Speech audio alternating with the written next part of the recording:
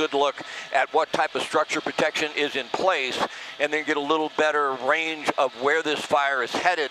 But if it does get down into areas of Glendale, up to the east and west side of the 2, there are thousands of homes, and they're nestled up in thick, heavy brush. They have brush surrounding them. They have big trees. They have heavy fuel. And boy, they are going to be extremely hard to defend. And the winds are still very heavy at altitude. We're about 5,000 feet, and we're having a tough time staying level. So we're going to do our best to cover this from the air. The winds may force us to return. We're not sure yet, but we're doing our best to try and get you a real good perspective on just how bad these fires are.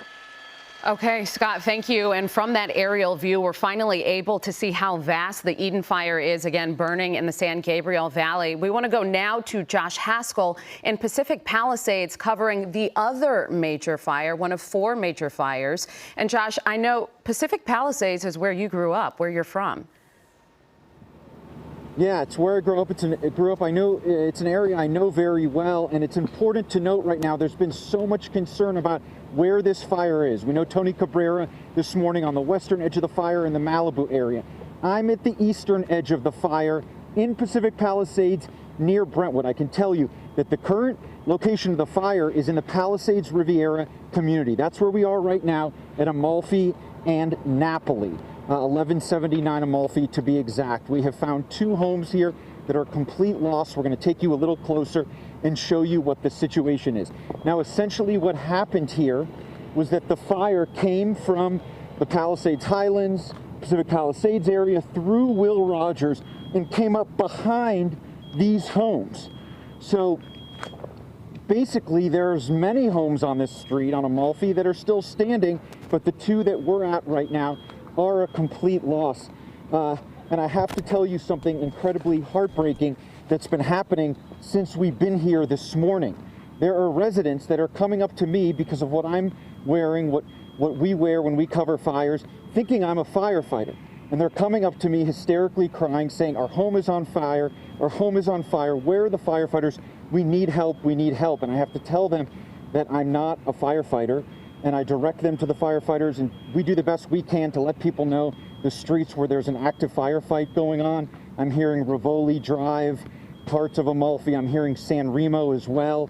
We try and let the firefighters know, but that's the situation here, that people spent the night here, they didn't evacuate, and this morning they're waking up to that fire creeping up behind their homes, and they are seeking and pleading for help. And unfortunately, there's just not the resources here. And it's important to note that there is still an incredibly active firefight taking place in Pacific Palisades. There are so many places in Pacific Palisades that are still on fire. The good news is that I did just hear some airplanes above us, and I can tell you that the wind, which there is still wind, but it has died down a little bit just even within the last hour of us being here. But we are showing you now live pictures on Amalfi Drive at Napoli of a home that is a complete loss. Firefighters are essentially mopping it up. They're going to stay here and make sure that it doesn't reignite, because the homes to the left of this home are all still standing. I want to show you in a minute another home that burned, but it is just a devastating scene here in Pacific Palisades, and that fire, as I said, is creeping very slowly towards Brentwood. When we approached the Palisades on Sunset Boulevard, there were homes on fire at the top of the Palisades Riviera off of San Remo Drive. Below that community is Sullivan Canyon, a large horse community, and then Mandeville Canyon. Those communities are not impacted yet, but the fire is incredibly close. I'll send it back to you. Yeah, we have zero containment on all of these fires. They made it very clear we're a long way from getting a handle on this firefight. We're hoping to see some air support. That would certainly help. Meanwhile, Philip Palmer is live on top of the roof of our station right now. Philip, this fire burning in Eaton Canyon, yeah, you can see it very clearly there. And I know you live in the area. You've been dealing with these incredible winds. You know, very easily. Always it's difficult because of the ridge line. This is the depth perception is difficult. The fire is in Altadena, and it's primarily burning in the most dark area, but if I step aside just a little bit, the fire is also spotting over here to the left. But take a look above us. This is what Scott is dealing with. And one of the reasons we came up here was we wanted to kind of show you the difficulty that they're going to face when they try to fly. I mean, you know it if you live in any area that's facing the wind, and we all have. But this is the helipad right here. And when you come up here and you start to see what the wind is like up high, you can't imagine what Scott would be able to face. Now, he is up in the air, and we did a report a moment ago that you saw him. One of the things that was interesting to me is that somewhere in the area I'm hearing helicopters. So I can't see them. I don't know exactly where they are, but we already knew that somebody was up even before we heard Scott up.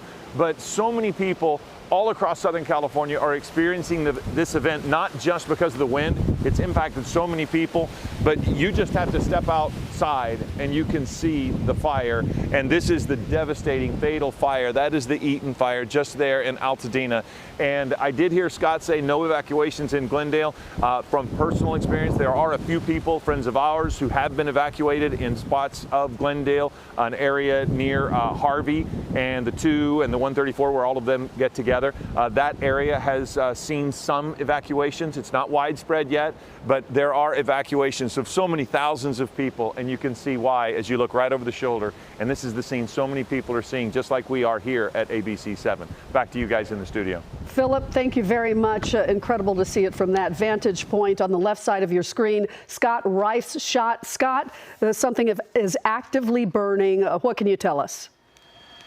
Yeah, it's sad. We see several homes that are going to be lost here, and it wouldn't surprise me if almost all the homes in this area off of Chapman Court, Little Canyon Lane are going to be lost. It hopscotches from one home to the next, but there's not enough structure protection in here to really try and save all of these homes. It's really going to be a struggle.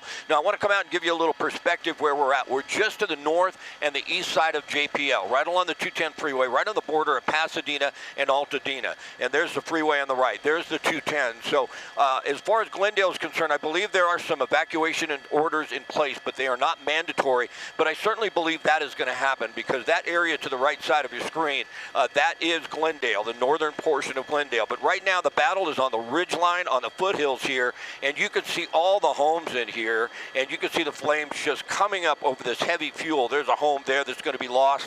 There's several other homes that we've seen, probably a half dozen or more, and they're just going to be so tough to save because of the winds. You know, the winds are right now unpredictable. We get a smooth patch, and then all of a sudden we get hammered up here. We're up at 6,500 feet on the north side of this fire. It's all burning to the south. Obviously, the winds are out of the north to Santa Ana's. I want to give you a wide shot because this fire is huge. I know we've got 2,200 plus reported. It's going to be, in my opinion, more than double that. That's almost to Mount Wilson. That's the area on the top of your screen. I think we can go to satellite view and maybe show you just north of Pasadena. So it looks like it's going to burn down into that area.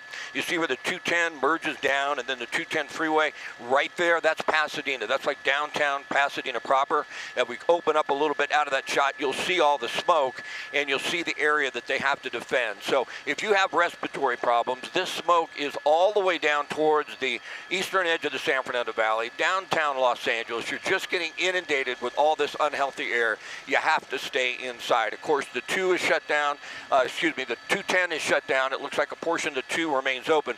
Most of this is burning to the east side of the 2. So for those folks that live right along the 2 freeway and the 210, right now it's pushed more towards the Altadena and the Pasadena area and what would be the eastern edge of La Cañada, Flint Ridge. But these are sad sights, and we've seen so much of this, you know, into last year and then now again in 2025. This is heartbreaking. I feel for these people. I don't know where the fatalities were. I understand. I heard a bit of the report from getting airborne that 2 people may have been killed in this fire. This, once again, is the Eaton fire, but it's going to be extremely difficult for firefighters to save these homes. These hot embers get under the attic, they get in there, and all of a sudden the home is just going to be lost. We do have structure protection. You can see it in place there. I believe there are helicopters in this area making drops. Some some of the big tankers.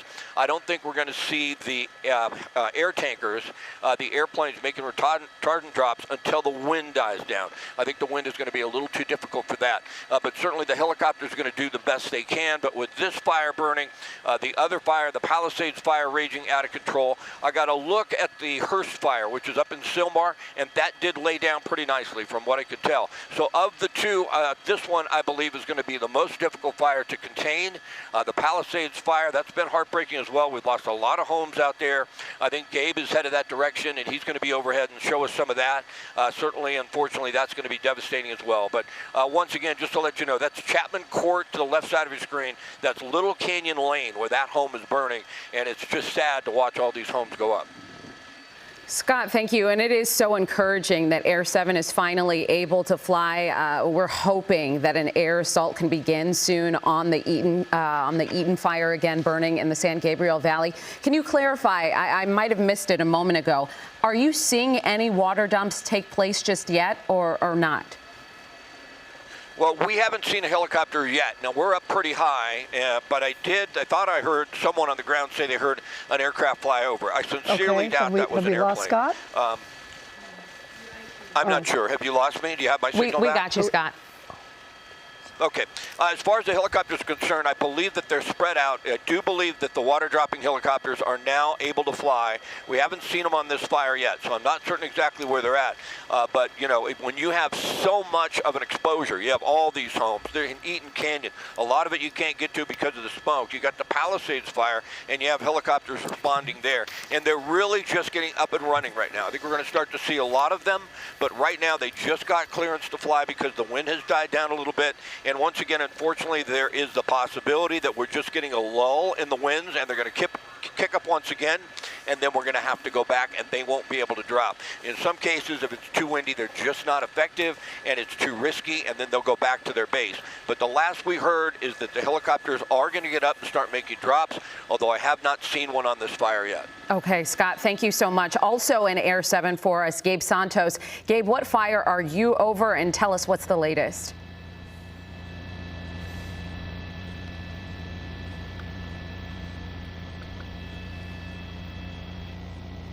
All right, we're going to go back now to Scott Reif. We're having some technical issues with Gabe Santos. Scott, anything else you can tell us about the air assault that we're hoping to see happen shortly for the Eden fire that is burning in Altadena?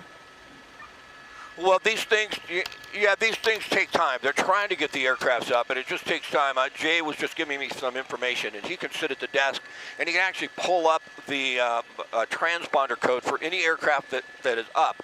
And we are one of only two, and I don't know what the other one is. It could be an air attack, sort of assessing the situation and deciding where they're going to focus the attention of the helicopters. But right now, we're the only helicopter we can tell up over the fire.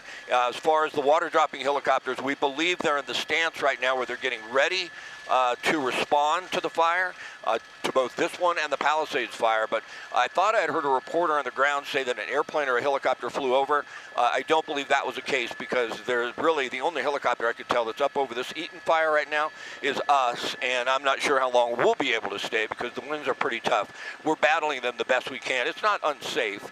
It really isn't. I've never heard of too many helicopters crashing when they're airborne with high winds, but landing can be another story. So if the winds are too high, we can have difficulty shutting the helicopter down. That can be a risk, and we have to keep monitoring the wind gusts, because those are what will get us. But right now, we're doing just fine. Sadly, though, we just watched these homes burn. You can see the firefighters are getting a heavy stream of water on that house. We see about 4 or 5 that have been lost, but we also see a lot more homes that are threatened.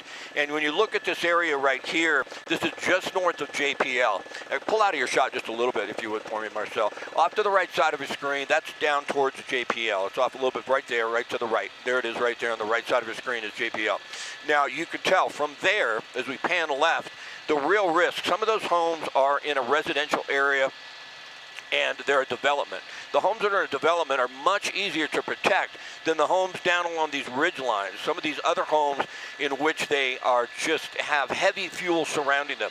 As a fire burns this way, it's going to be very difficult to protect those once those hot embers get on some of that heavy brush, that heavy fuel next to those homes in there. You could tell how difficult that is to protect compared to if we tilt up with the camera a little bit, we got a little smoke in there compared to protecting that home there. You can have easy access to that.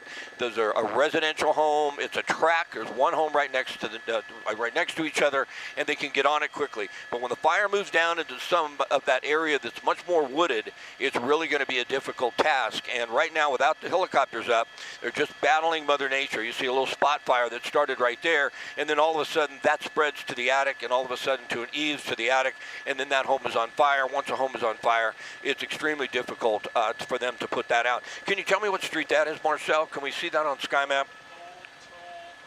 North Old Toll Road. Is that little road right there where we have the little smoke in the backyard? That other road, there's Sky Map, so that gives you an idea. You see Chapman Court, you see, I think that's Lilac Canyon, if I'm not mistaken, and North Old Toll Road. So that whole area right now is certainly in danger of being lost. You can see a couple of fire crews there, but in a lot of cases when you have enough support, you'll see a fire engine in front of every single home, and we don't see that. We don't see enough support right here from, in my opinion, and Marcel knows better than I, but what do you think about that, Marcel, as far as enough engines there? They're stretched, so they're really stretched on resources. Marcel was a fireman for 20 years, so he really has great insight on that. So if these other homes start to go, they just don't have enough resources to really hop on them. And you could tell it's still extremely windy. Winds aloft up here, probably about 50 to 60 knots, I would say, because we're showing almost nothing on the airspeed at this point, or 40 on the airspeed, and we're not moving. But this is really the risk. This area down in here, once we get down towards this more of this wooded area, more of the heavy brush, more of those trees, we have more hot embers, and then that spreads further south. I'd like to give you a wide shot because I mentioned once before, I think I heard an update on acreage of around 2,200 plus, but certainly I think once we get an aircraft up to fly around this and give us the acreage, it appears to me it's much larger than that. So we will have to see, but look at all that unhealthy air that's going right down over Pasadena, right down towards Alhambra, downtown Los Angeles. And so that unhealthy air really is the kind of thing, if you have respiratory problems, just stay in the house. I mean, shut the windows, stay in the house, because this is really putting a lot of embers up into the air, a lot of particulates. It's really unhealthy, especially if you have respiratory problems. Now, firefighters have been able to at least keep the fire to just that one home, but certainly you could tell they're all at risk, serious risk. Mentioned once those homes start burning, there are a lot of plastics in the home and certainly toxic things you don't want to be breathing in. So yeah, you don't want to be out in these elements. You don't want to have to deal with this kind of air quality because it really can be dangerous for you. Thank you for that report, Scott. We want to check in with Josh Haskell. He's covering the Palisades fire for us. We do have the aerial view of the Palisades fire, and Josh, from the air you can see there's still a big fight ahead. Yeah, and quickly I want to clarify something that Scott Reif said. He's obviously over the Pasadena Altadena fire. Here in Pacific Palisades, we have been hearing and seeing some airplanes in the air. I don't know whether they're FOS checked. We haven't seen any drops, but we've seen some circling, which made me think half a mile up the road, maybe the winds are dying down. We go down the road, that woman that came up to me, she said, my house is on fire. We came to check on her house. We are right now on Rivoli and Amalfi. Take a look, this is her home. She was pleading for help, thinking that I was a firefighter. We did the best we can to alert the resources here. There's just not many resources, and this house is completely going up right now. Again, I'm on Rivoli Drive, off of Amalfi Drive, in the Palisades Riviera community. I am in Pacific Palisades, and there are just no resources here.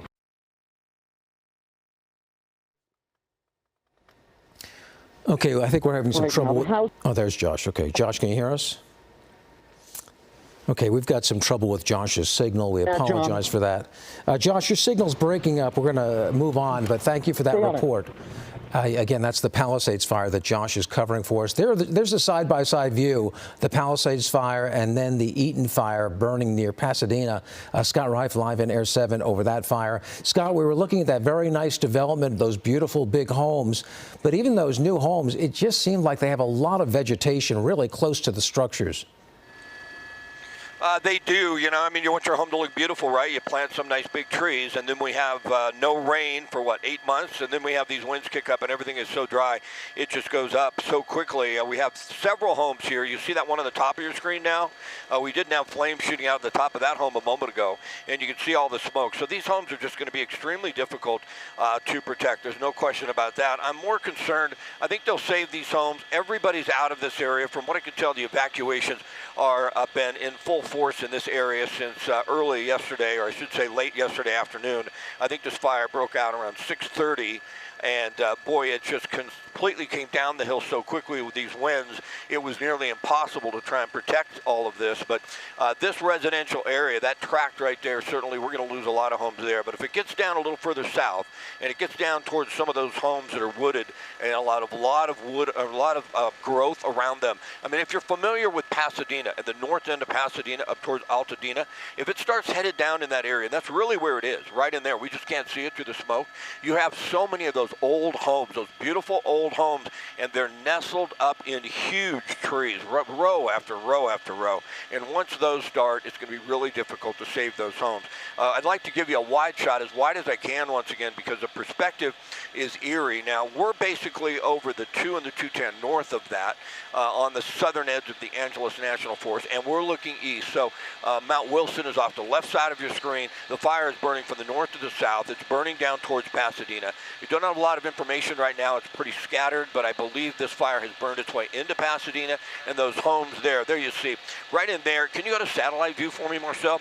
Because if we see on the satellite view, once we push in there, all of these homes in here, they're older homes. They have a lot of growth around them, and it's going to be extremely difficult to save those in these types of winds once it gets down into that area. So that's the battle right now. As far as the aircrafts are concerned, we're still waiting for the helicopters.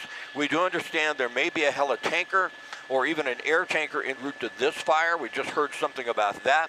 Also over the Palisades fire where Josh is, we understand there's an air attack aircraft up. So the air attack is up right now, assessing the situation and trying to figure out exactly where they're going to send the resources. They put together a plan, and then they'll send the helicopters in, and then hopefully they'll send in the tankers. Now, the tankers, the heli-tankers, we talk about them, but when we talk about the air tankers, they drop the FOS check, and they are so critical in surrounding a fire and stopping the fire from growing. There's one thing, the battle of the fire itself, and firefighters first and foremost trying to save lives and then trying to save the homes, and the helicopters will aid in saving those homes. They'll drop right on the flames. The tankers, the air tankers for the most part, are dropping FOS check around the outside of the fire, and they're allowing firefighters to say, okay, we got a FOS check line over there. We can put our resources somewhere else. We really don't think the fire is going to spread, let's say, to the east or to the north. We got a handle on that. We can just focus on where the fire is headed right now. And then with that, they can get a plan together on exactly how they're going to use their resources.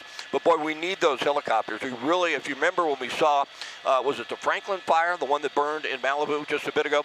Well, remember when we saw the night that it broke out, it just consumed so much and it got into those homes. But the next morning, the wind died down and we had like 8 helicopters, the big helicopters, making water drops. And that was the difference between losing a couple homes and losing a couple hundred homes, because they could get in there and they could stop that fire before it went right down into Malibu, where you had so many homes that were threatened.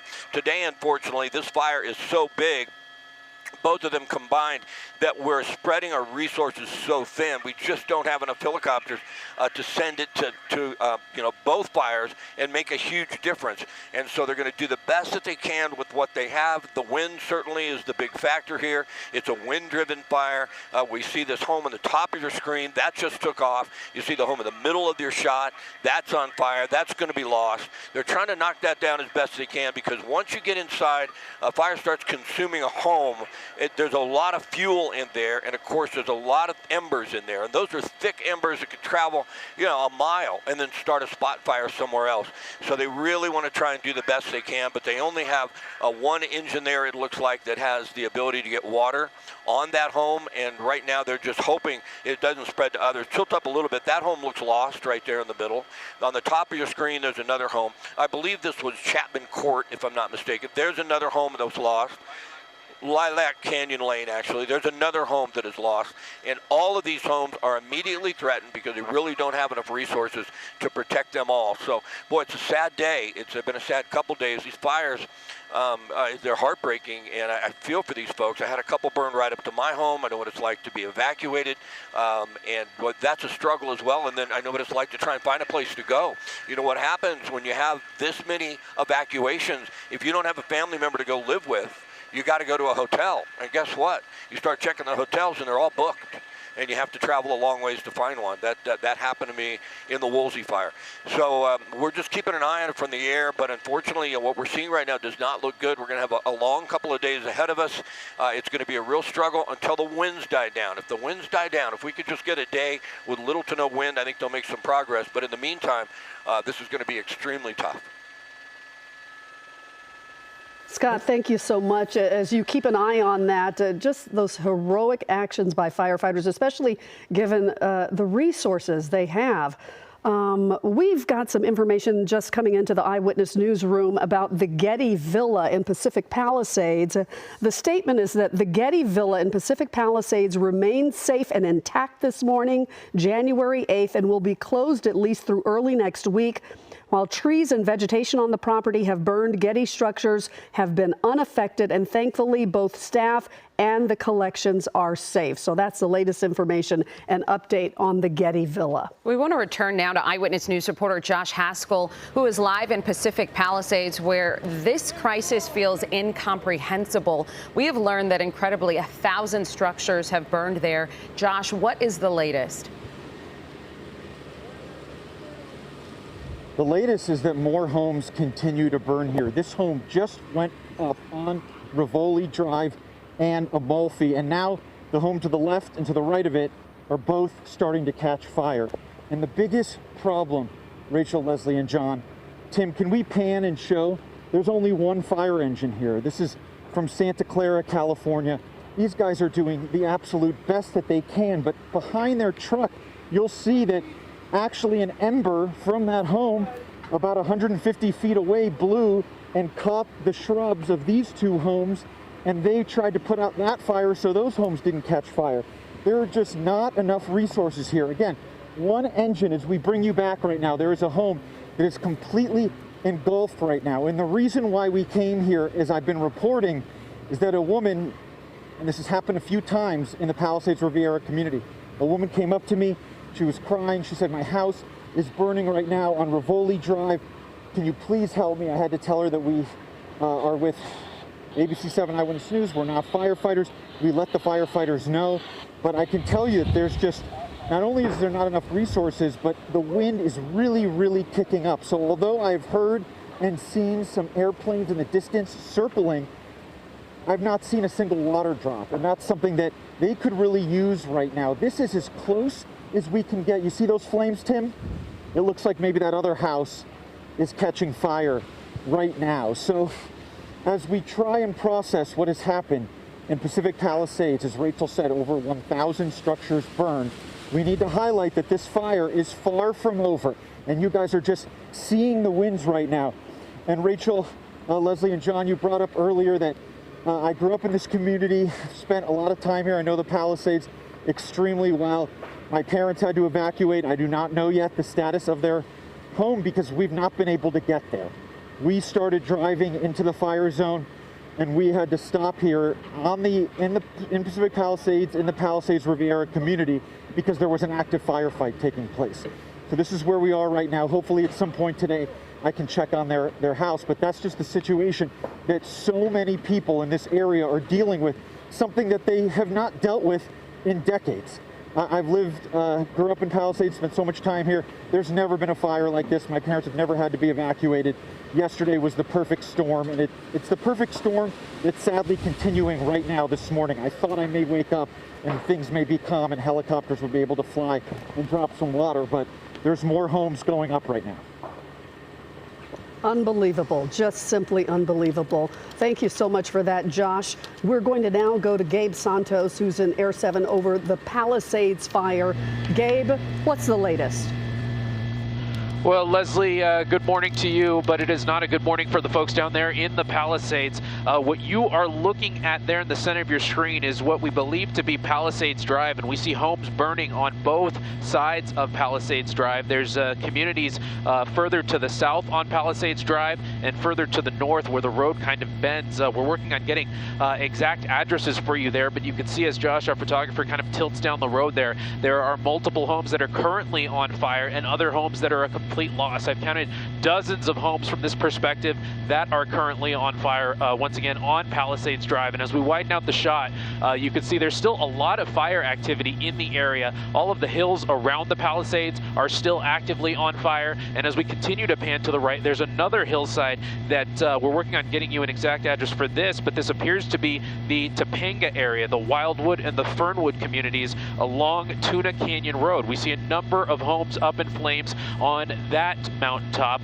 This appears to be near the Saddle Peak tower of antennas, and as you know, we look at this shot here, you can see that home there that looks to be you know, an amazing $1 million home, completely up in flames, a lot of black smoke coming up from there, and this fire appears to kind of skip from home to home for no particular reason, skipping some homes and completely destroying other homes. That one home at the top appears to be spared for now, but with the winds still continuing at a decent pace, that you know, anything can still happen in the area. It is still quite dangerous to be in the area. Lots of evacuations still in place here. Evacuation warnings in place for all surrounding areas. If you think you need to go, you should probably go if you're in the general vicinity of the area. Now, the good news is here, the winds have started to at least decrease slightly. So we've been able to launch up here in the second Air 7 to come up here to the Palisades area and take a look at the Palisades fire, which is now 29,000 acres, as we've been reporting, as we continue to look at that home there, just completely engulfed in flames. But with that said, the fact that we've been able to launch means that other firefighting helicopters have been able to launch as well. I haven't been able to get eyes on any one of them doing water drops specifically right now, but I think they're doing a lot of their work on the other side of the fire. We're being kept on the north side of the fire, as we've been saying for the past 2 days now. Due to President Biden being in town, there are flight restrictions that are keeping us you know, controlling where we're allowed to be at this point. So right now we're being kept on the north side of the fire, and I believe we're seeing some of those firefighting helicopters working on the south side of the fire. And just from what we've been able to tell, we believe they are starting to do work on that side of the fire, although we're working to get actual eyes on it so we can tell you for sure what's going on. We do know that fire tankers are en route to this fire as well. Those are those very large fixed wing tankers with the fire retardant. They can drop lines of fire retardant very, very long, and those can at least start bringing those containment numbers from 0 up into the teens and higher than that as we progress into day 2 and 3 of this fire event. And hopefully those fire tankers can help control this a little bit more as well. We do have some information, as Leslie, you reported a bit ago, that the Getty Villa has been reported to be safe. We are trying to get eyes on that as well. Once again, that is on the other side of the fire. So when we are able to get on that side of the fire, we will be able to bring that to you. We're also working to get eyes on Palisades High School. We want to see, you know, confirm those many, many reports of damage, severe damage that has occurred at that high school. We've also gotten word from the Vice President's office. As we know, Vice President Kamala Harris lives in the Brentwood area, and we received a statement from a press secretary from her saying, last night the Vice President's neighborhood in Los Angeles was put under an evacuation order. This is a quote, continuing here, no one was in her home at the time. She and the second gentleman are praying for the safety of their fellow Californians, the heroic first responders and Secret Service personnel, end quote. So it appears that even though Kamala Harris's home may be in the area that is affected by these fires, there appears to be no concern there for the safety of the Vice President at this time. And as we know, along those same lines, President Biden is staying in the Century City area, so he is not affected by these fires at this time as well, and he is going to be making his way back to Washington, D.C. very shortly here for former President Carter's funeral, which is expected to take place tomorrow. As we continue to, I'm just getting a look at these pictures for the first time as well. The just devastating sight of the Palisades fire here that is now miles long, working from where the Palisades community kind of starts on the east end all the way to the west end, where the fire is now burning into the burn scar of that Franklin fire that we were dealing with a couple of weeks ago. So homes that were affected by that Franklin fire are, homes that maybe were spared by that Franklin fire are now being affected by this Palisades fire. Looking at the direction of the smoke right now, a lot of that smoke is still being pushed down, and that's telling us that at the surface level, at least, we're not feeling it too much up here at about 7,700 feet in our second Air 7. But down there on the surface, we are seeing evidence of strong winds. Leslie Lopez has been telling us that those wind speeds are still up into the 20s and 30s, and then some. Hopefully, once again, those die down as the day continues. But we do see evidence that there's still strong winds at the surface level, and just to paint a grand picture of what we're seeing here, I'll let Josh kind of stay focused in on these individual homes, but to paint a grand picture, to see the smoke coming from the Eaton fire now kind of crossing over the smoke from the Palisades fire, it creates just an apocalyptic sight that is unbelievable to see right now. Gabe, thank you very much. Philip Palmer, along with Giovanna Lara, we are now replacing the morning team and all their incredible work that they have been doing through the morning. Again, Gabe Santos in Air 7, along with Scott Reif. He is in Air 7. Carlos Granda is in Altadena. But right now, we want to go to Jaysha Patel because she is also in Altadena and has been there all morning long, has seen so many horror stories, people trying to put out their own homes because fire resources are stretched so thin. Jaysha, we see the devastation right behind you, but at least that fire has been put out, which is beneficial to the people around them.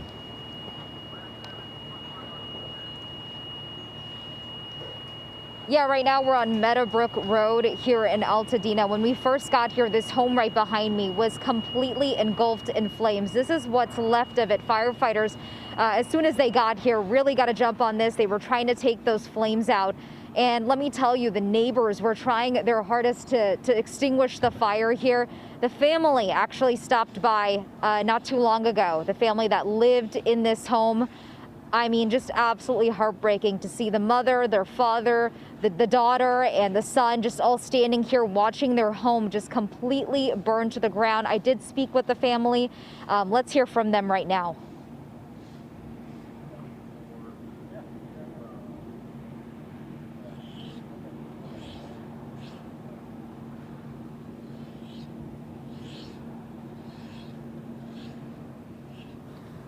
College, come back here every Christmas. It means a lot to me. I mean, home is family, but this hurts, and it hurts seeing the scale of it.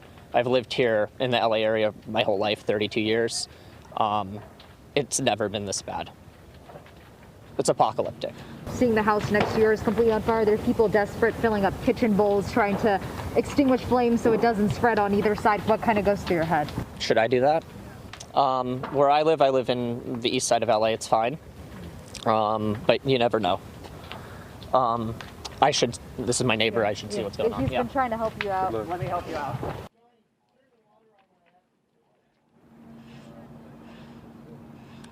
So the first guy you heard there, he actually lives next door here. That's not the family that whose house has burned down. I don't think we rolled the right soundbite. But the first guy that you heard from, his name is John.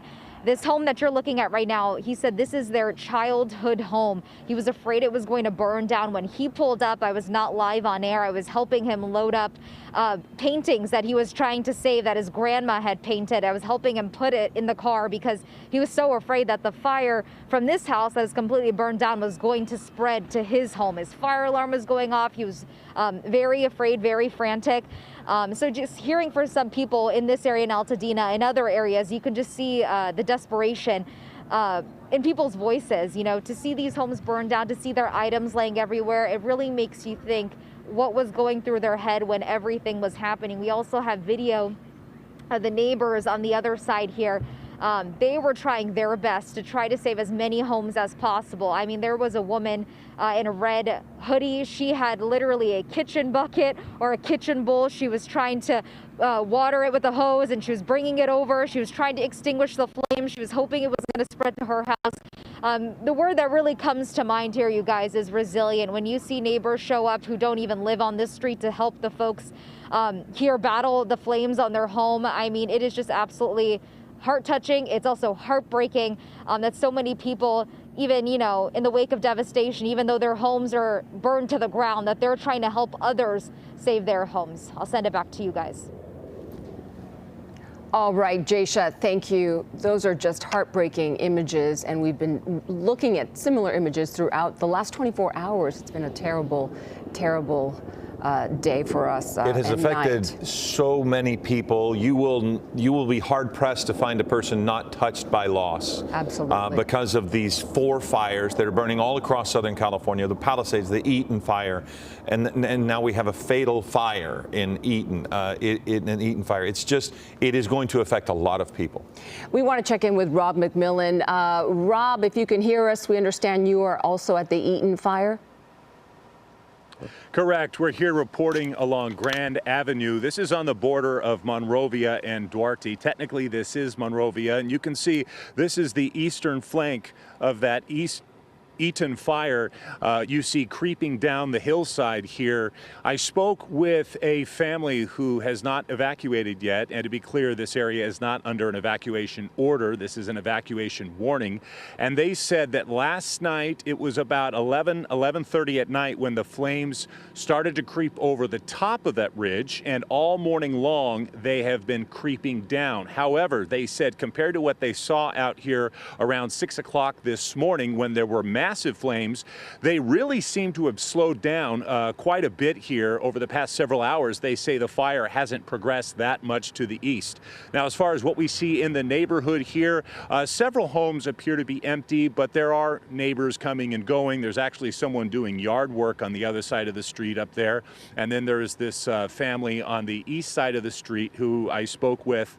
They did not want to go on camera. They said it's been a very busy night. It's difficult to get any sleep, especially when you've been watching the pictures and listening to the stories, the harrowing stories that people have been telling us over the past, well, day and a half now of how devastating these fires have been.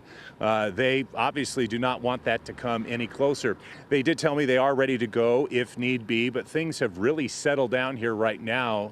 Dave, if you can check out some of the trees here, you can see that the wind is not blowing at all. When we got here, it was breezy, but I would say right now, the wind is completely still. In fact, non-existent. As we've been looking at the smoke as well, it's not moving as much along a flat line or staying parallel to the ground, so to speak. That's what you often see during these Santa Ana wind events. The wind's so powerful that that smoke doesn't even have a chance to get much into the air. It's just moving flat along the ground. Some of those smoke plumes now moving higher into the air, giving us an indication, at least at this geographical point in the fire, that the winds have settled down. What wind there is appears to be coming out of the northeast. As we know, that's your very typical Santa Ana wind pattern. But again, very quiet here. Obviously concern from some of the neighbors we've spoken with, but things appear to be okay right now. Guys, back to you. Okay, Rob, thank you. And we know you live in the IE area and are very familiar with that area. Obviously, what can you tell us about that? What's happening there? Well, absolutely. So when I woke up this morning in Riverside, it was very windy, not extremely powerful winds, but definitely windy. By the time we got to our bureau early this morning, those winds were continuing to be very strong. To get out here, we actually went through Rubidoux, lots of power outages in that community, many street signals just not working at all. People still trying to figure out that that is indeed a four-way stop. Not a lot of people seem to remember that, but a lot of trees down, a lot of branches down. We got up into Rancho Cucamonga, a lot of damage there. Again, branches down, trees down, power outages. And then as we moved west on the 210, even though the winds appeared to have calmed, we actually went through a couple of neighborhoods in Bradbury. That's the city just to the east of here, and we went through some of these smaller canyons. There is a lot of wind damage. I mean, we've been focusing a lot on the fire aspect, and obviously with all of the destruction, that's where most people's thoughts should be right now. But there is a lot of wind damage out here. People talking about sheds blowing over, fences blowing down. You can tell that this was indeed quite a powerful Santa Ana wind event. Well, Rob, I do think that observation is one of the reasons why, beyond the scope of the damage, that these fires are so relatable to so many people, because we've all experienced power outages, some sort of damage, nothing to the level of the fires. But to your point, I think this is really relatable to a lot of people because of the scope and the fact that this Santa Ana wind event just hit so many people. Thank you very much. Oh, Rob, did you have something else?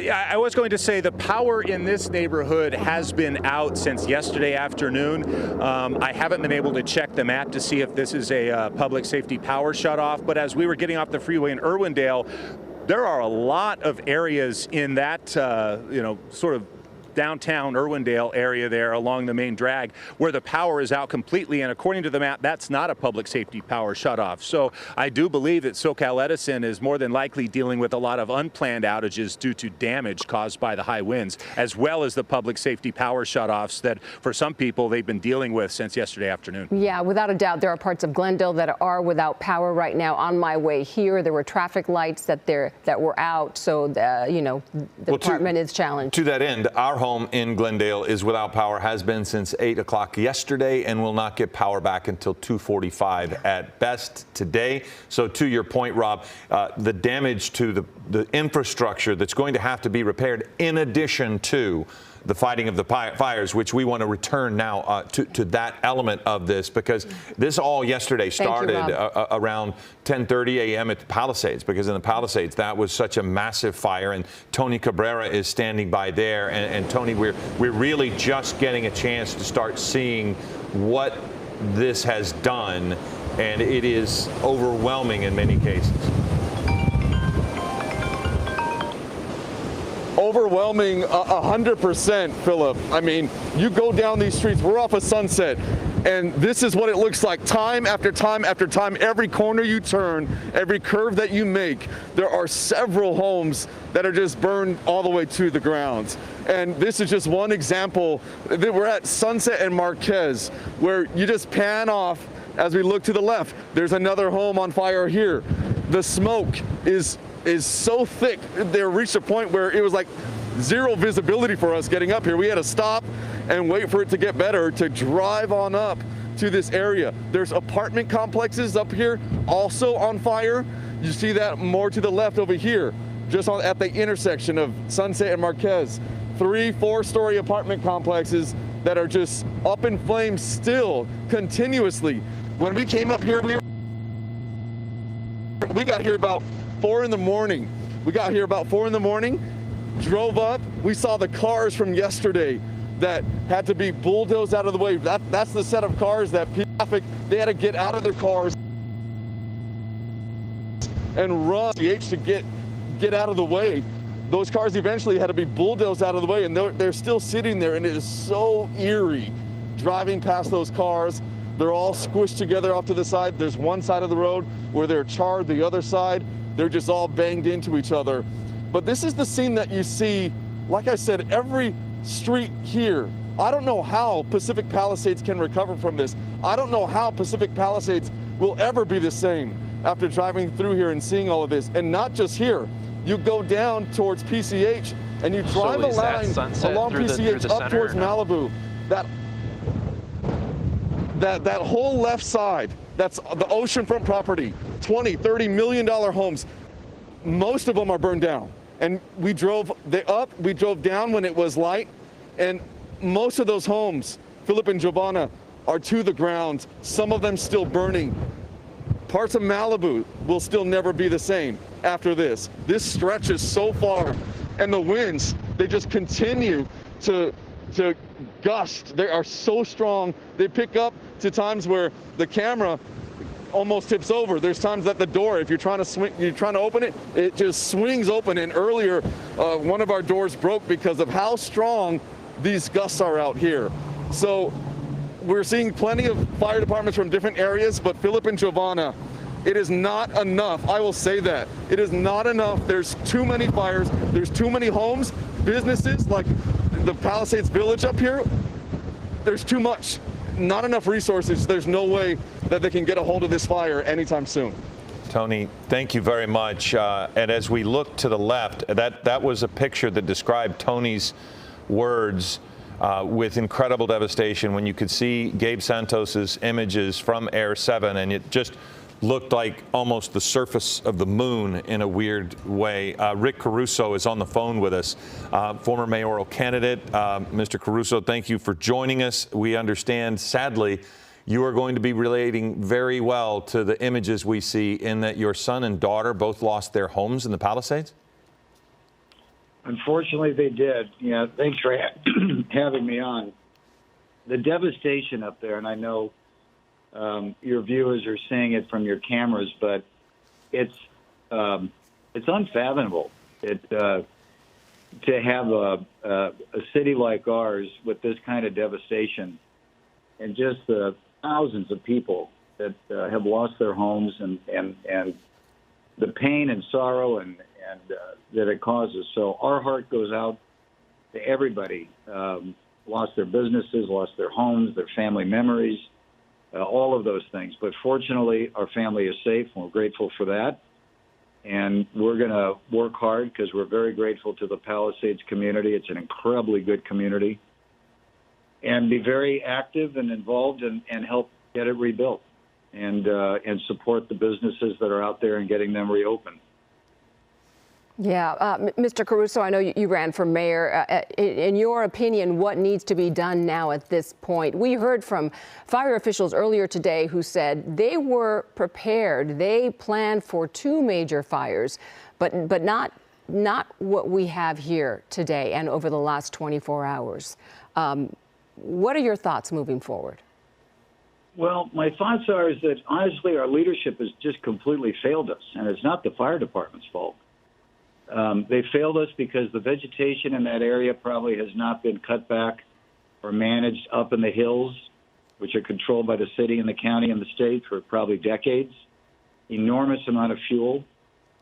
We warned them of that. I warned that 5 years ago, long before I was running for office. It was just apparent when we had a small fire in Brentwood that fortunately didn't travel towards the Palisades at the time. So it starts with the negligence of not maintaining the hills. Last night, the firefighters, there was no water in the fire hydrants. Can you imagine in a world-class city, you don't have water for your firefighters, you have empty hoses? So the fire department was standing and couldn't even try to save homes or businesses. And so we need to ask some tough questions. How did these things happen? Where's the failures? Who's responsible for them? And to be honest, the buck stops at the mayor's office and at the city council for not being prepared. Everybody had warnings of this, and I'm sure the fire department was prepared, but you can't blame the fire department for not having water in the fire hydrants. That's just inexplicable and unacceptable. And we can hear in your voice, and I can only imagine that is the reflection of the community as well, because have you talked with others in that community about the response and about what happened here? There was the demand of 4 times a normal amount of water that was needed in that area. So there was a lot of water used, but I can only imagine the frustration of the people who were in that community who have had such loss. Yeah, listen, we have dozens of friends that have lost their homes up there and businesses. Everybody's frustrated because the most important role of government is to keep people safe and to allow them to have a livelihood. And the government, our city, has failed on both those fronts. Now, of course, this was a massive fire, and I'm not saying it could be completely prevented, but it could be significantly mitigated. Significantly mitigated. I mean, just the brush clearance alone, had that happened, would have just changed the trajectory of this fire. There was just so much fuel. It grew so quickly because of the amount of fuel. And if you remember, I certainly do, years ago we used to have controlled burns and everything else. And when I demanded it 5 years ago that, these hills be cleared out, the response was, we don't have the resources. Well, how can you not have the resources? And then, listen, the city council and Mayor Bass cut the fire department's budget a few months ago. I don't know why you're cutting the fire department's budget. It's already so lean anyway. Which you guys should look into. We have many fire stations closed around the city because they don't have the resources to open. Can you imagine that? Los Angeles, the second largest city in the country. So there's mismanagement here. There's neglect here. There's failures of leadership here. People need to ask some tough questions. We need to get answers. And then at the same time, we need to lean in and rebuild this community in a really good, healthy, positive way. And we're going to be part of that and anything we can do to support the residents up there and certainly the small business owners, because most of the business owners in the Palisades are all independent small business owners. They just don't have resources, and we need to help them. Yeah. Well, you're bringing up some very good and important points. I will say this was an unprecedented windstorm event, unlike any we've seen in many, many years. And it was those winds that were keeping the firefighting aircraft grounded. Had the winds not been there, I think the fire department would have been able to fight these fires or keep them from spreading a little more efficiently. But again, the aircraft was grounded, their hands were tied. Not to diminish anything you're saying, I just want to point out that it was a very, very unusual and difficult firefight. No doubt. It was unusual and very difficult. But I'm a big believer that there's no excuses in life, and you take responsibility. There was certainly going to be damage and destruction because of the circumstances. That doesn't relieve anybody of the responsibility to have been completely prepared and readied. My understanding and what I've been told is the reservoir that was supplying the hydrants went dry because the water sources were not managed appropriately. That just is something that shouldn't be happening. That's not high technology. That's basic operational intelligence. And so those are the kind of things we need to look into and understand. But no doubt this is complicated, and those firefighters are the heroes of the city, and we really thank them. Our hearts go out to them and their families because they're doing God's work out there. Well, Rick, we want to say thank you for joining us. That's Rick Caruso, who sadly has lost his son and daughter, both lost homes in the Palisades, knows dozens of people who have lost their homes. We appreciate your time, and thank you for your candor as we take a look at Air 7. So we'll move our coverage on now. We want to point out that the image you see on your left is the Palisades, and you can see how many homes have been lost. And it is true epic work on the firefighters' part that there are a number of homes that have survived. But that just looks like total loss there on the left. Carlos Granda is on the right. He, too, is in the midst of such devastation. The Eaton fire is where Carlos is, and 2 people have died in that fire. And Carlos, this one, just like Palisades, is not close to being out. Not at all. We're on La Paz Road, and this house, when you guys came to us and we spoke to you about 45 minutes to an hour ago, they were still trying to save it, but as you can see, there was nothing they could do because the embers did go inside into the attic, and then it spread quickly, and there was nothing they could do. But they're still here trying to put out the fire as best they can because they're very worried about it spreading to the house next door, right on the left over there. And that is their concern right now. They don't want that house to be moving and still spreading in both directions. The owner of that house, well, he's over here, but hold on, Sean, you stay here. I'm going to try to get the owner, see if I can interview him. Again, this is what's been happening here in this neighborhood. It has been a rough morning for everybody here, a lot of people that are still here. Do you have a second? Then I can, yeah, come on. Yeah, so I've just found that the resident, you live right next door. Yes. So what are you seeing now that they're still trying to put out the fire here? What are your thoughts that they're, because it didn't spread to your house? The wind now has changed back to my house, and they're hosing down my house and trying to just save my house now. Yeah. But the wind looks, you can tell on the palm tree up there that the wind is blowing towards my house. I hope they can save it. earlier when this place was completely engulfed, and it didn't look like your house would even be saved at all, but now it looks like they have done something. What do you think? I'm just crossing my fingers and hoping that they can save my house. I really hope they can save our house. I mean, if we had any money at all, I'd just say let it go. But I work at Pasadena High School. I work here as a security guard. I don't make a lot of money, and that's literally everything we have is in that house. And my dad passed in 2009. All of our pictures are in there. And my mom's 89 and she has nowhere to go. We take care of her in the house. Explain to me, last night you were able to get her out. Explain how it was when you were told you had to get out. Yeah, so we got her out. Once the power got out, I called my brother and I said, you got to get out here and pick up and take her to your house. And thank goodness we did that, because I don't even know how we got my mom out. She doesn't walk well. And we got her out first, and then they said there was a fire. We just literally grabbed whatever we could grab, the paperwork, some clothes. What I'm wearing now is all I own now.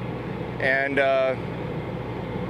we grabbed whatever we thought was worth any kind of money at all. I mean, just anything. And I'm just hoping the wind just dies down and just they can at least save our house and the house next door and the rest of the houses, and they can just knock this out. It's been a rough battle this morning here. Literally, they're going house to house, trying to save one house at a time. Once one house goes on fire, they're just trying to save the next house, and it's like a losing battle. You could tell from the hoses that the hoses, it doesn't look like they have any pressure at all. It looks like they're shooting with a garden hose. And then a friend of mine, he's a fireman, and he was out here early in the morning trying to save his dad's house. And he says we have a better chance because we have 2 engines here. If we only have 1 engine here, our house would probably be gone by now. Thanks so much for talking to us. I'm going to talk to these other folks over here because they lost their home. This is their home right here, and it is gone. And I spoke to you earlier. If I could ask another quick question, we're on live now. This is your home. You came back. What do you? I mean, it's hard for me to even imagine your feelings when you see this. Well, when we saw the brush fire coming over this hill, you know, we're so far away from the mountain, we didn't think it was gonna, you know, come down this low. So we packed lightly, went to a friend's house, and then we just come back to this. I mean, it's just so unreal. I don't have words to explain how you know, how I feel, how we feel. Yeah, she told me there's a car there. Or there was a car, yeah, convertible. It's 2003. So it's yeah, we just fortunately we had our 2 other cars, but that's, you know, material things. So I mean, it can be replaceable. Yeah, but I mean, no matter what, I mean, material things. Would you have a place to go now, or? Yes. So we do have some friends, and my mom lives in Azusa, so we're staying with her for a little bit until we figure out what to do. Thank you so much for talking to us, and I appreciate it. I know it's a difficult time, so really, I'm sorry to bother you. Yeah, no worries. Thank you so much. Thank you. So as you can see, folks are slowly starting to return. Some, unfortunately, they find their homes are gone. Others are still hoping, still have praying that the firefighters can help them to put this other house out so it doesn't spread to his home, which is right next door. But again, as we've been saying, it's literally been a house-to-house battle for these firefighters. When they first got here, this home, it still looked like they could save it, but you could see some smoke coming from the attic, and that's when they knew that was a bad thing, because as we've done stories before, when those embers get into that attic, it spreads very quickly. They immediately tried to attack it as best they could.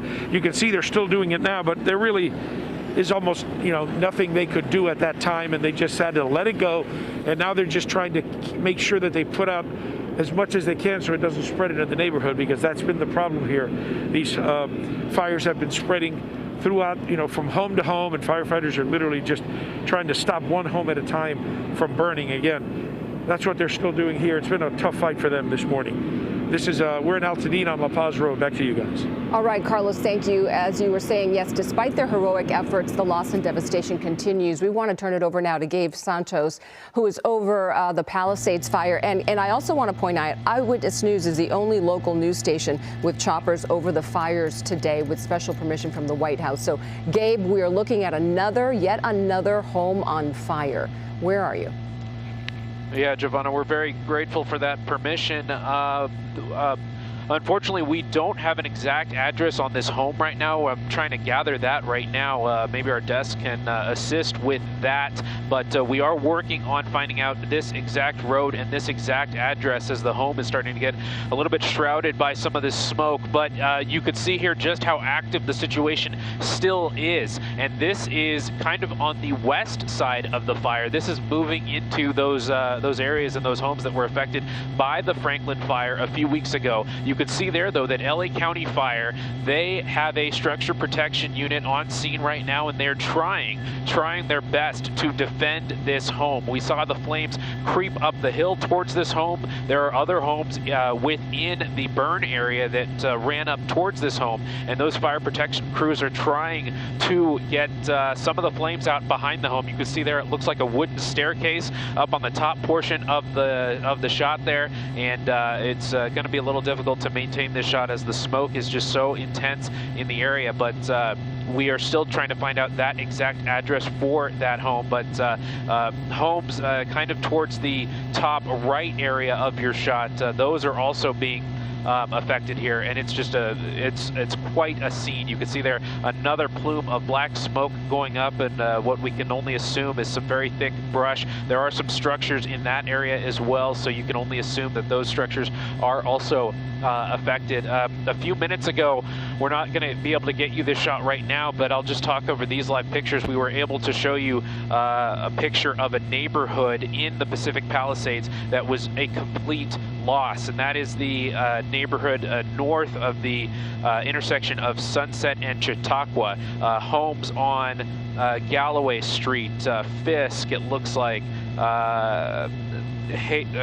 trying to get some of these exact streets for you. Bashford Street, Bester Boulevard, homes on those streets, those have been affected. It appears a majority of homes in those in that particular community that we were able to get a shot of through the smoke a little bit earlier. It looks like a tornado came through that area. That's how devastating of a scene that particular neighborhood looked. And we're just kind of able to poke out particular neighborhoods through the smoke.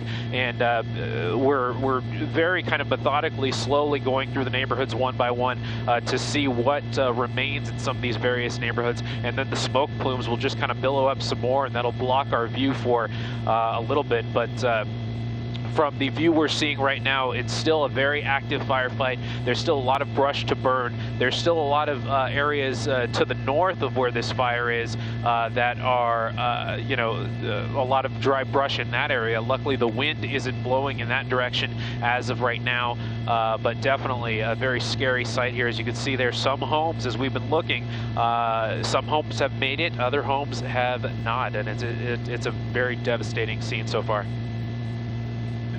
That shot that you had of the house that was on fire was really, wow, that's a different shot. I was watching the firefighter really aggressively and methodically take care of that home, because you're beginning, when we watch it, you're anxious because he gets it out on one side, but we can see that there's fire on the other that is putting the home at risk, but he can't take that there because he's only got one fire hose, and that's a difficult, I mean, the anxiety of somebody watching their home when fire is this close must be just overwhelming. Yeah, the bravery that these men and women of LA County Fire and the other associated departments are showing, just going right into the line of fire, literally, to do what they do best, and that is protect lives and property. It is just an amazing sight to see. And they are doing their best down there. I know a lot of people have been, they see a lot of areas where there is no firefighter presence, and they're wondering where are the firefighters, where they are just spread so thin across a massive area. We're kind of positioned right in the middle of the Palisades fire, and I can see miles of smoke plumes to the west and miles of smoke plumes to the east. So this I don't know if we have a upgraded acreage count from the Palisades fire. The last one I have is 2,900. I'm sure it's going to be much higher than that as we see this other home here that's looks like that one's going to be a complete loss, and a home right next to it. You have fire crews there on scene. They are going to do their best to maintain the structural integrity of that home. So definitely a good sight to see here that some of these fire crews are going house to house in at least this particular area, which getting my bearings now, this is going to be in the area of Las Flores Canyon. Unable to get you specific addresses at this very juncture right now, but in the area of Las Flores Canyon, we do have fire crews that are kind of able to initiate structure protection on some of these homes, but homes where the fires have reached, earlier in the day and earlier in the night, a lot of those are going to be a complete loss, unfortunately. One of the benefits of this part of the Santa Monica Mountains is the homes are kind of spread far apart. So you have a lot of distance between homes. You have a lot of area where fire crews can kind of, see a fire making a run at a home and then position themselves to defend against that fire. You don't have that luxury in some of these neighborhoods where homes are right next to each other, where one structure fire can spread directly to the next and the next and so on. But in these areas where the homes are a little bit, they have at least 10, 20 feet in between them, like this that Josh is showing you right there. Those fire crews, at least on the home at the top of the frame there, will be able to see the flames coming, and they'll be able to initiate a fire attack. And they'll probably, for instance, have those flames out on that very bush next to the home very shortly here, and at least that may protect that particular home from becoming a complete loss. And Gabe, you talked about the acreage of the Palisades fire, but I think the more sobering number was, and at last count, it was that 1,000 structures have burned in the Palisades fire, and I would guess that that number will likely grow. I also want to point out, since you and Scott Reif are able to be in the air, have you seen any other firefighting helicopters take flight yet? That would be the next sign that they would have some chance at containing these fires. Yeah, we've seen a little bit of both sides on that. We saw the LA City fire helicopters. They were up earlier on the eastern side of this particular Palisades fire. We've seen some other helicopters, unsure what agency, over the Eaton fire. That's the one in Altadena in the Pasadena area. I have not personally witnessed any one of them making water drops on any of these fires, so I can't say for sure if that has happened yet. We know but we know that they've been out here, and we know that the winds at least are starting to lessen a little bit. We do know, unfortunately, that winds at the surface level where those fire crews are having to work, those are still pretty intense. You can see there the smoke. Oh, and we have, a partial structure collapse, which is just very sad to see. But when the flames just engulf the entire structure like that, you can't be surprised when you see the walls just closing in like that. But back to those firefighting aircraft, we do know that they've been up. I don't know if the winds at the surface level are too much for them to be performing those low-level water drops that we usually see, so that may be an issue still for fire crews, because like I said, we saw them here earlier, and now they have returned to base, at least on the Palisades fire for now. We do know that there are fixed wing planes on the way to this fire. Once they get here, they're going to have to make a judgment on if the winds, once again at that lower level, are still too strong for them to perform those low-level water drops. I haven't seen those tankers arrive at the Palisades fire specifically as of yet, but that's definitely a site that we're going to be looking forward to seeing pretty soon here. Okay, Gabe, thank you. We're going to keep looking at your picture from the Palisades. Again, Air 7 is above the Eaton fire and the Palisades fire. We have 2 helicopters up today. These are the images, the first images that we're able to get and bring them to you. We also are joined now on the phone by Mark Biscoff. He's with Caltrans. And Mark, thank you for joining us. And we wanted to ask you a little bit about the traffic through the Palisades area and and how that's being handled, because this is such a wide-ranging fire in that area. It must be the Herculean task that you guys are facing. Hi, thank you for having us. Yeah, the southbound Pacific Coast Highway is closed at Malibu Canyon, and northbound is closed at the McClure Tunnel, which is basically where it meets the I-10. And then westbound I-10, in turn, is closed from Lincoln over to the McClure Tunnel. And that's PCH? That's PCH, correct, State Route 1. And I also like to note that a good place for media and the public to see all of the closures, highways and freeway, is on our X page for Caltrans District 7 on our X page, formerly Twitter. I can give you a few other closures here, too, if you'd like. Yeah, and I mean, how difficult is it to get some of those road closures? I mean, I guess you're only responsible for PCH, but just the general drive through that area was such mayhem yesterday as people tried to get out. Yes, I can't tell you what the status is as far as evacuations or people leaving their homes now, but our responsibility as Caltrans is to set up hard closures, actually at the request of law enforcement. So those are the parameters that we have set at this time, and they may change. And how long do you foresee the PCH being closed? You can't tell. It'll all be determined by the fire. So, right. And then we were told by either the fire department or law enforcement when we can open it or when to move them. Anything you want the public to know? Yes. We have a lot of signals out at on and off ramps because of the power outages. So just remember that if you come upon a signal that's not functioning, you treat it as a stop sign. That's California law. And then you said you might have other road closures that you wanted to bring out? Yes. Westbound I-210 is closed at Roxford. That's all lanes of westbound I-210 at Roxford. Eastbound lanes were closed earlier, but they are reopened. We also have a couple of mountain closures. State Route 2, Angeles Crest Highway is closed basically at the south end of the forest near the 210. And State Route 39, which is San Gabriel Canyon Road, is also closed at the south end of the forest near Azusa. Yeah. Would it be your advice for people here in Los Angeles to stay off the roads today? Absolutely. If you have the option of taking the day off or teleworking, please do that, because it's going to be the same situation, not just on highways, but on surface streets. There's going to be power outages, and that in turn leads to signals that won't be functioning.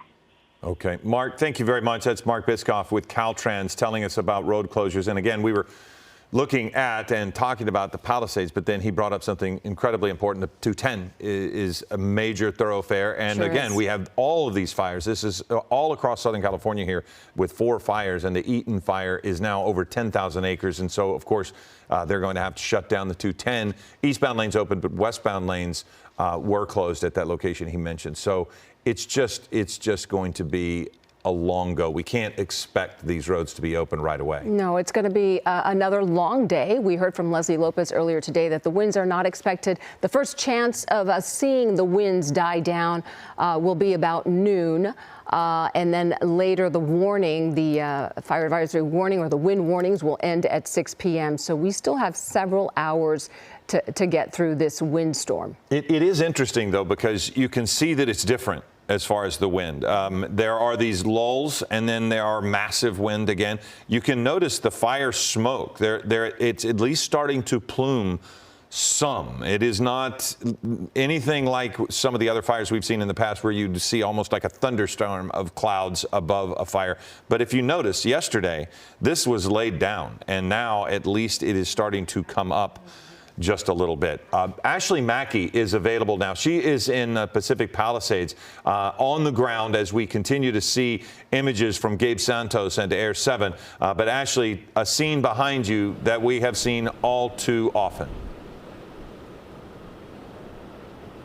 Yes, that's right. I'm up here at Tremonto Drive. This is the Castle Lamar neighborhood, and you can see behind me, this house is completely destroyed. Visibility makes it almost impossible to see the beach, the ocean that's just behind this structure. But I want to talk to this person right here, Randy Stoklos. He came up to me. He's been a resident in this neighborhood for 65 years, and he told me that he's been helping his neighbors, saving houses, trying to save some of the trees here. Randy, you've been here since yesterday. What's been your experience? Well, first of all, you know, seeing the fire coming off the hill and coming out from Palisades Highlands, I knew that we were in trouble because of the wind direction. I think, the only one that stayed on through probably 500 homes up here. And I stayed the night. I saved my home, but it's sheer devastation here. It seems like we've lost like 40 some odd homes, 50 homes up here in Castle Lamar alone. There's nothing that any fireman can do right now. The wind is so fierce. A wall blew off next to me, going probably 90 miles an hour. Inside of the house is just completely full with soot. It's amazing how much damage has been happening. The water's all off, so you can't go there. I was bucketing out of my jacuzzi and a pool across the way at people's homes. I stopped a couple fires. I stopped one that went, and then it reignited about 4:30 this morning, and thank God I woke up at the perfect time, and I got it, and I stopped it from burning my house. And it's a tough day today. You've been going nonstop, right? You said you haven't left this area, and you just stopped and pulled over to talk to us. Has it set in? I know you were just telling me about your father-in-law. Have you really been able to kind of grasp everything that's going on? Well, number one, cell phone service is out in a lot of positions up here. We're in a kind of a dead zone on Tranquilla Road. But so I get into the car and I make my moves around the neighborhood to see exactly what I can do. And ultimately, I haven't really communicated. My phone has blown up. I'm well. I'm not happy. It's tough. I know you've said you've lived here in this area for 65 years. Is that pride in your community, that love for your community, that's kept you here fighting for your community? This is paradise. This is one of the finest places in the world to live. And unfortunately, it's gotten turned upside down. And I know the resiliency from the neighborhood, the people. They'll rebuild. It'll take some while.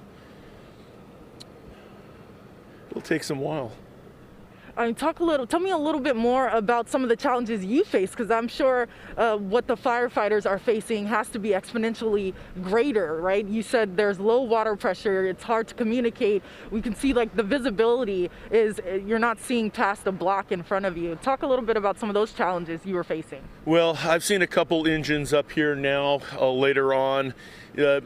Most of them left at a certain point going to different positions. I know that there's a lot of devastation in the Pacific Palisades all over. I haven't really even seen it. I understand it a little bit, all the way to Palisades High School. It is pretty incredible what Mother Nature can do, and I hope to never see this again. Honestly, it's really devastating, and I can't say it more, but I know all these people up here. You know, I was born in this house in Pacific Palisades. I bought the house right next door to me. I've been here since '89, but literally my entire life, 64 years. And I've gone through the Woolsey fire, I've gone through all of them, and I know that actually the guy that stays is the guy who saves his home. And I know that a lot of people don't want to hear that and don't want to, think about their safety, number one. I'm capable. And so that's the difference. I'm capable. And I did it. I saved a couple people's home. After talking to you, I'm gonna loop back. I was just trying to possibly see if I could get some gas in my truck because it's running low, and we'll prevail. Well, thank you so much, Randy. I really appreciate you stopping and talking to us. I know you have to go, and I know you want to get in contact with some of your family members and check on them, and like you said, get gas in your car. Thank you so much, you guys. All right. As you can see, like he was saying, the conditions are still very difficult for firefighters. The wind has been just tremendous challenge, and just down, we're not too far from PCH and Sunset, just down the hill there's a school that's on fire. Firefighters are trying to save some more homes, save that building. It's just a crazy scene out here. It sure is. Ashley Mackey, thank you for that live report from the Palisades fire, and the emotion in that homeowner's voice was just so moving. Thank you for that important interview. And we are coming up now on the 24-hour mark of our continuous coverage of this historic windstorm and firefight, and it continues. We want to check in with Shayla Girardin now. She's following the progress of these winds.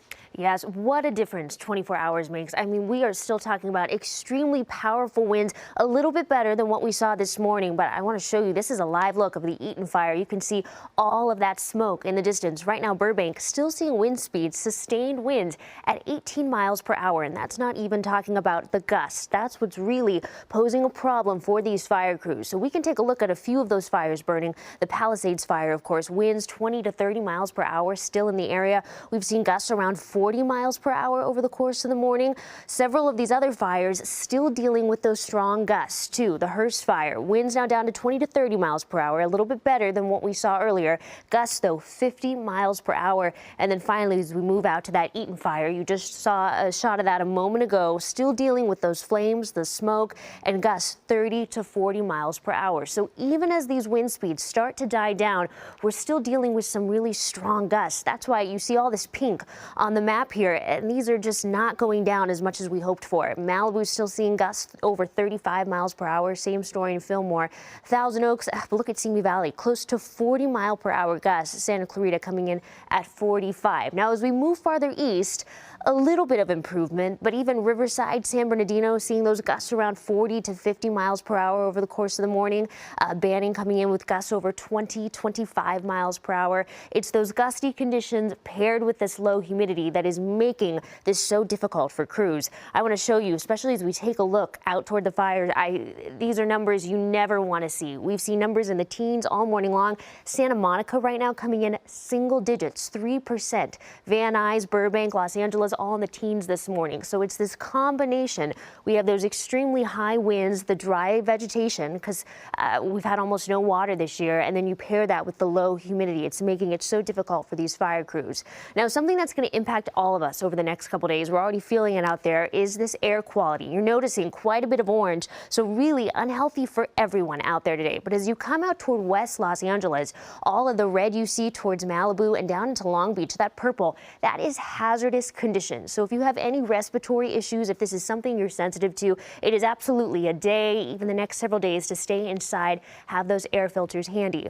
Now, we keep talking about some relief in sight. This is a live look from our at the Palisades fire. You can see still a lot of smoke in the distance. These models looking like we are going to see a little bit of improvement as we head into the afternoon hours. So those strong gusts lasting at least through early afternoon. We're talking about gusts 30 for some, as you saw moments ago, close to 40 miles per hour. Finally, a little bit of relief coming for crews as we get into the later afternoon hours out towards the Palisades fire. We're going to start to see these gusts go down to the teens, 20 mile per hour mark. It's not the relief they want or they need, but it's an improvement. And then even as we head into the overnight hours, even better conditions. So tomorrow we'll still be dealing with a little bit of that breeze, but look at this afternoon. We're still seeing a lot of pinks, a lot of reds. So definitely a big improvement over what we saw earlier this morning, but we're not out of the woods just yet. Some strong gusts stay in the mix until we get into, I'd say, early this evening.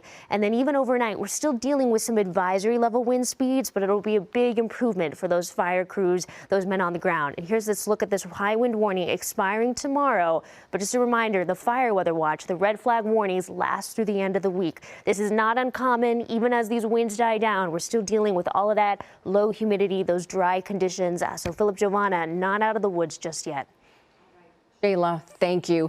And right now we have State Insurance Commissioner Ricardo Lara on the phone with us with important and useful information for people who have lost their homes or have damage to their homes. What is the advice that you have for our viewers? Thank you. You know, first of all, my heart goes out. This is truly devastating. I think the most important thing we need to do now is, one, obtain a copy of your insurance policy. You also have to take note of your additional living expenses limits in your policy, and also track all your additional expenses. We got to make sure we document all conversations with your insurer or an adjuster. And what we're telling people right now, look, the most important thing is to please access safety, stay away from the area, don't rush into any decisions, and to call the Department of Insurance. We have people live on the phone that can help people address these issues. Insurance can be very complicated, especially during these very stressful times. Also, we have to look out, unfortunately, for fraudsters. There is a 3-day cooling off period. Please do not sign anything with any public adjuster until you speak to your insurance company, or you can call our office. We can check their license and verify them.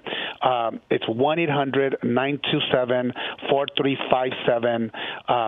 It's very important that you have somebody on your side. The department's here to be your advocate during this very stressful and really traumatizing time for our community. Well, that is such amazing advice, to give people encouragement to be patient and to not sign anything right away. But Mr. Lara, I have to ask you a challenging question here as the insurance commissioner. So many neighborhoods across this state are being refused insurance coverage for fire, and the insurance companies say it's because of all of the devastating fires. What are you going to do? What is the state going to do to hold these insurance companies to the fire, so to speak, and make sure that people, this is the Palisades, Altadena, Eaton fire. These are people who are not living in areas necessarily that are worried about fire, and they might, after this event, not be able to get fire coverage. What will you do? What will your office do to make sure that people in this state can still get fire coverage? That is a great question, and I can tell you now that the governor has declared a state of emergency. We now are going to move towards protecting those homeowners and those communities and those business owners from being dropped from their insurance company for a year. That is a protection that we did when I was in the legislature and signed into law, to make sure that we give people time to make the appropriate decisions for themselves and their families. The last thing we want is people signing things under duress or under trauma. Now, what we've been working on has really been able to modernize the department. We have been operating under 20th century regulations for a 21st century problem. We know climate change has been particularly devastating, and these communities have been hit back to back with fires, as we're seeing throughout the entire state. We have some commitments now with the changes that we've made in our regulatory scheme.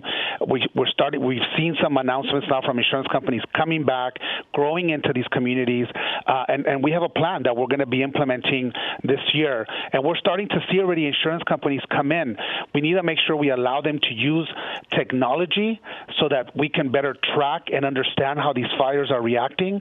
And we also need to make sure that we're adjusting the price of the risk. And this is one thing that we all can work together, is bringing down the risk, ensuring that we're building up to code. Now the challenge is, what do we do with folks who are on limited income, that cannot afford to make these mitigations to their home and harden their home against fire?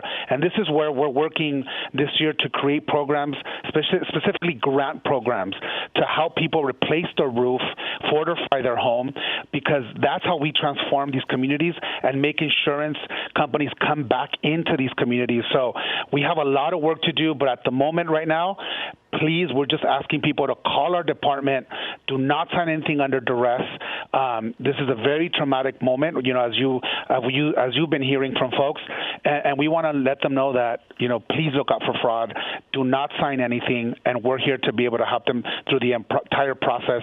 We'll be there since day one, and as soon as the first responders allow us to come in, we'll be talking to folks, and we'll set up our shop there to talk to people and help them through this process. I just want to clarify, what do you mean about warning homeowners not to sign anything under duress? Just clarify that for our viewers. Absolutely. As you can imagine, this is a very traumatic moment, and you know, we haven't had a moment to really talk about the trauma that it is to come in. And so now families are not only evacuated, often what we've seen, unfortunately, throughout multiple fires and different years throughout the state is that you start seeing out-of-state adjusters come in trying to, you know, cut a deal with homeowners saying, well, you know, we can give you 70% of what you're entitled to when you're really entitled to 100%, or depending on what your policy says. And so this is why it's important to understand that there is a 3-day cooling off period. If you have any issues or just have any questions during this traumatic moment, to call our department. We'll have somebody guide you through the process. And so what we see often is, you know, unfortunately, people coming in and really taking advantage of folks in a very vulnerable state that they're in right now. Okay, Ricardo Lara, thank you very much for your time. That is such good information. California Insurance Commissioner. Thank you. And it is so important for people to also remember when the rebuilding process starts, to be patient there too. Don't let anyone stress you into doing things before you're ready. We are on the air once again 24 hours after we started our coverage of this Pacific Palisades fire. Along with Giovanna Lara, I'm Philip Palmer. This is a special edition of Eyewitness News at 11 a.m. From yesterday, we went from the Palisades fire to having 4 fires burning across our area. That's right. And here's the latest on those 4 fires burning in our area. Governor Gavin Newsom has just announced that the California National Guard has been deployed in this battle against the 4 fires. In the Palisades fire, more than 5,000 acres are burning, and that fire is growing. It's 0% contained right now. There have been no fatalities, but officials say there are a high number of civilian casualties from people who refuse to evacuate. More than 1,000 structures have been destroyed. Now, the Eaton fire has grown to more than 10,000 acres. Sadly, in that fire, there were 2 civilian fatalities, but also in that, no containment. Officials say that fire continues to grow as well. The Hearst fire in Sylmar, it is now more than 500 acres. Again, that fire not contained. And the latest fire is the Woodley fire in the Sepulveda Basin. It is 30 acres and, like the others, is not contained, but is not spreading at last word. And the thing is, loss is so significant because the firefighters were stretched so far, so wide, and it was in combination with this incredibly dry weather and the fact that we had this massive wind event, this Santa Ana wind event. And everybody realized the difficulty that the firefighters faced. But when they held a press conference this morning, it was almost shocking to hear what authorities had to say about the resources available to fight this event. No, LA County and all 29 fire departments in our county are not prepared for this type of widespread disaster. There are not enough firefighters in LA County to address 4 separate fires of this magnitude. We were prepared. We did get state pre-position resources that came from Northern California that were up in the Santa Clarita Valley. We did hire additional firefighters from the LA County Fire Department and pre-positioned them in the Santa Monica Mountains.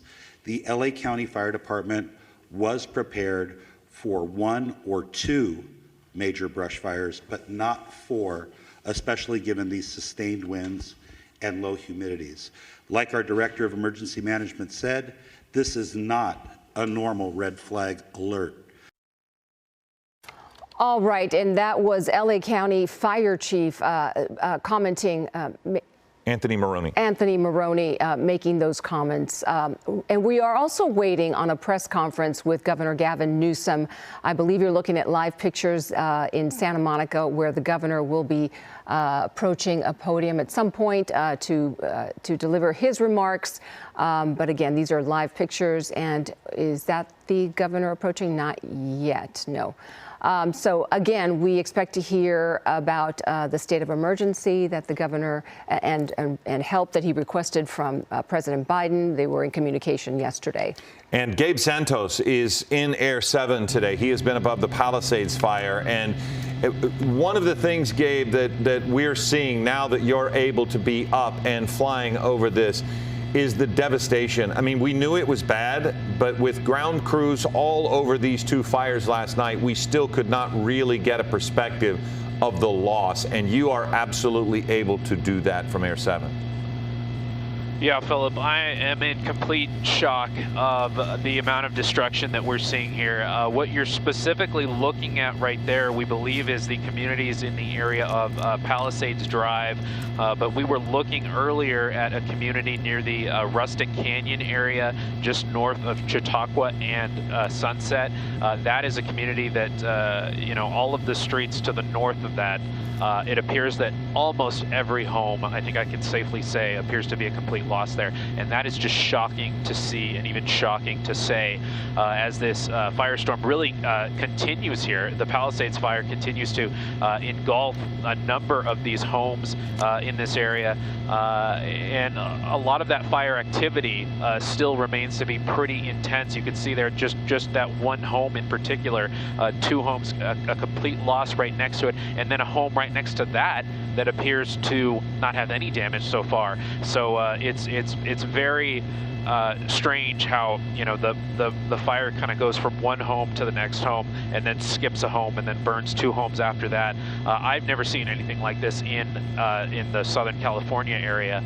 I said earlier that in some of these neighborhoods, it looks, the amount of destruction appears to look like a tornado or a hurricane kind of swept through the area. That's the only thing I can think of to really compare this to. And this thing is still burning very intensely. There's still low, the wind conditions, very low level, are still such that we don't believe that LA County Fire and LA City Fire are performing water drops at this time.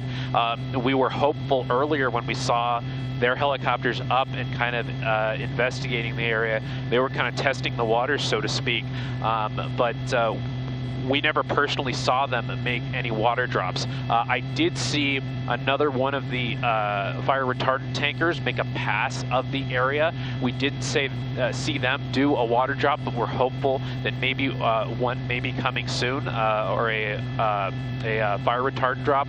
Just the fact that they're here in the area, that's definitely some good news, and they work a little bit of a higher altitude. They're not quite in those canyons and valleys that the fire helicopters are in, so maybe, hopefully, they'll be able to start making some progress on this fire and turning this into an aerial attack and basically seeing what we're very much used to seeing in a lot of the fires we see. You know, they don't spread like this. They don't go from home to home like this because our fire crews and the air crews from the LA City Fire and LA County Fire are just so amazing at what they do. But when you have wind conditions like we've seen over the past 24 hours, they're just not able to do what they do because it's so dangerous even for them. So unfortunately, we didn't have that resource last night, and apparently we still don't at this particular time. Now, we're at a much higher altitude. We're about 8,000 feet. So we're a little bit more able to just kind of, you know, float above those surface level winds, and they're not affecting us as much at this very high altitude.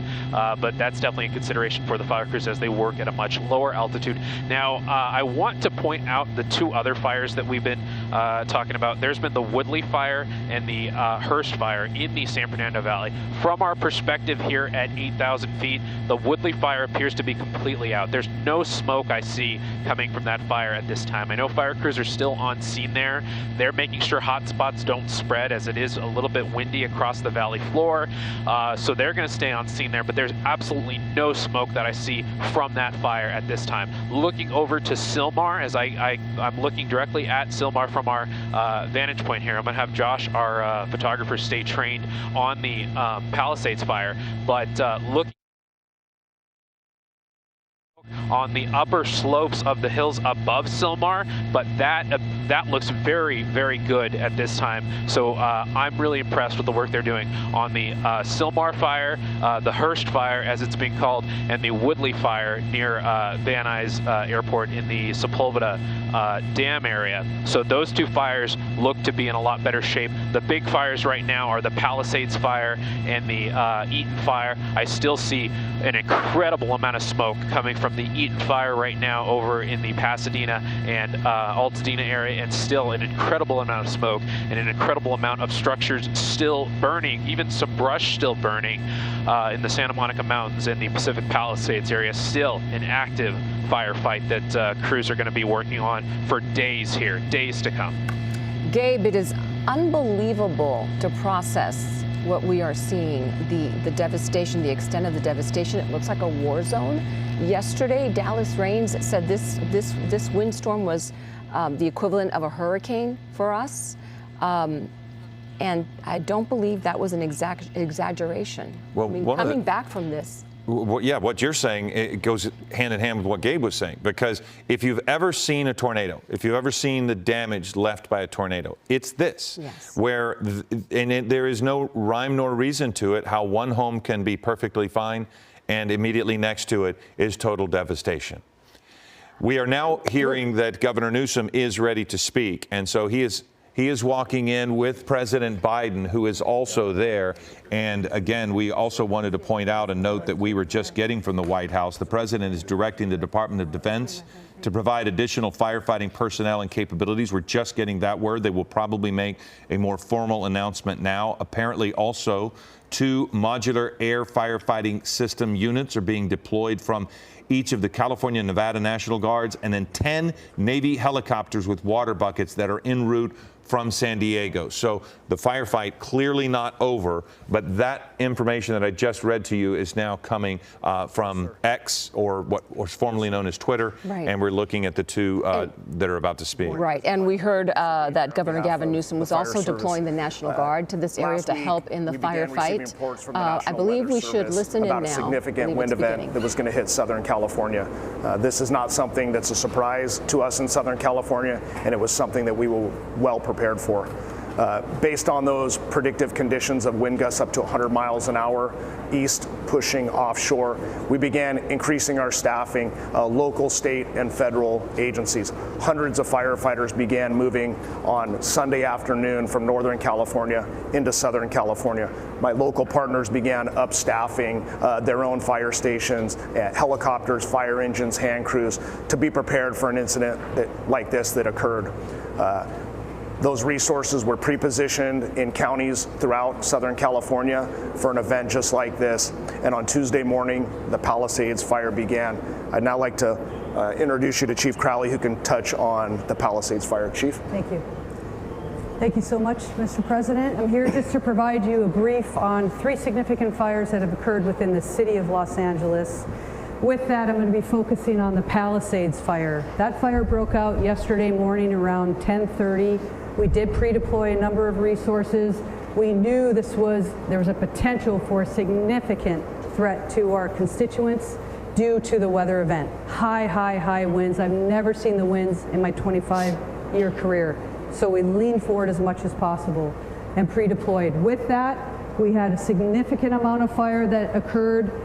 We had an aggressive fire attack.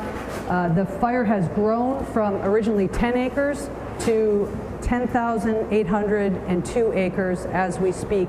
It's an active firefight with our firefighters, and they're doing their very best to protect our people within this area. Interesting enough, because of the winds and the low humidity, we had a second fire also break out, and that was the Hearst fire, which is just north of that area. Again, this was close to 11,000 acres. This is close to 500 acres that also broke out. The information that I want to share with you is also the significance of multiple fires in the area within the city, but also the county. That's the second fire that actually came out, and we're actively engaged in that firefight. The third fire then broke out this morning at 4 o'clock in the morning, in which we have an active firefight there as well. We're working with our local jurisdictions, our state, regional, as well as federal. So we're doing everything we can to protect life first and property next. We'll go ahead and then pass this off to Police Chief McDonald. Thank you. Thank you, Chief. Mr. President, it's an honor to be able to be here and be part of this and represent the men and women of LAPD and policing to support our partners in the fire service. What we saw here in the last 24 hours is unprecedented. I've never seen anything like this. Fires driven by the type of winds that we saw up to 100 miles an hour. Our role out there is strictly support, to be there for evacuations, to get people out of the affected area, to be able to provide for traffic control, and then crime suppression as the fire is fought, and some may come in and try and take the opportunity to go into these homes and steal from them. So we're going to be on top of that. I just want to say the relationship we enjoy here, in my case under the leadership of Mayor Bass, but all of our elected officials, is unlike I think anywhere else in the country. We are blessed to have the relationship between police and fire that we do here. Unfortunately, we do this kind of thing frequently, never to this level, but I can't say enough about how important that is. And as we go into the next 5 years with the Super Bowl and the World Cup and the Olympics coming up, it's critical that we maintain those partnerships. So thank you for this opportunity, sir. And next up. Oh, sorry. Let me introduce my partner from the County Fire Department, Chief Tony Maloney. Yeah. So thank you, Mr. President. I'm going to be giving you an update on our Eaton Fire, which is east. The county starts all the way up in Lancaster and goes all the way down to the Long Beach border. We go from the county line at Ventura all the way out to Pomona, 4,300 acres. So we have a fire east of the Palisades fire that began last night. It's called the Eaton Fire. It's currently 10,600 acres, 0% containment. We have over 750 firefighters on the line. Unfortunately, 2 people have lost their lives. Residents have lost their lives at the Eaton Fire. It's impacting tens of thousands of homes, not only in the city of Pasadena, but also the county area of Altadena. And we're doing our very best. We just had our out-of-state resources arrive from Arizona at the Eaton Fire to assist us. Last night, as the Region 1 coordinator, I contacted the Governor's Office of Emergency Services. We requested 250 additional engines into LA County with 1,000 personnel. We also are using our compacts with other states like Arizona, Nevada, Oregon, and Washington. Firefighters from those regions are on their way down to Los Angeles County right now to assist us. So thank you for your interest. Thank you for your attention.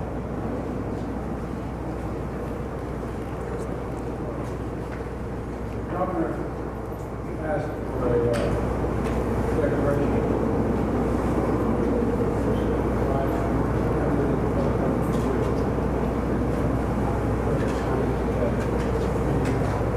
Folks, the fact is that I've driven the DOD, Department of Defense, to rapidly provide additional firefighting personnel and capabilities. Also, the California National Guard is adding 2 modular air firefighting systems units and 2 more are being ready for the National Guard, the Nevada National Guard.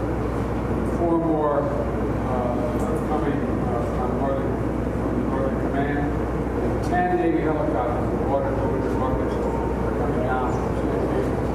We're prepared for anything and everything as long as it takes to take these fires and help reconstruct and make sure that we're back in home. It's a hell of a long way. It's going to take time. We're going to be sure to stay as long as it needs everything we need. Anything you've asked, you haven't gotten yet? Quite the contrary. Mr. President, just first of all, that major disaster declaration being approved. Next level of appreciation on behalf of all the residents here in Southern California. As the chief said, we have pre-positioned assets this weekend in anticipation of these weather events. The complexity of multiple fires, the likelihood of these weather events, this wind event will continue over the course of the next many days. Impacts of over 1,000 structures already that have been destroyed, 100,000+ people that have been evacuated, lives lost, traditions, lifestyles, places torn asunder. History is the world to us, and just publicly, because I think this is important, the President happened to be in the region, in town. It's impossible for me to express the level of appreciation and cooperation we receive from the White House in this administration. So on behalf of all of us, Mr. President, thank you for being here, but not just being here today. Thank you for being here since the minute of this incident, when there was a 10-acre fire less than 24 or so hours ago. Deep gratitude. It's astounding what's happening. The only one who's here, my son lives out here anyway. They got a notification yesterday that their home was probably burning down. Today, good news is, I'm a great grandfather as of today. Granddaughter. baby girl, baby boy. So I remember this day for a lot longer. Thank you, Press. Thank you, Press. Thank you.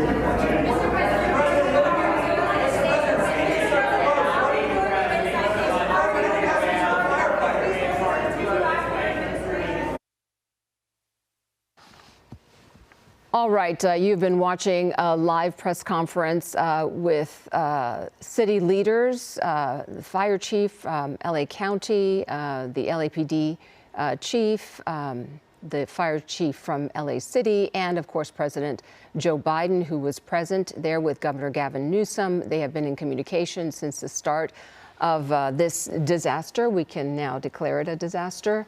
A national disaster, someone referred to it as yesterday, early in the day.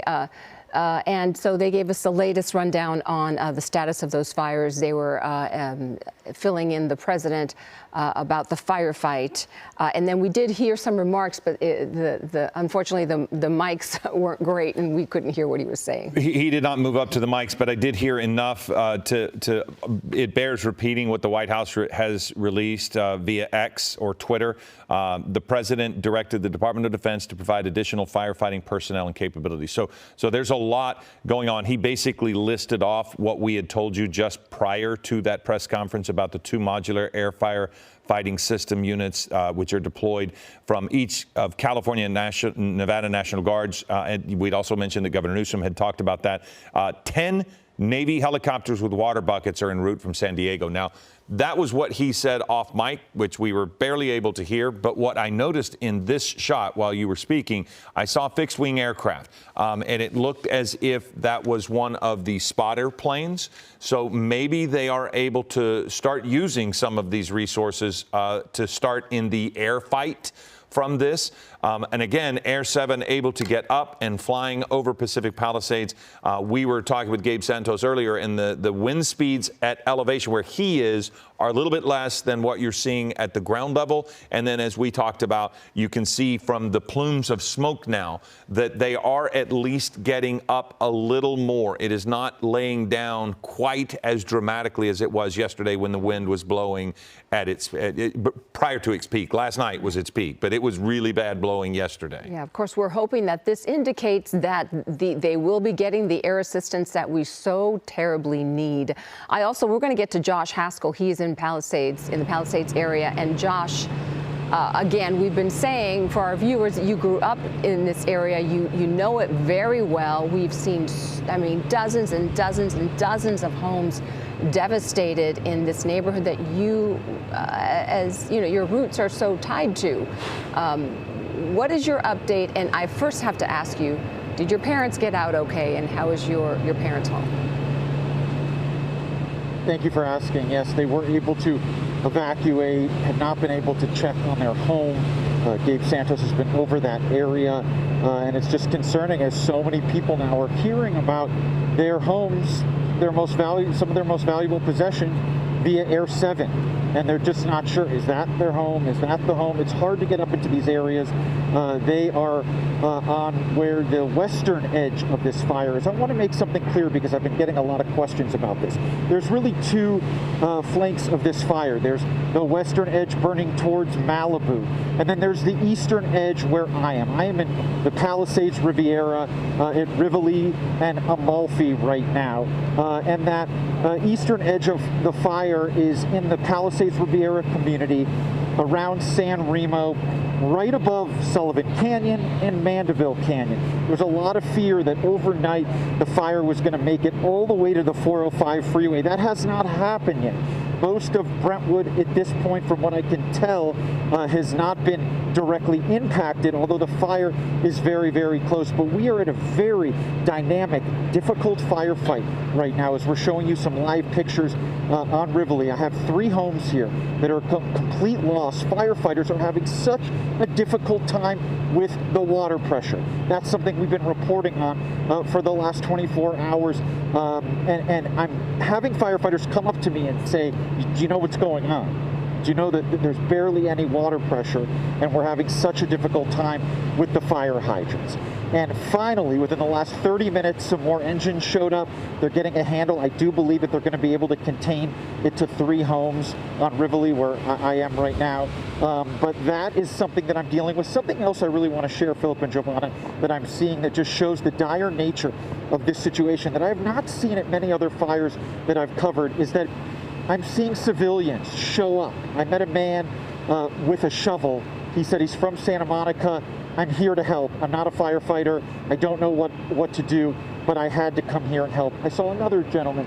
He put on one of those safety protective vests, was running hose lines for the fire department. We are seeing that call of action, people from other communities seeing these images and coming here, and they are helping. I mean, that man that was running the hose line, I don't know if you see the amount of hoses in the situation right now, but with that low water pressure, it's very difficult to get hoses on these homes. And I want to show you, you see that tile roof in the distance. We saw they were able to save most of that home, although there was some damage in the attic.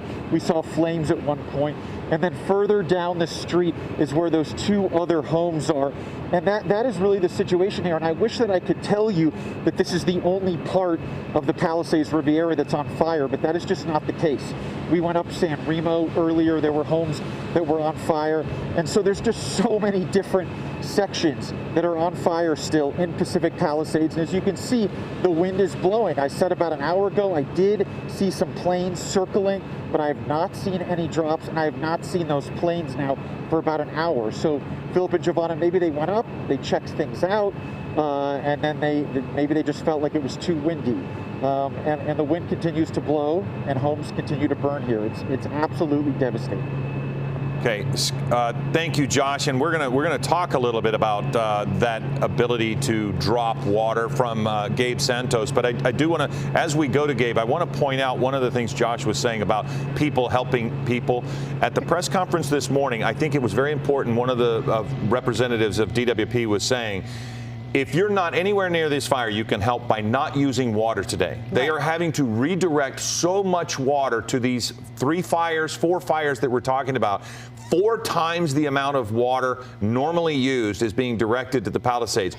You don't have to be anywhere near there. Just don't use your water today and save those resources. Gabe Santos is in Air 7 right now. And Gabe, what is it like for firefighters who might try to fight this from the air? Are the winds still too high down low to make those drops effective? Well, Philip, it does appear that remains to be the case right now. We haven't seen those fire crews really work their way into the area as of yet in terms of the helicopters and the fixed-wing planes, the fire retardant dropping planes. You know, LA City Fire, LA County Fire, they have multiple helicopters, and we just haven't seen them in this area yet. So our best understanding at this time is that those lower-level winds right along the surface where those helicopters would have to be working, where those planes would have to be working, are just a little too intense for fire crews to be making those low-level drops. And if, you know, as I'm sure we've all seen living in Southern California, seeing these fire crews, you know, attack these fires from the air countless times before, you know, they are in these canyons, they're making aggressive flight maneuvers, going in and out of those you know, canyons and over those passes and whatnot. So, you know, we see how aggressively they have to fly. So it is understandable that in the case of extreme winds, that they would be unable to fly at that level at this particular point in time. Although, you know, we've been monitoring the forecast. Leslie Lopez has been telling us that the forecast, at least for the winds, is predicted to get better as the day goes on. So we're hoping as the day goes on, we're able to see that aerial attack start to develop with the helicopters and with the fixed-wing planes as they continue to make an effort on the Palisades fire and also the Eaton fire, which we can see from up here in Air 7 at about 8,000 feet. That's where we're at right now. I'm still seeing the Eaton fire putting out a lot of smoke, and all of that smoke is coming across the LA basin, across the Hollywood Hills, and it's kind of mixing with all the smoke from the Palisades fire right now. So you just have, you're beginning to have a air quality issue for the LA basin right now, just because of all the smoke that we're seeing. And then again, you know, the winds once again at that surface level, and we're seeing it here depicted by the smoke continuing to stay pretty flat on the ground. We're not seeing the smoke, hit those high levels that we've seen in past fires, where it starts to mix with the moisture in the air and create those giant clouds that we sometimes see on massive wildfires. We're not seeing that in this case because the smoke is staying flat on the ground because of those winds like we've been seeing right there at the surface. It's not quite affecting us or deterring us at 8,000 feet, but it does appear to still be an issue at those lower levels. And we're just continuing to take in the sites here. That appears to be a neighborhood near the Palisades Drive area that, just as I'm getting a better look at this shot here, I was going to say that it was hopefully spared, but there appears to be a structure in the middle of the screen now that is now, being consumed by flames. And this just continues to be the case even as the day goes on. This is not a situation that is, we're not seeing a dramatic improvement in conditions right now. We're hopeful that that begins to become the case as we go through the noon hour and into the afternoon hours. But, this is going to be a firefight that continues for the next few days now, Philip. Yeah, and that home that you just showed us on fire in the midst of a community of other homes untouched by flames yet, that is a scary sight because we know those embers can travel 1 to 2 miles away, but when you're right next door to a home, it's likely, and I hate to say it, that the fire from that home will spread to other homes in that community. And we're looking at so many homes saved right there, at least for the moment, but that could change. Yeah, it's still an active firefight. It is mostly a ground firefight at this point, but that is still, it's still something that fire crews are worried about. And that's why the evacuation areas are not shrinking right now. They are, expanding as the fire kind of moves a little bit further west, a little bit into the Malibu area, and fire crews and emergency crews are maintaining those mandatory evacuation areas because the fire activity in the whole Pacific Palisades area remains so high. Even in areas that we saw burn last night, there's still homes that are fully engulfed in flames as we speak right now. And the amount of smoke that this fire is still putting out just goes to show you just how intensely the flames are burning as we speak. We still see a lot of brush in the hills above Santa Monica Mountains here. Those continue to burn, even though, you would think that eventually this fire would push its way to the Pacific Ocean and eventually stop. But there's just so many objects in the way, so many man-made things, homes, and then again the brush and the trees that is all just going up right now. It is definitely an incredible sight to see. Okay, Gabe, thank you. And it's just been special to be able to see Gabe's images from Air 7. We haven't had that, and he is going to have to go land and refuel. So we're going to be without those images for a moment, but we still have crews all across the geography and topography of these 4 fires. We have Sid Garcia, who is in Brentwood, associated with the Palisades fire. Sid, what are you seeing at your location? We are at the top of Altamora Drive, and behind me, this was a 15,000 square foot home. We've been seeing it burn for much of the morning that we've been here. It's a total loss right now. The winds are starting to pick up again. As we walk down here, you can see what burned. On my right of your screen, you could see all the vegetation that burned, and then you could see where it basically just hopped over the street and got onto the property here, and it's destroyed. It's gone.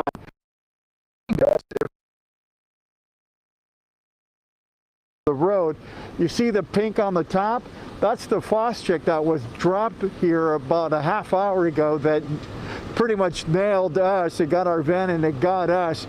That gives you an idea of the aerial assault that's going on up here as the winds are still pretty strong. We hear in the distance helicopters and planes. We've seen them both. A couple of helicopters flew by here. And as you guys were talking about earlier, sometimes when you get up here, it's just too windy to drop something because it just dissipates. but there was a lull in the winds. The plane came by, dropped the frost check, and then went on its way. So this part of the hillside is protected by the fire retardant. But you look around here and you see what the fire did yesterday, and off in the distance you see smoke as well from our vantage point.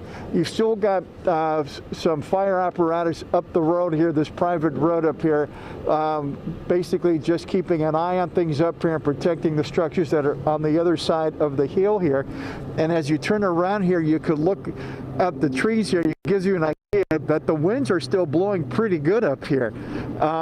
There's a couple of little spot fires on the property here and along the street. But for the most part, you got one house up here on the top of the drive destroyed. The mansion behind us, it appears, well, it's still standing. I don't know how much damage there was done to it, but you could see where the fire burned all the way up to the property line as well. Earlier today, all right, I think we are definitely having. It was pretty dark about an hour and a half ago. The wind has blown that out.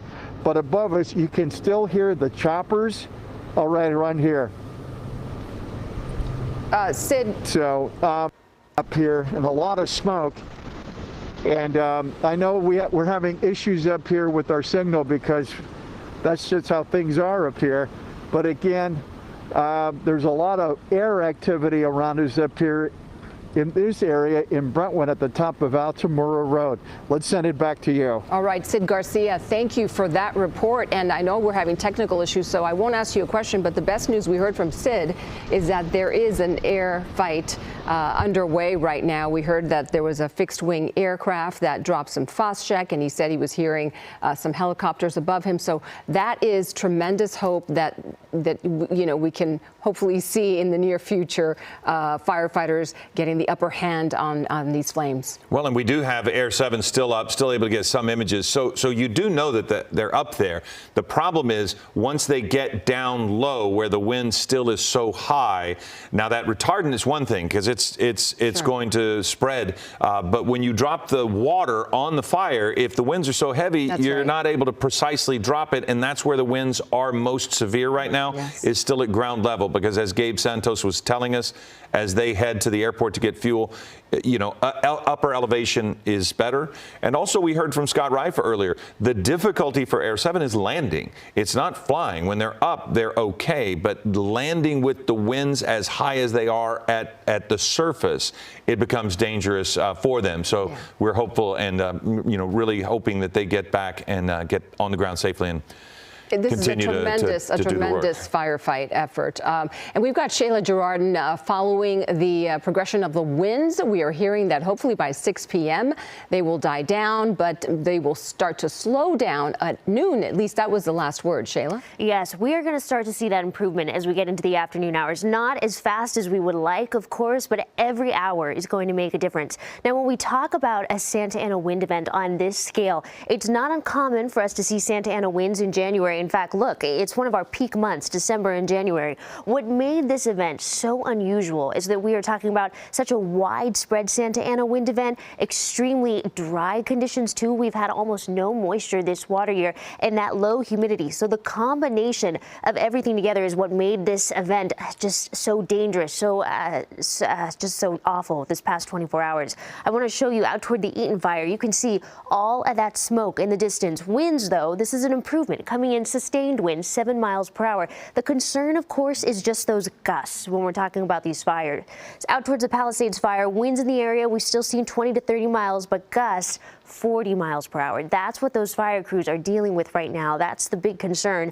Hearst fire at 20 to 30 mile per hour winds. Gusts for those higher elevations, though, have been close to 50 miles per hour over the course of the morning. We are seeing them improve, just not as fast as these fire crews would like. Eaton fire seeing similar wind speeds, gusts a little bit better, 30 to 40 miles per hour, though. It's still those strong gusts that are just making things so difficult. And when you look at the map, still a lot of pinks and purples on the screen. Now, this is better than what we were seeing seeing this morning, what we were dealing with overnight, but you'll notice not quite talking about too much areas of 40 to 50 mile per hour gusts, but a lot of areas 20 to 30, even 35 mile per hour gusts. That's the story as we head into Malibu, Pacific Palisades, out toward the Palisade fires, still seeing gusts around 30 miles per hour. A little bit of relief as we start to head south. Long Beach, Pasadena, seeing better improvements in the teens, but Riverside, still seeing wind speeds over 30 miles per hour. San Bernardino, gusts still over 40 miles per hour. And then moving farther south, closer to the 20 to 30 mile per hour gust range. Now, these are going to continue to improve as we head into the afternoon hours, but it's those winds paired with this low relative humidity. We are still seeing widespread humidity. Look at this: Ontario, Palmdale, Lancaster, all in the teens. As you head closer to the coast, Santa Monica is still at 3%. I mean, that is a combination paired with these winds that you never want to see, and it's what's making this firefight so difficult. But we keep talking about this hope on the horizon. I want to show you, this is out toward the Eaton fire. This is a big improvement for these fire crews. If we can see these wind speeds start to die down to the teens over the course of the afternoon, they do pick up once again once we get to this evening, seeing gusts for a while around that 30 mile per hour range. But just a little bit of relief is going to be a big help, and that is what we start to see in the afternoon hours. Now, you'll notice we're still under that high wind warning through 6 p.m. Still talking about strong gusts, 20, 30, even 40 miles per hour. But as we head into the evening hours, that is going to start to taper off. So Wednesday, 6 p.m., that's when some of those warnings are subsiding. And as we head into the overnight evening hours, some calmer conditions in the mix. Now, we're still going to be talking about fire weather through the end of the week, still breezy conditions. I mean, but Philip, Giovanna, hopefully, as we head into this next day or two, that's going to be what those crews need. Shayla, thank you. Thank you for that update on those winds out there. And we want to check in with Rob McMillan. He's at the Eaton fire in Sierra Madre Canyon. What can you tell us, Rob?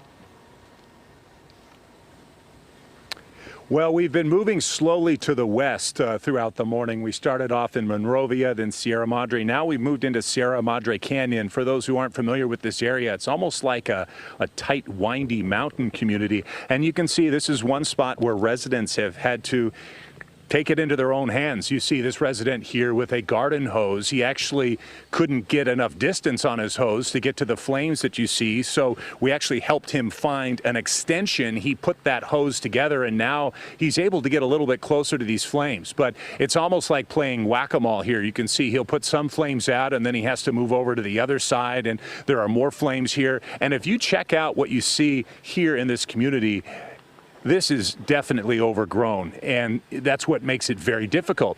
Off to the left, Dave, if we go over to that structure we've been monitoring now, it's tough to see, but the back of it is on fire. Do you see it, Dave? Yeah, the back of this structure is on fire. Now, if there's any good news, it's that we've been told by a resident here that this is abandoned. So this is not, in fact, someone's home. But you can see why there's still such a big concern, because if that were to go up in flames, all of these trees catch, the bushes catch, and then everything else catches. There's one other thing I want to tell you. They have said they have not had any help from the fire department, but that's not necessarily for the reason you might think. Check it out. Check this road out. It is not wide. It is narrow. Up and down here, it's windy. You have trees on either side. You have lots of issues with clearance from the top. And just to get to where we were, we had to go over several bridges where there's weight limitations. So the fire department physically can't get up here. That's why residents have had to take things into their own hands. Now, earlier we spoke with a woman by the name of Danica Patton, telling us about what the past 24 hours has been like for her and everyone else up here. You live here in the Sierra Madre Canyon? Sierra Madre Canyon, yes. Tell me about the weather the past day and a half. It's been, I mean, you haven't been able to see, 5 feet in front of you until just recently, since the winds have shifted, which is thank God, but... a lot of smoke? Beyond smoke, ash everywhere. Mm-hmm. What kind of response has there been from the fire department? Zero up here. Zero. Just because if you look at our roadways up here, it's so tight and condensed, it's hard to fit anything up here. So you guys are pretty much on your own. We're left to do this on our own with hoses and just the neighbors coming together. And what do you make of the past 24 hours? I've already lost my own home, so sorry. You're helping out? Okay, thank you for your time.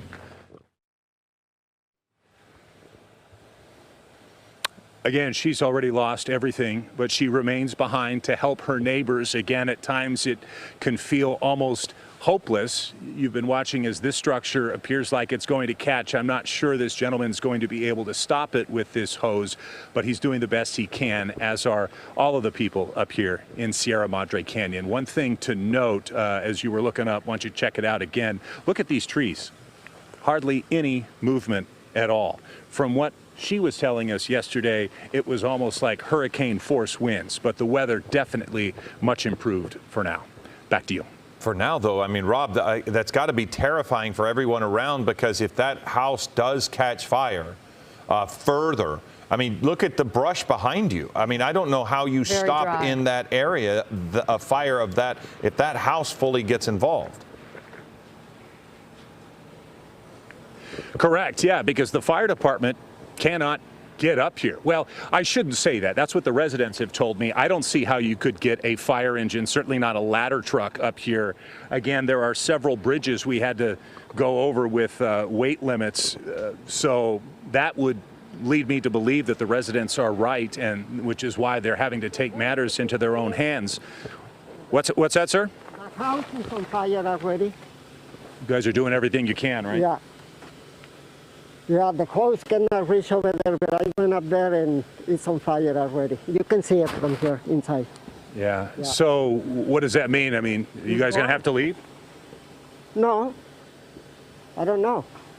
This thing has a lot of water already. It won't come down. But the house is going. There's no water to go over there. All right. Thank you, sir.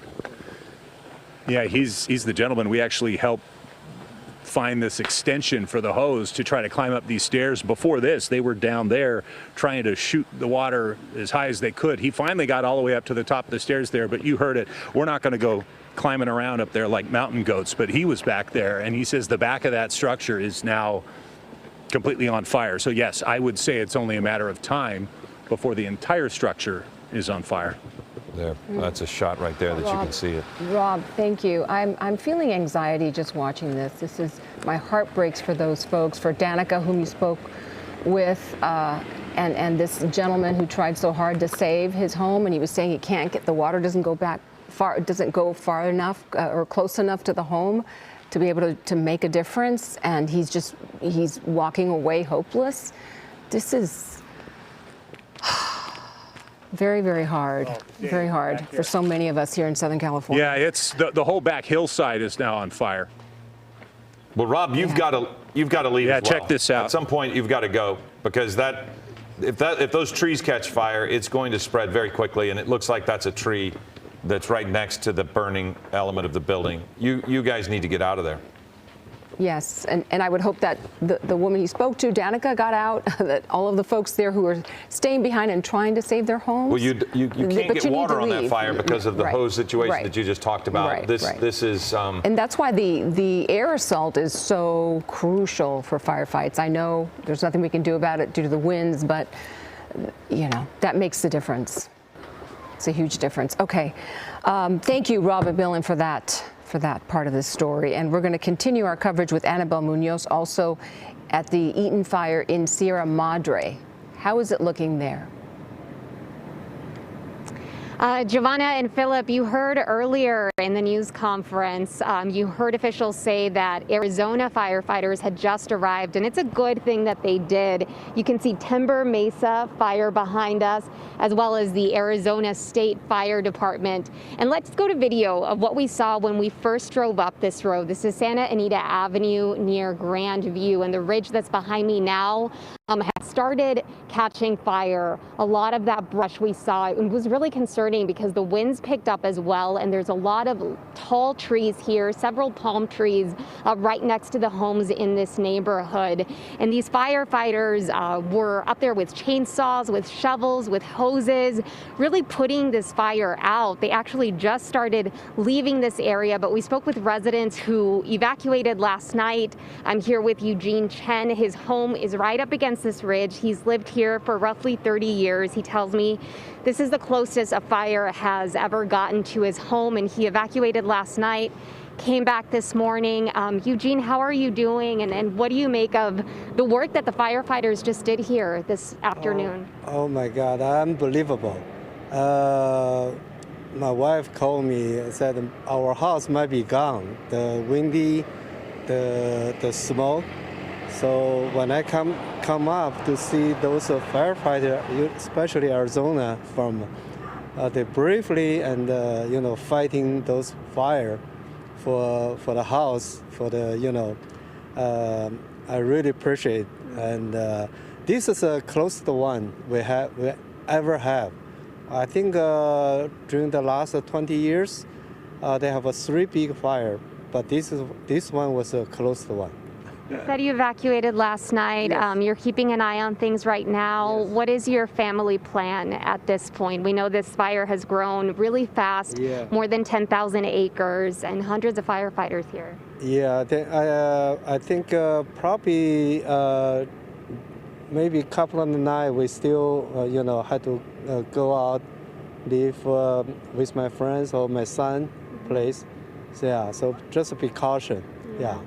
Well, Eugene, we appreciate your time. We're glad that you're staying safe. Again, this was his home right behind us.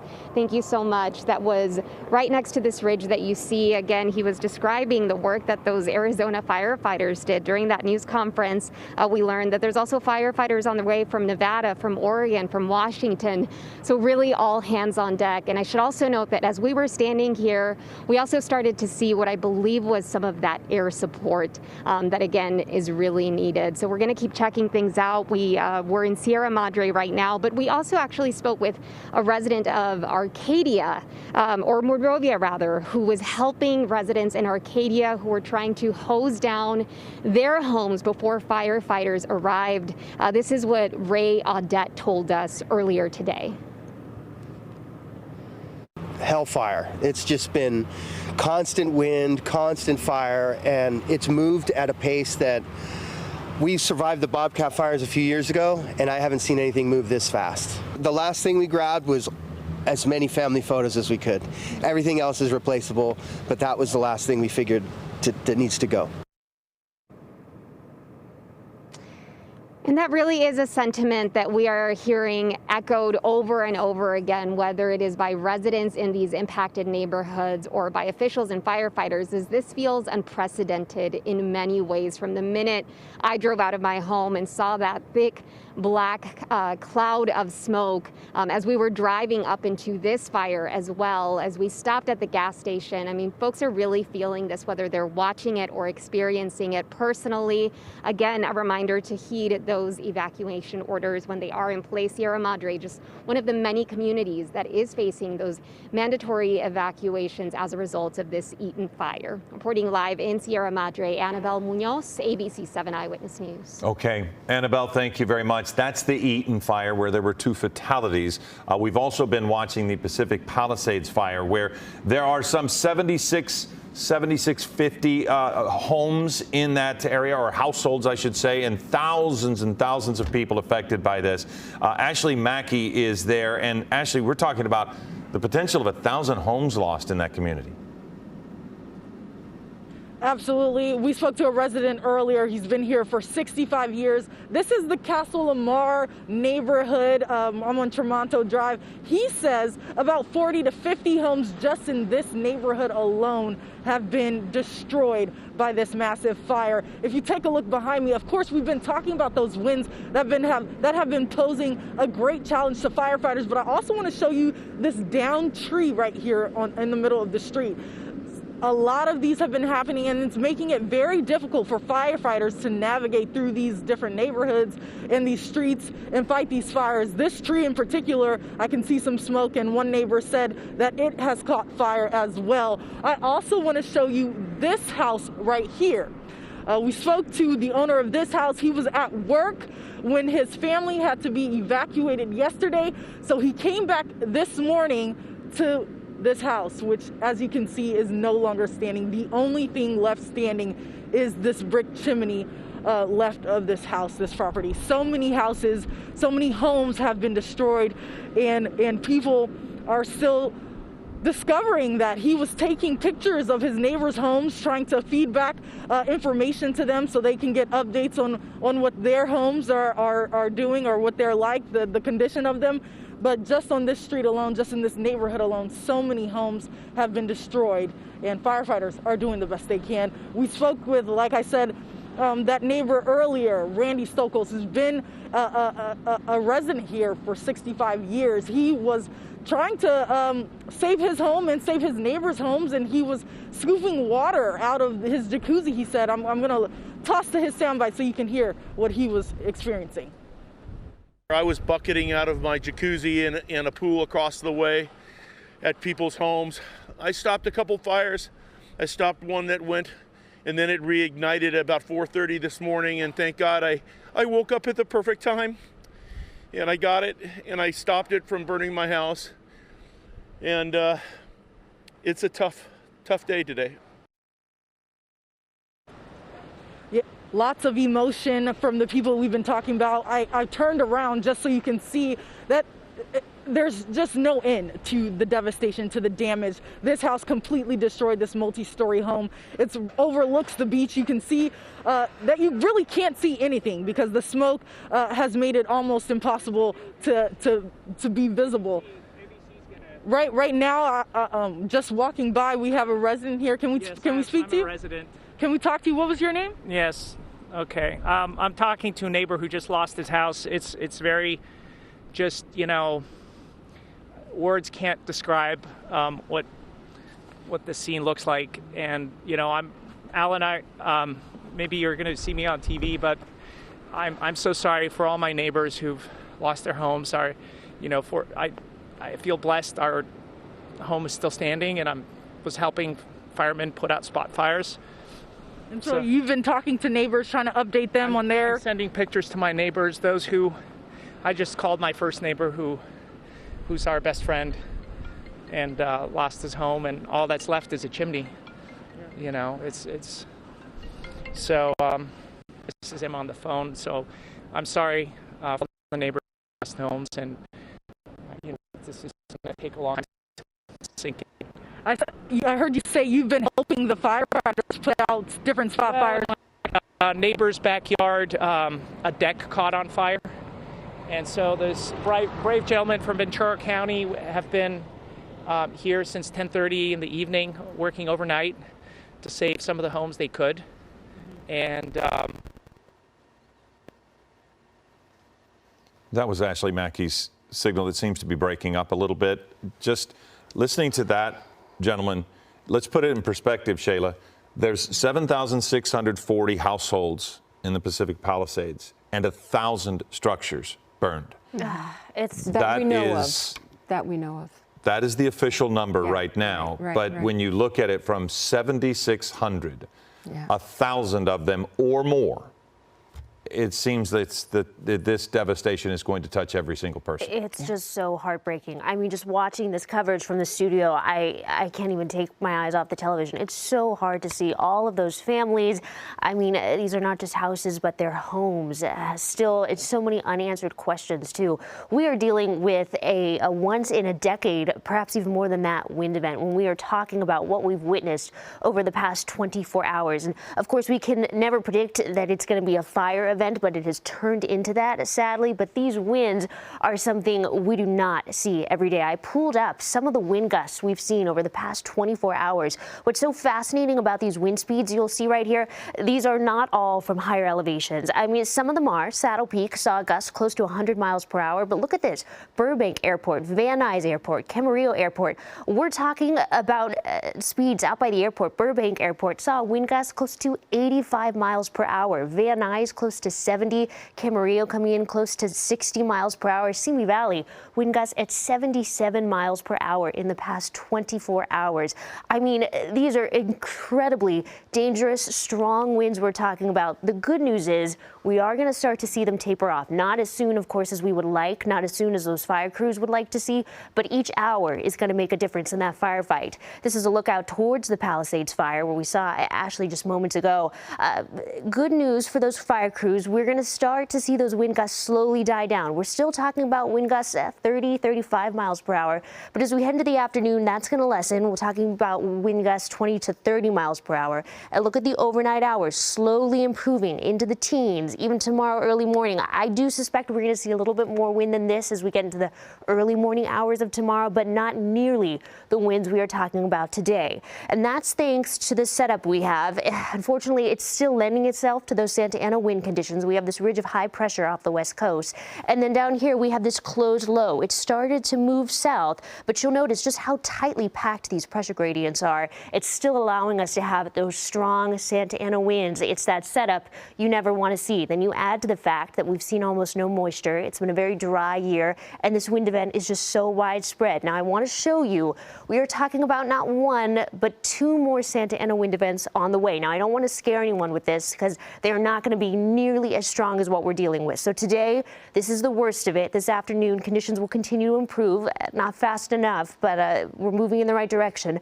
Thursday, the high wind warnings will expire. That's the good news for us as we head into tomorrow. But we are still talking about red flag conditions for the next 24 hours. That's not uncommon just because we're still dealing with very dry conditions out there and breezy conditions as well. Then we get a little bit of a break as we head into the weekend. We do have another setup for Santa Ana winds right now as we head into your Sunday and then again on your Tuesday. But these are going to be light to moderate, not nearly what we are dealing with right now.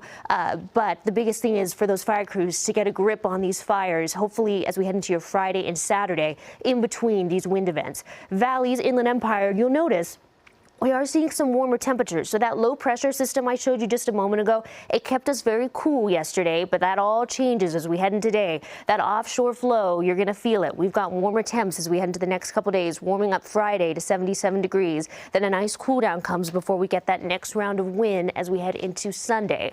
Beaches, upper 60s today, still dealing with breezy conditions through the afternoon. We're talking about gusts 25 miles per hour. By tomorrow, it'll still be breezy out there, but not nearly the winds we're feeling out today. Just still holding on to that red flag warning because you're dealing with those dry conditions. Mountain spots, no rain in sight, unfortunately. I wish we were talking about moisture in the next week or even two. Right now, it looks like we're staying dry. 40s for you today. You do warm up to the 50s tomorrow, but look at these cold overnight lows. You are dipping into the teens every night until Saturday, and then you are going to see breezy conditions again as we head into Monday and then next Wednesday as well.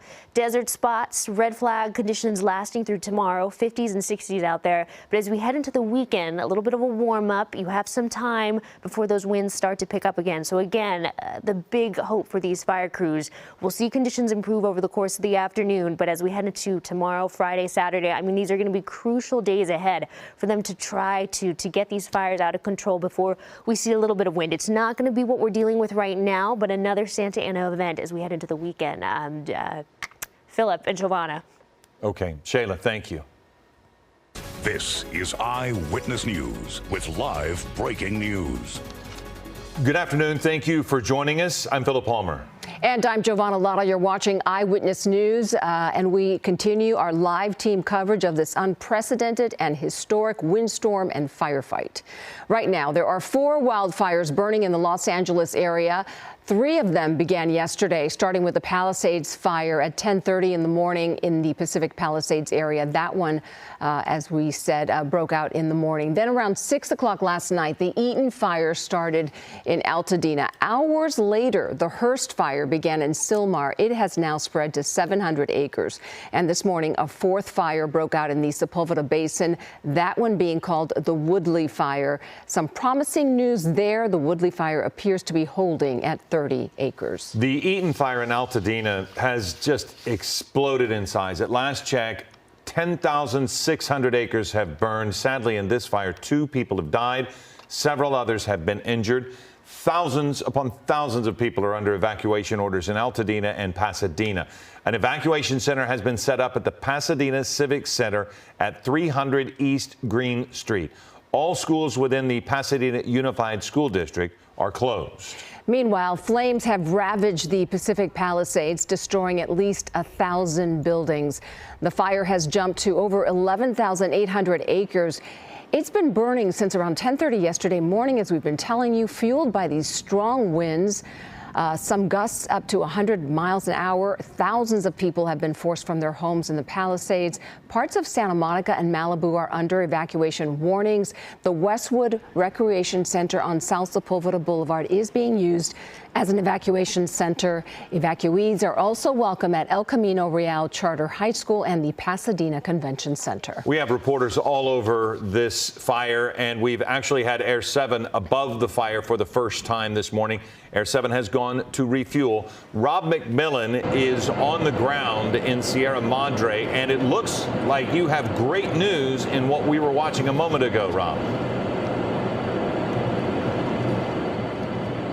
Well, we've actually moved to a different neighborhood, and it really seems like firefighters are fighting a battle they just can't win. They're doing their best to limit the losses, and that's what's happening here at this home behind me on Church Hill Road in Sierra Madre. You can see they're doing the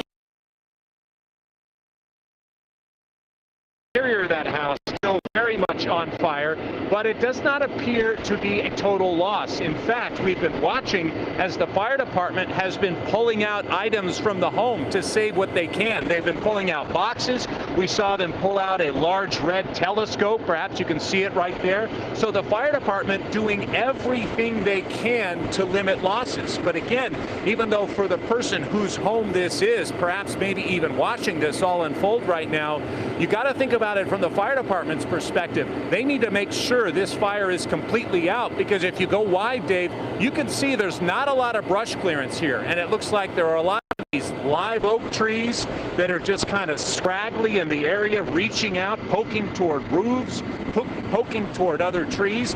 And if you go to the left here, you can see there's another home just off to the left, and that's how close this home is to the one that is currently ablaze. So we have firefighters from the Forest Service as well as the Corona Fire Department here, again, way out of their area, but that's what you see in these kinds of unified command situations. Firefighters coming here from all over the state, perhaps even soon to be from all over the country, because this is such a devastating situation here. Again, we're along the southeastern flank of the Eaton fire as it's moving its way east near the communities of Monrovia and Sierra Madre.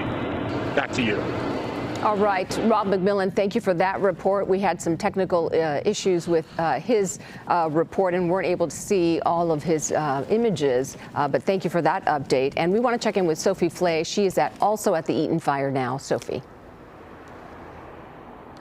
Yeah, we are at a lake in New York, and you can see behind me here that the smoke is so thick behind us. That's as you get closer to the mountains, as you go up lake and closer to New York. We know that the Eaton fire has already burned more than 10,600 acres, and more than 32,000 residents are under an evacuation order. As you guys mentioned earlier, there is an evacuation shelter at Pasadena Civic Center, and we were actually just speaking to a man on lake who decided to stay, but he did decide earlier to evacuate his cat. So I want to mention that Pasadena Humane Society has taken in more than 100 animals, and they're actually asking people to reach out to them if they are willing to foster a dog or a cat for at least a week.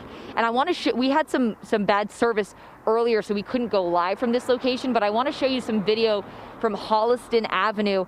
It was incredible work that we witnessed by neighbors. They were filling trash cans of water from one resident's pool and running it over to put out the flames across the street. Other neighbors using hoses, and they managed to stop some of the flames from spreading down the street. But as you can probably see, there are homes in that area on that street that are still burning, but they're doing their best. This is when, you know, coming together, knowing your neighbors can really pay off and help save homes and help save people. We also want to show you some video from Brayburn. We were there earlier today. This is video from the 1900 block of Brayburn Road, and dozens of homes there are gone, guys. And we spoke to one man who has lived on that street for years. They evacuated but came back at 5 a.m. to thankfully find their home still standing and began putting out the flames. Walking through that neighborhood, the man we spoke to, he just couldn't believe his eyes. It looks like a war zone. It makes me really sad to see such a beautiful neighborhood just get taken away in an instant. My mom and I were here at 5 o'clock in the morning, just watering down our house, protecting it, and thankfully it kind of saved us. But you know, some of these people weren't very lucky, and right now I'm praying and I'm just willing to help anybody who needs it. And yeah. Did you guys evacuate? Yes, we did. We went to my mom's restaurant in Pasadena and hunkered down there, and then we couldn't sleep, so we were just like, let's just go up, let's sneak up and see what's going on. And you know, we come and half the houses on our street are on fire, and we're like, oh my gosh, this is terrible. And we just kind of watched for a second, then we kind of flipped into action to protect our house now, and luckily that saved everything. So have you spoken to neighbors? What have they said? Honestly, everybody's just in shock right now. I don't think it's really hit anybody yet. It's just complete devastation, because this was a beautiful neighborhood. Like, there was a haunted house down the road that was there for a very long time. That house is burned down. Everybody, I think everybody should just come together and help each other out during this really hard time. What's your guys' plan now? Just maintain the house, make sure everything's good, and hopefully let this fire go by. It's pretty unbelievable to walk through these neighborhoods here in Altadena and see these houses still on fire. I want to mention, though, that last night I was here, the wind was out of control, and as many of our meteorologists have been reporting all day, that we're expected to see a little bit of a dip in the strong winds at noon, just around right now, and that is what I'm feeling. The wind does not feel as strong down where we are on Lake and New York, but we do know that this fire has already destroyed at least 100 homes, and we heard the LA County fire chief say this morning that he has called in resources from Washington, from Nevada, from Oregon, to come in here and help them with this unbelievable firefight.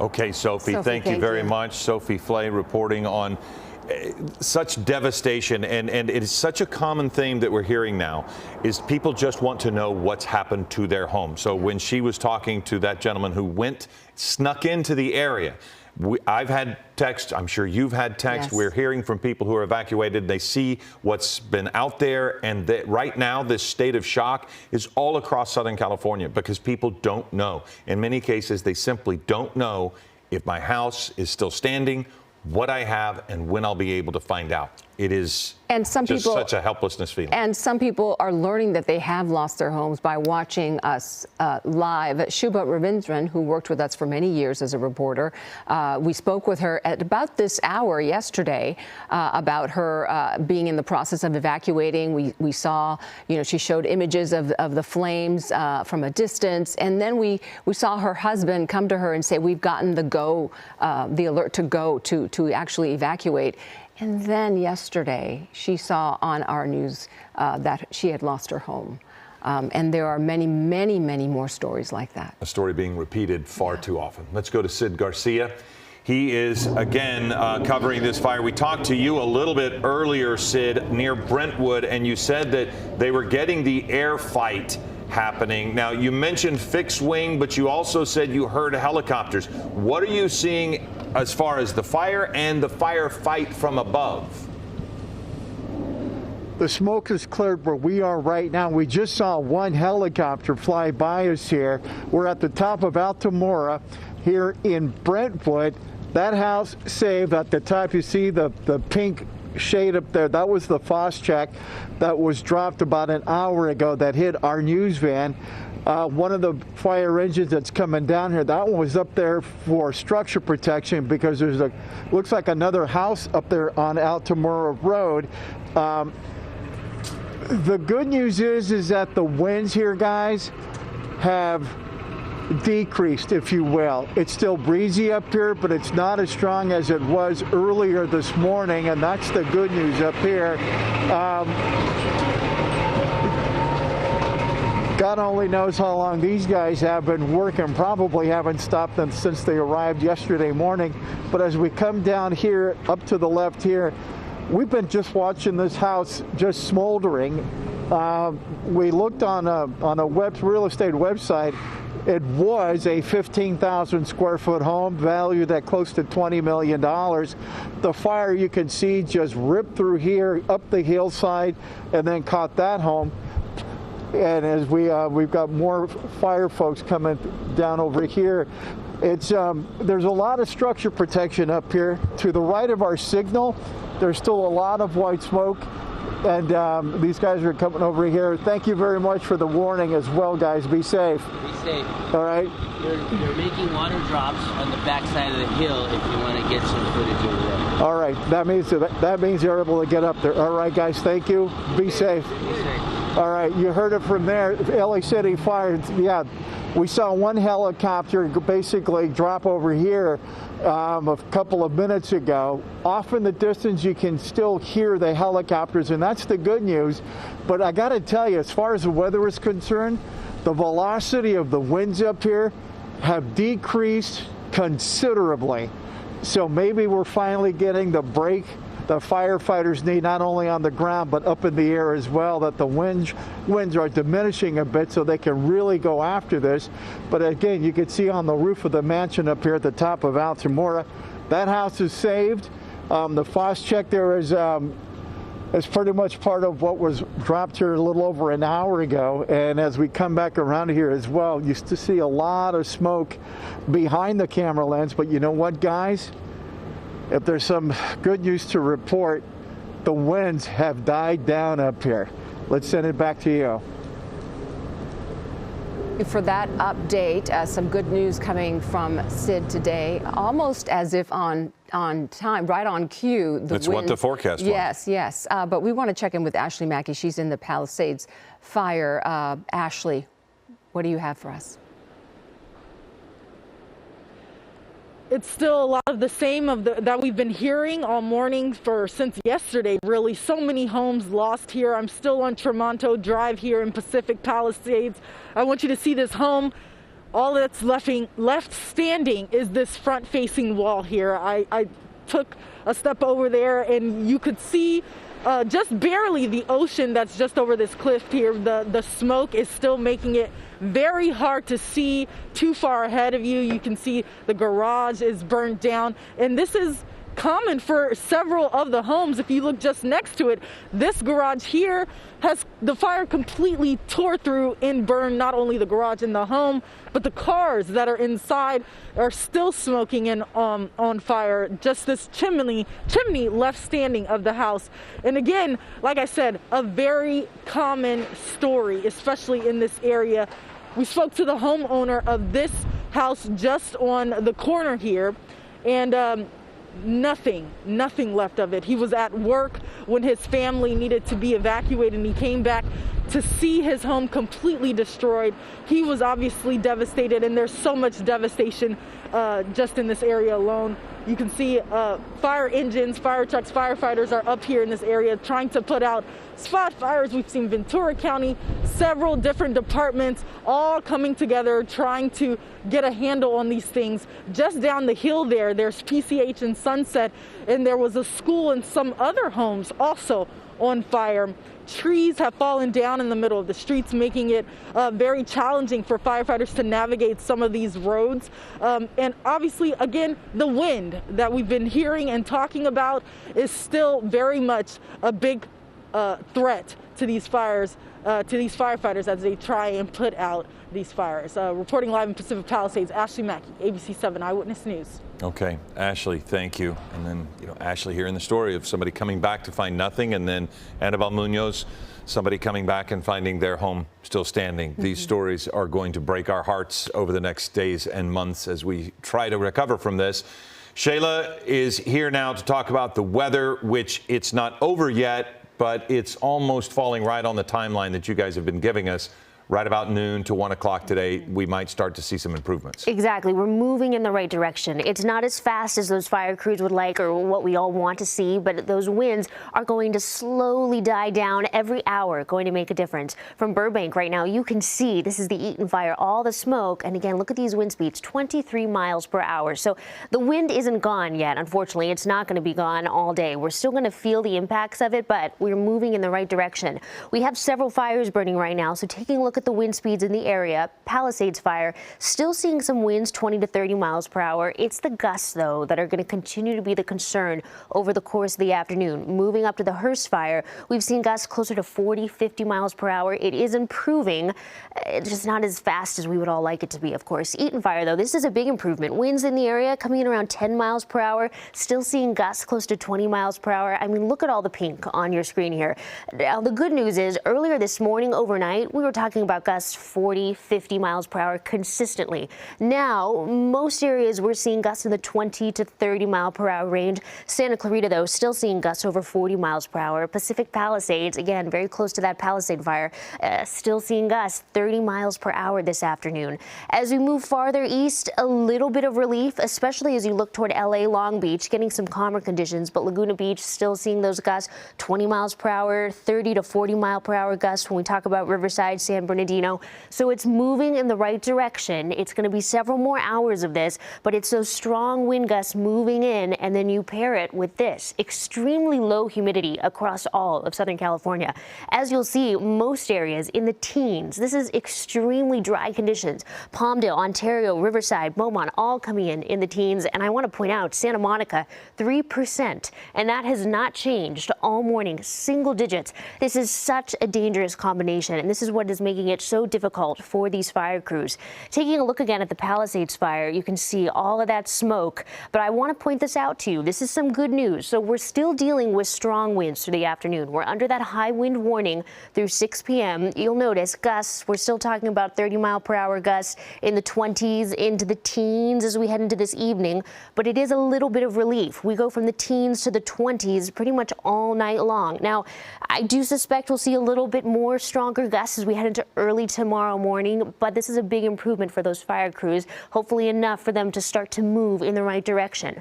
So here's a look at the day ahead. You can see daytime in the corner here. We're still dealing with a lot of colors, of course, on the wind map. You'll notice Malibu, Burbank, Santa Clarita, all seeing gusts over the course of the afternoon close to 30 miles per hour. But that high wind warning set to expire at 6 o'clock this evening. Still some strong wind in the mix, but not nearly what we were dealing with this time yesterday or heading into yesterday evening.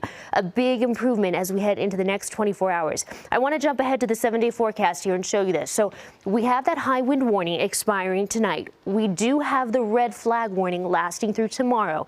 This is not uncommon when you're dealing with a weather event like this. We are still going to be seeing very dry, breezy conditions through the next 24 hours. Winds are going to start to get better, but fire danger is still going to be a concern as we head to the end of the week. Temperatures also warming up for us. We had some cold air in the mix yesterday thanks to that closed low pressure system, but all of that offshore flow, we're feeling it now, and it's bumping up our temperatures. So we're staying in the 70s through the rest of the week. Then as we head into this weekend, we are talking about not one, but two more Santa Ana wind events on the 7-day. Now, I don't want to alarm you here. The good news about these ones is they're going to be light to moderate, so not nearly what we've been dealing with over the past 48 hours. But it's going to be crucial that these fire crews can really make an impact on those fires as we head into Friday, Saturday, before we see some wind, both Sunday and then again next Tuesday. Valleys, Inland Empire, low 70s today. You're warming up to the mid 70s tomorrow, and you'll notice those temperatures continuing to climb as we head into your Friday. By the weekends, though, you do have a little bit of a cool down, breezy conditions returning for you on Sunday, and then once again as we head into next Tuesday. Along the coast, you're in the 60s this week. That isn't going to change, so you're not going to feel a difference in the temperatures, but you will with the wind. Still feeling breezy conditions through tomorrow, and then once again as we head, you won't feel it as much on Sunday, but next Tuesday is going to be more of a moderate Santa Ana wind event. Mountain spots, I wish we were talking about rain. Unfortunately, we're not even long-term models seeing much moisture in the forecast. 40s today, and I do want to point out these overnight lows dipping into the teens, so you have some very cool temperatures ahead, and then highs for you make it into the 50s the next couple days before a cool down comes this weekend. Desert spots, 50s today, those red flag warnings lingering through tomorrow. I mean, we are still dealing with some very warm and breezy conditions. Those subside as we head into the weekend, but then again, as we head into Sunday and Tuesday, some more wind on the way. I mean, Philip, Joanna, as we start to see these winds slowly die down, it's just going to be so crucial that those fire crews can start to make an impact on some of these fires. Shayla, thank you for that update. And fire crews really have had an extremely difficult time fighting these fires, these 4 fires across Southern California. And we are now seeing some firefighters, fire personnel from other states coming in, and that is really helpful. But we've been hearing officials talk about how difficult it has been and how overwhelming it has been, and how resources just have not been there for local firefighters. Let's listen now to LAPD Chief Jim McDonnell from his perspective. These are, as I mentioned, unprecedented conditions, but also unpredictable. As the fire continues to spread and pop up in different locations, none of us know where the next one is going to be. So I would ask you to be vigilant, to look at your neighborhood, to talk to your neighbors, to have everybody on board, so that if they see something start up, that we get on it very quickly. We get fire resources out there as soon as we possibly can, because with these winds, once it starts small, it'll be very big very quickly. And so I would ask for everybody's help, cooperation, and vigilance in that role. As you've heard before about evacuation, that makes the difference between living and not. And so I would ask you to take these warnings, these orders to evacuate very seriously. As you've heard over and again, be ready to go, pack what you need up, but then please comply with these orders. We don't give them, put them out lightly.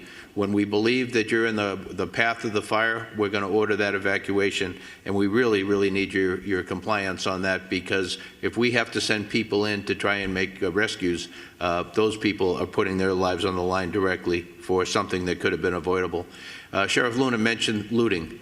That's something that we also have to watch out for. That is incredible that we'd even have to talk about that during these tragic times, but we are going to take that also extremely seriously, and we will follow up with that in the strongest way possible. This is a tragic time in our history here in Los Angeles, but a time where we're really tested and see who we really are. And it's critical that at these times we be patient, that we come together, that we focus on saving lives, and to be able to do the very best job we can, so when we look back on this, we know that we did what we could for others.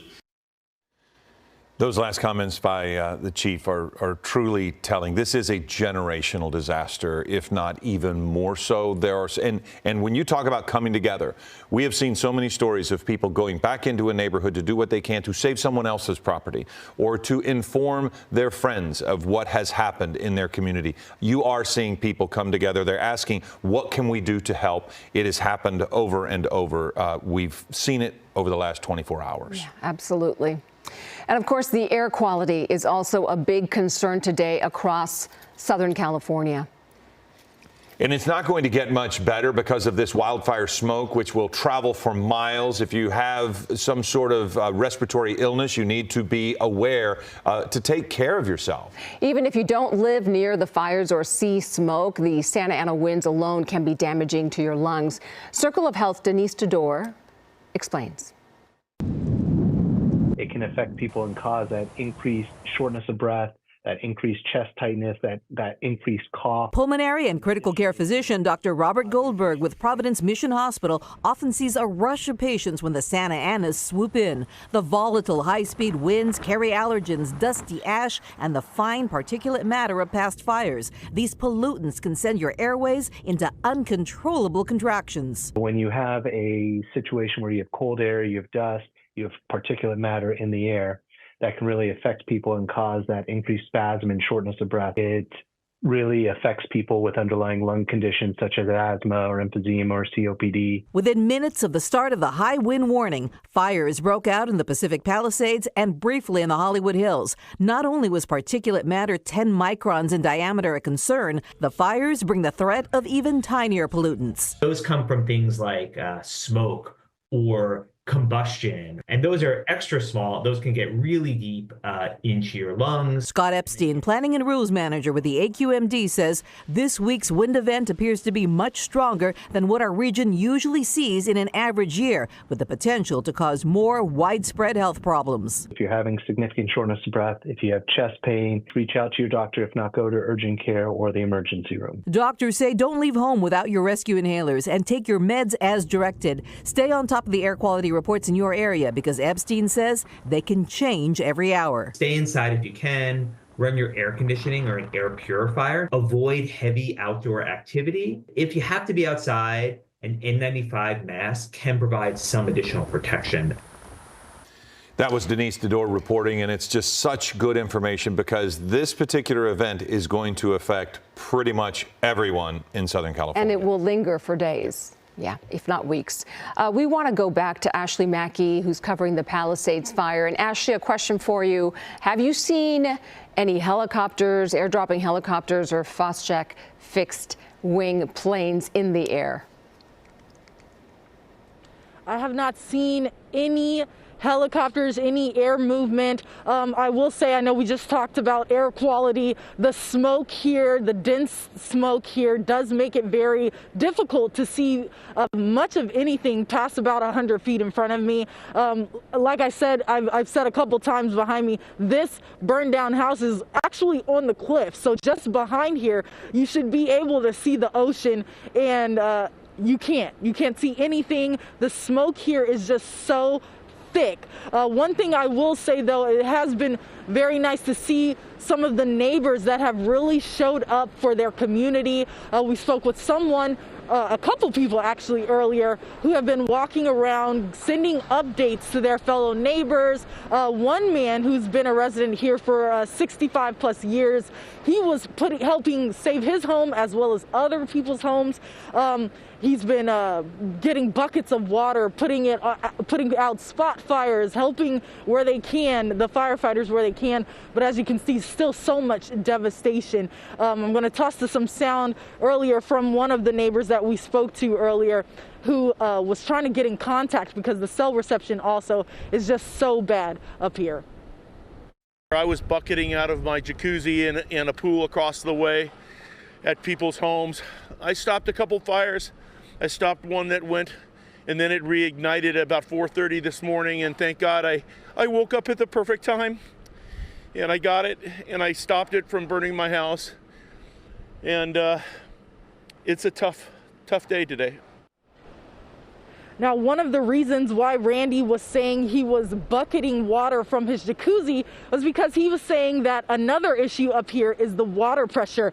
We've seen some fire trucks fill up at this fire hydrant, but that water pressure is also an issue because he's saying that he can't get enough water to put out some of these fires. One more issue, though, I want to show you this tree that is in the middle of the street. It was just on fire. It looks like the firefighters have been able to put it out, but because of the positioning of it, how it's completely blocking the road, it was difficult to get a good positioning to get that fire out. So that's another thing that firefighters are having to combat and work around as they try and get a hold on this fire out here. Reporting live in Pacific Palisades, Ashley Mackey, ABC 7 Eyewitness News. Okay, Ashley, thank you. And you know, that tree in the street is another example. We're not just dealing with fires. There's the wind damage all across the area of trees down. The power company is going to have to get power on to everyone, and in addition to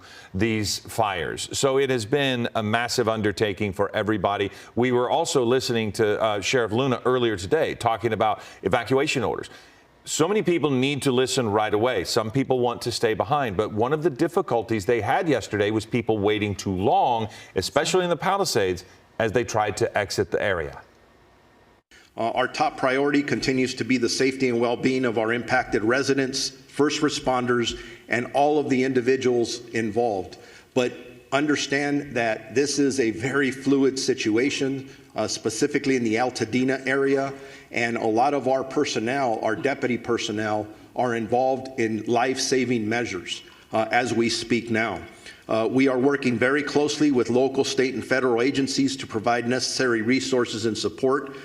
We have been in constant communication with both our fire and law enforcement partners across LA County and beyond to ensure that all available resources that are needed are being deployed strategically and effectively, but we are prioritizing life over everything else. There are over several hundred Sheriff Department personnel working around the clock to evacuate residents in danger, assist with road closures, and respond to multiple missions that are given to us, and they do change periodically depending on that life mission. To ensure that everyone is going to be safe, or safe as possible. Additional personnel will likely be assigned to this fire as this continues to go. And you heard from our fire partners that there is no containment yet. A reminder, and you've heard it from several of us, you need to be prepared. If you are in a warning area, make sure you have your essentials, your important paperwork, your medications, things that you can take, your phone charger to survive for at least a week. But if you are told to evacuate and given an order, there is nothing worth your life. Please listen to the police and fire officials that are out there and be prepared to evacuate. A very important message, and we hope that people continue to heed the warnings. Also, we're very happy to share that Gabe Santos is back in Air 7 on his way to cover the Palisades fire in the Pacific Palisades area. Gabe, you took a pause to refuel. We are, again, really relieved that you're able to bring us these images again from the air. Gabe. Yeah, Giovanna, it is just such a different perspective that we can bring to you when we're able to get over the air of this fire. Right now, the winds are a little too difficult for us to get over the Eaton fire, which is the one in Pasadena and the Altadena area over that way towards the east. But this is the Palisades fire, as you said. And we're still kind of climbing up to the altitude that air traffic control wants us at.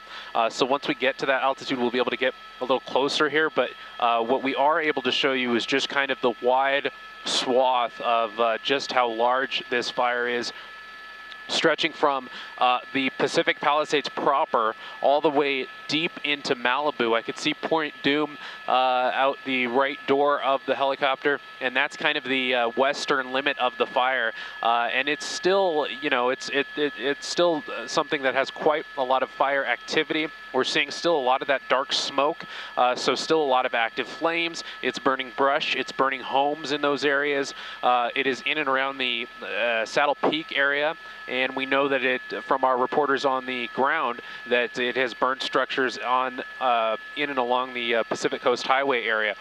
We're still on the north side of the fire, and I'm unsure at this point if air traffic control is going to let us go to the south side of the fire, but that is something we're going to try to do. What we do know is that there are some LA City Fire helicopters working the eastern edge of the fire. I haven't personally seen them do any water drops, but I know from our radar perspective that we are able to see that they're in that area, flying low. I don't know if they're just doing kind of intelligence gathering and seeing what they can see from the air, or if they're actually doing water drops. But just to see those helicopters in the air, that is definitely a good sign, and then hopefully they'll be able to turn this into an aerial attack in pretty short order here. Well, Gabe, you know, you just mentioned something that I was very curious about because of the nature of where you're looking at the fire, which is the northern edge, you said.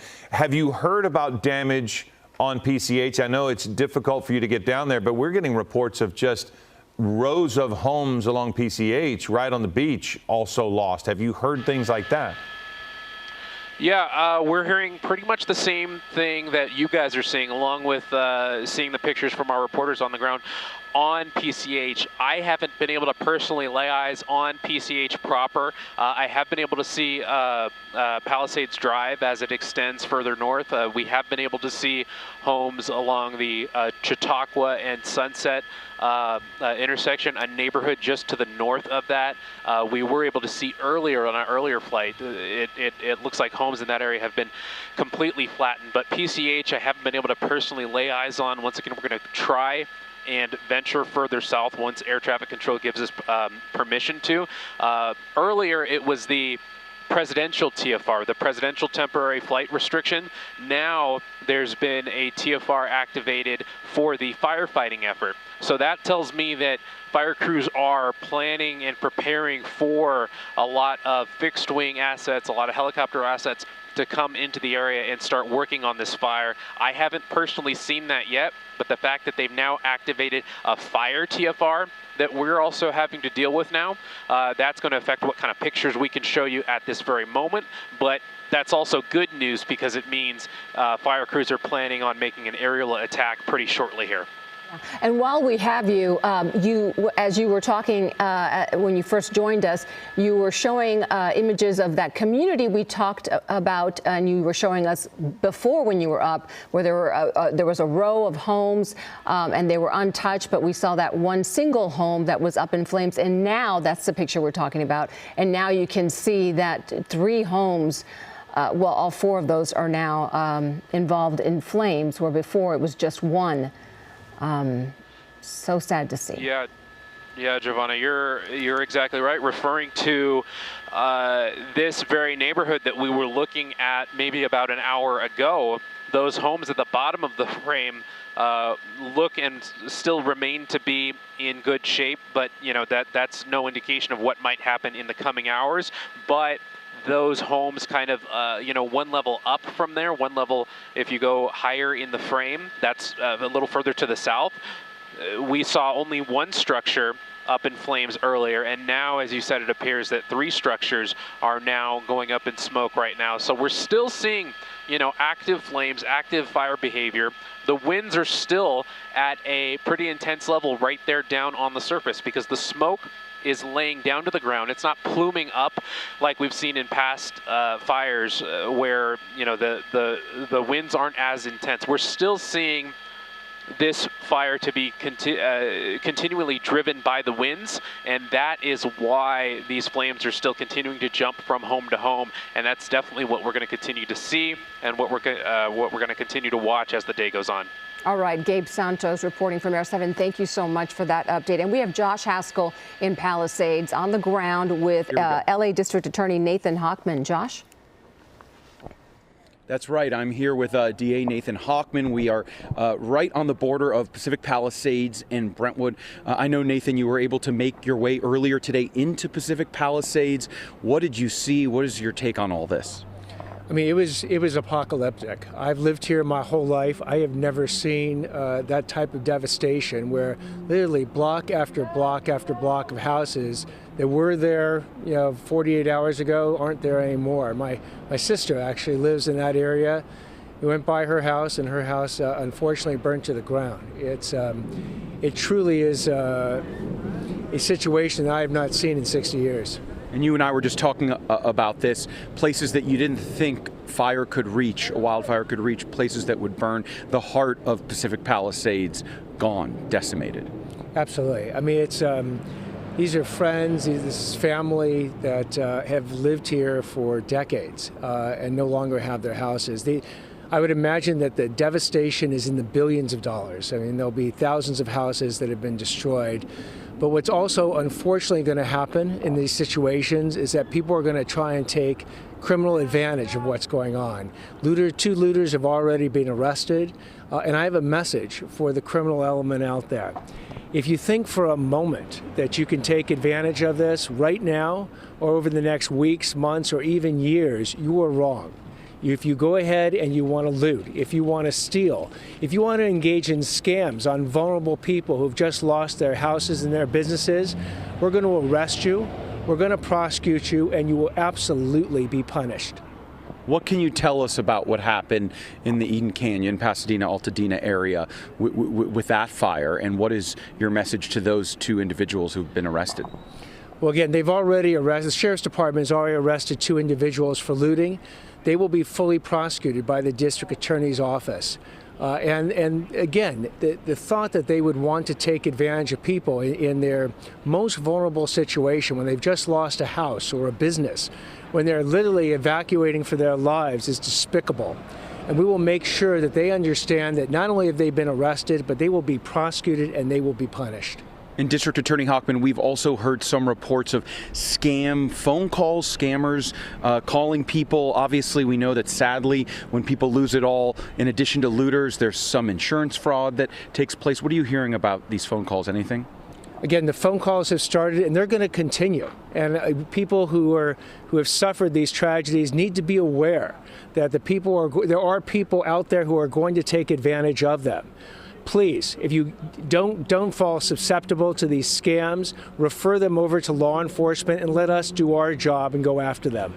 having been around the footprint of this fire, there is an extremely large presence from the Los Angeles Police Department, from the Sheriff's Department, from law enforcement. We're at a roadblock right now here at Sunset and Allenford. They are not letting people through. This is a mandatory evacuation area.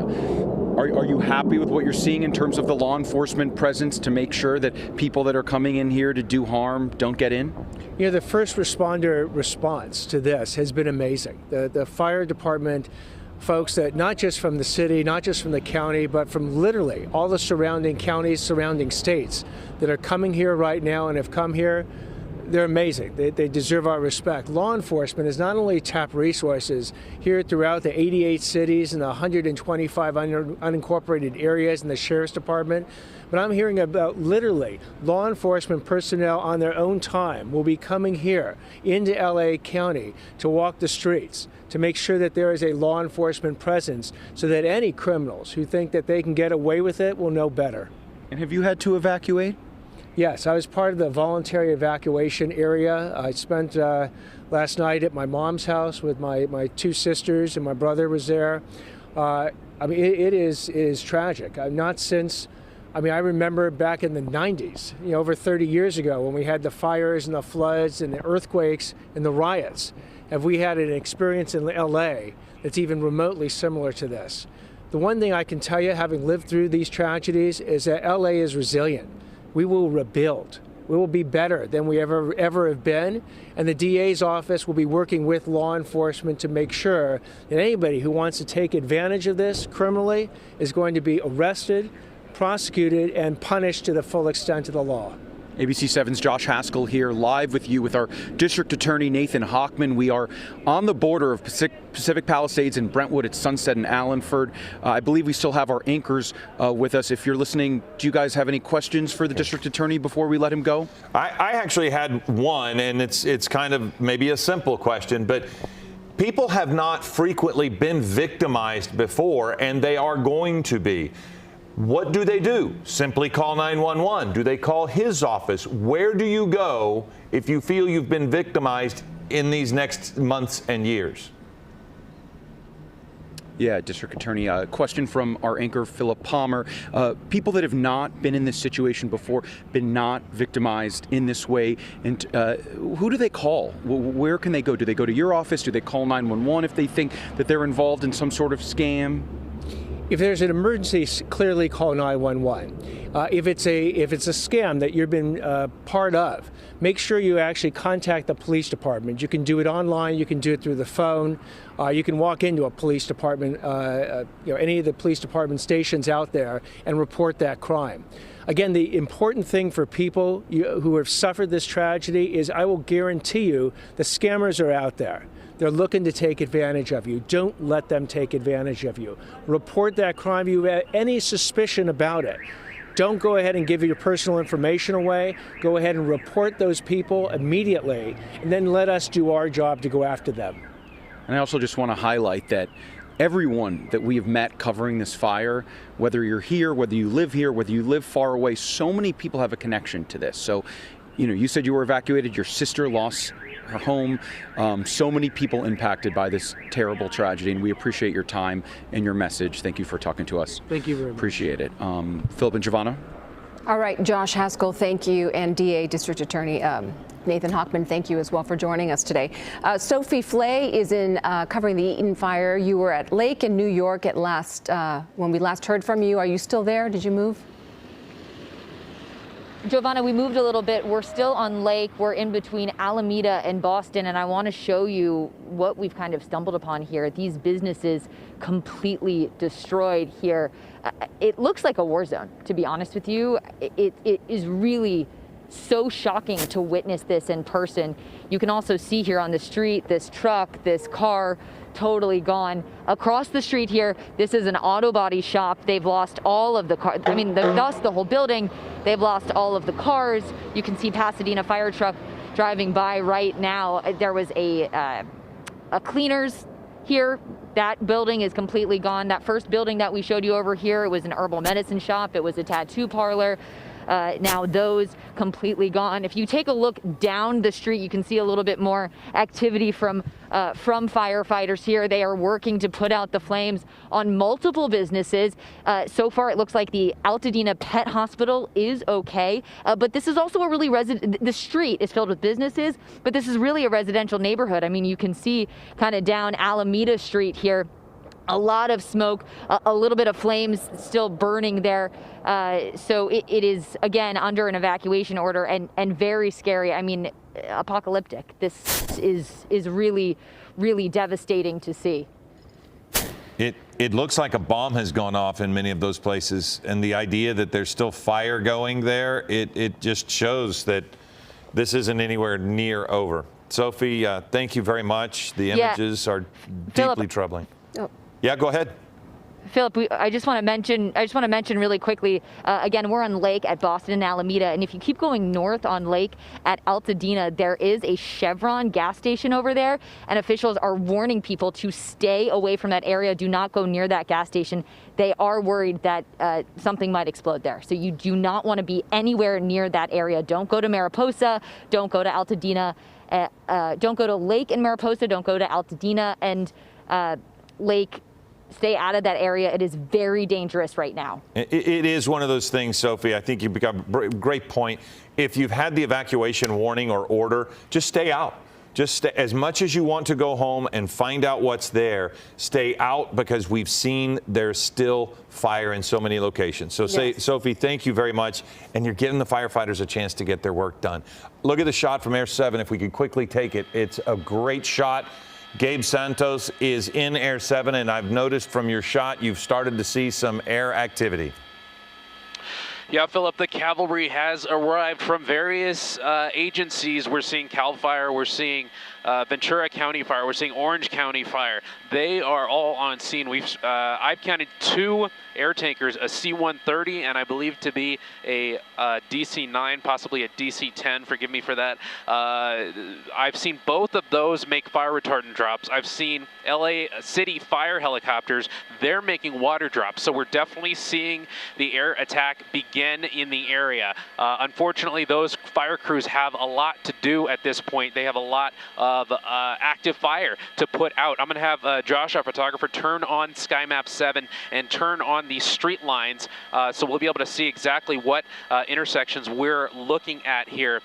So we have Michelin Lane, Palisades Drive. Homes on both sides of Palisade Drive, unfortunately, have been completely destroyed, and a couple of homes kind of in the center of Palisades Drive. As we turn on daytime view to kind of look through the smoke, a couple of homes in that area have been destroyed. And as we widen out the shot and pan to the right, you'll be able to see a couple other communities that are impacted, but not quite.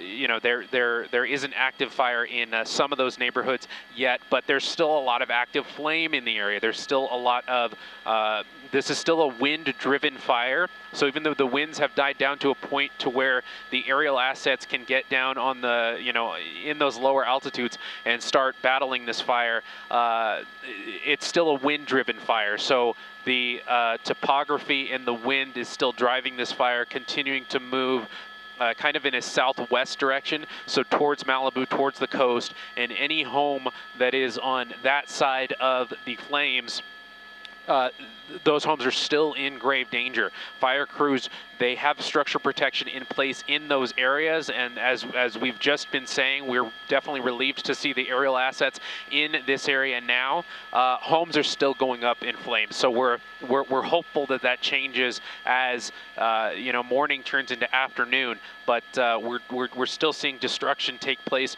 and we're still seeing entire neighborhoods really completely flattened by fire. Gabe Santos, thank you. A welcome sight to see those fixed-wing planes in the air now. And Ashley Mackey, we're going to talk to her now. She's still in the Palisades, and you're seeing a live firefight underway. Tell us about that. That's right. Obviously, we've been here for some hours here in this area, the Castle Lamar neighborhood. We're on Quadra Vecchio and Tremento Drive. And as you can see, this fire truck just pulled in. They have this house on fire, a lot of dark black smoke. We saw firefighters hop out one of the fire engines here and get a hose started and try to get some flames out on this property that's right here. That's what we talk about when we say the wind poses a threat. We had seen some light smoke earlier, some light gray smoke earlier, and then out of nowhere, again, this happens in an instant. We saw the fire trucks pull in. We saw a lot of the dark smoke. We can see some flames on this property here, and the wind is completely taking it over. If you're pointed up towards some of that black smoke, you can see that palm tree, and you can see the wind just taking over the palm tree, the smoke, and really making it difficult for firefighters here. Down here we have some flames by that Tesla car there.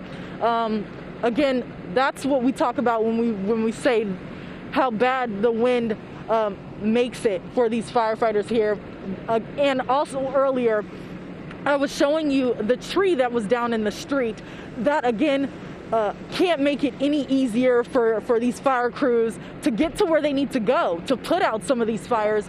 We saw them circle a couple of times and come back this way to get access to this fire. And you can see these flames growing, getting bigger. We're hearing some pops and cracks. And yeah, these firefighters working hard to try and get it out. This was one of the few homes in the area left standing. So many homes, so much devastation in this area. So many homes lost. Just next to it or across the street from it, the home is completely gone. And now fire crews are trying to work hard to save this person's home right here. We're gonna kind of move out the way, make sure that they have the space they need to do their jobs. But you can see here, fire crews working hard to get water. That was another thing that one resident was saying he noticed was a challenge for him. He was trying to save his home and his neighbor's home, and he was using buckets of water from his jacuzzi because he was saying the water pressure up here has just been so bad. But obviously, you can see them hustling, trying to do everything they can to make sure that they save what they can.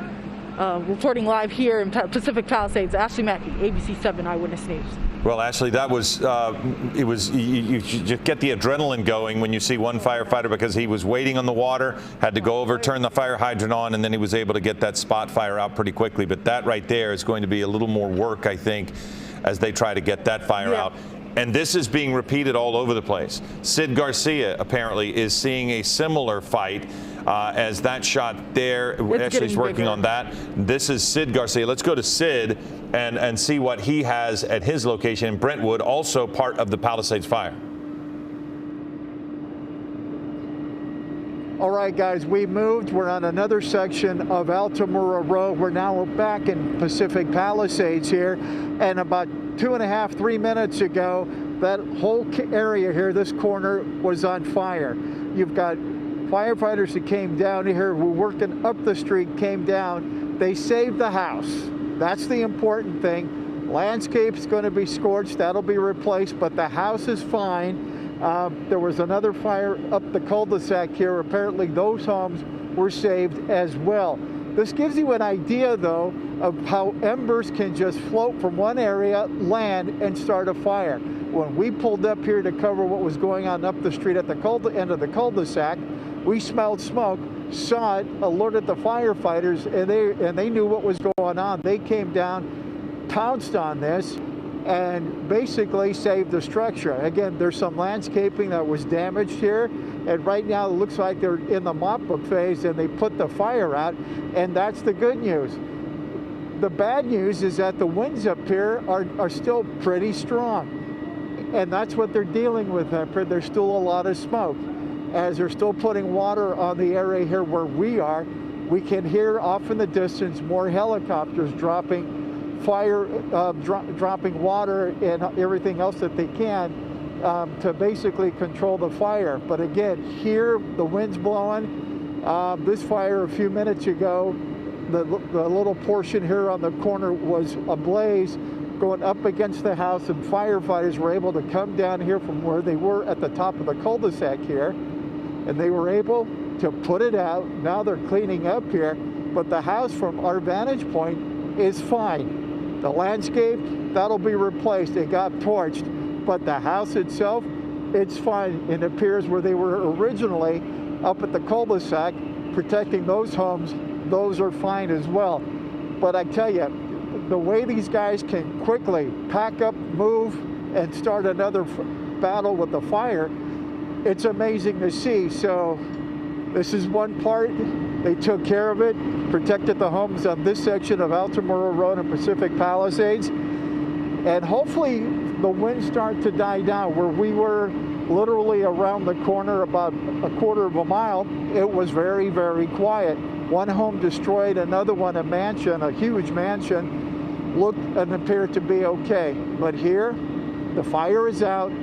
They're now walking around to make sure there are no more hot spots, but the homes are saved on this section of Altamura Road. Let's send it back to you. Sid, thank you. It is heartening to see firefighters out there. We heard so many people say we're not seeing the firefighters out here, and now we're seeing them, and access to water seems to be coming back. We know they had an issue with water resources overnight. So all good signs, but still the firefight is still very serious, and we're nowhere near out of trouble. Well, and then you look to the shot there on the left, and you see the result of what happened yesterday. And again, we've talked about tornadoes, we've talked about war zones, we've talked about the surface of the moon. It is just unreal, the amount of devastation that we have lost in the Palisades and in Eaton Canyon with the fire in Altadena. George Pinocchio is here with us as well. And George, the Palisades community has a very real connection to Hollywood. There are so many people. We saw James Woods yesterday who had to leave his homes, but this is affecting a lot of people. Well, it's affecting so many people in show business. The devastating fires, in a show of respect, I think, and for safety, Hollywood is basically shutting itself down right now. All the premieres scheduled for the week have been canceled. Universal Studios decided to close for the day.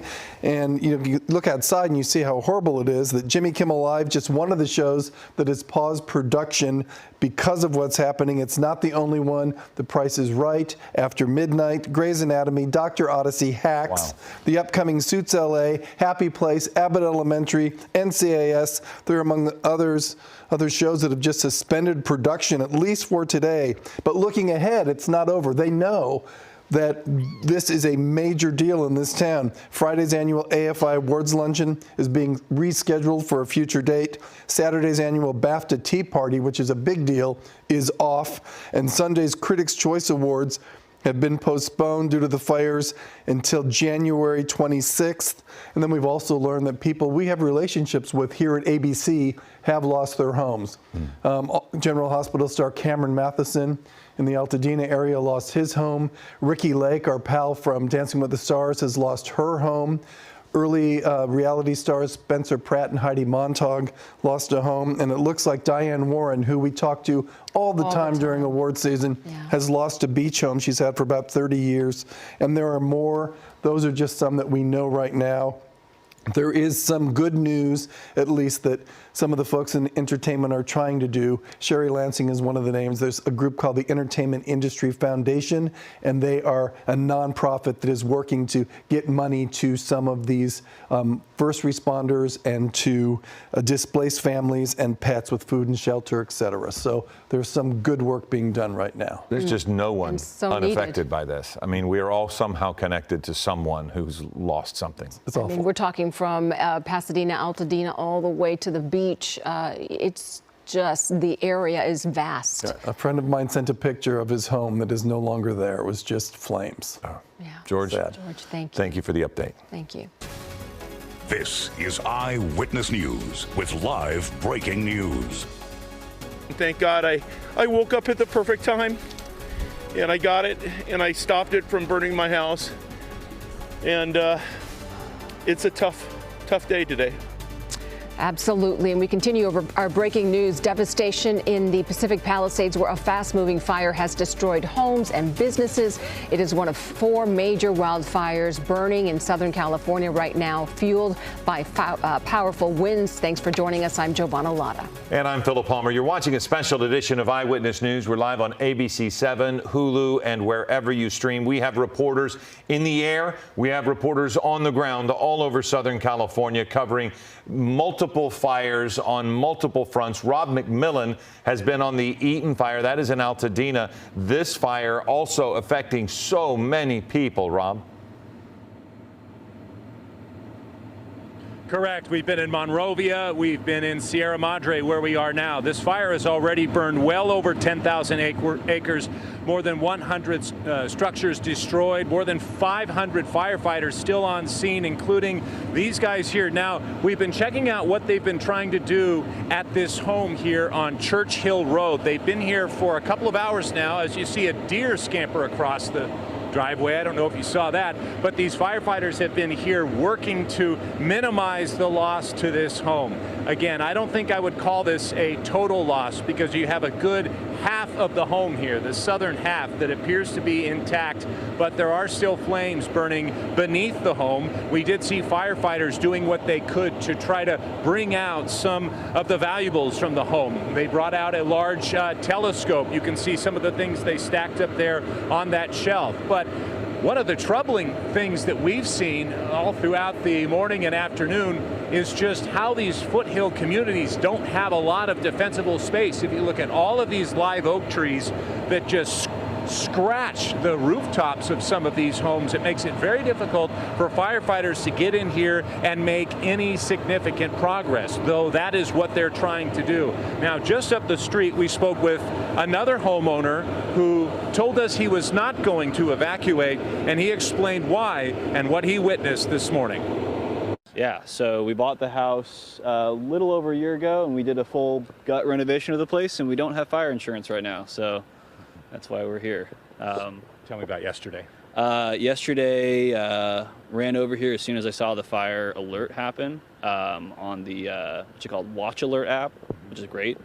Came up onto the roof. We got 2 different hoses and some sprinklers and stuff integrated up there. So just spent like the better part of 8 hours hosing down the yard until about 3 in the morning. What was the weather like last night? The weather was, we're kind of in like the lee here in the canyon of the wind, so it was surprisingly calm here, but you could see up on the ridge the wind was whipping over really, really fast, and it moved from, the fire came from Altadena to here, and it was over that ridge about 2 a.m.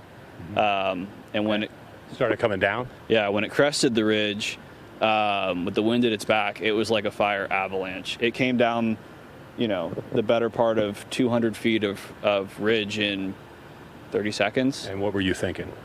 We need to leave.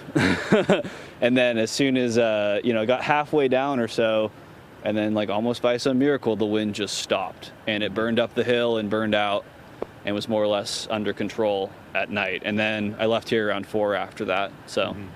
What kind of feeling do you get now here early afternoon?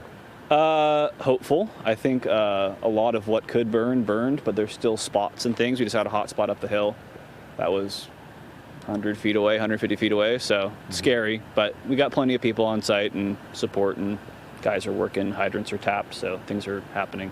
And staying here for now? Staying here for now. Yeah, I'm not leaving today, so probably not tonight either. We'll see.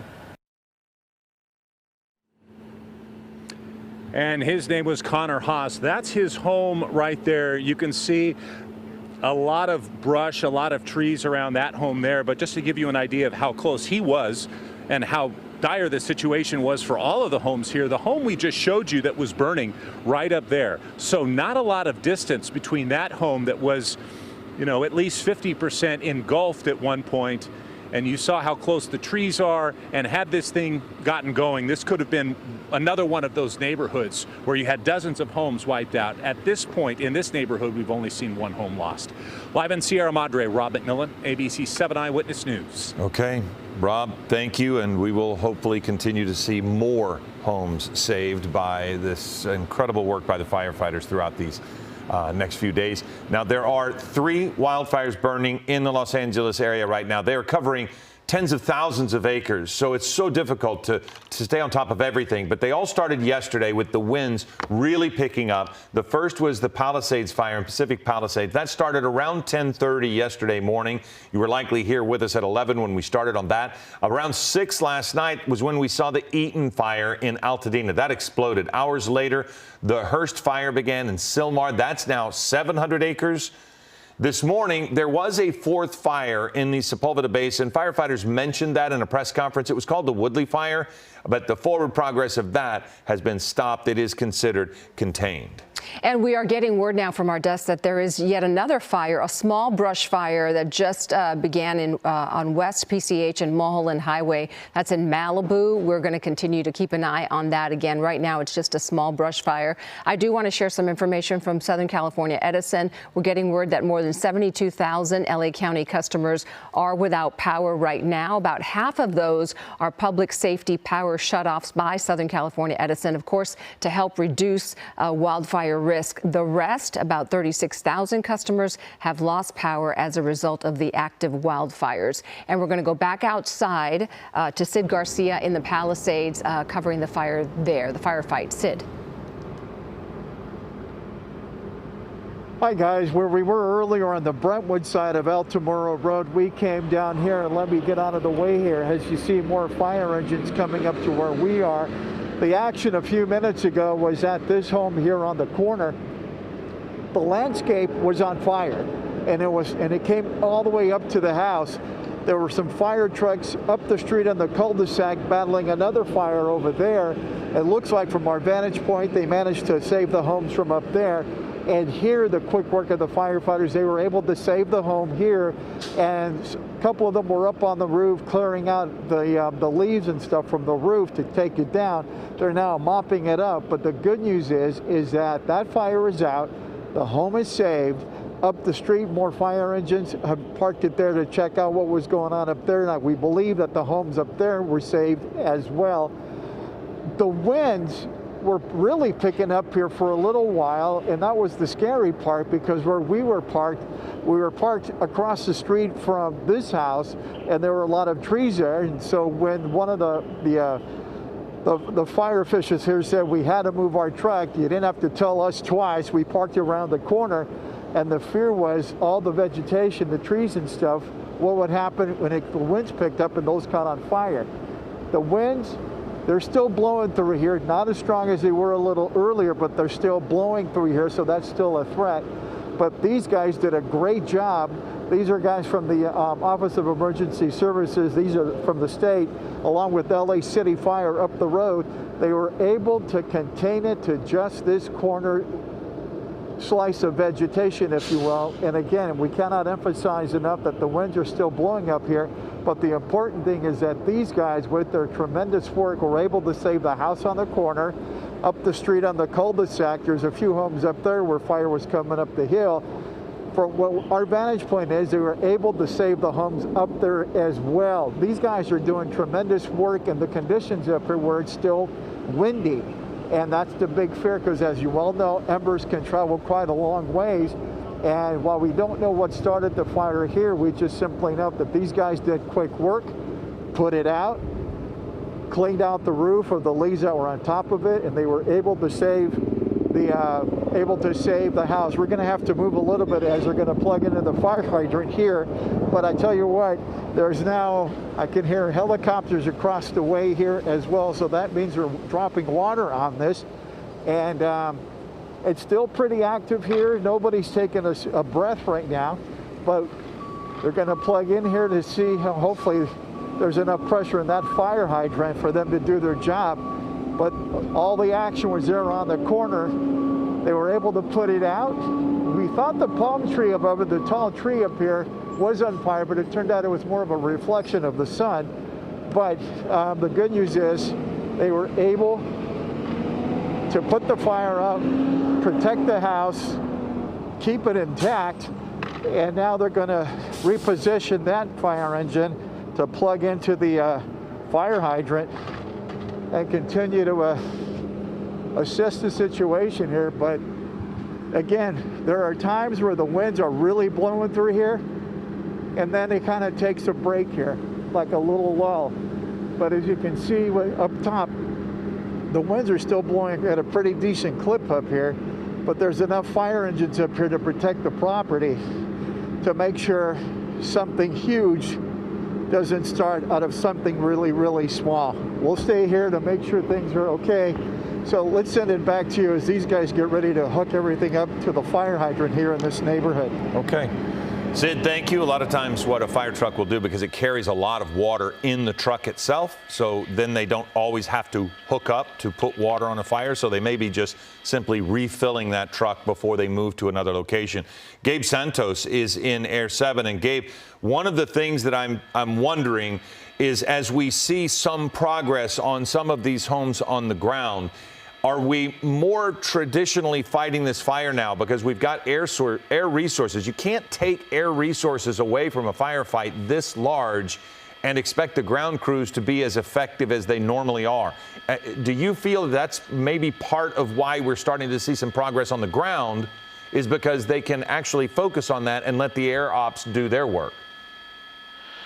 Yeah, it's really, as you said, Philip, it's a two-pronged offensive now. We're very lucky to have seen the aerial attack beginning. We've seen multiple air-dropping helicopters begin to make drops in the area. We've seen multiple fire retardant tankers start to make drops in the area, and they're really working to try and control what they can control. We've seen them focusing a lot of their effort on the eastern flank of the fire, Mandeville Canyon, Sullivan Canyon. The fire hasn't gotten quite there yet. It is in Rustic Canyon, but they're trying to prevent it from getting any further east, and the wind is really helping with that because it's not blowing the fire to the east. So fire crews are really trying to lay down the lines, put down a lot of fire retardant on that eastern side, so that that's one less thing they have to worry about. And then what it appears is going to happen next is they're going to try and cone in the western side of the fire, and after that, then will come the water-dropping helicopters on some of these hot spots that remain inside fire lines, because they really have to work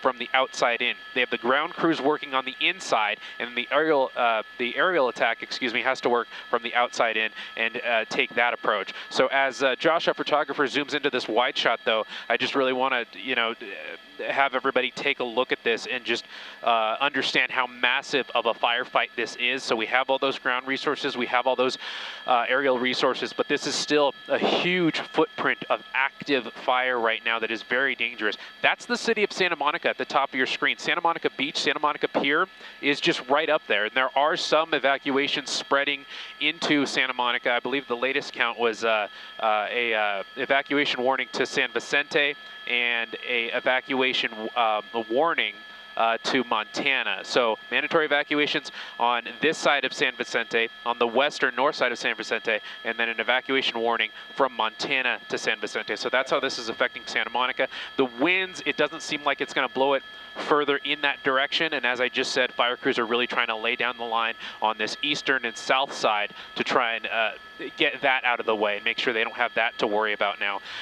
As we look at what we're shooting now, Josh is going to turn on Sky Map 7, and we're going to go back to those street names, and this is one of those neighborhoods that has been heavily damaged by these flames. So we see Sunset Boulevard, Galloway, Embury, Bashford. There is a lot of destruction in this particular neighborhood. So if your home is on one of these streets, I just have to say it does not look good. So we're going to try and get crews in that area specifically, so we can get eyes on the ground and get a better view on exactly what happened there. But that entire neighborhood looks to be a complete loss, and there's other parts of the Santa Monica Mountains that are being affected the same way. But in those other neighborhoods that are a little bit further west, going back to this neighborhood, though, you can just see how close those homes are together, and that appears to be why the fire kind of spread from home to home. But in those neighborhoods where the homes are a little bit further spread out, you see a little bit more spotty fire behavior where, every other home is likely to be saved, or, 2 homes go down and then another 2 homes don't. So that's kind of what we're seeing here. As I look out the helicopter window, I see more helicopter resources. It looks like an LA City fire coming up the 405 or south on the 405 down towards this firefight. So they're going to join the firefighting effort as well. I want to also point out something that we mentioned a little bit earlier in this hour. There is another fire that we're keeping an eye on that appears to be small at this point. I'm not sure if Josh, our photographer, is able to get a shot down that way right now. You might see the skids of the helicopter in the shot, and there it is. It's on the LA County, Ventura County line, Mulholland Highway and PCH. So it's quite a ways from this particular fire. But that is something that fire crews, especially Ventura County Fire, are sending a lot of resources to. There is a report of structures threatened there, but that's only burned 5 acres at this time. That's being called the Freddy Fire at PCH and Mulholland Highway. We're going to keep an eye on that one. But as you can see, that's relatively small compared to the big fire that fire crews are taking a look at now, the Palisades fire. As we're kind of doing laps up and down the north side of this fire, we're not quite allowed to traverse on the south side, on the beach side, but occasionally we'll be able to poke through the smoke and see PCH, and we see a lot of destruction. More homes are burned down than not right along PCH, and that's kind of something that we heard, and that's something that we knew. We've had crews on the ground along PCH, and that confirms what they were seeing there. And this is our first view that we're being able to see from the air of PCH. Now, looking from the firefight as a whole right now, it does appear that there's almost more smoke now than there was a little bit earlier. And I think the reason for that is because they're kind of letting the fire burn into these brush, more heavily areas with a lot of heavy brush, because they're focusing the efforts on structure protection and that sort of thing. So the areas with a lot of heavy brush, they might just let burn in these isolated canyons. So if you do see, a lot more smoke, that's probably the reason for that. But on the other hand, we do have those air tankers coming in, and that's where those air tankers will really focus their efforts in these like wide open areas where they can drop long lines of fire retardant and really put a line down around this fire. And then that's where the containment number comes from. We can really start getting that containment number up from 0 to 5% to 10%. When you hear these containment numbers, we're going to get to a point eventually a few days out from this fire where the containment may only be 20-30%, but the active flames will be put out.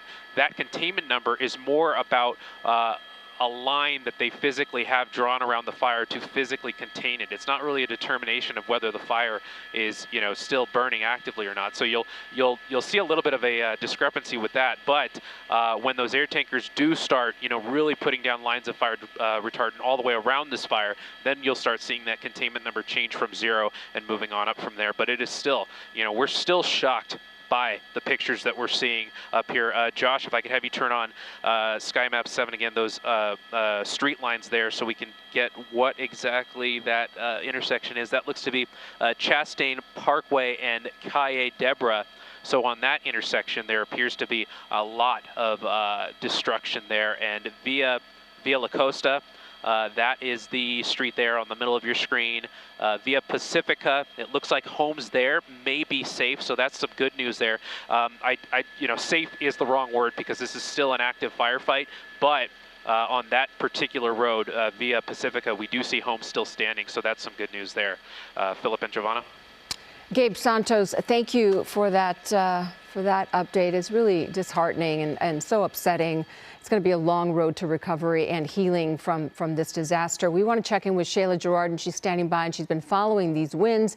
And you've been telling us, Shayla, that they would start to die down about 12 noon, and we did see some evidence of that, but they are still blowing. Yes, they are still blowing. And we talk about how an event like this is becoming almost historic, and it is, but not for the reasons you might think. Santa Ana winds are actually very common around this this time of year. We see the the strongest Santa Ana winds into December and even into January. Now, what's so unusual about this event is normally when we're dealing with Santa Anas, they are not nearly this powerful. They are colder, they are wetter. What's so unusual right now is, first of all, just how widespread this event is and how dry it is. We have seen almost no moisture this water year, and unfortunately, it's just such a terrible combination for these fires that are breaking out. I want to show you a live look. This is out toward the Eaton fire. You can see all that smoke. I mean, the visibility as soon as you start to move into Burbank, Glendale, Pasadena, just full of smoke. And look at these wind speeds right now, coming in 23 miles per hour. So the winds, they're moving in the right direction. It's just not quite what those fire crews need just yet. I want to show you this afternoon, though. This is looking ahead for the Eaton fire out toward Altadena. This is some relief. So you'll notice this afternoon, we're still talking about wind gusts in the teens, but a big improvement over what we've been seeing earlier. You notice they start to pick up a bit as we head into this evening, gusts in the 20-25 mile per hour range. I do expect we'll see more gusts in that range as we head into the later evening hours, even early tomorrow morning, but at least we start to see a little bit of relief. These fires dying down, or excuse me, these winds dying down by the hour. Now, the Eaton fire, that's just one of 3 fires right now. In fact, even more, some brush fires we're seeing popping up across Southern California. I want to show you some of the main ones, though. Palisades fire, still seeing winds around 20 miles per hour. Gusts in the area, unfortunately, still 40 miles per hour. It's those gusts. The sustained winds are starting to die down, but we keep seeing these gusts pop out. Up to the Hearst fire, winds 20 to 30 miles per hour, but gusts still in the 50 mile per hour range, a little bit better than what we saw earlier in the morning. And then as we move out to the Eaton fire, once again, winds 20 miles per hour, but gusts still 40 miles per hour. So you'll notice we are still seeing quite a bit of pink when it comes to this wind map, and that's those gusts 40 to 50 miles per hour. Now, this is better than what we were seeing earlier. We're talking mostly about gusts in the 25 to 40 mile per hour range. You'll notice, though, Santa Clarita still seeing gusts over 40 miles per hour.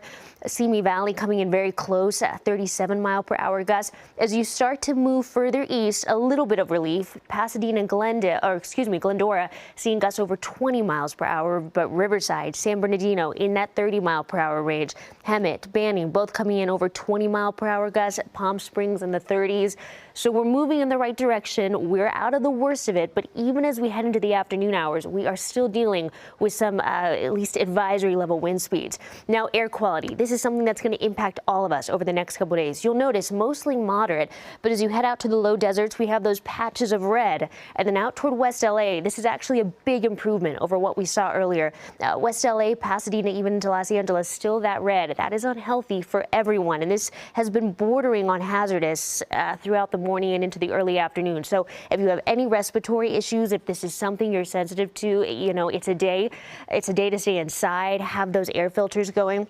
I want to show you as we head over into the afternoon hours, we're seeing a little bit of relief. You'll notice, though, we are still dealing with some strong wind gusts through this evening. So the high wind warnings, those are going to last until 6 p.m. tonight. Then overnight, we start to see those winds dying down. Still dealing with some advisory level wind speeds, not too bad. And then into Thursday, we see some breezy conditions returning. Now, it's not going to be nearly as windy as what we're seeing out there today, but still something for those fire crews to have to deal with. That is why we have this high wind warning we were talking about till 6 p.m. The strongest winds dying down this evening, but this red flag warning for all of us, this is going to be lasting through tomorrow. That's not uncommon with events like this, because even though the winds start to die down, we're still dealing with extremely low humidity across Southern California, dry conditions, all that dry vegetation, so that fire weather is going to stick around for a couple more days. I want to show you this here. So Wednesday, Thursday, we still have those red flag warnings in place. We had a cool down yesterday. Temperatures were a lot cooler. There was some low pressure in the mix that brought in cooler air. That has moved out. All of that offshore flow, we're feeling it now, and temperatures are staying in the 70s. Wednesday, Thursday, Friday. And now I do want to show you this. We are talking about some more Santa Ana winds, not one, but 2 events. And this is not to alarm anyone. These are not going to be nearly as strong as what we dealt with over the past day. But Sunday and then into next Tuesday, we're talking about light to moderate events. So the hope hope for these fire crews is they can really start to get these fires under control before we start to feel some of those winds pick up again by late weekend. Valleys, Inland Empire, low 70s today, making it to the mid 70s tomorrow. Friday, upper 70s for you, not quite making it to the 80s, and then a cool down coming into this weekend.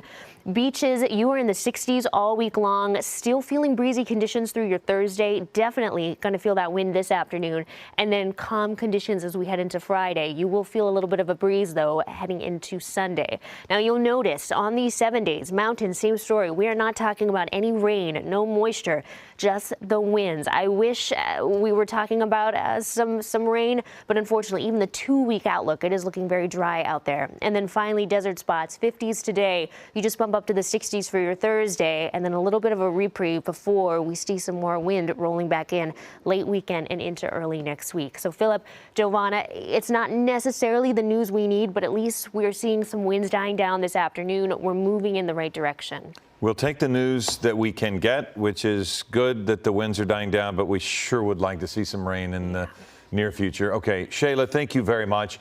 Now, we have some breaking news that we have just learned. The acreage for the Palisades fire has jumped to over 15,000 acres, so 15,800 acres, and there is no containment right now. They don't have a specific number of structures damaged, but according to fire officials, based on the footprint of the burn area, it's at least about 1,000. We've seen from Gabe Santos's images entire streets that are gone. In many cases, some communities, there are more houses gone than still standing. But this map that we're looking at is the current areas that are under evacuation orders and warnings. Topanga Canyon, Tuna Canyon, they're going to be the ones in the red there. So those areas are under the mandatory evacuation orders. You also heard Gabe Santos talking about parts of Santa Monica. They are under a warning. They will be in the yellow there, also, as well as Calabasas. So this fire is far from over. You can see the damage there. So the red is the order to evacuate. The yellow are the warning areas, and this is for the Palisades fire. And now we want to show you the evacuation zone for the Eaton fire. This is the other big fire that we're following with a lot of damage. Some 10,600 acres burned in this area. This is affecting the Altadena, Pasadena, and Sierra Madre areas. There are mandatory evacuation orders and have been in place for those 3 areas, Altadena, Pasadena, Sierra Madre. There are evacuation warnings for surrounding areas. So if you are in those surrounding areas in the yellow there, it is wise to gather your things, prepare your family, your pets, whatever you need to do, your medications, be ready to go in case mandatory evacuation order is given. And as the Eaton fire continues to burn throughout Altadena, Pasadena, there are emergency centers set up for those impacted in that area. El Camino Real Charter High School on Valley Circle Boulevard in Woodland Hills. You can go there. The Pasadena Convention Center on East Green Street across from Paseo, and the Westwood Recreation Center on South Sepulveda Boulevard has been open since yesterday. And one thing to think about with the map you just showed is that we talked with Mark Biscoff of Caltrans, and the 210 westbound through that section that you saw there is closed. So if you're needing to commute, the eastbound side was open, but you got to imagine that traffic through there is going to be horrible. So you might want to steer clear of the 210 freeway. If you're having to commute, find a different way, maybe drop down and use the 10 freeway. And I just want to add that there's also a mandatory evacuation order in the La Cañada Flint Ridge area as well. Yeah, so many areas and so much population in those spaces, and we feel for all of you. Many of us here at ABC7 also affected by this. And real quick to add on, Glendale Water and Power, you had mentioned some of the areas of Southern California, Edison. Glendale Water and Power, they're starting to get power back on in the Glendale area, because remember, we're still dealing with a wind event that has caused power outages due to simply down trees, down power lines, things like that. Sid Garcia is still live in the field covering this fire. We're from above as well, but Sid is telling the story from Brentwood with the Palisades fire. Good news here. All the action several minutes ago was there on the corner to the left of the fire engine you see here. The landscape was on fire and the flames were shooting above the roofline of the home. The good news is firefighters who were up the street on the cul-de-sacs here at Altamora Drive we're protecting homes up there. They were able to come down here quickly, get everything they needed off the truck, and put the fire out here. The good news is that they were able to protect the house. It's still in one piece. Firefighters then went on the roof and basically swept off all the dead leaves that were on top of there. The good news is, the other good news here is that the winds have died down considerably for now. 10 minutes ago, different story. It was still pretty windy up here, but there was also, we saw firefighters hooking up their trucks to a fire hydrant here, and there was concern about it. They were just simply filling up their water tanks here in case they have to move from this spot. You've got fire engines from the state, the Office of Emergency Services. You've got LA City Fire up here as well. I believe this is North County, San Diego, from San Diego as well. Now the breeze is starting to pick up, but the good news is that the homes that were threatened up the street here at the cul-de-sac, that appears to be under control, and the homes are fine. Down at the end of the street here, where things were pretty exciting several minutes ago, it's calmed down. The fire is out. Firefighters were able to clear out the dead leaves from the top of the roof. Now it sounds like they're just trying to strategize whether they stay here or move somewhere else. Sometimes you just have to wait to see and react to whatever hotspot goes up. Off in the distance, guys, we can still hear the helicopters dropping water straight over the cul-de-sac on that direction as well. Earlier today, where we were at the end of Altamura Road, a plane dropped Fosstrack, which landed, part of it landed on our truck as well as us. But the good news is that they were able to get a line going on. And the siren you hear in the back up there, that's another helicopter that's about to drop water in the neighborhood, and that's what you hear right before they drop the water. So again, the aerial assault on the fire continues up here. The conditions are great for them to go up there to safely do this. But right here, it's still smoky. The wind, again, is starting to pick up a little bit, but it wasn't as strong, guys, as it was earlier this morning, a few hours ago. But still, you've got a lot of expensive homes here that are still threatened. But the good news is that the hot spot at the corner here at Altamura Road and here at the cul-de-sac, they got that, and they're able to save this particular neighborhood, protect the homes and save them. And right now, the winds are starting to pick up again. But the good news is that you can hear the helicopters off in the distance dropping a load of water and then coming in one right after the other to take care of business up here. Let's send it back to you. All right, Sid Garcia, thank you. That is good news that we can hold on to. And switching gears here a little bit, a lot of students stayed home today. Many schools closed. We can tell you that Glendale Unified announced today that they will be closed through January 10th. And we also have Superintendent Carvalho speaking on LAUSD closures. Let's listen in. We make decisions regarding closure of schools in a very methodical and science-driven manner. So after a great deal of consultation overnight with experts looking at the data and considering the fact that air quality conditions deteriorated significantly overnight, we have made the decision to shut down a number of schools, particularly in the eastern part of our school system. I will define what those boundaries are. School communities, beginning with leadership, workforce, and families have been informed about these areas. And as of now, those schools within the boundaries of the area that I will define are closed. This accounts for about 10% of our total schools in our district, about 100 schools out of 1,000 schools.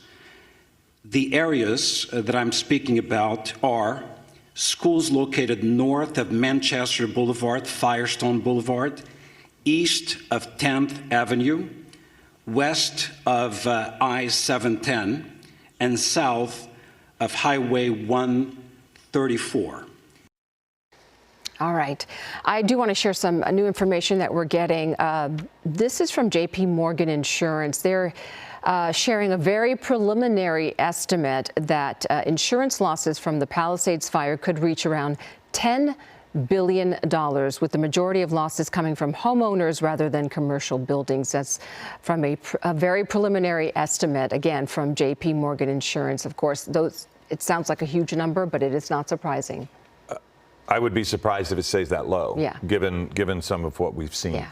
Ashley Mackey is in the Palisades fire, and she is a perfect example of, these numbers that you're talking about are just almost insignificant right now, because it's one person's home and a neighbor's home, Ashley. It's just on and on. Philip, Giovanna, you're absolutely correct. It's just on and on. And I really want to take a moment to point out this wind. Like, we keep getting these big gusts of wind, and earlier that's what sparked a huge fire over there just behind me. I was on it earlier. We saw firefighters hop out the fire engine and get some water hoses going and getting water on the flames that were engulfing that separated garage over there. Thankfully, they were able to save that home, but this area was completely engulfed in black smoke. We had to move our ABC7 truck. Unfortunately, so many other homes were not as lucky. This neighborhood, we spoke to one resident who's been here for 65 plus years. He says about 40 to 50 homes already lost in this neighborhood alone. I'm going to pan over here. You can see we're standing right in front of one structure that has just been completely destroyed. It overlooks the ocean here, and right now you can see there's a little bit more visibility. We're able to see the water, but still just a lot of challenges that firefighters are faced up here. Just a little while ago, we spoke to another resident just a couple homes down. We were watching him throw stuff into the car. He thought that he could maybe try and wait it out. He thought that he could use some of the fire hoses to actually get some water on his home to help better protect it. But he was also telling me, and it's been a common theme, the water pressure up here is just not great at all. And actually another firefighter, he said the same thing. That is another challenge that fire crews are facing up here. Poor water pressure, not great visibility, and of course these winds are still constantly going, and with major gusts. We saw some trees that had caught fire, some palm trees. Thankfully, crews were able to get those out, and they're really just working with what they have. But again, they're up against some major challenges. Have you really been able to kind of grasp everything that's going on? Well, number one, cell phone service is out in a lot of positions up here. We're in a kind of a dead zone on Tranquilla Road. But so I get into the car and I make my moves around the neighborhood to see exactly what I can do. And ultimately, I haven't really communicated. My phone has blown up. I'm well. I'm not happy. It's tough. And that was Randy Stoklos. He's been living up here for 65 plus years. He says he was born here. He loves this community. He was actually able to save his home and a few of his neighbors' home. Again, everybody wasn't able to be as lucky, but we've seen him since driving back and forth. He's trying to update his neighbors and update his community. He's really putting his community on his shoulders because he loves this neighborhood, this community so much. He calls it paradise. And unfortunately, so many people will come home to scenes like this where there's just nothing left. I'll send it back to you guys. Reporting live here in Pacific Palisades, Ashley Mackey, ABC7 Eyewitness News. Yeah, you can't say it enough, Ashley. It is simply devastating to see all that. Thank you. Absolutely. We want to check in with Rob McMillan. He is at the Eaton Fire in Sierra Madre. What can you tell us? What's happening there? We see firefighters behind you.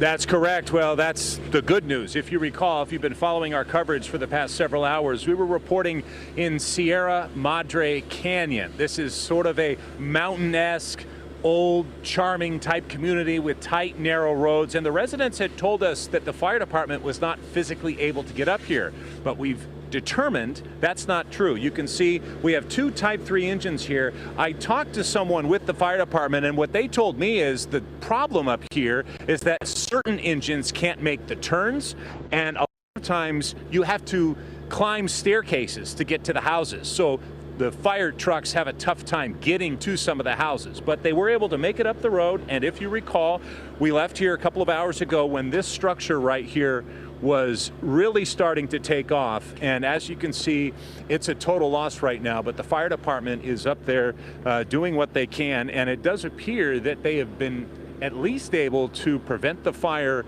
from hitting any of the surrounding structures. It looks like there's one to the north right there that might have some damage to the south end of it, but really fortunate. You know, Philip, you were talking about how just given the trees here, I mean, some of these old oak trees and other trees, pine trees, sycamore trees, etc., that fire, if it really got going and if the winds picked up, this could have been an inferno. But the fire department has been able to keep this blaze to damaging this home, at least on this street. Now, the one thing I should also point out, about half an hour ago, a number of homes to the right were saved when water dropping helicopters were coming over the ridge and making drops up there. We spoke with one resident here, her name is Andrea, about what she saw just a couple of hours ago. The whole house went up in smoke with a loud sound, but luckily we did have some extra backup here that put it out pretty quickly right after you left, I believe. So they got it under control pretty fast. Thank God. They're awesome. Yeah. So I'm joined now by John. He's the guy who lives in that home right next door to the one that caught fire. Tell me about what happened a couple hours ago. Well, the fires were out of control and the winds were just blowing them like crazy last night. It was moving so fast. We all had to evacuate and get out of here. But I just want to say that these guys right here are my heroes. They came up here, and this is not the first time they've come up here. And when everybody's running away from the fire, these guys run right towards it. They save my house, and they save a lot of people's houses and do a lot of great things. So I can't thank these guys enough. It looks like you just have a little bit of damage, but you still have a place to sleep tonight. I do. And they were actually telling me, sorry about the damage to your house, and I just gave them a big hug. And you guys kidding me? You saved me. You saved my house. We built this house. It's everything to us, so I can't thank them enough. What's your last name, John? Holden. Yeah. Thank you so much. Thank you so much, guys. Appreciate it. Be safe. Okay. Thank you. So again, that house that we were just talking about, you know, he just walked right up to us. You can see he's still in his slippers, what looks like his pajamas. But again, his house is that one, the brown house up on the rocks right there. Again, some damage to the south side of it, but you know, we talk so much about all the devastation and, you know, more than 1,000, what is it now, 1,500 buildings, I think, across Southern California of some shape or kind lost. But a lot of people still have places to sleep tonight thanks to the hard work by these firefighters that you see right there. Live in Sierra Madre, Rob McMillan, ABC 7 Eyewitness News. And thanks to the preparation, Rob, because many of those firefighters probably knew about that area, having looked at it before, and they knew what trucks they could use to get up in there. So I'm glad they were able to get there. Rob McMillan, thank you very much. The picture-in-picture that you see there, the bottom corner of our screen is Gabe Santos in Air 7. And not sure if you were able to watch it while Rob was talking to John there, but Gabe, it was just devastating. What an irony. You're hearing one man talk about the fact that the firefighters were able to save the home, and then while the other picture we saw, no amount of work could have saved that home. It just burned right before our eyes. Yeah, we've been watching that that home. If we tilt back to it, we've been watching that one for a couple minutes now, and it has, you know, seemingly gone from a little bit of flame to fully engulfed. It looks like there's part of that home that, you know, hasn't burned yet, but I don't see any fire crews in this exact area, which is unfortunate because maybe there is something left to be saved there. I'm going to ask Josh to turn on the street names again, and we're looking at Pompano Street, and if we zoom in and pan a little to the right, the cross there is Monte Viento Street. So it's a home on Pompano Street just up from Monte Viento Street. And that home, as it now it begins to be a little bit shrouded by smoke there as we turn on our satellite view there, now appears to be going up fully in flames. And that is kind of what we're continuing to see here. Fire crews are making a valiant effort and continuing to fight this as hard as they can with crews on the ground, and now aerial assets, fire helicopters, you know, air tankers. We're seeing air tankers from CAL FIRE in various jurisdictions and fire helicopters from LA County Fire, LA City Fire. I see another tanker coming in from the San Fernando Valley, so very shortly here we're going to see it hopefully make another fire retardant drop on this the main flank of the fire here.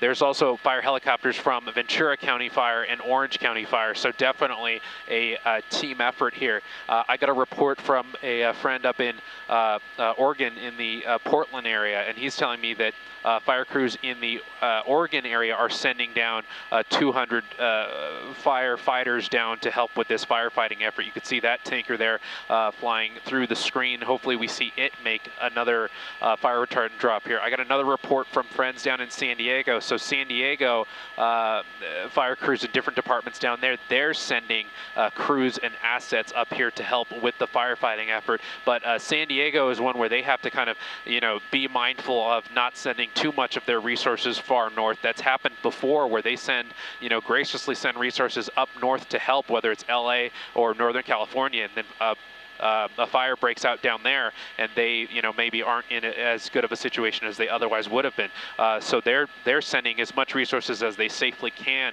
to come help in the firefighting effort up here. We are seeing a lot of smoke, a lot of dark smoke, and a lot of that I think is coming from the brush that is on the north side of this fire that's continuing to burn.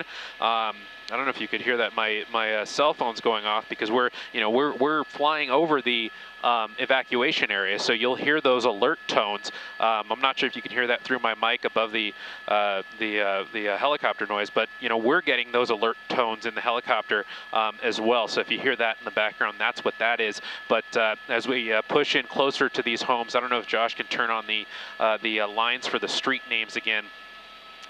These are neighborhoods where some homes are standing for now. Other homes we're seeing go up completely in flames. Michael Lane, a lot of homes to the north and the south of Palisades Drive, and other homes in that area there. We're seeing homes continue to be fully engulfed in flames. And I don't know if that's something where when the fire was most intense overnight, those embers got up under the roof and they just kind of smoldered, and just now we're seeing them kind of catch on to the entire home.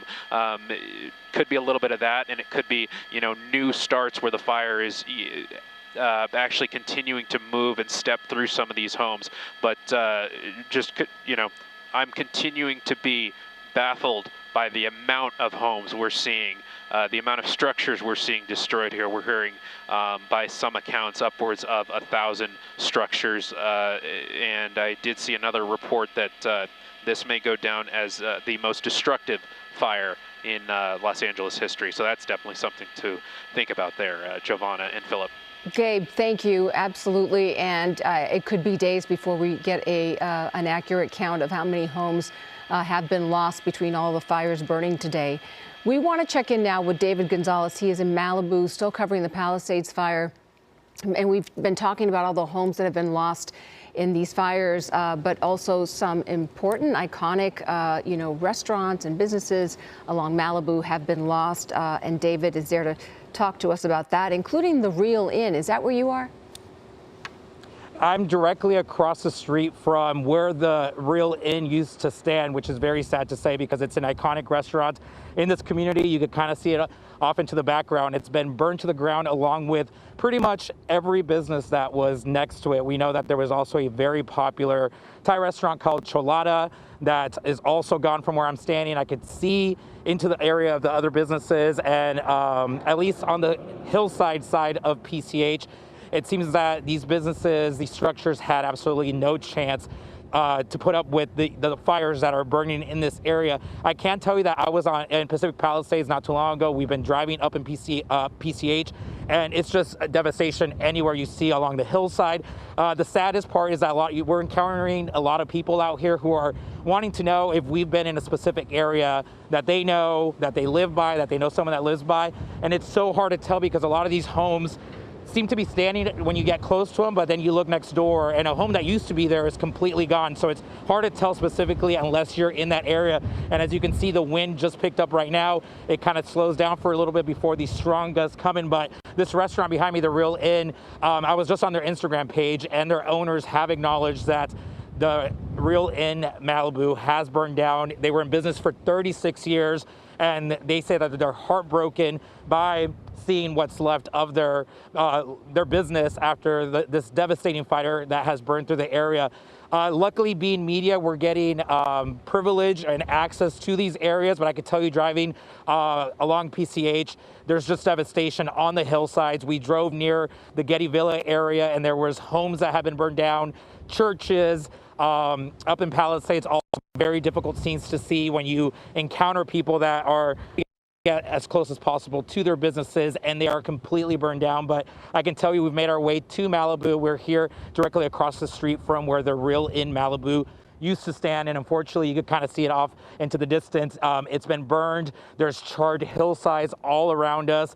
I can tell you that on the other side of PCH, it appears the fire did make it all the way to the ocean, which is also very interesting, fascinating to see, because it just shows the fury of this fire when it was burning in this area. My photographer Lawrence behind the camera, he was here yesterday standing, and he said it was an absolute firestorm and that it was terrifying to be here at times because just how fast the wind shifted. Right now we do feel safe. We do see some embers, some hot spots in the area, but I can tell you that right now that I think the saddest part is just the people wanting answers, and we can't give them direct answers as to if their home's okay.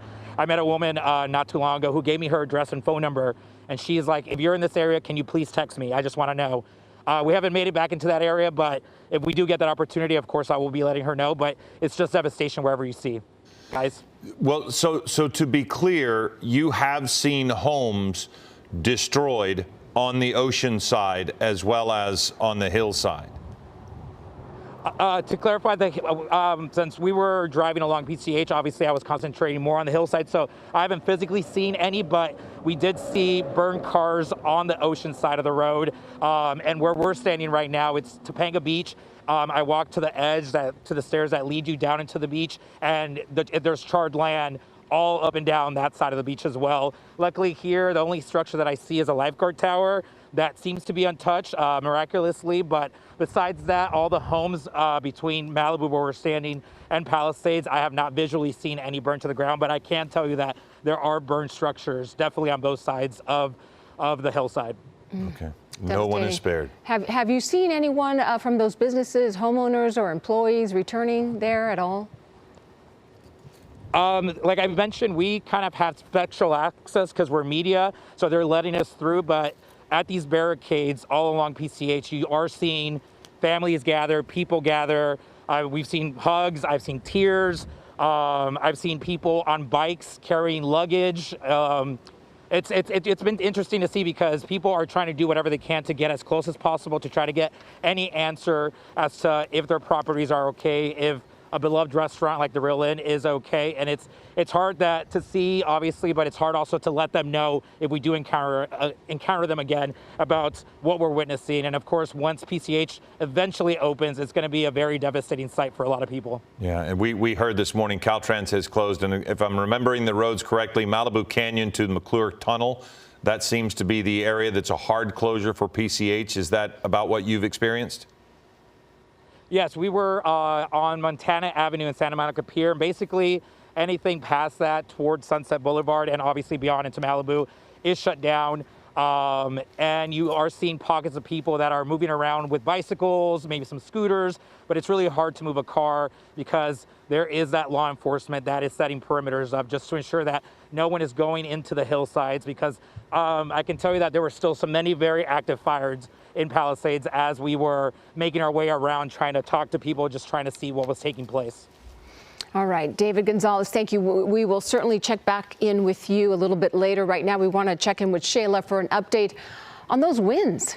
Yes, we're still seeing some strong winds across Southern California, moving in the right direction. They are starting to ease up a little bit, but I want to show you this. I pulled some of the wind gusts that we have seen over the past 24 hours. This is not all of them. This is not the strongest winds. This is just a sample. And what's so unusual about this is these wind gusts you see right here, these are not all high elevations. Some of them are. Saddle Peak seeing a gust close to 100 miles per hour, but look at this. Burbank Airport over the past 24 hours saw a gust close to 85 miles per hour. Van Nuys Airport, 70 mile per hour, very close. Camarillo Airport coming just shy of 60 miles per hour. Simi Valley even seeing a gust close to 80 miles per hour. So this is what those fire crews have been dealing with in these overnight hours in the past 24 hours. Now, it is getting a little bit better. I want to show you, this is a live look looking out toward the Eaton fire. You can see just all of that smoke. So as soon as you drive into Burbank, Glendale, Pasadena, Altadena, you are going to notice just the amount of smoke, the air quality as well. And wind speeds in the area still coming in 24 miles per hour. So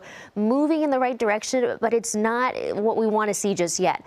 Palisades fire. So we looked at the Eaton fire. That's just one of several burning across Southern California. Palisades fire still seeing winds around 20 miles per hour, gusts coming in close to 40 miles per hour this afternoon. As we move up, you'll notice the Hearst fire a little bit better, some improvement over what we saw earlier, 20 to 30 miles per hour. Those gusts of 50 miles per hour, those are for higher elevation, so we have seen some improvement for that as well. And as we move out to the Eaton fire, once again, talking about those winds, 20 miles per hour. I mean, you saw it in the Burbank sky camera just a moment ago. Those wind speeds, 20 miles per hour, and those gusts coming in closer to 40. So we are still seeing quite a bit of pink, of magenta on this map when we're talking about those wind gusts. Now, this is better than what we saw out there overnight or even early this morning, but still seeing these wind gusts close to 30, 35 miles per hour. Look at Santa Clarita coming in 45 miles per hour. As we move out toward Malibu and the Palisades, Malibu Hills still noticing wind gusts close to 40 miles per hour. Palisades a little bit better, 22 mile per hour gusts. LA and Long Beach not seeing as much, but as we start to move farther south, Riverside, San Bernardino gusts in the 30 mile per hour range, 20 miles for both Banning and Hemet, and then Palm Springs, our low deserts, also still seeing those breezy conditions, 30 miles per hour. So we're moving in the right direction, but when you partner those windy conditions with this relative humidity, I mean, that is what is fueling these flames and why these fires were just able to explode so quickly. You'll notice most of Southern California is talking about relative humidity levels in the teens. That is just something you don't want to see. Santa Monica right now, 1%. Van Nuys also in the single digits. Santa Clarita and Burbank coming in very close at 11%. That is such a dangerous, such an explosive combination when it comes to these fires. But I want to show you some good news, what's on the way. So this is a look from LAX. We're looking out at the Palisades fire. A lot of cloud cover in the mix. Smoke in the mix. We are still talking about some really breezy conditions. I mean, not total relief in sight, but look, it's a downward trend. We are talking about wind gusts 20 miles per hour, slowly making their way into the teens, picking up a little bit as we get into the overnight hours. I do suspect we're going to see wind gusts overnight more consistently in that 20, maybe even more, but 20 mile per hour range, and into the early morning hours as well until we see relief once again. But those watches, those warnings, those are set to expire at 6 o'clock tonight. So looking ahead to your Wednesday afternoon, still seeing those wind gusts, especially for our higher elevations. By tonight, so this is after that high wind warning expires, we have some relief. Many areas starting to see those lighter winds, so this is when those fire crews can really come in, make some progress on those fires. Then by tomorrow, we start to see those wind speeds pick up again. So you'll notice your Thursday afternoon still seeing some of those colors on the wind maps. Now, this is not nearly what we're dealing with today. That's why those high wind warnings are going to expire. But this, the red flag warning, will linger through tomorrow. And that is not unusual for situations like this. Even though the winds are going to die down, remember, we're still dealing with really low relative humidity, all that dry vegetation. We've seen almost no moisture this water year, so that's why fire conditions are still going to be a concern through the end of the week. By Friday, we'll see a little bit of relief. Now, I do want to point out, as we head into the weekend, We are keeping a close eye on 2 more Santa Ana wind events. Now, this is not to alarm anyone. These are not going to be nearly as strong as what we've been dealing with over the past 24 hours. This past 24 hours has been historic. For us, as we head into Sunday and the next Tuesday, we're talking about light to moderate Santa Ana wind events. But still, it's going to be crucial that fire crews can get a hold of these fires in the next couple days as these winds start to die down. So LA Orange County, you'll notice red flag warnings lingering through Thursday. We get a break as we head into Friday and Saturday, temperatures dipping as well. Then by Sunday, starting to warm up once again, just a tad, and then those breezy conditions return. Also notice, we had quite the cool down yesterday. We had some cold air with that low pressure system, but all of that offshore flow, that is changing the picture. We're feeling it now. The temperatures are starting to warm up. So valleys, Inland Empire, 70s through Friday. Then the cool down comes as you head into your Saturday and Sunday. And Sunday right now is looking like we could see that next round of winds. Light, but something for fire crews especially to keep in mind. Beaches, you're in the 60s along the coast. Red flag warnings lingering until tomorrow. You will still feel that breeze through your Thursday. Mountain spots, it is going to be windy, especially today. Upper 40s, mountain passes really feeling those gusts. It will be a little more mild as we head into your Friday. And then finally our desert spots still holding on to those red flag warnings. Giovanna, Philip, I wish I could say that we were talking about some rain in the next week, some moisture, but unfortunately that is just not the case yet. It is still warm and dry. And it's probably going to stay that way, as you said, for some time. Shayla, thank you very much. As Shayla's forecast was ongoing, we were watching this fire from Air 7 and Gabe Santos, and it's just not done yet. We're just not finished. We are going to go now to Ashley Mackey. This fire acreage is over 15,800 with no containment, but we're starting to see the individual circumstances here, Ashley, and you're right in the middle of such great loss. Absolutely, such great loss here. So many homes completely destroyed by this fire. But one thing that's really stood out to me is the pride of this community. I'm on Tremonto Drive in Quadra Vecchio. It's in the Castle Lamar neighborhood. And we've seen neighbors really looking out for each other. I want to bring in one of those residents right here, Nick Bertram. He's a senior at Palisades High School. He stopped to offer us some water, and he was going around offering some of the other first responders some water. Nick, what brings you out here? Yeah, I mean, I've lived here my whole life. I'm just trying to, I have nothing else to do. I'm just trying to support, bring whatever I can. I feel like everybody's trying to play a part, do their part in here. We saw some neighbors putting out little spot fires around the neighborhood, trying to save their homes, trying to save other people's homes. And you're actually starting a support group, or right? Yeah, Pacific Palisades Fire Recovery. You can follow us on Instagram. We're gonna start with T-shirts to make up money, and then once everyone starts to recover, we're thinking of like pressure washing, just making everything look back to normal and organized. And right now, you mentioned that your mom's house is just up the road here. Your dad's house is also in Pacific Palisades, but unfortunately, that home was lost. What have you been seeing driving around here? It's almost like apocalyptic. It's insane. Like you look left and there's nothing, and then you look right and it's perfectly fine. It's really weird. But I went back past Methodist preschool, and I've never seen anything like that. It was engulfed in flames. It was almost scary. I felt like dangerous driving by it. Yeah. Do you feel, I know so many people feel helpless, but you're doing your part, trying to support the firefighters, the first responders in any way you can. What keeps you out here doing that? Well, I know none of my friends and family are hurt. That's all that really matters to me. My wrestling team's good. I want to practice with them as soon as possible. My friends are healthy and my family's healthy. That's all that really matters to me. Yeah. And you also were able to go by your school, right? Tell me what that looked like. Luckily, the field was perfectly fine, the turf. But once you get towards the back of the school by the baseball field, it's almost all ruined. All the back bungalows are engulfed in flames.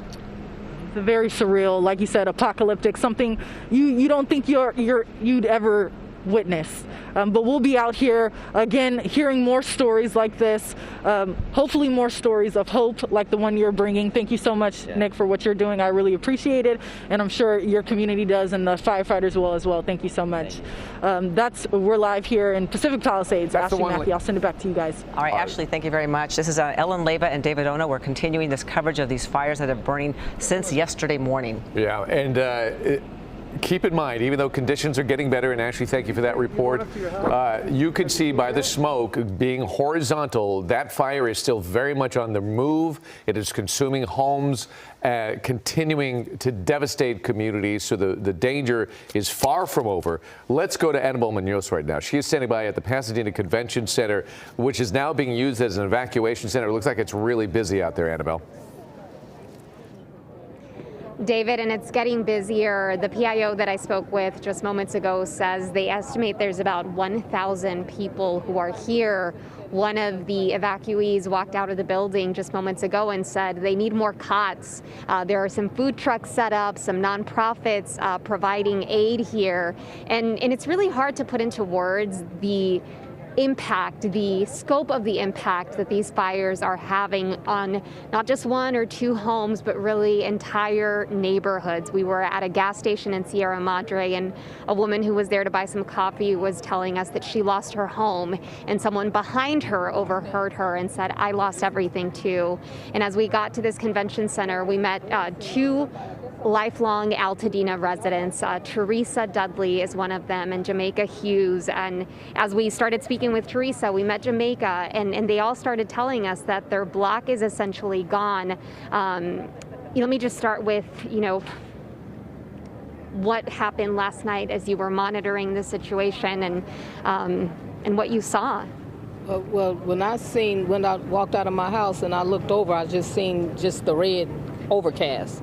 So I went in to go see where it was at. And when I went over there, it was out, like on Allen and Altadena Drive, which was not far, but you would never thought it would have got to our house. And then I still didn't go home. I went up, evacuated like they said, and went back up this morning, and my house was still intact. Then I went back a couple hours later, and it was done, finished. So nothing. I couldn't see nothing but through it. That was it. That was it. So, but I've been getting calls all day from this person and that person telling me that, it's ugly up here. It's ugly up here. That, we coming home to nothing. And so, yeah, everybody lost everything. It's really hard for anyone to understand the magnitude of it's what hard you're for me to understand. Right. You understand? Right now you don't even know where to start, because number one, we felt this because we left. But at the end of the day, we didn't think that this is all we would have. After it was all over, it's just what we have on. This is all we got until we get to some type of store and get something, It's crazy. It's definitely devastating. My daughter's in Arizona, so she's calling home crying. We left home with what we had on our back. So I was like, yeah, I'm going to work tomorrow. No, I'm not. So definitely our prayers are with Altadena. We lost our home. Our whole entire block is gone. My grandmother probably lost her home. My in-laws have definitely lost their home. My father potentially lost his home. It's post-apocalyptic up there. It's pretty bad. Yeah. It's bad. And it's still burning. That's the thing. And it's still burning. Jamaica, you went back up there at some point. The video that some of our viewers have been seeing on screen, is that your neighborhood? And what are we seeing in that? That's last night, right? Yeah, that was this morning at 8:07. That's my husband's car in front. That's our house, Teresa's house, the neighbor's house just south of ours, and then the neighbor house just north of Teresa's house. And then also we ended up, there's like a 100-year-old oak tree behind our house. It's still standing. Well, it was at 8:07. I don't know what it is doing now, but it was standing at 8:07. Yeah. And that gives people a sense of just how much this fire was consuming in that moment, because it was so early in the morning, but that video almost looks like it's in the evening because of all that smoke. Annabelle, I am so sorry. Ladies, Annabelle, again, can you hear I hate us? to meet you under these circumstances. We're going to send it back to the studio for now, but we appreciate you just being able to share what you've experienced and let people know the magnitude of the damage. We're going to have to pull off of Annabelle right now, and we have on the phone with us LAPD Chief Jim McDonnell. Jim, Chief, thank you so much for joining us today. And we know you've been so busy, but first of all, what is your most important message to our viewers right now? Thank you to everyone who has been involved in this in any way, for your patience, for your working with us to try and make this as safe as we can for everybody. I would ask that people remain very alert and vigilant as to the winds of the current threat. This with the embers flying as far as they do, this could happen anywhere. So keep an eye out. Let's catch it small and prevent what we've seen happen in some of these areas. Chief McDonald, we heard District Attorney Hockman talking earlier today about prosecuting. There were a couple people arrested in the Altadena area for looting. What message do you have to these people who are taking advantage, perhaps, of people who are in a vulnerable situation? Thanks, Ellen. Yeah, you know, when you think about people who've lost almost everything in their life and you have people going into their homes, taking whatever they have left, it just doesn't get much worse than that. So our posture will be very strong on that. We'll be looking very hard for anybody who's taken advantage of others in this way, and we will arrest them and present their case for prosecution to the DA. And so I would strongly encourage anyone so inclined, do not do that. Please do not do that. Yeah, and the press conference yesterday, even when we're trying to assist folks who are in these burn areas to evacuate but leave their doors unlocked just in case the firefighter personnel can get in there and help them out. But that's also a sign that looters could take advantage of the situation. We don't want to over-exaggerate the problem. What have you seen when it comes to the number of reports of looting, et cetera? Yeah, so far it's been it's very low. I mean, we have the two people who were arrested. That was an observation by officers. We haven't had any kind of large numbers of people reporting that, but we really wouldn't at this point because people aren't able to go back into their homes in many of these areas to be able to see that something is in fact missing. So that'd be something that once they regain access to their residence, then they'll be able to judge whether that occurred or not. You know, good neighbors are everything. Chief, we know that there's such a vast area that is under. So yeah, taking advantage. Right. Call us, and we'll get somebody out there. Good. Well, Chief, we know that such a vast area that's under duress now, and that you have resources are spread thinly. How is the manpower for you?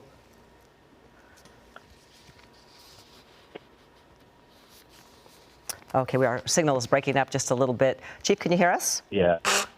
Just wondering how your resources are and how thinly spread is your personnel.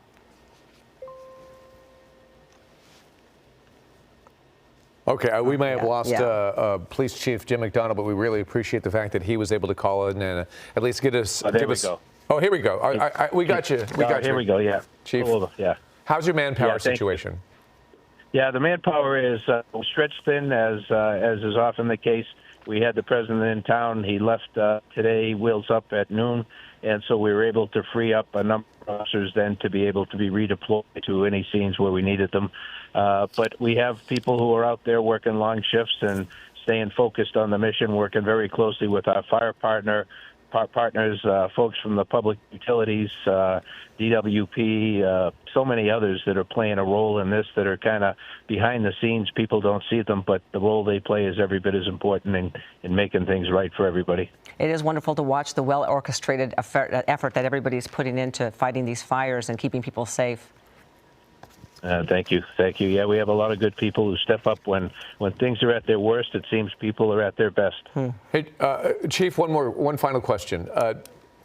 The LA community is a mess right now. These winds wreaked havoc everywhere, not just in the fire zones. There are hazards out there on the roads, et cetera. What's your advice for folks who are at home right now wondering if they should go out, leave their home and do something else?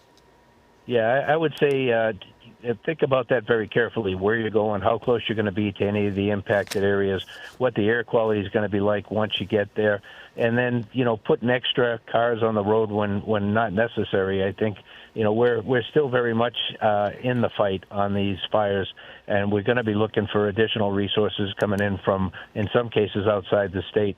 So as much as we can keep access open to emergency vehicles, that's still very much a critical priority for us. So I would ask people to be judicious. If you have to do something, do it. But if you can avoid it, I would highly recommend that and appreciate it. And it seems people are doing that because the roads are relatively empty. Yeah, Chief Jim McDonald, thank you so much. We know you're so busy. We really appreciate your open line of communication. You've been a huge help. Thank you. All right, let's go to Gabe Santos. He is over the Palisades fire, and it's nice to see from the air the pictures that we couldn't see yesterday, but it's also devastating to see how that widespread damage is just all under that smoke. Yeah, Ellen, we're still, shocked by the amount of devastation that we're seeing. Whole neighborhoods, whole communities just completely flattened, as if a hurricane or a tornado came through the area. And that to me is still the most shocking thing that we've been able to see here as we, Josh, our photographer, pans from west to east and now back to the east, at just kind of giving you an idea of the very large footprint that this fire is taking up right now. And we're still seeing, this is still a very active fight. We're seeing a lot of active flames. We're seeing still homes continue to catch on fire that are within the fire area. As you can see right there, there's one of them. If we turn on Sky Map and turn on the street names, we might be able to see what street that home in particular is on. But we're still seeing a lot of homes just continue to catch. That looks like it's going to be Fir Ridge Drive, so a home at the end of Fir Ridge Drive.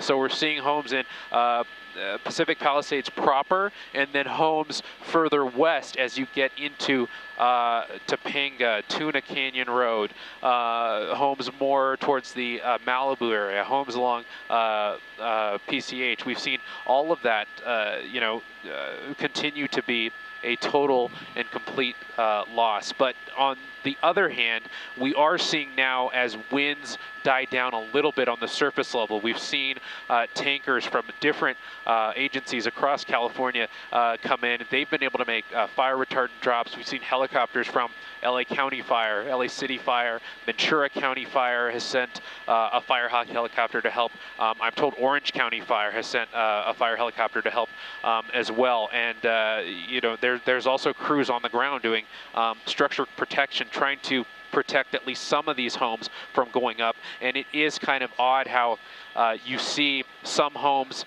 be completely unscathed. And that home right there, we were watching that home earlier on Pompano Street, maybe about 2 hours ago. It was fully intact. And then we saw part of it catch on fire, and now it looks like that home is going to be a total loss. And I'm not sure if we'll be able to see it from our angle here. We might get the skids in the shot, but I want to come full wide and really show you guys what we're able to see from 7,500 feet. And you can see there on the right side of your screen, that's the Palisades fire.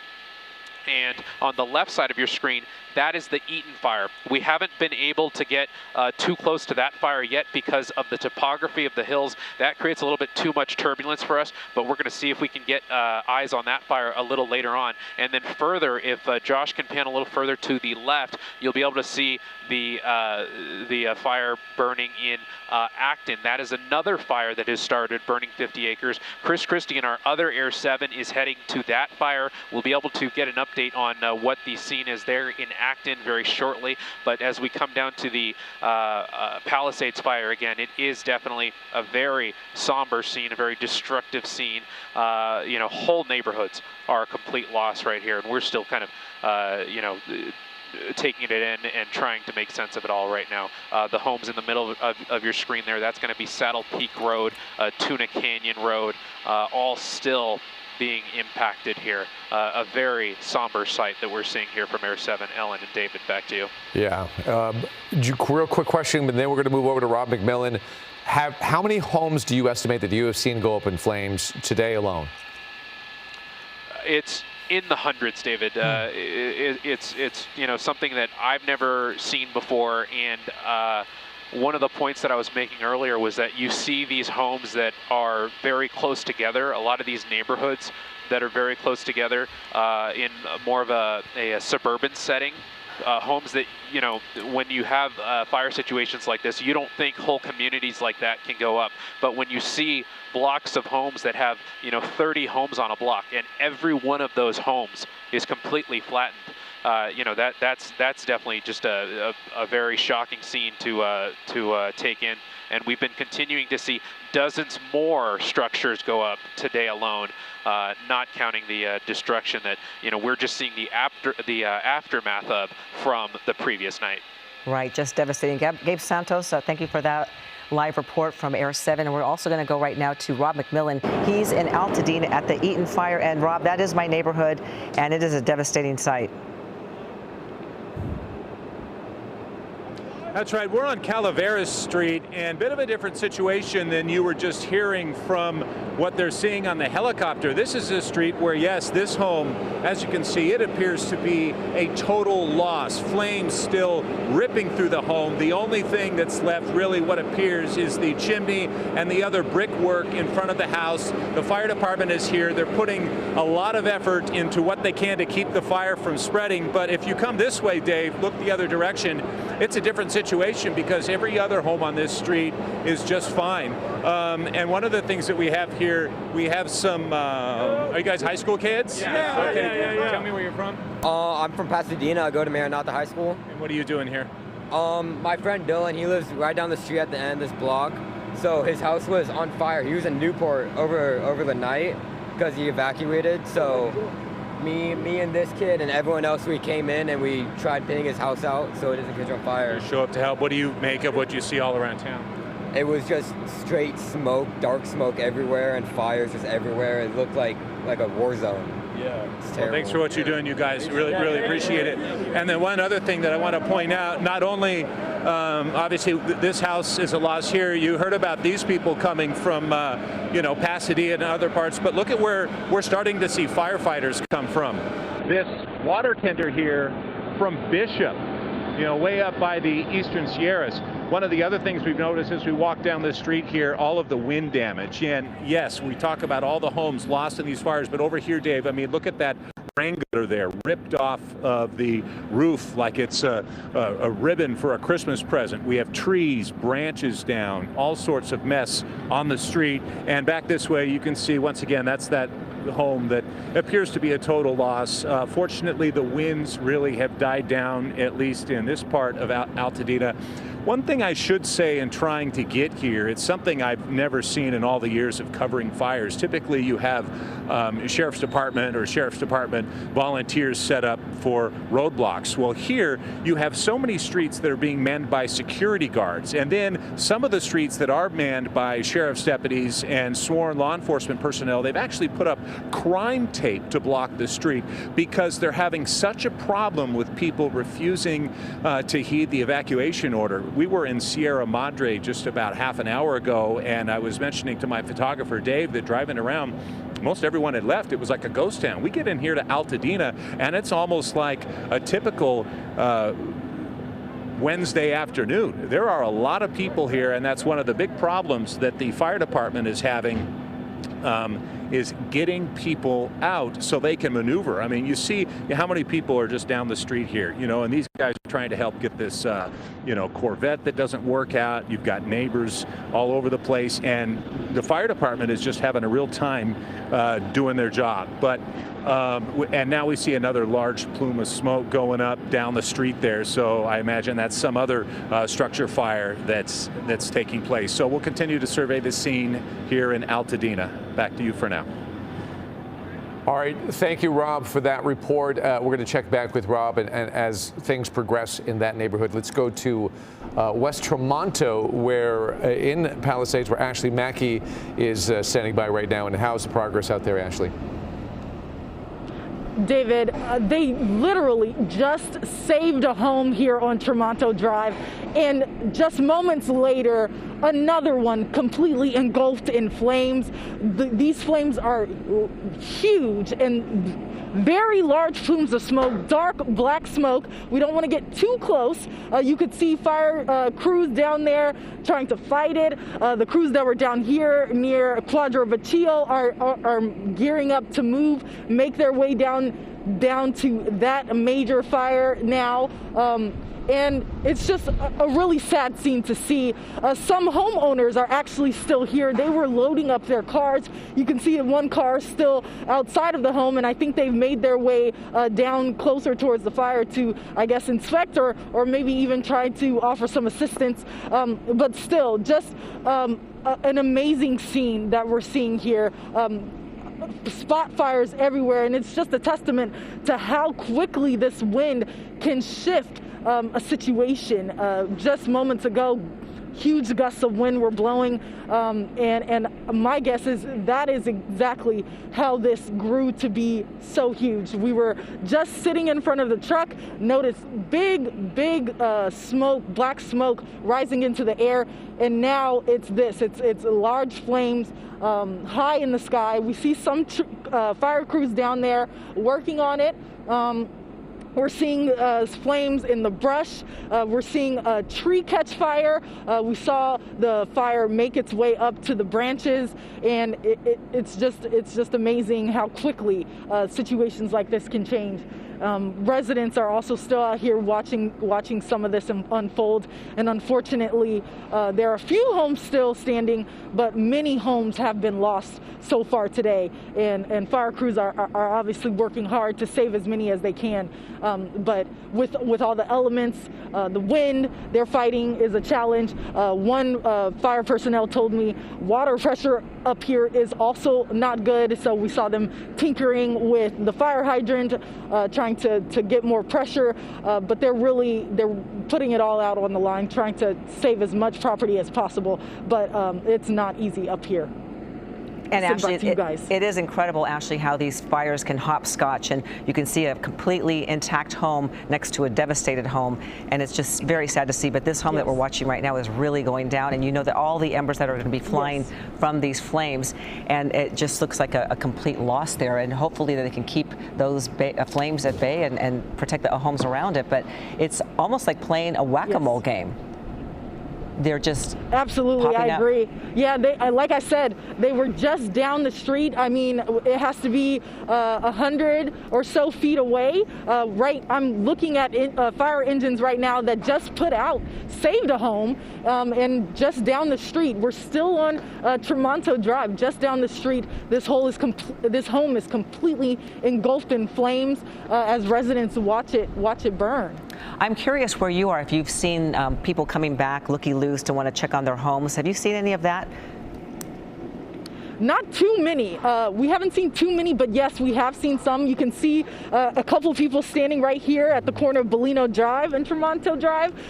We just saw them approach. If you can see, there's a man in a bright green long sleeve shirt. He is the father of another homeowner. He was helping his son load up a couple cars actually. They've been back and forth down the hill moving their vehicles and loading up. They've been throwing in their expensive, valuable arts into the car, trying to save as much as they can, because when they look around, they see their neighbors' homes completely just leveled by this fire. And so, they're just doing what they can. And now we're seeing the tree catch fire. So I think, like you mentioned, the home is probably a loss here, but now, like you said, the goal is to try and keep it from spreading, but the wind is making that very difficult. Ashley, this is David Ono. I'm here at the touch map right now, and I think I've located where you are. This is where the fire started, and it spread throughout this community. So, Michael, my director, I'm going to expand this area right here. So you see Los Leones Drive. That's really close to where Ashley is, and then this is Tremonto Drive right here. It kind of winds around. So I'm going to pull it over here. Ashley, the question to you is, when you mentioned Bellino Drive, is that to your right or to your left? So if I'm facing the fire, Bellino Drive is to my right. Okay, so this is exactly where Ashley is right here. Bellino Drive is to her right. She's facing this direction. So the homes we're talking about are right in this area right here. This is now the new danger zone for this particular community. These homes are now being threatened, and some of them are going up in flames. I don't know the specific home that she's looking at, but you can see from the overhead, she's on Tremonto Drive, Bellino Drive, and she's looking in this direction. These are the homes that are now being threatened by this fire right now. And Ashley, from what you can see, I know you're a distance away. Is it one home that's on fire, or is it multiple homes that are on fire?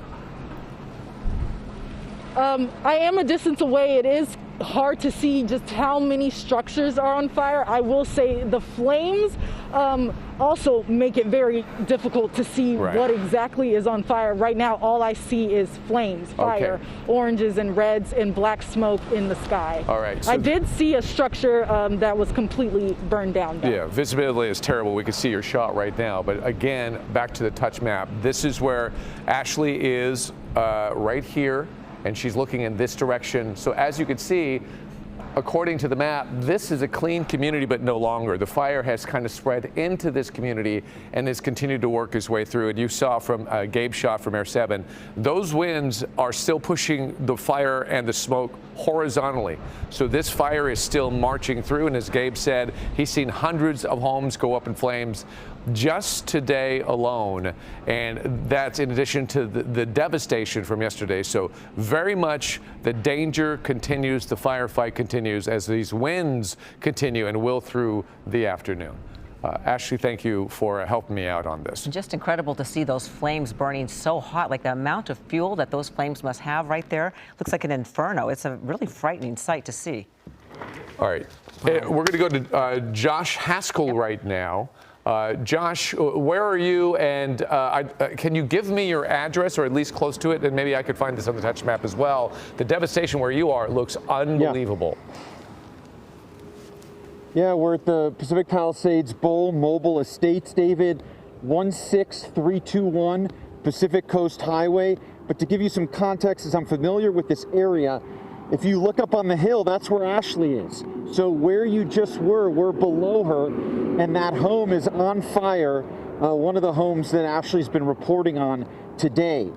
So I am just below the bluff along Pacific Coast Highway at the Pacific Palisades Bowl Mobile Estates, which is completely decimated. But David and Ellen, I do want to tell you a little bit about what we've done the last hour or two, because we've been reporting all day from Pacific Palisades, from the Palisades Riviera, covering active firefights. But for the first time, my photographer and I were able to drive in to Palisades Village. I know that some of our reporters have brought images from there, including our Air 7 at different times today. And I know we've seen the destruction from Air 7, but having someone that knows this community, I grew up in that community, my parents still live in that community, I cannot explain the level of devastation that I just saw. My photographer and I are literally numb from driving Sunset Boulevard from Chautauqua to Pacific Coast Highway. I'm not over-exaggerating. It feels like 50 to 75% of Pacific Palisades is gone. That is not an exaggeration. The amount of homes, I mean, we heard 1,000 structures this morning. It's definitely going to be way more than that. The whole business district pretty much is gone. Ralph's Supermarket gone. Gelson's gone. Wow. All the Starbucks on the corner, the Italian restaurant. I cannot explain.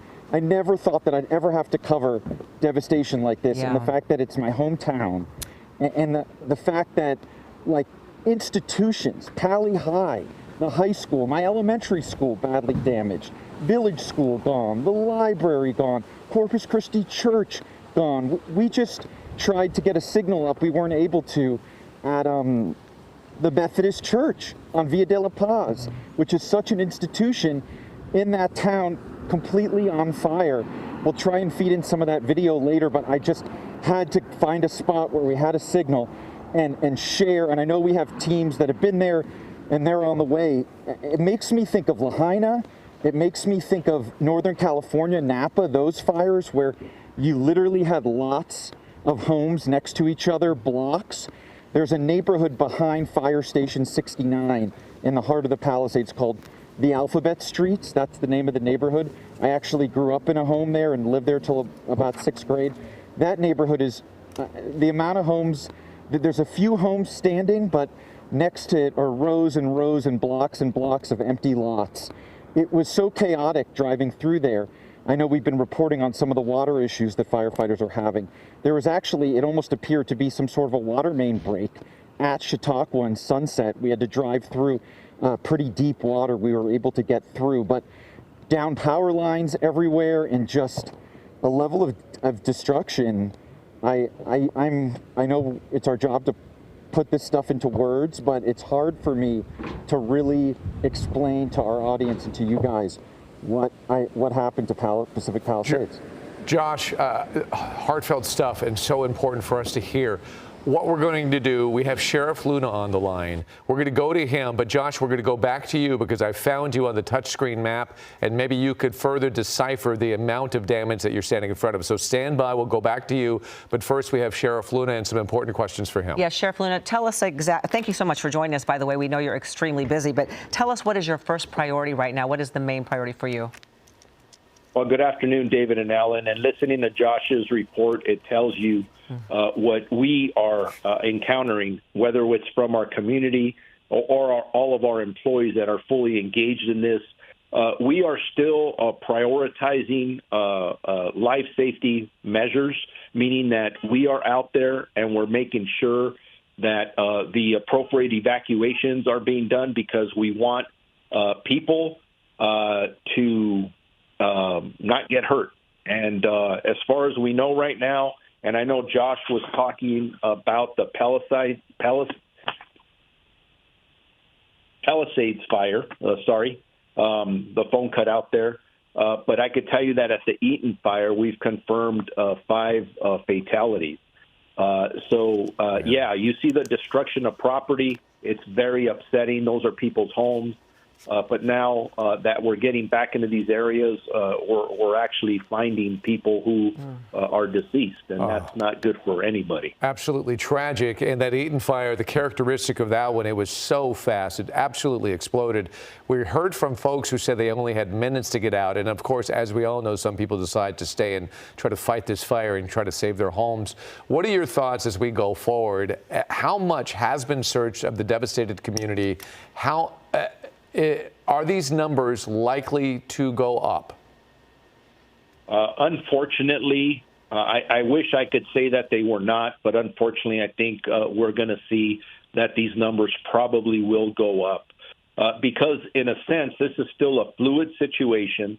Our firefighters, who are doing a pretty good job, still have zero containment on either fire. It's still not safe. Not safe for people to return to their homes, but not safe for our first responders either. So once we get through this phase, we are paying attention to the weather. Weather's supposed to last, or the bad wind, I should say, is supposed to last through tomorrow night. It may not be until tomorrow where we start getting a better assessment of life that may have been impacted and the property damage that may have been impacted. And do you have any information regarding the 5 fatalities in the Eaton fire? Unfortunately, at this time, we have no specific information. But trust me, here where I sit at the LA County Emergency Operations Center, we are asking those questions. It's going to take a little bit of time as we get through. Oh, go ahead. I'm sorry. No, go ahead, please. If anyone's listening, what advice do you give them if they're still happening to be in their homes, they're trying to protect their homes? I know that there have been people out there with hoses and stuff like that. What advice do you give these people? If you are under an evacuation order, please leave right away. Make sure that you have your important paperwork, your medications, those things that you need. And I keep on repeating myself, I know it's your home, but nothing is worth risking your life. And as I've told you, there has already been people who are losing their lives. Not to mention that when you listen to the fire chief, both for LA County and LA City, that they're having water pressure issues because of the amount of water that's needed to fight the significance of these fires. So in a sense, you're reducing that water pressure that's needed to save lives and to save other homes. Yeah. So please leave. If you're under an evacuation warning, get everything ready and be ready to go, because those winds start blowing. This is so unpredictable, and we don't want anyone else to get hurt. Right, and we have been seeing that smoke horizontal still to this moment. So that tells you the fire is continuing to be on the move, and we've seen so many homes on fire just today. How are your resources going when it comes to personnel? Can you cover the issues with the fire and the outlying community? Yes, but just real quick, this is still a very dangerous situation, and you kind of described it, Dave. So we need to pay attention to that. In regards to our resources with the LA County Sheriff's Department, we're doing well. What we've done is we've brought in additional people. We have, for example, we put all of our detectives in uniform, other jobs, everybody that is not doing this. There are jobs that are going to continue, like our custody operations, patrol operations if you dial 911, but we have hundreds of deputies assigned to both of these fires.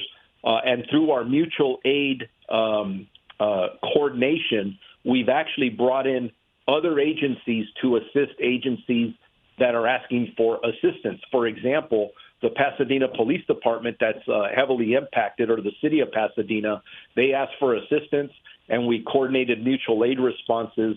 And we're very grateful to the city of Long Beach, for example, the Orange County Sheriff's Department, who have come in to assist us. Just like you see other resources coming in for fire, we're capable of doing the same thing. And we have a lot of people on standby if we need more resources. Sheriff, I know you're really busy, so we're going to let you go with one more question, and that is just give us some final words for our viewers that are watching right now with a situation that still is very much fluid. Safety is number one. There is nothing that's worth your life or the life of a loved one. So please continue to pay attention to however you're receiving your news, whether it's on the radio, television, listening to all of you, social media. Make sure that you are monitoring our websites. If you have access to it, lacounty.gov.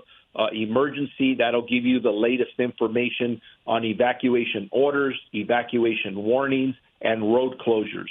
And if you do not need to be anywhere in these affected areas, please stay away. There's a lot of debris out there, wind is still blowing, and we need our emergency workers to have ingress into the area, access to get to the people who need it the most. Okay. Robert Luna, thank you so much, Sheriff Luna. We really appreciate your time and everything you're doing for the community. And you stay safe as well. Thank you very much. Thank you so much. Well, we're going to go to a fourth fire, actually. It is called the Lydia Fire in Acton. And we have Chris Christie in Air 7 overhead. And this is a sizable fire, Chris. Yeah, it is. It's quickly exploded from about 5 acres to upwards of 50 acres and growing. They are getting water on it. The super scoopers are up here. They are tackling with a number of tankers just off of Soledad Canyon Road. But in the last 2 minutes, we've seen at least one house, possibly two major structures there, it looks like, that have completely burned to the ground. We saw the walls close in and collapse just seconds ago before we came to you. But in the meantime, you can see they are dropping water on this fire.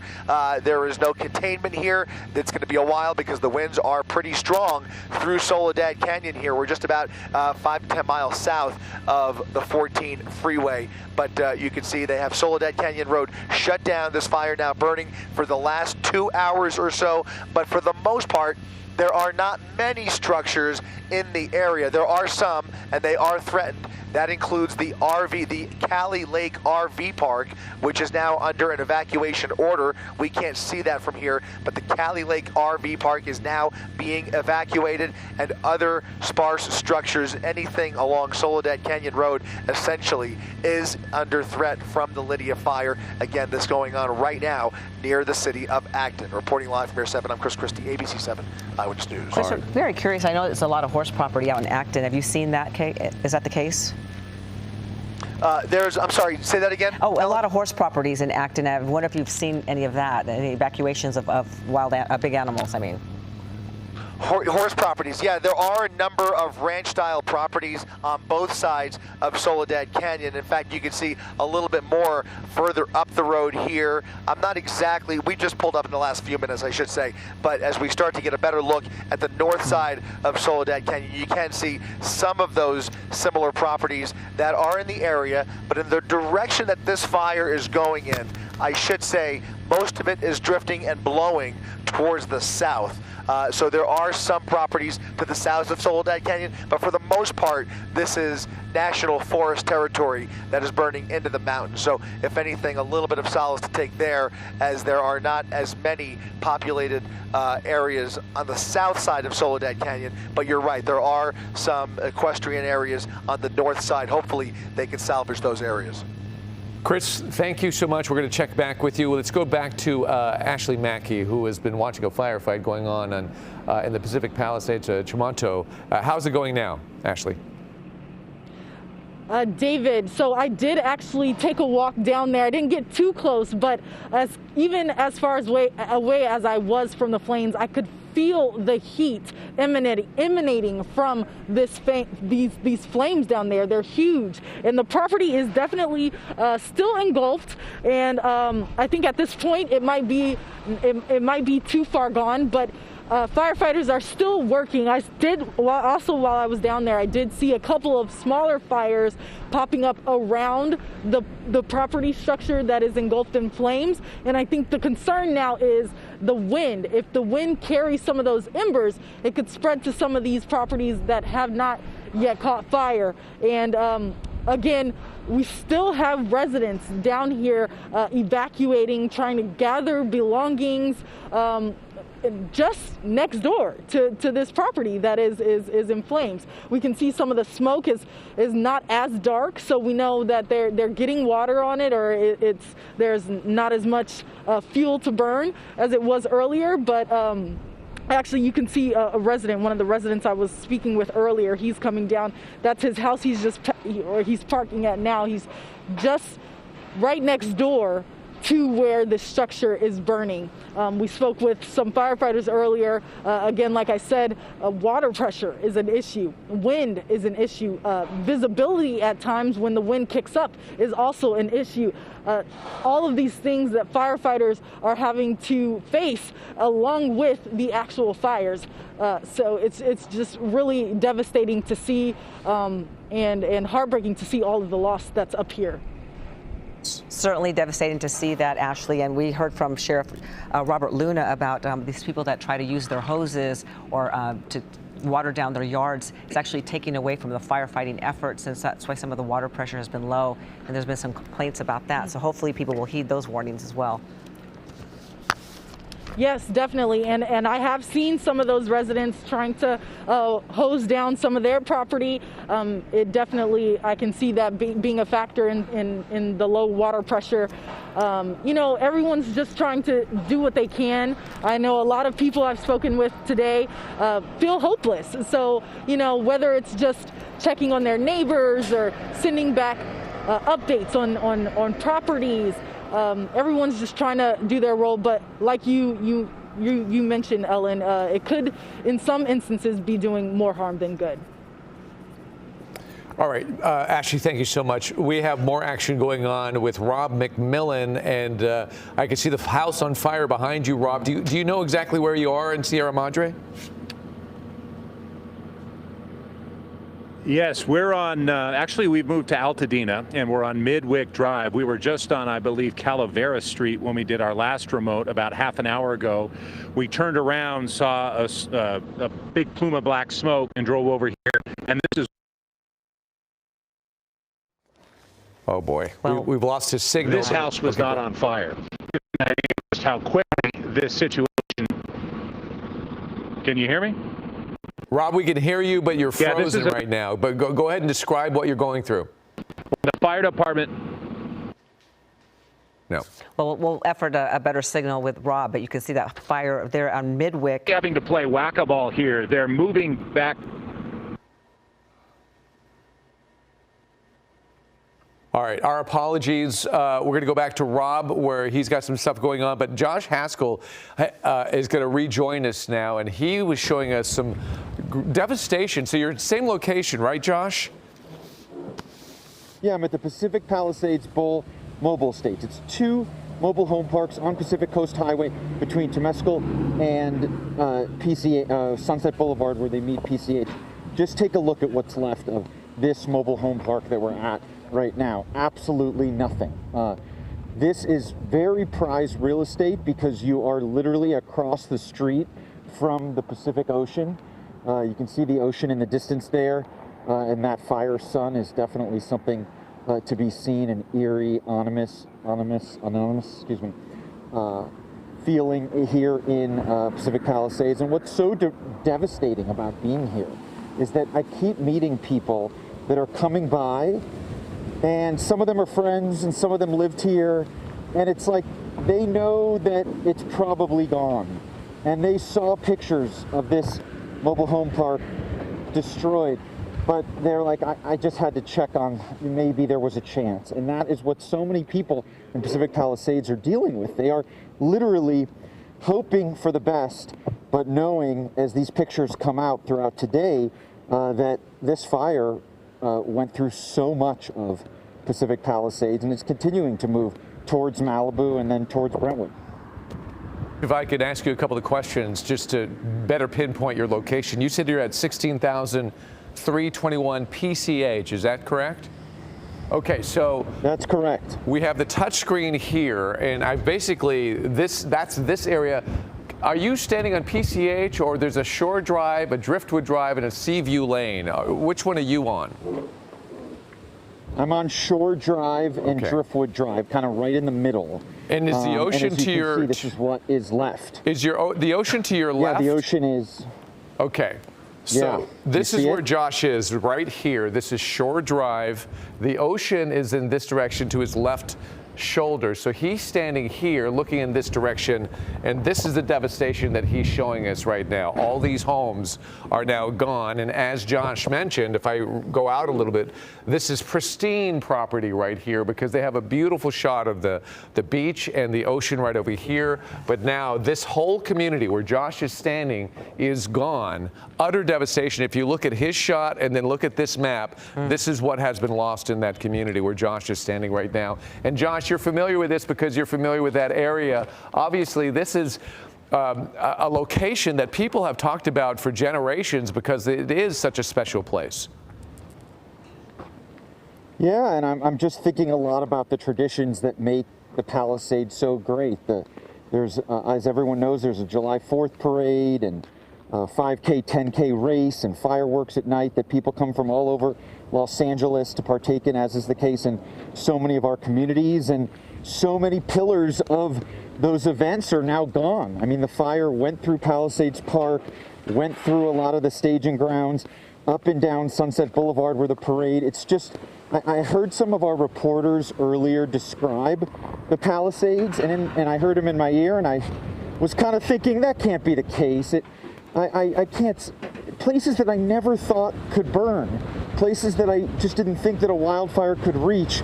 It just represents the wind event that is still hitting us right now, and it's windy in our live shot right now, and that is what is happening in the Palisades. And I'm just thinking about all the families that I know who still lived here, and I went by their homes today, and they're all gone.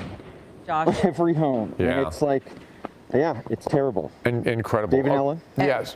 Yeah, go ahead, David. We're going to show you again. So Josh is standing here. He's looking in this direction. But look at all of this. Josh, I can't really see any structures left. So potentially all of this seems to be gone. All of these homes, even leading into these larger homes right over here in this community, I don't see anything standing as you look further and further down onto the horizon. Oh, we may have lost Josh. Okay, so let me give you an idea. When Josh was talking about the fire on the move, this is what we're talking about. I'm going to continue to expand out and show you where this fire began. Bear with me.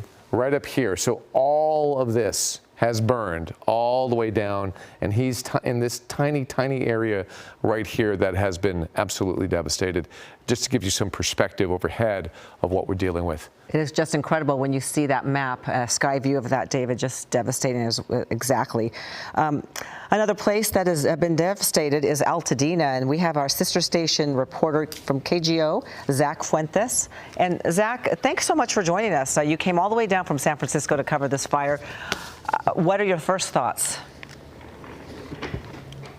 It's just devastating, David and Ellen. It is devastating to see what this community is going through, to see the devastation. I was watching the coverage before we came down here this morning, just like so many other people, and there's just nothing like seeing this in person. I don't really think that the images that we're showing really can describe fully what we're seeing here and what people are going through. You see to my left, devastation, almost an entire neighborhood gone. This is a lot of what we've been seeing the entire way coming over here. But if you look over to the right, you see some homes that are still standing, and that is in large part due to these neighbors, these residents here thinking very fast. I have Kenneth's story here with me. Kenneth, you tell me that you have been living in this neighborhood for more than 50 years. Yeah. Never saw a fire like this. Never saw a fire like this. Never had winds this strong. You know, this is devastating winds. And the story of what you were telling me, how you managed to save not just your home, but some of your neighbors' homes too, is incredible. Talk about how you managed that, because you were telling me you had almost no water pressure. None water pressure at all. Well, my mom, she collect water, when rainwater, she got a big old bucket. This whole fence was on fire. So we put this fire out here to save that house, of course save my mom's house, save this house, that one, and this one here. All 40 houses ready to go up. We save all 40 of these houses here.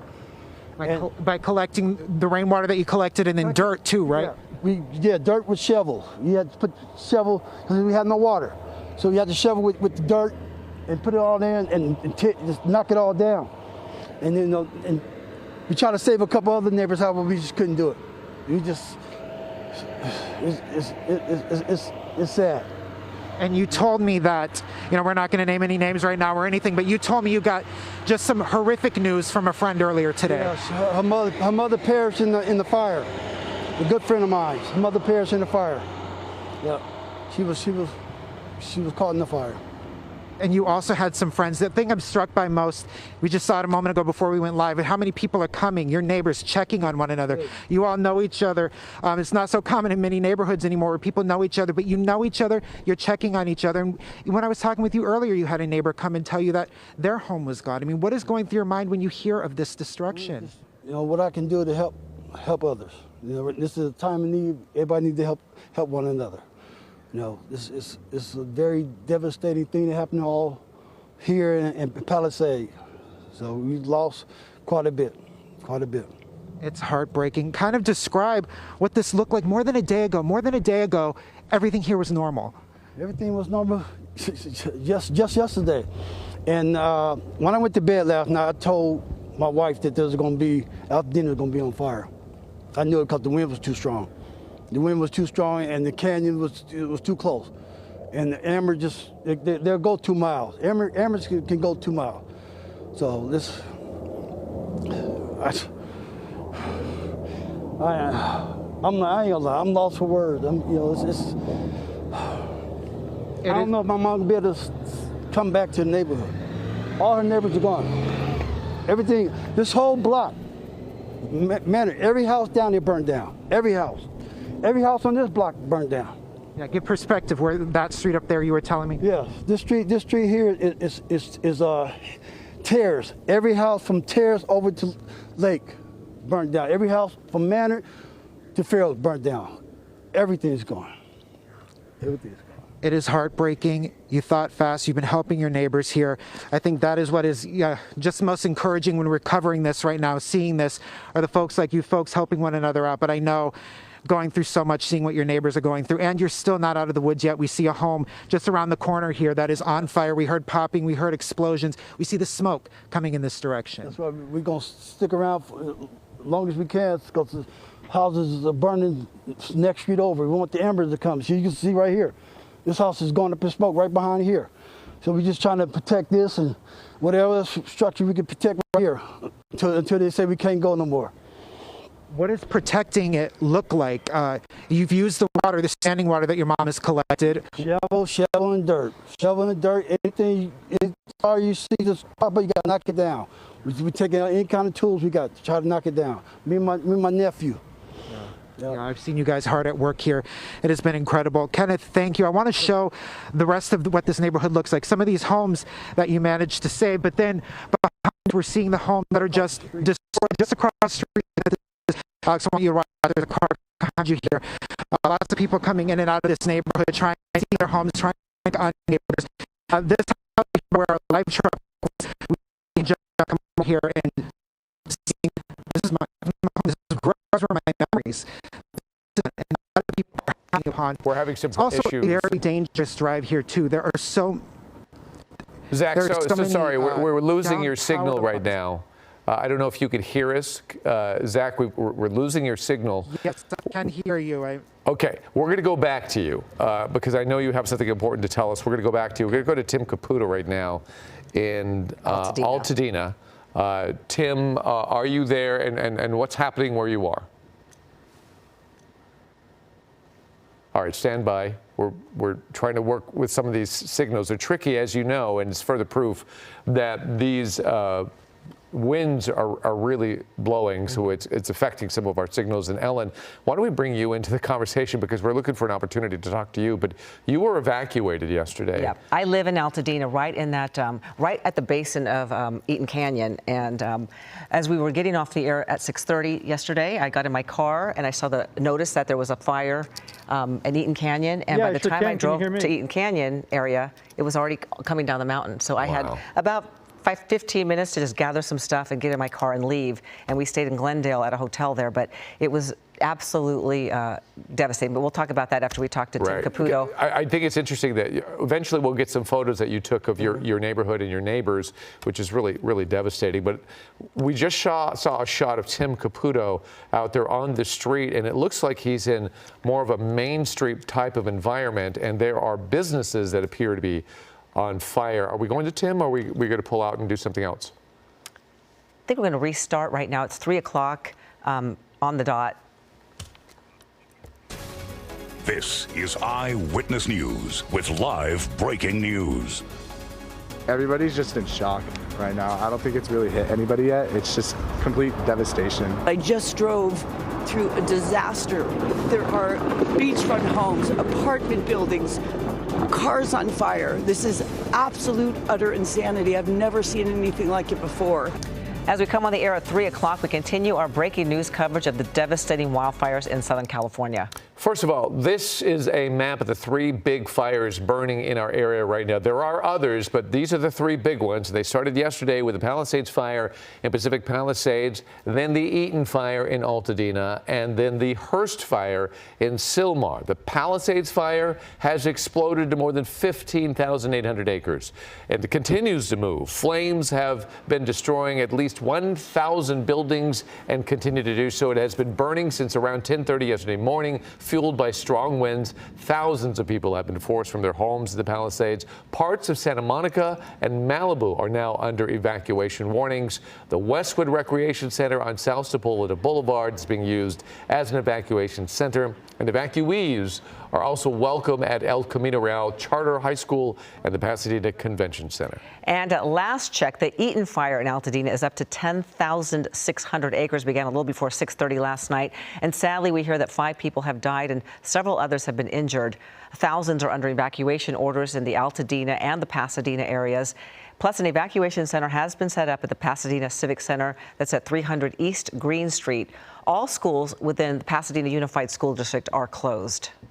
All right, so I believe we're going to start things off by going to Tim Caputo, who is in Altadena, and we got a little glimpse of his shot earlier. Oh. Tim, you seem to be in a Main Street type of area, and there's obviously a business on fire behind you.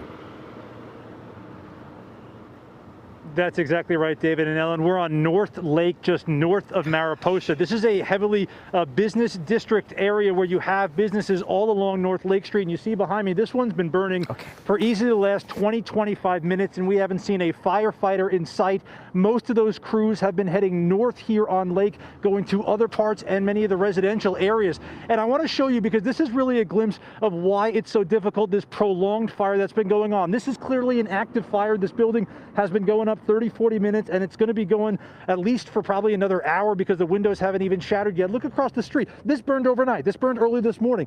The entire shell of these businesses here, and you even see behind me, this is a giant billboard that crashed down on the sidewalk and partially onto the street. So these burned earlier. This is burning now. So there's a kind of prolonged effect here where you have some of these fires that hit some of these businesses early this morning, overnight, and now you have continued fire. I want to point you down Lake Street in this direction because it's wild when you start to look down the business corridor of the street. There is smoke everywhere you look, and you see on the left side there is a business that is currently up in flames. On the right side you could see active flames of businesses as well, and all in between here and there, kind of scattered about, there are businesses that are practically untouched by this fire, like across the street. Not a dent on any of these buildings, but yet next door you have a building that completely burned down overnight, and this one that is, well on its way to being burned down. Here's the thing about this area. What we've seen is that there are a number of homes obviously off to the either side of Lake Street. So as we were driving up from the 210, we came through some of the neighborhoods, and in a lot of those places there are entire streets where every single house is gone, and that's partially what you're seeing behind me. That black smoke's from a business, but if you look over to the right here, over these businesses, kind of where the sun is, that smoke off in the distance where we've seen some of the water get dropped on it, those are neighborhoods. Those are homes that are still actually on fire. And to give you a sense too of just how far we are from the foothills, because this is not like this is an area or a neighborhood that's right next to the foothills where this fire began. You obviously see it off in the distance, the sun kind of showing the caps of the mountain there. We're about a good mile from the foothills where we're standing right now. We're south of Altadena Drive, just north of Mariposa Street here on North Lake, and there are a number of active fires of businesses here, as well as homes in the adjacent neighborhoods on either side. When it comes to the fire crews, when it comes to the crews trying to put out the fire, we've seen them in the neighborhoods, we've seen them trying to protect the properties and the homes. We've also, like these trucks here, seen them going up towards the foothills a little bit closer to where the Eden fire began. But obviously, places like this business, raging strong at the moment and essentially getting passed by everyone. This is the loss. They got to go to the next thing. They got to make sure it doesn't spread farther than this, and that's the current balance they have right now. You have places that have already burnt down, you have places that are currently burning down, and obviously the concern is making sure it doesn't spread further. But as you see, I want to show you one last time down North Lake Street here as we're facing south towards the 210. It is completely covered with smoke as you have these burning businesses on the left side, on the right side, and all the houses around it as well. We have seen a number of helicopters come through and drop water in some of the neighborhoods. It seems to be having a little effect, but it's tough because there's fire, guys, essentially every single direction you look. Tim, if I could ask you, your left shoulder, are you looking north or are you looking south? So we're looking south right now. So this is going down towards the 210. I know you can't see it because obviously visibility is very low, but that's Mariposa down that direction. As you get further south, you would hit the 210 and into Pasadena down in that direction. They have it shut off. I think just north of Boston, there's a charter school there, and the Aldi on this street. The Aldi burned up as well. But essentially, once you get to that Aldi grocery store north here all the way to Altadena Drive, these are all businesses on Lake Street, or I should say many of them were businesses on Lake Street, as this entire street seems to be one after another catching fire. Some untouched, but many like this one here behind me still going strong as we're looking at it. Right. Okay. So I found you on a touch screen map here. This is Lake Avenue. This, is, let's see, Mariposa is right here. So Mariposa Street, yep. Yeah. So Tim is standing right about here, looking in this direction. There's a hardware store on Mariposa. Yeah. Yep, exactly. And see, that's where these businesses are that Tim is highlighting right here. Lake Avenue, Mariposa. He's standing right over here looking in this direction. These are the businesses that Tim is talking about that are currently in danger, and one of them is on fire. Just to give you some perspective, right over in this area of Altadena, and you can see this enormous, densely populated community. This is what we're talking about right now that is in the line of the fire. And Tim, I'm curious if that Mariposa, are those businesses also on fire, or is that safe so far? Like the hardware store, and there's a coffee store and a restaurant there. Yeah, we're walking you down because, yes. So Mariposa's cut into two pieces. Ellen, you know the area well, so it's not exactly straight across here on Lake. So I'm taking you down to this half. And this is the thing. You have businesses like this one on the corner. Everything's inside. Looks like a normal Wednesday afternoon. And then you just go down the sidewalk a little bit. That's the hardware store there. That burned early this morning. And then across the street, essentially everything gone. A convenience store that was on the corner here, looks like maybe a house or something that was next to it is gone. And then across the street as well, many of those businesses currently on fire as we speak. but some of these across the street haven't been touched at this point. But obviously there are fire, even this little stretch here. There's a big fire at the martial arts that we were showing you earlier, and there's a big fire just on this corner here as well. And this is kind of sandwiched in between. And sadly, with this fire burning, you hope it doesn't spread, but it's so close and it's so hot out here, you can't imagine it couldn't. Yeah. This is that one block area that Tim just walked us through, and you could see all the larger buildings that he's talking about. These businesses, many of them that have been lost.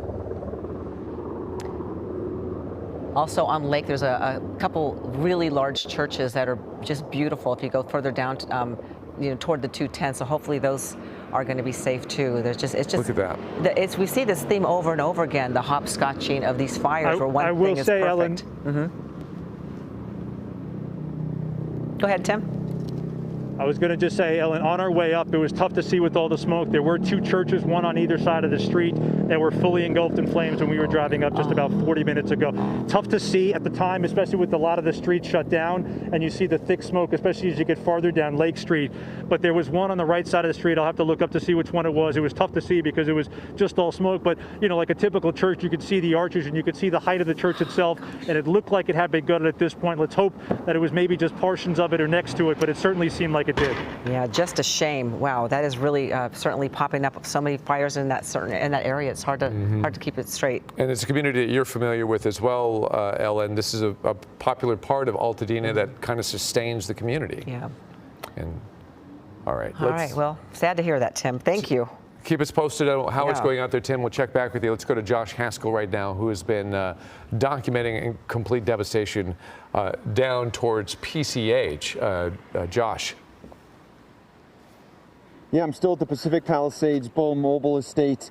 This mobile home park and another one right next door between Temescal Canyon and Sunset Boulevard along Pacific Coast Highway used to be extremely ideal property. Now you can see there is absolutely nothing left. Utter devastation everywhere.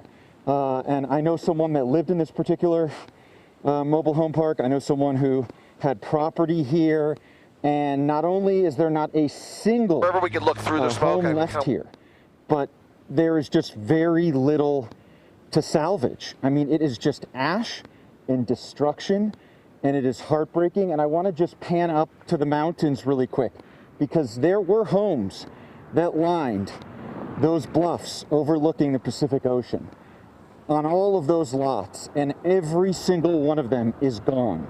It may be a little difficult to see. You can see some chimneys in a couple different places. This is near where Ashley Mackey has been reporting, David and Ellen, and what used to be some of the most idyllic real estate in all of California and all of the United States. Not only is it completely gone, but it is just a disaster zone on every level. Again, as I reported earlier, driving through the Palisades Village is just absolutely heartbreaking. I'm thinking about all the people that live there, over 25,000 people, people who grew up there, like myself. You just never thought that you would see your town that destroyed. And I'm not over-exaggerating. It really feels like from driving through the town that 50 to 75% is gone or badly damaged. And I wish that wasn't true, and there might be a home on a block, but you might be the only home left on the block, and I don't know what that life would be like. And it's just indescribable, and the images have been coming out all day thanks to Air 7 and other reporters, but really seeing it on the ground, especially having, I was there on Sunday. I had lunch there on Sunday at a restaurant with my parents. Like, none of it makes sense. Josh, we can really feel your heartache, and we thank you for sharing it, because you grew up there, family, your friends there, and we hear that what you're saying, we can feel it, and I'm so sorry that what you're going through, because you've been doing a great job covering these fires, and you're covering it in your own community, and that's not easy, and we appreciate it. Yeah, and I appreciate that, and the hardest thing about this is that homes continue to burn. This isn't like the day after and the wind has stopped and we can get a handle on it. It is still 0% containment as far as I know.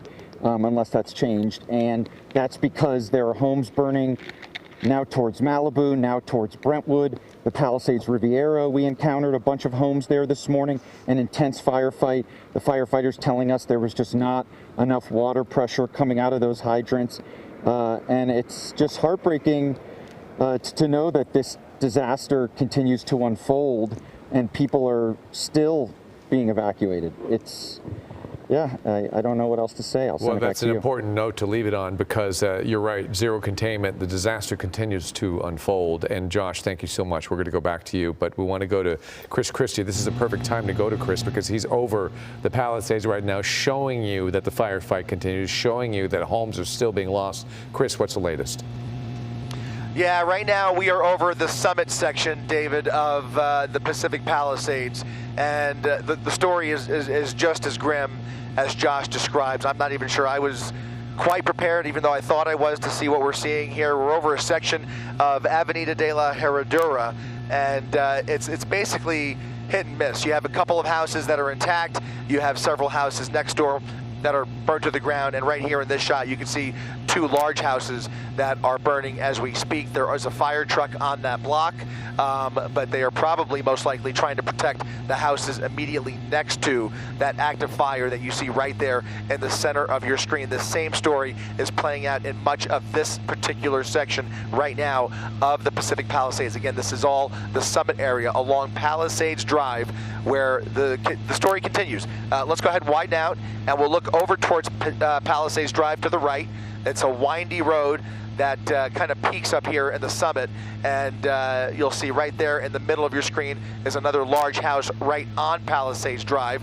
I hope you guys don't mind that we keep the numbers up. These are parcels, and so you can actually see the house numbers that we are looking at as we bring these pictures to you live. In this particular shot, that 1441 identifies that structure right there along Palisades Drive.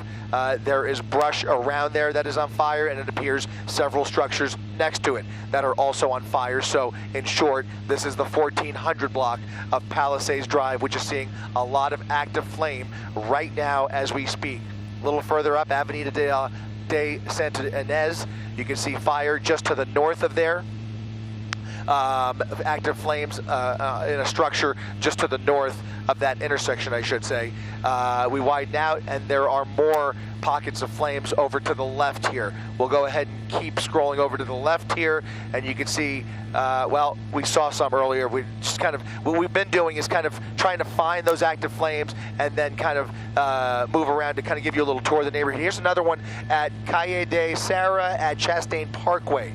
Active fire there. Again, more structures on that block that are still standing, others that were not so lucky. There is one large house that is going up in flames right now. These may not look large. That is because we are pretty far away. There is a temporary flight restriction that is keeping us somewhat at bay from giving you the really close-up shots, but from a distance, to see those large buildings on fire. These are large houses all up and down these neighborhoods here in the summit section of Pacific Palisades. Look, Chris, I think those numbers are actually very beneficial for our viewers because you can, everybody wants to see what's going on and perhaps check on their home. So it's actually a really good feature to have. On the air, so many people have said that they've confirmed whether or not their home is in existence because of our coverage and them able to kind of locate what we're showing. So yeah, the addresses, even though it could be heartbreaking for some people to actually see their homes on fire, at least it gives them some idea of what is happening in real time. And sometimes, go ahead. Yeah, no, you're right. You're both right. On so many occasions, we don't typically, put those addresses on the screen for different reasons. But in a case like this, I know it's a very hard way to find out about the destiny of your property. But it really seems to be a great tool in times like this because you can see right here, now we're along the 1800 block. That is a very large home at 1806 Palisades Drive. That is a new fire start that has quickly gone up just in the last few minutes that we've been here, and it is continuing to hopscotch through this section of the Pacific Palisades. Also, I should mention, as we continue to look at these pictures, just minutes ago, we were a little further north of here in Malibu. Here's another, by the way, another couple of structures along the 1900 block of Palisades Drive. That's 1946, it appears, that is going to burn to the ground there. We were just a little further north and west of here in Malibu, specifically over Topanga Canyon. The main strip along Topanga Canyon is seeing a lot of active fire right now. The wind is blowing the fire away from Topanga Canyon Road. However, there's so much ripe brush between the fire and the road that it seems to be a struggle between the winds and the actual terrain, because the fire, even though the wind is blowing towards the ocean, that offshore flow, these Santa Ana winds are all blowing obviously offshore. Some of the fire is spreading in the opposite direction because there is so much heavy fuel to burn, and there are new neighborhoods that are now under threat in the Topanga Canyon region. Coming back out here to Pacific Palisades Drive, or Pacific Palisades, this is going to be the intersection of, this is that same home at 1946. That's at the end of El Bosque Court. Let's go ahead and widen out and find another one, because it really it's almost endless, guys. I know it sounds like a broken record, but it's the same story up and down Palisades Drive and many of these surrounding streets. This is going to be at the end of Calle de Catalina at Chastain Parkway. This is a new home along Chastain Parkway that is going up in flames. 16899 is now heavily on fire, with fire showing through the roof there. We'll go ahead and widen out and continue to give you a little tour. Again, you're looking at the summit area of Pacific Palisades here. It's very difficult because of all of the smoke.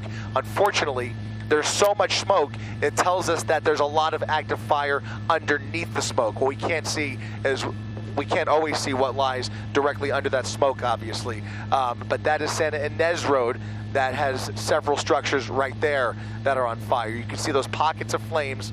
Sometimes it's brush, but there are certain giveaways that kind of tell you that it's a structure fire as we kind of peer through the smoke here, up and down these blocks here. It's just a game of hit and miss as these flames jump through the neighborhood.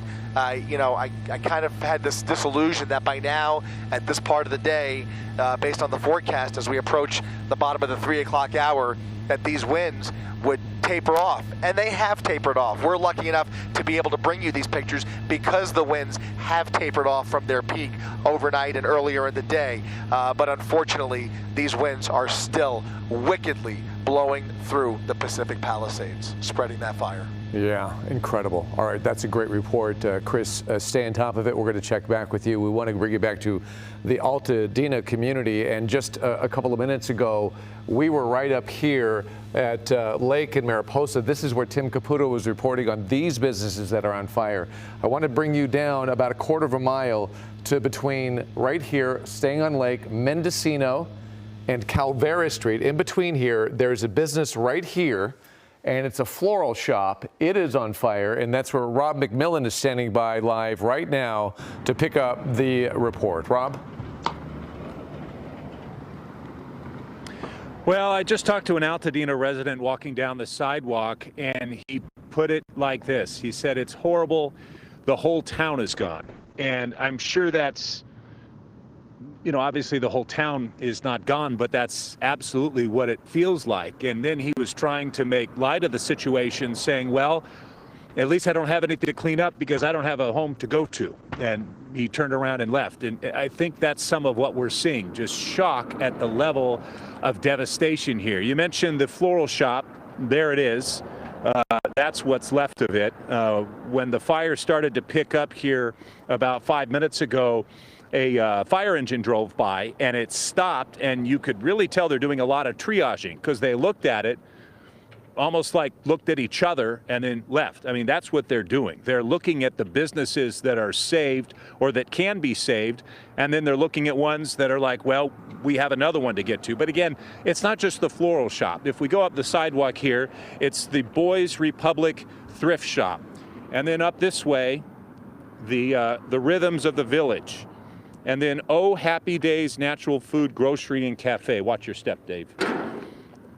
And then Altadena Pizza, it's gone. All the way up to the Jack in the Box. Now, it looks like the Jack in the Box is still standing, And then if you come across the street here, this grocery outlet is still standing. But then look at the Aldi right there on the corner. It is a complete loss. Popping from inside there. But really, the grocery outlet and the Jack in the Box are the only businesses on this block that are still standing. That gives you some sense as to the level of devastation. And then if you go farther east of here, you have beautiful neighborhoods back in there. We spent probably the past hour and a half there. I would say on some blocks, every other home is destroyed. On some, you have like 4 in a row that are destroyed. But on average, 1 out of every 3 homes in multiple neighborhoods are destroyed. And you have homes that just pop up, erupt in fire. Again, the fire department goes by, takes a look at it and says, well, we're going to have to move on to the next one. And off they go. We heard Sheriff Luna talking about the number of fatalities they've discovered. This would be one of the neighborhoods where you would really be worried about that, because the number of homes right there, all within a line. And if you've covered Santa Ana wind events like we have here, you know that when these blow through fast, homes that are destroyed in a line like that, those happen quickly. And from one of the, well, he actually lives in Azusa, but he came out here to help. He was saying that this all happened in the middle of the night. So you hope that as many people have evacuated as possible. But look at this street here. You see all of this vehicle traffic. Now, obviously, this is not as much vehicle traffic that you would see on a typical Wednesday. But that's one of the real problems they've had here in Altadena, is a lot of people just aren't leaving. And that's creating quite a mess for firefighters that are trying to get through some of these streets. As we were trying to get into the area, I noticed, and this is something in all my years reporting on fires that I haven't seen, that some of these streets, the sheriff's department had crime tape up so that people couldn't get past. I'd never seen that before. And then on other streets, smaller streets, they hired security guards to block those. So they're doing everything they can, because there's still one heck of a firefight going on out here. And you have a lot of people still moving around town like it's business as usual. I should say one more thing.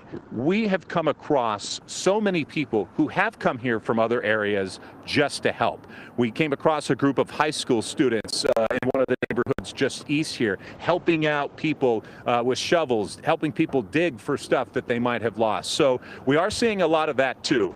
But from what Tim Caputo was reporting on at the top of the hour, it's not just there. It's almost this whole street. Back to you. Yeah, Lake, wow. It's almost like Main Street Just in incredible. Altadena, and so many businesses are gone. Yeah, Rob. Thanks so much, Rob. Thank you very much. Well, obviously, we've been all anticipating the winds dying down, and hopefully that will be the case. And let's go with Danny Romero right now. And what can you tell us, Danny? Is some good news for us? Yeah, down the road, we are going to see the wind profiles start to come down somewhat. There are still a few areas where we're going to see some winds increasing too. Let's take a look at things right now. The areas we're most concerned about, Pacific Palisades, that fire there. Right now, we're seeing the winds in that steady range, 15 miles per hour. So that's certainly good news. Those gusts, those dangerous gusts, still pushing that 35 mile per hour range. So we're going to keep an eye on that as well.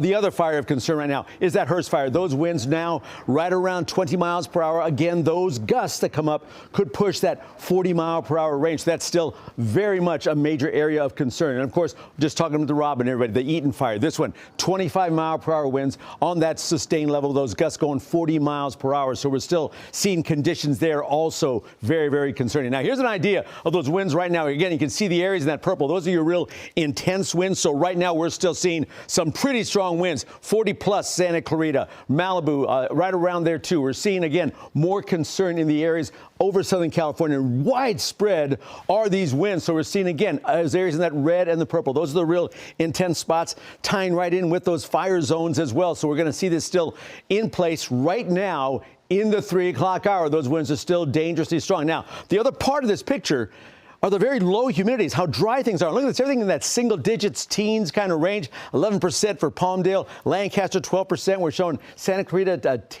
8% in Van Nuys. We're showing numbers really very, very dry conditions. That's a real concern because that's not going to change very much over the next few days. So as you see these areas really giving you an idea, look at that, 1% in Santa Monica. We're seeing down around the beach areas where you usually get a lot of higher humidities, not so much. Redondo Beach 29%, 22 Huntington Beach 13%. Fullerton. So we're seeing these areas where it's just so dry. The air quality, as you might imagine, very bad. Unhelpful, the areas in the red, that's going to be your spots of real concerns here. So right now we're seeing those spots right around the fire zones in that unhelpful to unhelpful sensitive groups areas. So that's going to be a spot to watch for. The air quality, that too will stay unchanged for a little while longer. Now looking ahead, okay, here's the good news. These winds starting to come down somewhat. So we're seeing now the winds in that 29, 30 mile per hour range, the reds, the purples, you watch for those spots. But watch how quickly it changes. We head towards tonight and heading towards overnight hours. But hang on, because then again, by tomorrow afternoon, winds go back up again. Not again quite as bad as it was over the last 24 hours, but still a concern that they will be ramping up once again. So certainly watch that. And those red flag warnings still in effect through tomorrow as well. So all those areas still an area of concern. More for you in a bit. David, Ellen, now it's yours. All right, Danny, thank you very much. As you can tell, we're getting to the bottom of the hour, so we are going to go to a live edition of World News Tonight with David Muir. Right now, he is live on the ground at the Pacific Palisades fire, and ABC News will have complete team coverage of these fires. And we here are going to continue our coverage on our streaming platforms. We'll also bring that live news conference with Mayor Bass here on TV. That's ahead at 4 o'clock, coming up in just a half an hour. So a lot more to talk about, but first up is World News Tonight with David Muir. And if you want to stay local, we'll see you on the other side, on the digital side of ABC 7 Eyewitness News. We hope you join us.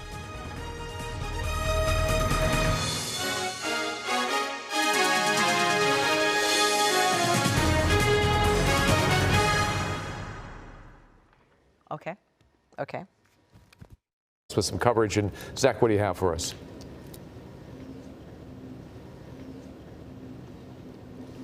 Yeah, we're on Glen Avenue and Mariposa Street. We've been here for a little over an hour now, and we've just been watching homes like this just burning. It's collapsed. When we got here, this home was standing. There were some flames on it, and you see what it's looking like now. We still see wreaths on the fence there. This family, whoever was living in this home, had just celebrated the holidays. This is what they're eventually going to come back to, and this is the story that we are seeing in this neighborhood, in this area. The drive over here was just devastating. You see rows, blocks and blocks of homes just leveled by this fire. We do see some homes over here, though, that are still standing because some residents had stayed behind. About an hour ago, we talked to a gentleman who stayed behind at his mother's house. His mother collects standing water because, remember, water pressure has been an issue in this area. Some people might have wanted to fight with their garden hoses and stuff. Even firefighters having trouble with the water pressure. This man says he took his mother's standing water that she collects for her plants and put it on the house, and then was also taking dirt and putting it on not just his mother's home, but neighbors' homes too. So it's measures like that that did help some of these homes still stay standing. We see some people behind us taking dirt too, trying to put out some of the spot flames in the area. But as we drove up here, you saw the homes that were leveled, but you also saw the damaged infrastructure. There are so many down power lines as you're driving in this area, so it really is not safe for people to be coming this way. Just besides the fire, with the down power lines, and you saw the wind damage that was done too. Trees, so many down trees.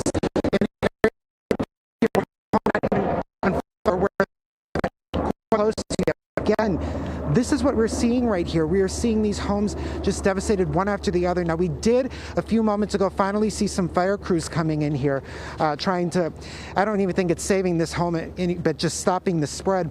Those crews we saw, by the way, were from Central Arizona Fire, I believe it was called. So that is what we're seeing now. We are seeing those fire crews coming in from out of state, coming here. As we were driving from San Francisco, from the Bay Area, we were sharing the road with some crews coming from Kern County.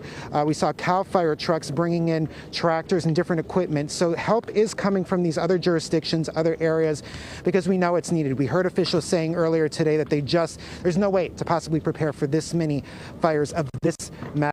And so, again, keep saying the word, it's devastating. There's no other way to put it. I was watching, just like so many viewers at home, as we were coming here. Even last night when I was still in the Bay Area before we drove up here, I was watching just like people who were home. Nothing can prepare for this in person.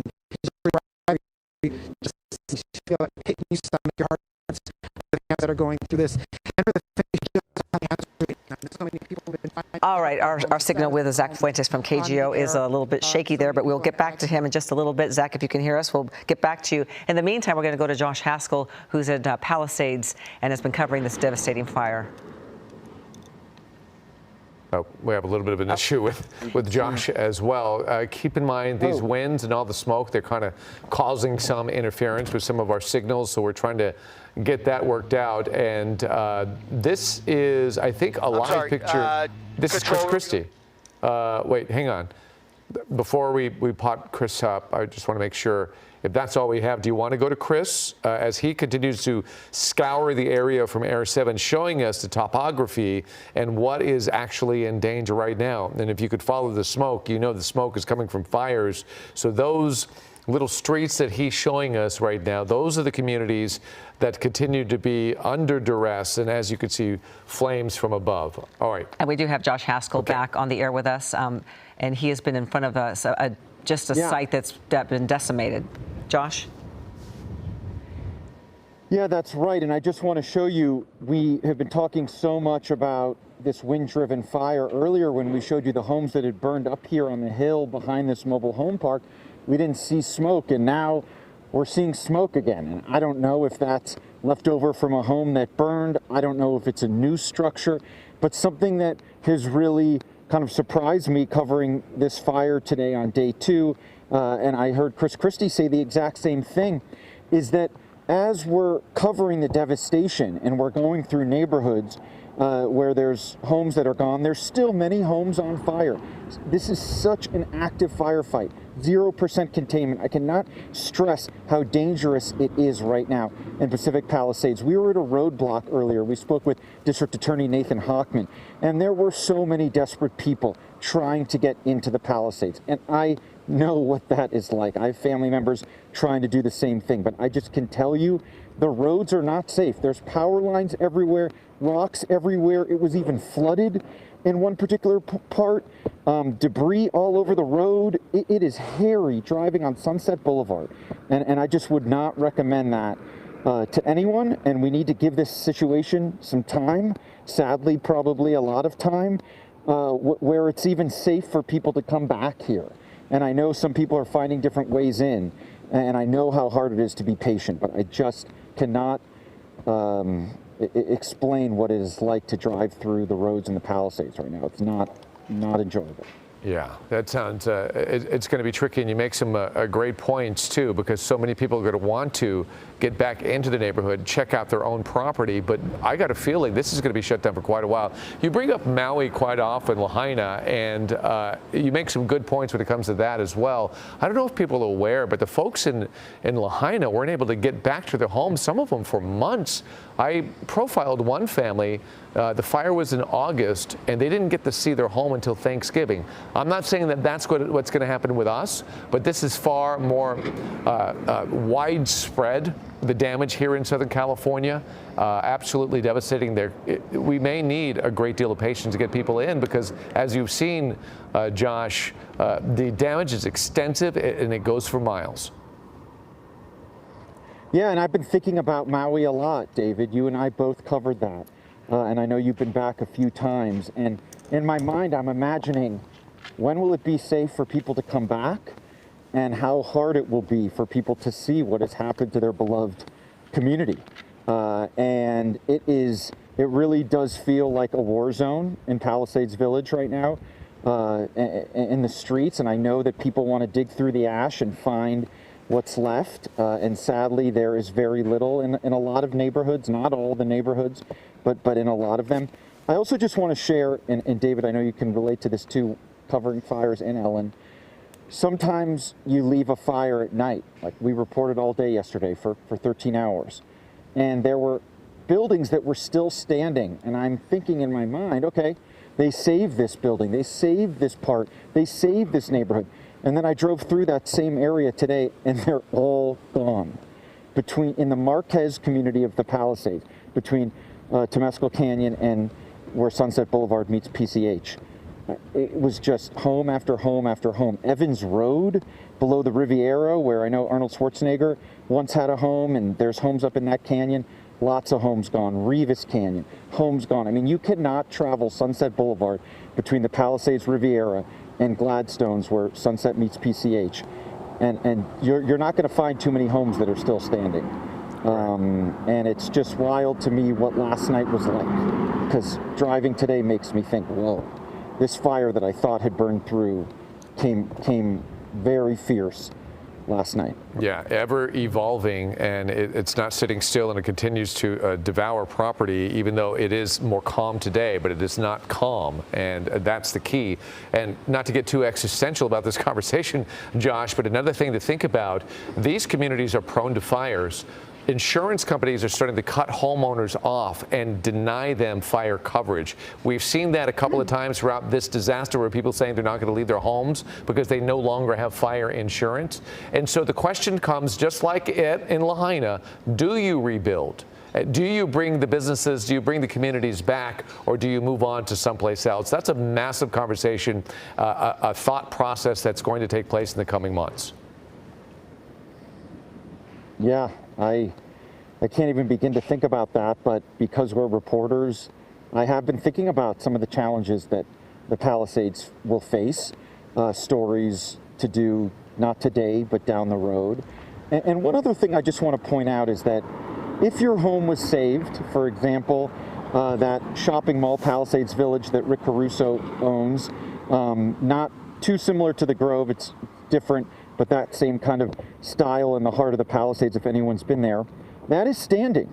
That whole structure was pretty much saved. But when almost everything around it is gone, when your home may be left on one street, but 10 homes may be gone, what kind of life is that to come home to? It is a tough question. The utilities, there's so much that is going to need to be figured out here. And it's hard to even have that conversation because we still have reporters and Chris Christie over homes that are burning. And Josh, I can relate to what you're saying, because last night my neighbors' homes were standing, and this morning the neighbors directly across from me, 4 houses gone. One of my good friends also lost her home. Some art class friends, I can count 3 of them have lost their homes. It's just 7 people that I know in Altadena have lost their homes, and it's incredible that mine is still standing, thankfully, and I'm very blessed. But I also have almost like a survivor's guilt, you know. You're a little bit guilty. You know, because my dear friends have lost their homes and nothing's left. Right, and those photos are incredible. We'll show those to our viewers eventually. Ellen, Josh, thank you so much. We want to get to Chris Christie right now. He's continuing to watch this fire from above, and it is continuing to move. Chris, what are you seeing? Yeah, David, so this is what I was starting to refer to a little bit earlier. I want to reiterate that there is a lot of active fire here in Topanga Canyon, right along Topanga Canyon Boulevard. Again, I want to stress, you're looking from north to south down Topanga Canyon Boulevard towards the ocean. And even though the wind is blowing in that direction and most of the smoke is blowing in that direction, there is a heavy body of flame that is continuing to creep in this direction towards Topanga Canyon Boulevard and towards some of these neighborhoods just off of the boulevard. In fact, you can see right here along Colina Drive and Green Bluff Drive. I hope these folks have evacuated, because the fire, albeit slowly, is creeping towards that neighborhood. Again, the fire and the wind is mostly drifting away, but all of that heavy fuel between the homes and that active flame are creeping this way, so much so that there are embers floating through the area and indeed jumping Topanga Canyon Boulevard. If we go ahead and widen out, you can see that is the east side of Topanga Canyon. If we go over to the right, that's Topanga Canyon Boulevard, right through the middle of your screen, Route 27, and then over to the right of that road, you can see there is now very thick fuel that is catching on fire. So the fire has, for all intents and purposes, jumped over the boulevard and encroaching on this main thoroughfare through Topanga Canyon Boulevard. You know, there's very little of Topanga Canyon that has been spared, but we can see that there's a lot of still very active flame in this community. It's so devastating to see, but even more, I think, in the next couple of hours as this fire continues, the erratic behavior. It is just not, it is obviously a wind-driven fire, but there is so much that did not burn during the Woolsey fire in this part of Malibu that it is just ripe for burning, and it is burning as we speak. What's concerning too is the in and out of there, the ingress. It's not easy to get into those places. It's not easy to get out. So you hopefully that everyone's gotten out already that has to be out of there, because those narrow roads, winding roads, and the topography makes it so difficult for those fire engines to get up there if they can at all. Yeah, as far as I can tell, Topanga Canyon Boulevard obviously is completely shut down, but right now it is still accessible for the fire crews. And we have already, even in the last couple of minutes, seen that they do recognize the threat here, and there have been a couple of water drops on that ridgeline that runs right through the center of your screen there where those active flames are. We just saw a helicopter drop a few minutes ago before you came to us, and it was actually a pretty effective drop, but you know, it's just the scale of this. I think the scale of what we're seeing here is what's most astonishing. You could almost have all the firefighters in the world out here, and it just wouldn't be enough. Chris, real quickly, because we're going to go to David Gonzalez next. He's at PCH near Topanga. Have you been able to make a run over the coastline where we saw a number of homes on beachfront property that were on fire last night? Have you been able to witness that just yet? Yeah, that's been the million-dollar question. We've been trying to get over there right now because of the flight restriction that remains over the firefight and the smoke. It's just too smoky to see where the sand, you know, hits the beach, and it's just impossible right now to get over on that side where all that beachfront property is. You can kind of see it from this angle here, but you can't make out the actual buildings just yet until we can get a little further up top over this fire. Right now, the fire and the smoke is just prohibiting us from getting to the south side of PCH, unfortunately. It's hard to believe that underneath that smoke is the Pacific and Pacific Coast Highway, and that's where we're going to go to David Gonzalez and leave you just for a moment, Chris, and go to David Gonzalez, who's in Malibu at PCH and Topanga. And what are you seeing there, David? Yeah, it's surprising hearing Chris Christie, because from the ground we can actually see blue sky. I'm just down the street from Topanga Canyon Boulevard. We're just to the north of it, and I can tell you that there's destruction all up and down the street. I heard him say, and heard you guys say earlier, if there were any waterfront properties that were burning. And between our last hit, which was probably an hour ago, we did see smoke, heavy smoke coming from the road down PCH. So we made our way over there, and unfortunately there was one big home that was going up in flames, and there was nothing that authorities could do. There was one fire truck there putting water on the home next door, trying to control that fire from spreading. But I could tell you, anything north of that area, we could see burned down homes up PCH heading toward Malibu. But right now we're on PCH, on the south side of PCH. The ocean's right next to me. There's charred land on the ocean side as well, charred trees. But I want to point out, this is a very iconic area here in Malibu. If you know this area, you might have visited some of these restaurants or been recommended. Right there, that burned rubble is unfortunately one of the most iconic restaurants in this area. It's called the Real Inn restaurant, and unfortunately it's been burned to the ground. We saw on their Instagram page that the owners have acknowledged that their business is gone. They said that they've been in this community for 36 years, and that unfortunately it is just burned to the ground. There's nothing that they could do, and they're obviously heartbroken by what's taking place. But all along here, there's businesses on that side of PCH. We're talking about Rosenthal Wine Bar and Patio. We have Cholada Thai Cuisine Restaurant, which is also one of the most iconic and famous restaurants here. And we just learned from someone that we were talking to, there's a bait shop called Wiley's Bait and Tackle that's been here for 60 years. all these businesses burned completely to the ground, and unfortunately many homes as well. Fire crews out here trying to do what they can to protect to protect the public.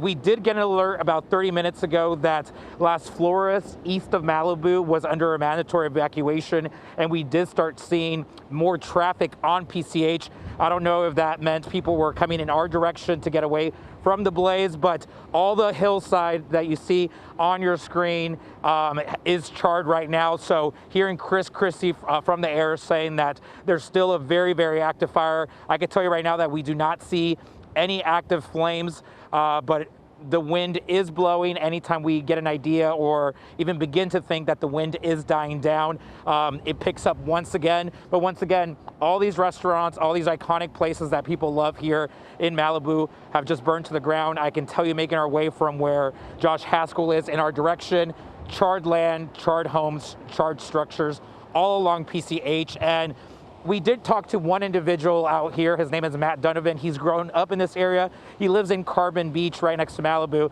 and he was telling us about how fast this blaze moved. Here's what he had to say.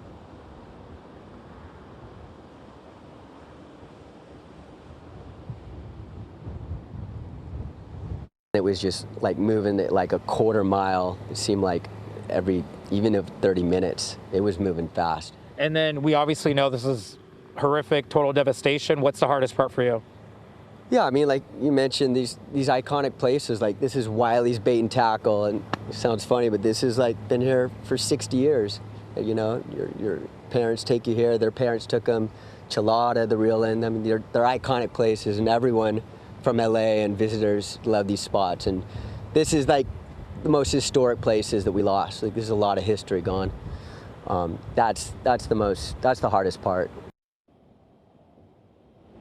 And back out here live, obviously, it's hard hearing from individuals who are looking at memories that have gone up in flames. He did say one thing that we're still trying to confirm. He said that from here all the way to Carbon Beach, there was a lot of destruction. We're talking about homes, multi-million-dollar homes that have burned to the ground. We are trying to make our way down that street, but it is very difficult because there are perimeters set in place. Like off into the distance, I don't know if you could point out, there's power lines that have fallen over, and traffic slowly makes their way around these power lines because we've seen snapped power poles, obviously still power lines on the ground, but there is no power obviously in this area, just devastation over and over again. So, but I can tell you, as Chris Christie was saying from the air, this place is still very active, still very dangerous. So heed all the warnings, stay home and stay away from this area if possible.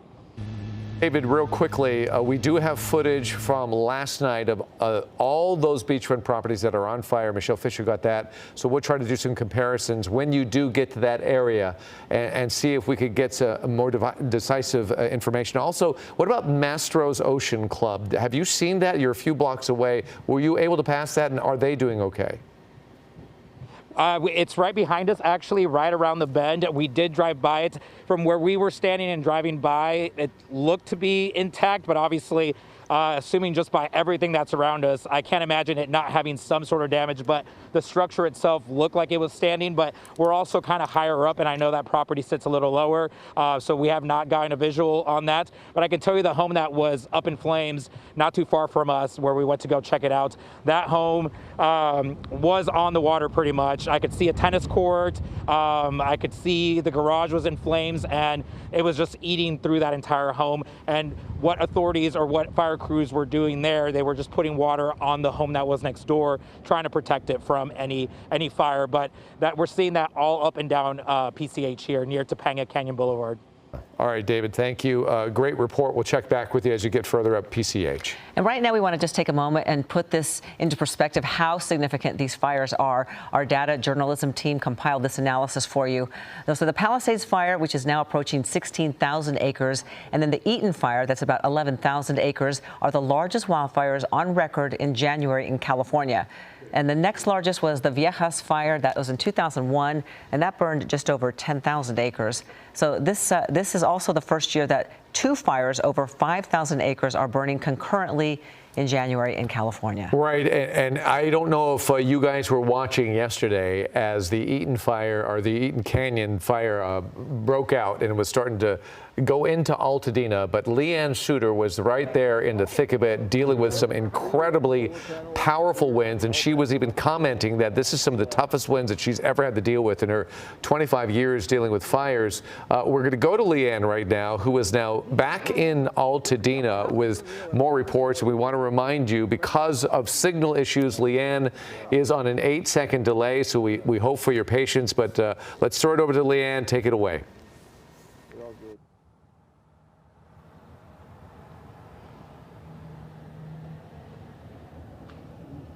Yeah, David, because where we are higher up on the hill here, that makes it a little harder with the cell coverage. So that's why we're on this 8-second delay in order to get our signal to work.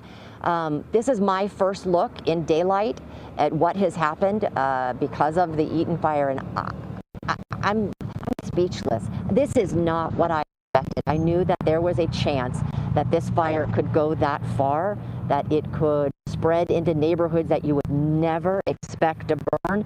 But we are up here off of Altadena Drive, West Altadena Drive, very close to Lincoln. It's decimated. I mean, it is absolutely decimated. There are streets, the homes are gone or on at least one side of them. Here along Altadena Drive, there's 3 homes in a row, one of them belonging to Robert Aguirre and his family, his wife, Barbara. I know, Barbara, she has a smile, I don't know how.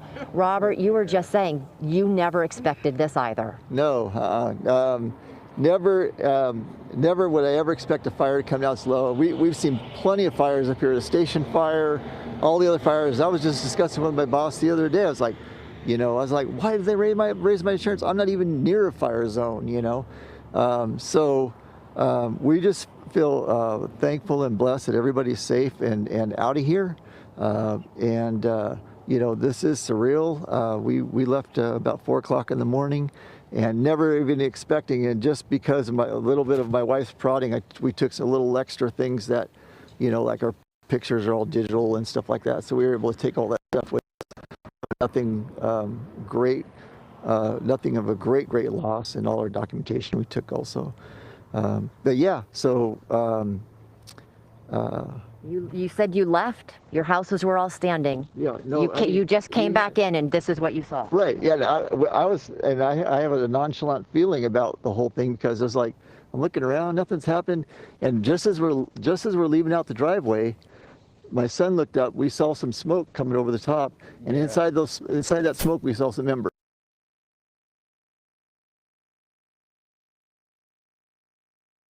As much as I thought, but we had called some neighbors.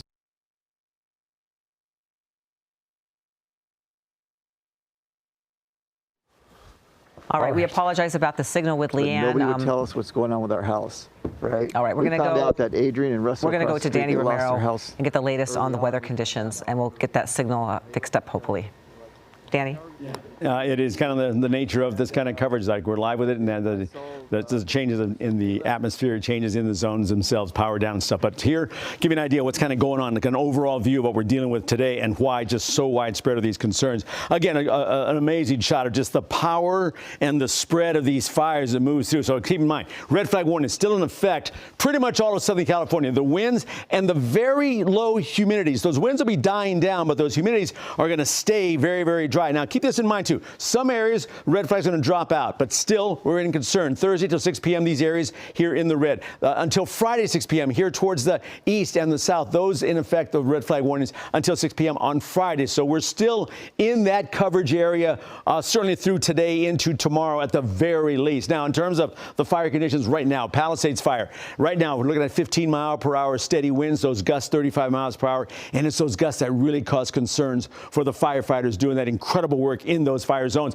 Hurst fire, also those winds in that 20-mile-per-hour range. Again, again, there too, those gusts go in that 30, 35, 40 mile per hour range. They could just kind of pop up at any time, something to keep an eye on. Also, the Eden fire, there too, we're looking at 40 mile per hour gusts, those steady winds in that 25 mile per hour range. Now, here's a great view of how those fire zones are looking. We can see the areas in the red and the purple. Those are your real areas of concern. Those are the higher wind speeds, over 40 miles per hour up around the Santa Clarita area, down towards the Malibu Hills, pushing 40 miles per hour for those wind gusts as well. We can see one small pocket of no concern, but everywhere else, again, the strong winds. And notice too, it's that Santa Ana profile, that northeast kind of winds, bringing that warm air along with those really strong winds. Still strong tonight into tomorrow, so you have to watch all the areas of Southern California. As I mentioned, some areas going down as far as red flag concerns. So here's kind of an overall view how they're kind of starting to subside. Some good news for us. So we're looking at 20 mile per hour winds around Pacific Palisades fire. We're going to stay right in that range till tonight, right about 11 p.m. And then tomorrow morning, look at this, thankfully, we start dropping down to single-digit wind readings for that Palisades area. In terms of the other spots, like the Eaton fires, same kind of idea setting up. Winds are still going to be fairly strong tonight into the evening hours, but then by late tonight, early tomorrow morning, now we're back down single digits. So there is some relief as far as the winds are concerned, but this is concerned too, how dry things are. Teens and single-digit humidity readings, so this is very, very dry conditions. That's all over Southern California. No one really getting any relief, even especially on those coastal spots where you'd think you'd get more moisture in the air. Look at that, Santa Monica at 7% relative humidity. Now, as far as the air quality, that's, of course, as you might imagine, bad, especially in the fire zones. That red indicates unhealthful air for everybody. So certainly in those spots, especially, just really be careful. Take the precautions needed for you. And so these are the concerns now. So, yeah, a little relief is coming our way, but, of course, Dallas has more updates for you at 4 p.m. on ABC 7 right now. David, Ellen, yours. This is Eyewitness News with live breaking news. No, LA County and all 29 fire departments in our county are not prepared for this type of widespread disaster. Everybody's just in shock right now. I don't think it's really hit anybody yet. It's just complete devastation. We thought we were going to have the opportunity to come back to a home, and this is what we come back to. An unprecedented natural disaster in Los Angeles County. Multiple wildfires burning at once, all of them fueled by fierce Santa Ana winds. Lives and homes have been lost. Entire neighborhoods are burned to the ground. We're working around the clock to bring you up-to-the-minute information about these fires, everything you need to know, including where exactly these fires are burning, who needs to evacuate, and how to get help. A special edition of Eyewitness News at 4 starts right now. Thanks for joining us. I'm David Ono. And I'm Ellen Leyva. You're watching Eyewitness News at 4 live on ABC 7, Hulu, and wherever you stream. We're expecting an update from fire authorities in Pasadena at any moment. First, let's take a look at where these fires are burning right now. There are 3 big fires that we're keeping an eye on. The Palisades, which is the biggest, was the first to start yesterday as the Santa Ana winds picked up about 10:30 in the morning. Hours later, the Eaton fire started in Altadena. 5 people have been killed in that fire, sadly. And the Palisades and Eaton fire have burned over 25,000 acres combined. There's also the Hearst fire in Sylmar, and that fire is holding at about 500 acres. All right, it is sobering. It's incredible. The sight from above, when we're finally getting a glimpse of how devastating these fires are, is basically, you just can't describe it. So let's go to Chris Christie overhead in the Palisades fire right now, who is watching the firefight continue. Chris. Yeah, David, we're back up over the Summit neighborhood in the Pacific Palisades. You're taking a live look at a new house fire. It's going to be at the end of Calle de Serra. That's going to be the 1600 block right there. That just caught on fire, but I want to help you get your bearings here as you widen out a little slowly. First of all, I want to show you how it is really a hit and miss situation along this block and in this entire neighborhood, where you have a couple houses that have been touched and some that are still standing. But this is at the end of Calle de Serra, right next to the Summit Club at Palisades Country Club, which is right there on the right side of your screen. And you could see the way this wind is blowing the fire and blowing the smoke, that entire clubhouse and neighborhoods point south of there are in imminent threat of this fire. Again, there is no structure protection in place here in this part of the Summit. In other parts, we have seen some fire trucks trying to keep the fire at bay from neighbors who have been spared, but right now it is really a precarious situation here in the Summit, where there is still quite a bit of active flame and very heavy winds continuing to blow through this neighborhood, guys. All right, Chris, thank you. We're going to check back with you as this fire continues to progress. We want to take it now to the other fire of major concern, Altadena. Sophie Flay, you're right in the middle of it last night. What's it look like today? David, the wind is not as strong as it was last night, but it is still moving these flames quick. All around us here, we are on Lake Avenue at Topeka, where you can actually see law enforcement is shutting down this part of Lake Avenue now. They are directing traffic. We know so far that at least 11,000 acres have burned in the Eaton fire, but again, we are awaiting that press conference to get the latest numbers. We know that there is an evacuation shelter at Pasadena Civic Center, which is where that press conference is expected to take place shortly. We also know that the Pasadena Humane Society has taken in more than 100 animals, and they're actually asking people to reach out to them if they are willing to donate bowls for food and water, and also asking people to reach out if they're willing to foster a dog or a cat for at least a week. We went over to Pasadena Waldorf Private School, which unfortunately we witnessed with our own eyes burned to the ground. Classrooms melted, kindergarten classrooms, high school classrooms melted. So many young students will be impacted by this. We also went over to Coleman and Santa Rosa, over in the Altadena neighborhood. We saw flames ripping through multiple homes. Again, these winds are still holding strong. David, not as strong as they were last night. We are hoping to only continue to get more relief from those strong winds. But this neighborhood, this area, Altadena, is burning all around us. And we're going to send it back to you guys. Okay, Sophie, thank you very much. Right now we're going to the Pasadena Convention Center where a news conference is taking place on the fire. Let's listen in, the Eaton fire. Let me first say on behalf of all residents of Pasadena that our thoughts and prayers are with those who have lost their home and even their lives here in Pasadena, as well as in Altadena and the Palisades. On behalf of all residents of Pasadena and the leaders that you see behind me, we will certainly have all those individuals and their families and friends in our thoughts and prayers. We have experienced a tremendous tragedy here in our community. To date, we have over 100,000 people under mandatory evacuation. We've had 5 fatalities, and then we have close to another 100,000 people who have been warned to evacuate because they are in a danger zone. Hundreds of homes have been lost. I'll let the police chief and the fire chief talk about that. But this is an opportunity for us as a community, as a people, to band together and work to support one another.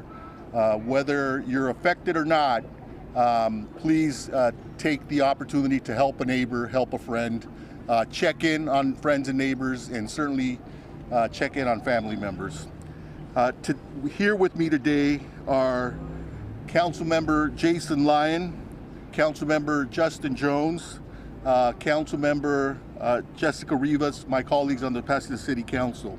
Also with us today is City Manager Miguel Marquez, our Supervisor, LA County Supervisor Catherine Barger, Congress Member Judy Chu, State Senator Sasha Perez, Assemblymember John Harabedian, the Superintendent of the Pasadena Unified School District, Dr. Blanco, the President of Pasadena City College, Dr. Jose Perez, a representative from the Humane Society. Also with us today are neighboring Assembly members, Assemblymember Coloza, Assemblymember Nick Schultz. You'll also hear from Fire Chief Chad Augustine and Police Chief Gene Harris.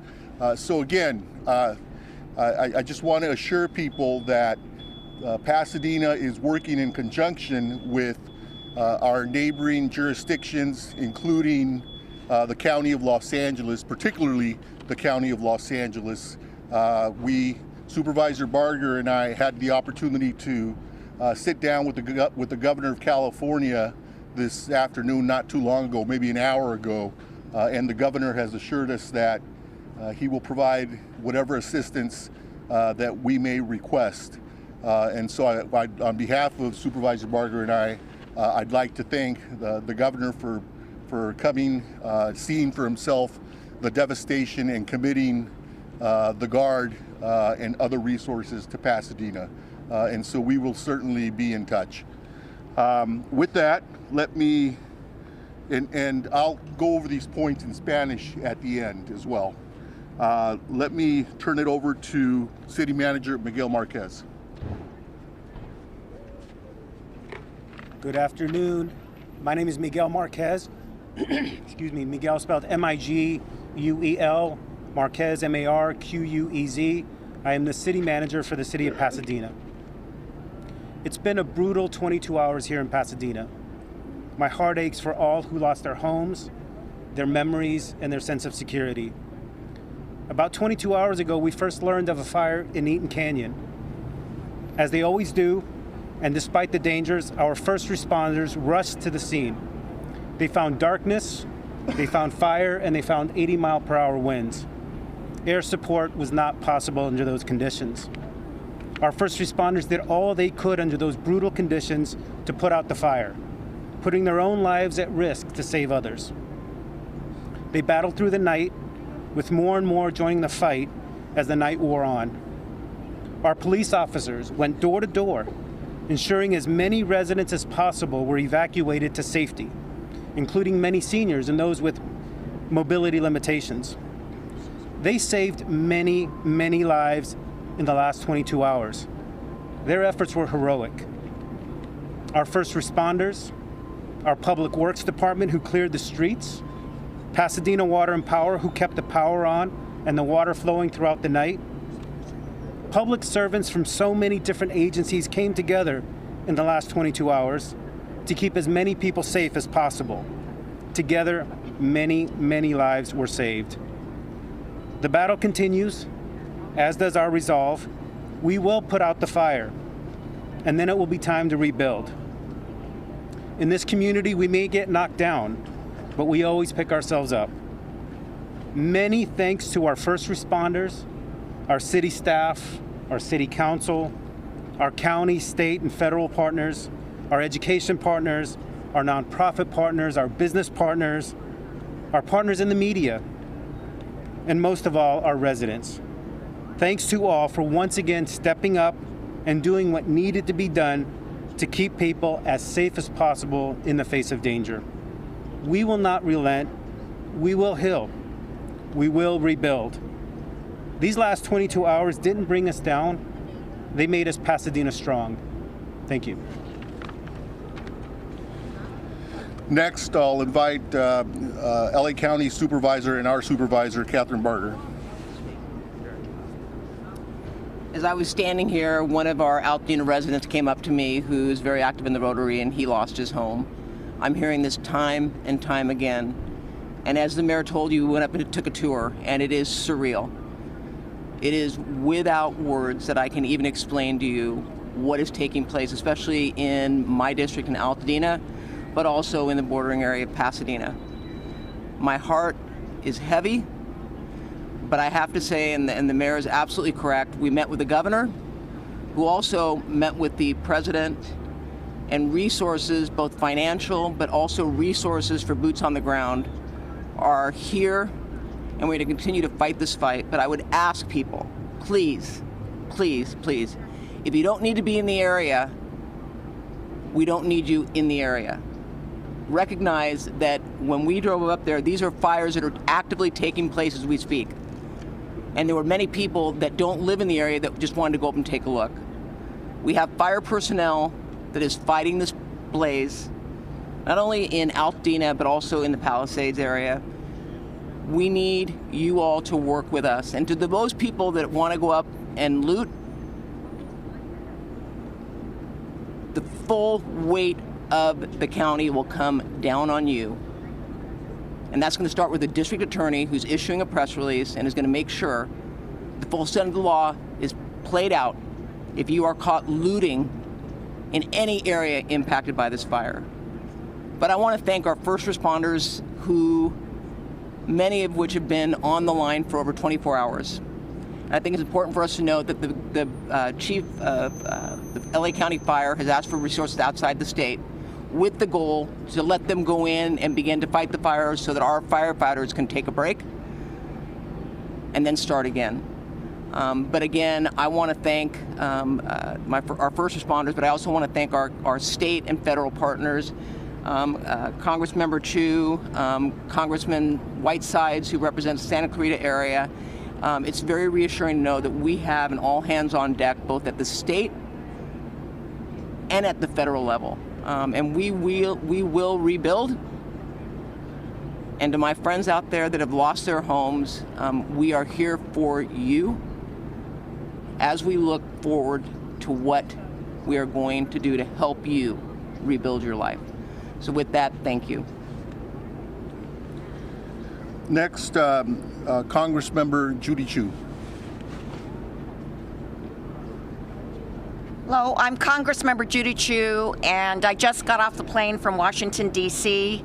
My heart goes out to those who've lost their homes and their businesses. I've had friends tell me that they've lost their homes, and I can't believe the destruction that this fire is causing. But I want to tell you that this morning I was on the phone with the White House and with FEMA, and President Biden has declared this a national disaster. So now the mechanics are set for people to get assistance for recovery from FEMA. And also, FEMA was asked last night by the state of California to declare this eligible for the fire management grants, and indeed it is. So all the expenses that we see for fighting this fire will be reimbursed by the federal government.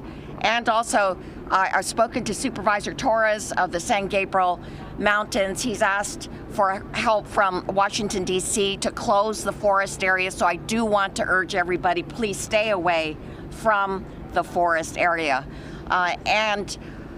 I just urge everybody to make sure that you obey the evacuation orders, and that also you take advantage of the shelters that are available at the Pasadena Civic Center as well as the Arcadia Community Center. Our office is going to be ready to assist you in the recovery from these fires. And we know that there will be assistance from the Small Business Administration, which has emergency loans, and there will be grants from FEMA. But right now, the most important thing is to be safe. So that's why I say to everybody, please stay out of these areas, please make sure you obey the evacuation orders, and please stay safe.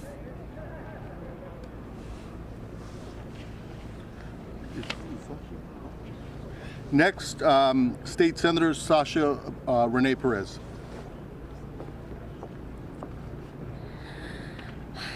Good evening, everyone. I think this is a really difficult moment for many of us in the community, especially for those of us that have grown up in the San Gabriel Valley and who have come to know and love this community.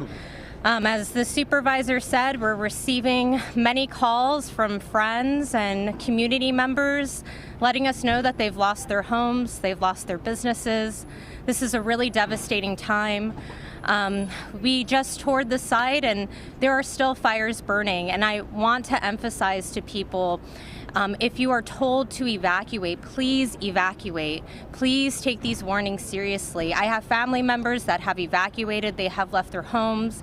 I understand how difficult of a decision this is, but this is about safety and safety first. We want to make sure that you all are taken care of, that you're taking care of your families. This is what is most important right now. It is incredibly dangerous for individuals to be up there during the time when there's fires like this. This is a very, very dangerous time, so please evacuate, get somewhere safe, make sure that your family is safe. Also, if you receive an evacuation warning, please make sure, if you have elderly neighbors, pick up the phone and let them know. We've seen a lot of senior citizens just here at the senior center that have been evacuated, and someone taking a moment to knock on the door and make sure that they were informed so that they're getting out of their home is so critical and makes such a difference. We know right now that there's a lot of folks that are struggling to have cell service worse when they're up in the foothills right now.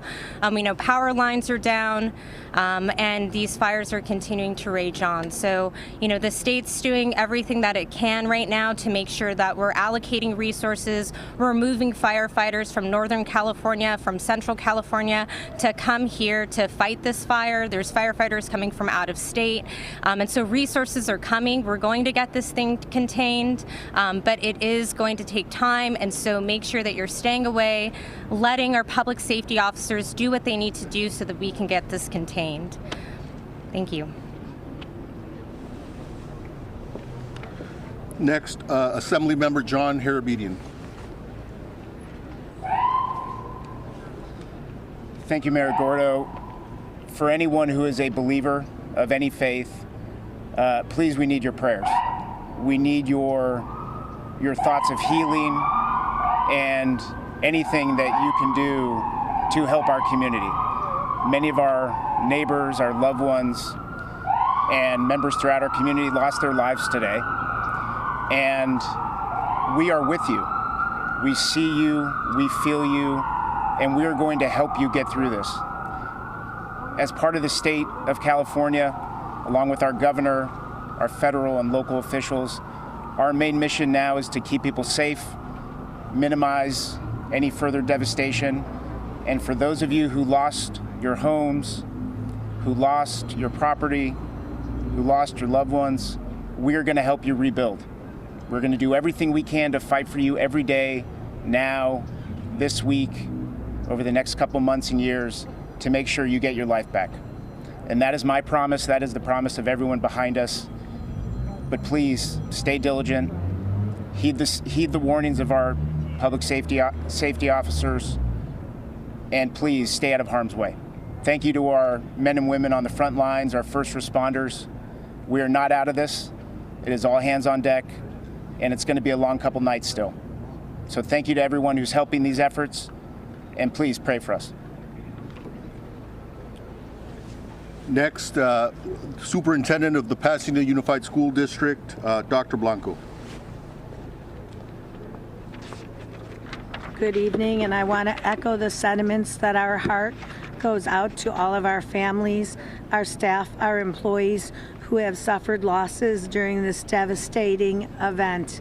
Behind me, you see the power of us, the city, the mayor, the city manager, our leader from the PCC, all came around the school district to help us provide for our families and our students. I saw many of my families here today who have lost their homes along with their staff. Thank you for being here with them, and thank you for supporting them. Our schools are going to remain closed for the rest of the week. We are continuing to assess the damages at our school. Our maintenance and operation team, along with our police department, the sheriffs, and our fire department have been assessing our buildings. Our preliminary assessment results show that the fire has substantially damaged 5 campuses. While most of them are in good condition, we have confirmed these 5 campuses in Altadena. Elliott's Arts Magnet School is damaged. Franklin Elementary, which was closed in 2020, has damage of about 80%.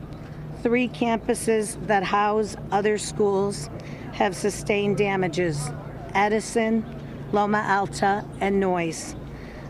Please note this information is preliminary. The fire is not contained, and some of our schools still remain in the path of the fire.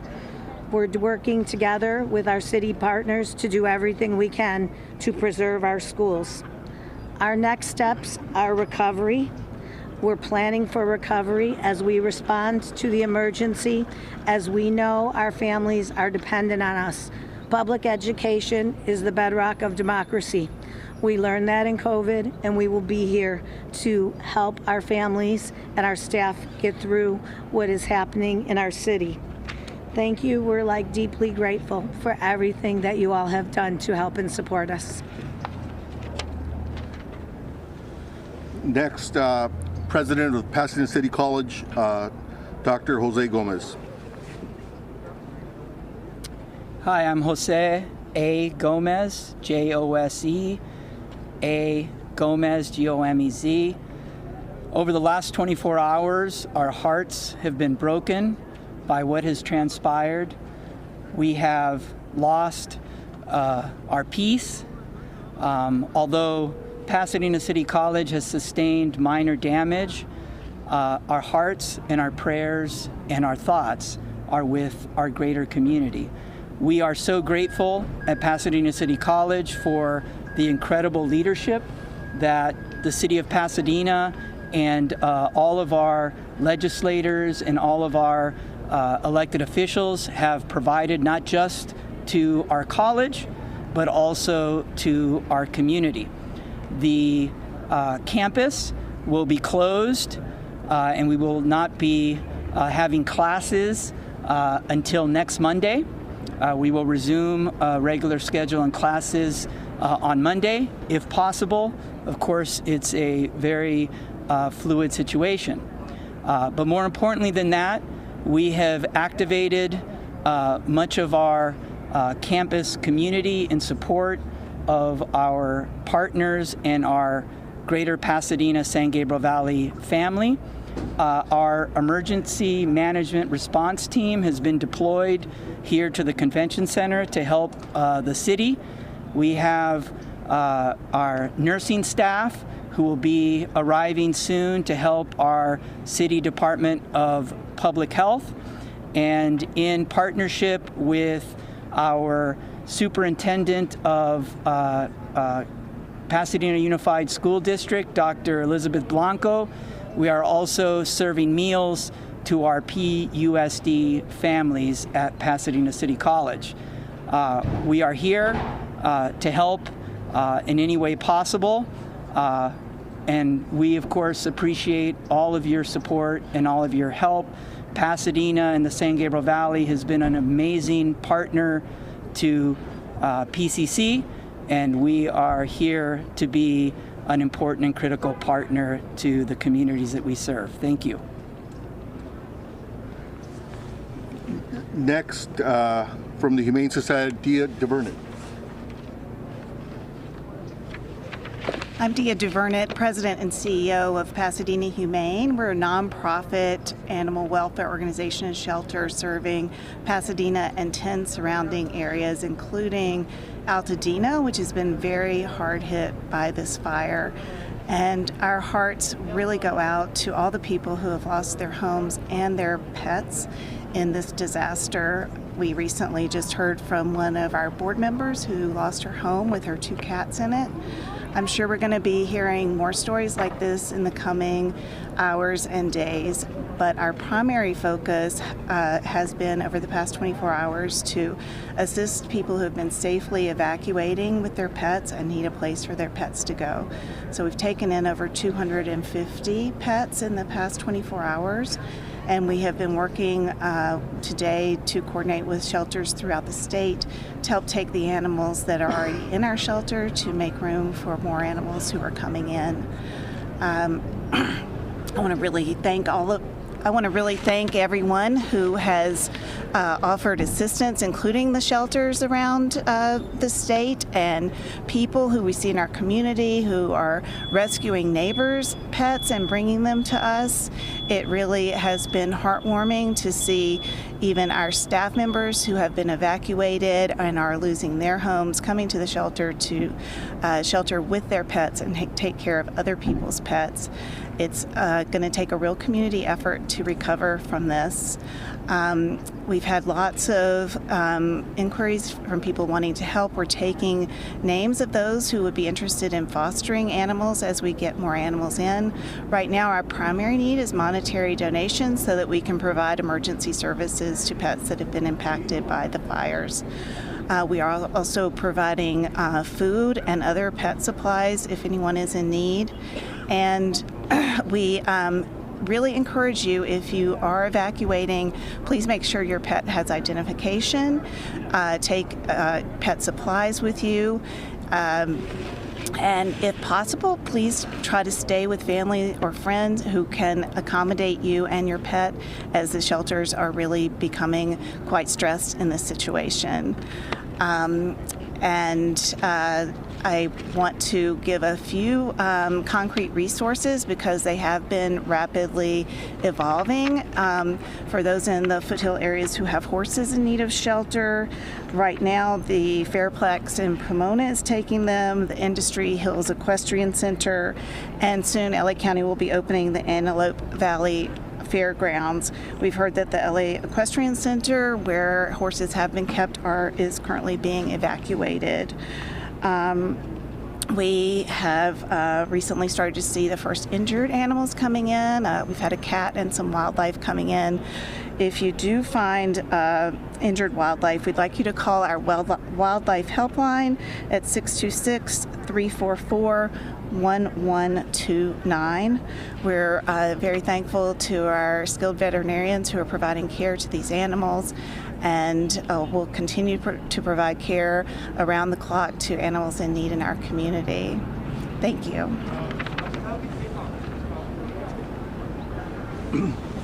Next, because this is still an active fire with very little, if any, containment, I think it's important to hear from the fire chief, and our fire chief is here with us, Chief Chad Augustine. Good afternoon. My name is Chad Augustine, your Pasadena Fire Chief, CHADAUGUSTIN. I'd like to give you a current sit stat on our Eaton fire. We can confirm that the Eaton fire is now over 10,600 acres at 0% containment. I'd be remiss, though, if I didn't highlight some of the heroic actions last night by your public safety, police, and fire, who literally saved lives. Pulling people out from burning buildings, getting them out of streets and vehicles where they had no ways to evacuate. Our death count today would be significantly higher without their heroic actions. We currently have 60 strike teams requested and 750 firefighters working on this incident. We're in a unified command with multiple agencies to include Law, LA County Fire, LA County Sheriff, and Angeles National Forest, along with Pasadena Fire. We have strike teams committed from all over the state and as far as Arizona coming to assist us. Multiple structures have been damaged or destroyed as this wind-driven fire had wind gusts of 70+ miles per hour. We had spotting of embers 2 to 3 miles ahead of the fire. I can confirm tonight that we have somewhere between 200 and 500 structures damaged or lost. We really need, as it becomes safe to do so, and we get a better handle on this fire, we need to come in and be able to survey the damage to get an exact total of number of structures that have been damaged or completely lost. We continue to be in red flag conditions, and we expect that to be through Thursday, with variable and high wind speeds, thankfully not as strong as what we saw last night. We are encouraging people to stay updated as the weather can continue to change very rapidly. Please, if we issue an evacuation order, heed our request. Be prepared, have your go bag, and immediately evacuate. Thankfully, the current forecasts allow us today to start getting aircraft in to fight this fire. Since around 10 a.m., we've had aircraft doing water drops. With the goal of limiting the fire spread, we will come behind those water drops with hand crews and fire engines to get a containment line around this fire. We expect, with favorable conditions over the next couple days, to start making good progress on this fire. And with that, I'll turn it over to the police chief. Chief, we take a question on the statistics and the current situation that you have your firefighters. How are they holding up over the past 22 hours? Yeah, they're exhausted. We need those reinforcements coming in, but they've done incredible work. Where they've, an example is crews that fought 15 house fires over a 28-hour period. They didn't save any of them, but they prevented 2 or 3 blocks away from burning down. So great work, not just from your Pasadena fire, but throughout this entire region. Yeah. You requested 60 strike teams. What's the status of that? How long before Great question. So we have multiple strike teams have arrived. We're in the early like 15-ish strike teams, and we expect over the next 24 hours we'll be close to 50. Even some of the Arizona strike teams should be here by this evening. Can you talk about resources being stretched? I know that this morning, with some of the fires, they were maybe 1 or 2 firefighters on scene only because it appeared not to have the resources. Everybody stretched to a minute. Can you talk about that situation? Yeah, sure. I would be kidding all of you if I said we didn't have resources stretched yesterday, right? It's a rarity that you have 2 major brush fires in LA County like we did yesterday with the Eden Fire and the Palisades, let alone the multiple other fires that we saw. So we had an extreme drawdown from with LA County Fire, and they are our biggest partner. Even with their drawdown, they sent us a lot of resources last night, which was really helpful. It's unfortunate with the wind gusts that we had, up to 70-mile-an-hour winds, they had to ground their aircraft last night. But we really relied on all of LA County to bring us resources, and then with the mutual aid requests from up and down the state. Did that answer your question? Thank you. One more. I wanted to ask about, you were inside the fire zone and multiple residents have talked about a lack of water pressure or a lack of water at all in trying to fight fires. There's a similar situation in the Palisades, and they said it was due to the amount of water usage at one time. Is this what you were seeing? What was the situation there? We saw it firsthand as well. Why was this the case? And is this going to be a problem for the future? Yeah, when you have multiple fires, multiple city blocks on fire, with I'll throw a number out, 100 fire engines flowing water, we are gonna stretch our water system. On top of that, we had a loss of power temporarily, which impacted our water system. But I'll be clear, we could have had much more water with those wind gusts. We were not stopping that fire last night. Those erratic wind gusts were throwing embers for multiple miles ahead of the fire, and that's really what caused the rapid spread of this fire. Sir, where specific the fire starts?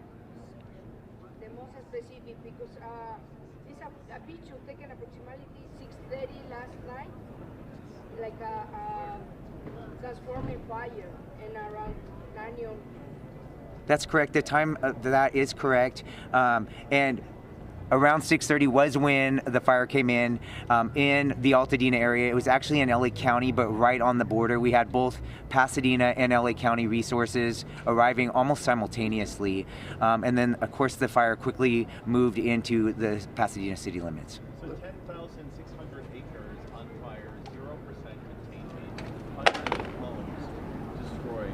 What can you say to the communities that keep them home? Yeah. That you'll have a handle on this in the Yeah, what gives me hope is when I look at the trees and bushes around here. Last night was incredible, right? It was like something that most of you have probably never seen. Tonight we have very mild wind conditions where we can get aircraft and a ton of additional resources getting their hands around this fire. That's what gives me confidence that we're going to get a handle on this fire. Before, why don't we bring the police chief up, and then then you can ask questions of both chiefs. Can we talk about the cause of the fire, and if there are others? We know that there are several fires burning. Are any of these connected with arson? The cause, you're going to love my generic answer, but the cause is under investigation, right? We have multiple fire investigators as well as fire and arson investigators from LA County and local resources investigating that. We need to let them do their good work so that we can come up with an accurate cause and origin. Well, we'll ask the chief to stay here for more questions, but in the meantime, because this also involves a public safety situation and neighborhoods that have been evacuated and homes, the message I want to reiterate is don't even think about it. Don't think about coming to loot any of these properties in Pasadena or Altadena, because the Pasadena Police Department, as well as the LA County Sheriff and resources from the state of California, will be out there patrolling and protecting these neighborhoods. With that, I'll turn it over to our police chief, Eugene Harris, to provide you more facts and details. My name is Gene Harris. I am the police chief for the city of Pasadena. Gene is Gene. Last name is Harris, Harris. Last night at the beginning of this incident, first responders from the city of Pasadena responded to the area of this event primarily on a safety mission. But when they got there, they rapidly found an escalating fire that was growing rapidly with the wind gusts, and it turned into a rescue evacuation scenario. Those first responders acted heroically by going in and either evacuating or rescuing numerous folks that are now housed in this building behind me. It was nothing short of heroic, and as they got there, it rapidly turned into that type of mission.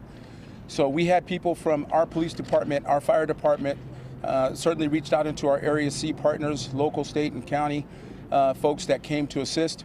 And it took all night to get folks rescued or evacuated from their homes, and that effort was robust in that end.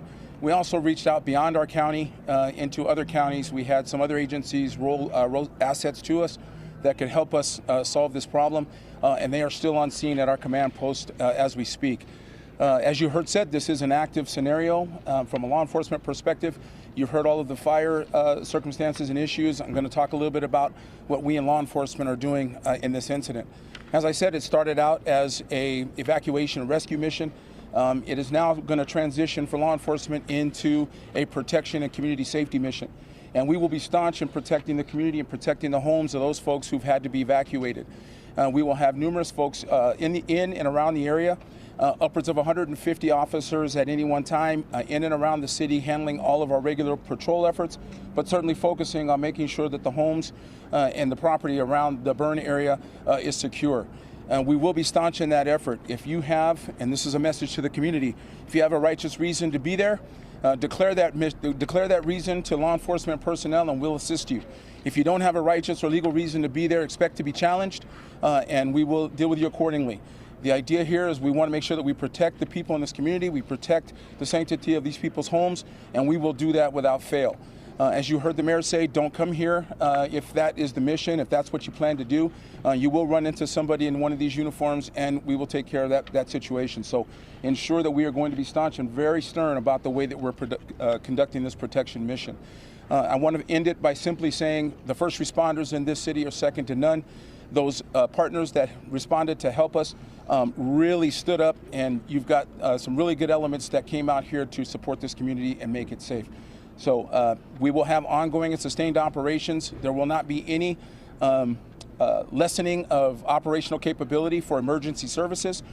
We might find that some of the regular services will be out. We've put some information out on that for social media and on the media to make sure that people understand that we may not have the counters open and some of those things for regular services. But all emergency services will be dealt with without any lessening of services or impact. So with that, I'll turn it back over to the mayor. Now we can open it up to questions from any of our speakers that you may have. I can do Spanish now, or we can do one-on-one. Mayor, can we ask the chief about the looting situation? Was those instances of looting, did that happen here at the Canyon Fire? I mean, what was the situation here that makes you speak so forcefully about any activities that might happen at the fire zone? Well, the forceful nature of my delivery is really designed to impact what our caring is for this community. It's a community caring mission. We haven't had any incidents of looting, and we don't want any. And so the message is, don't come here if that's what you plan to do. You're going to run into one of us, and we're going to be staunch in that effort. So we haven't had anything yet, but we're trying to expect the unexpected and get in front of these types of things.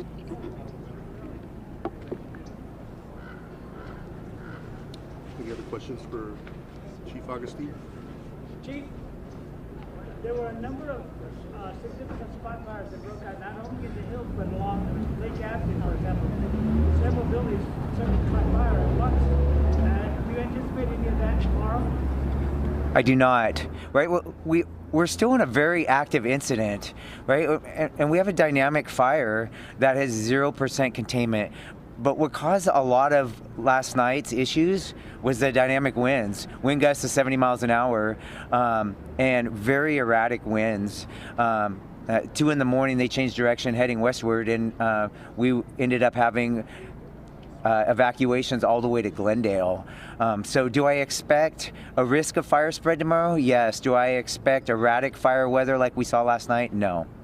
Chief, can you elaborate on how far those embers were going and how much that contributed to the spread of the fire? Yeah. We can confidently say those embers were spreading ember casts 2+ miles, right? And we were in red flag conditions, right? And just acknowledging that we're in red flag conditions in January, right, should make us all pause.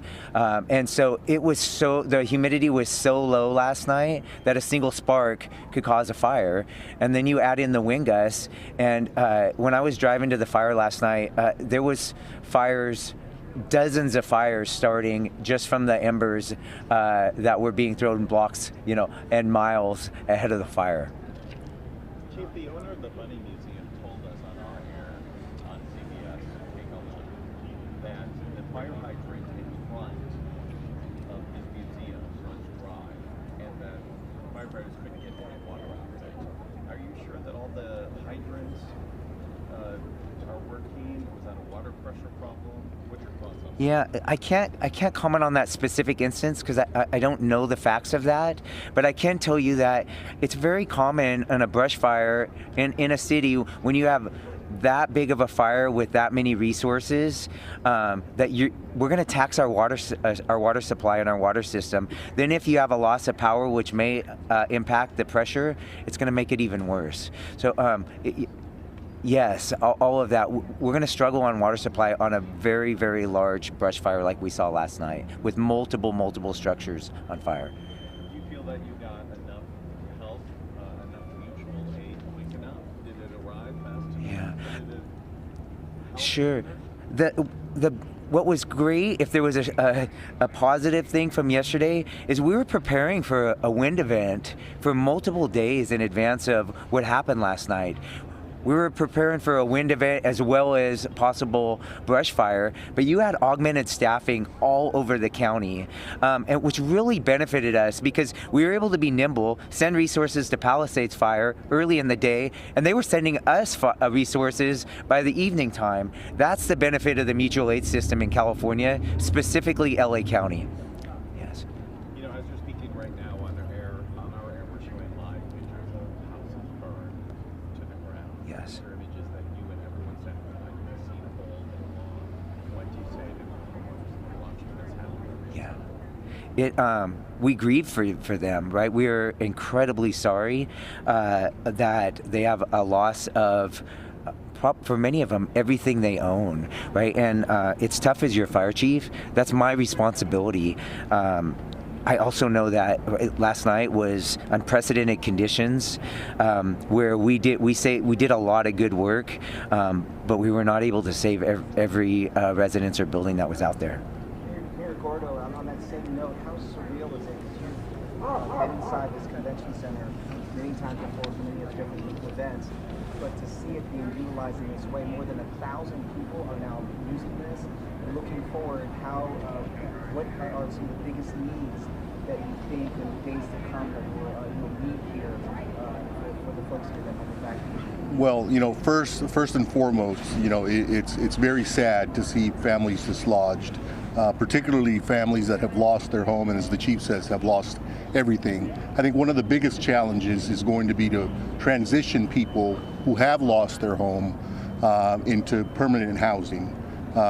We have hundreds of homes that have been destroyed, and moving people into permanent long-term housing is definitely going to be a challenge, and it's going to be a challenge that we're going to engage the county, the state, and the federal government in. Has there been any contact information, a website or phone number set up for missing persons? So if a family member, if someone in the area was evacuated, the family is out of state or out of county, how do you track down your loved one? Well, the standard 911 will be efficient enough to get us to the numbers that we need to get you. I would suggest that you make that call To me, that stands to be an emergency, so let's do that. You can also contact our business line, and we can get you to the right people that can guide you in.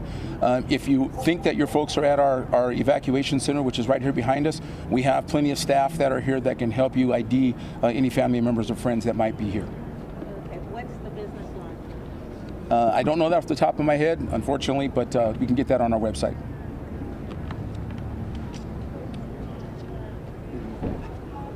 Okay, this, again, to all affected residents, know that your city, your county, and other resources are there to help. If you need assistance, please reach out to us.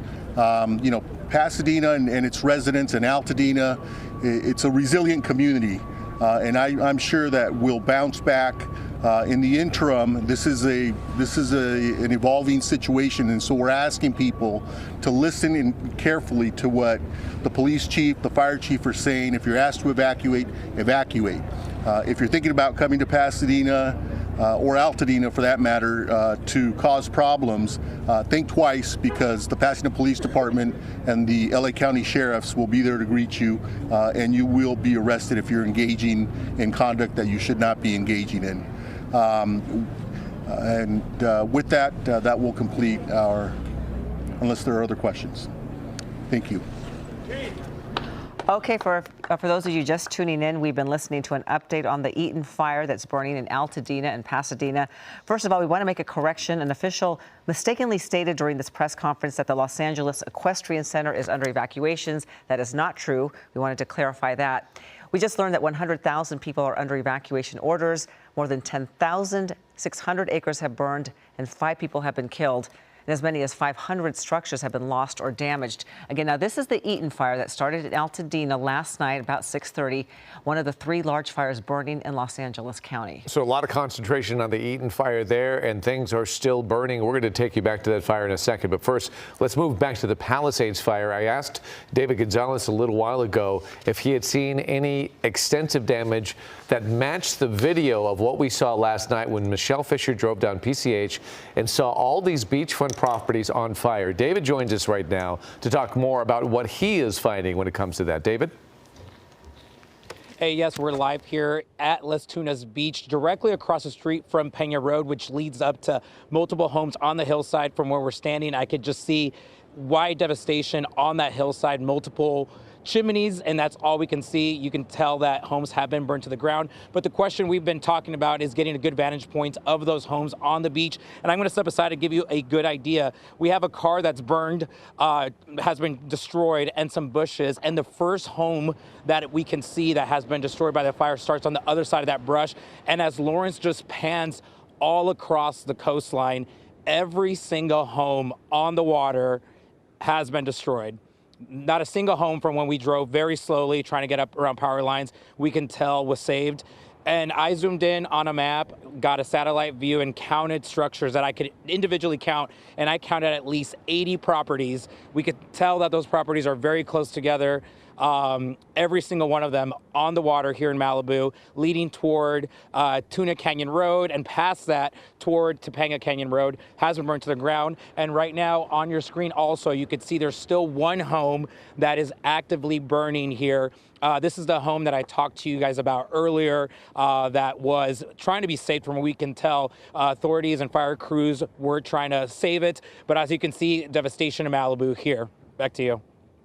David, thank you, and stay with that. We're gonna double box you with me. I'm sitting here at the touch screen, and I want to further explain or kind of illustrate what people just saw from your live picture. First of all, Las Tunas County Beach. This is where David is reporting from, and I'm going to expand it out even further. They're actually standing, this is the ocean, they're standing on these rocks right here, and they're looking in this direction. That's the direction of the cameras. So I'm going to shrink it up a little bit, and I'm going to show you all the way over here is where David is concentrating on a fire that's going on in this building right here. Sorry about that, Lita. This building right here. The reason I'm doing that, it's a straight line, but I'm going to now expand out and show you, and it's behind the yellow, so it's a little bit hard to see, but see all of these houses? I'm going to go down the line and show you all of these homes are completely lost. Every single one of them. These are rooftops. of the homes that have been lost, all beachfront property, all in this direction, every single one, until we get all the way back. And I'm still going, still going. This is the video we saw last night until we get to where David is standing right here on Las Tunas County Beach. Every single one of those beachfront properties have been burned to the ground, and that's just one small segment of what the Palisades fire has done in this community. Ellen, back over to you. Unbelievable, David. That is just incredible. Wow. We're going to check into that. Josh Haskell, he's been on the Palisades fire since, oh boy, yesterday morning. You know, you've had quite a couple days, Josh. How you doing? Yeah, I'm on Tiopa Drive right now. People very familiar with Tiopa. And we're at Ramos Place, and once again, we're finding homes that are burning. We're in the Huntington section of Pacific Palisades. Take a look. Santa Clara County Fire Department is trying to do the best they can. But we are at a section of the Huntington where half of the homes seem to have survived, the other half are burning. And that is why these firefighters are doing the best they can to just put water on what is remaining here to make sure that it doesn't spread to more homes. I'm seeing a lot of people riding their bikes around. You just saw one person go by. Talked to a gentleman. He said, my house is okay. I'm checking on friends' houses. And then he said what we've all been saying. I cannot believe this happened. I cannot believe I'm here. And that's the feeling that you drive down streets throughout the Palisades, particularly in this residential section on Tiopa, and you are just seeing what is left of so many homes. And I'd love to tell you that if we went a little bit more to the left, we'd see homes that are standing, but there's actually more homes that are on fire. I don't know if you can see the flames that are coming out behind that fence right now. Up and down this street, there are homes burning. We are well over 24 hours since the Palisades fire started. We've been reporting on the 0% containment. When we have an update shortly from that upcoming press conference, I would be shocked if the containment has changed from 0. And that is because what I am seeing here in Pacific Palisades continues to be an active firefight.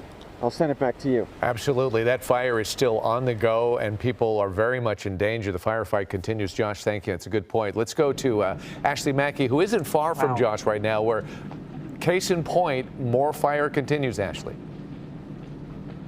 David, exactly. So this road right here is Tremonto Drive. That's the road we were on earlier. We just drove down towards that fire we were talking about earlier. Flames ignited the house that is across the street, and that's what you're looking at right now. It started off as just light smoke billowing in the air, but one of the fire crews did let me know that it was too far gone inside, and they moved their focus to actually focus on the houses next to it. So one thing though I want to point out, these houses are actually on a hillside. The beach is just below, but there is a cul-de-sac underneath. So we actually watched this house completely go up in flames and fall down on top of a house that is right underneath it. So like I said, firefighters, they shifted their focus on trying to save the houses next to it, but as you can see, both of those houses that are next to the house that collapsed are now in flames, and now we're seeing firefighters moving even more to try and save some of the houses that are around it. Embers are up in the sky, and the fear is that some of those embers, especially with this wind, can shift it to another house that is not on fire and catch it on fire. Again, a dynamic situation. Wind is still very much blowing and presents a strong challenge for these fire crews out here. They're working very hard. I think I've been listening to our broadcast, and I've heard the analogy whack-a-mole, and that's exactly what it does feel like. They have to kind of determine whether or not they feel like a structure or property can be saved, and once they determine that it can't be saved, they have to move on to try and save the next surrounding houses, unfortunately. And it's just a story that I feel like I've been telling all day. Another house is caught on fire, another home lost, another family devastated, and that's what we're looking at here. Really quickly, because we need to move on, but have you seen any airdrops whatsoever? I've seen no airdrops, no planes in the sky. Again, the winds here are still not great, and visibility in the sky, it's also not great, especially with these new structures catching on fire. You can see the black smoke rising in the air. The firefighters are doing the best with what they can, but air support is not one of the resources that they have on hand right now. Okay, Ashley Mackey, thank you very much. We're going to check in with Leanne Suter. She's been at the Eaton Fire in Altadena. And keep in mind, there is an 8-second delay, so just be a little patient. We're watching an airdrop right now. Leanne? You can stay on that if you want. Yeah, that's right. We just saw the plane fly over. We did not get to see an actual airdrop just yet, but we did just see it fly over. I'm hoping that is great news that they've been able to make a couple of drops, at least in this area. We've moved a little farther to the east here along Altadena Drive, and unfortunately, the scene is just the same. We are closer to Olive Avenue now. Here in this stretch, we have, again, a same scene we're seeing literally all across the area, from the Pacific Palisades to Altadena, Pasadena here. It is just home after home that has been destroyed, and you can see that it was because of the wind, those embers blowing into these homes all along this stretch here. Right in this row, I'm counting at least one, we got like 6 on this side of the street, and then it continues to the next block behind it that we're seeing the whole row of homes. You can see all of the chimneys off in the distance. There's at least one chimney right here, one behind it, and a third one pushing back towards that telephone pole you see kind of back there. Now again, we're at Olive. I'm going to have Brian pan across the street here and show you the church. I believe this is United Methodist Church here at Olive. That is completely gone.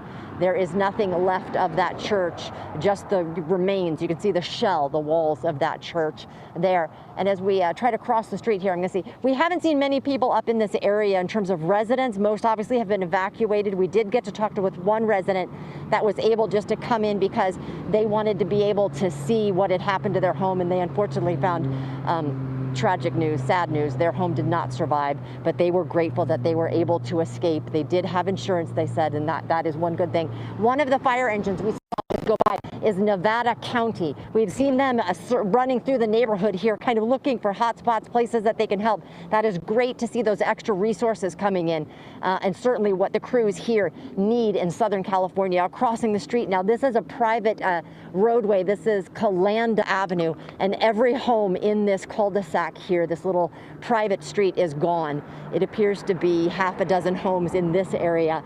And you see what's left. I mean, here was a vehicle at one point. I see that there's a gas grill out there.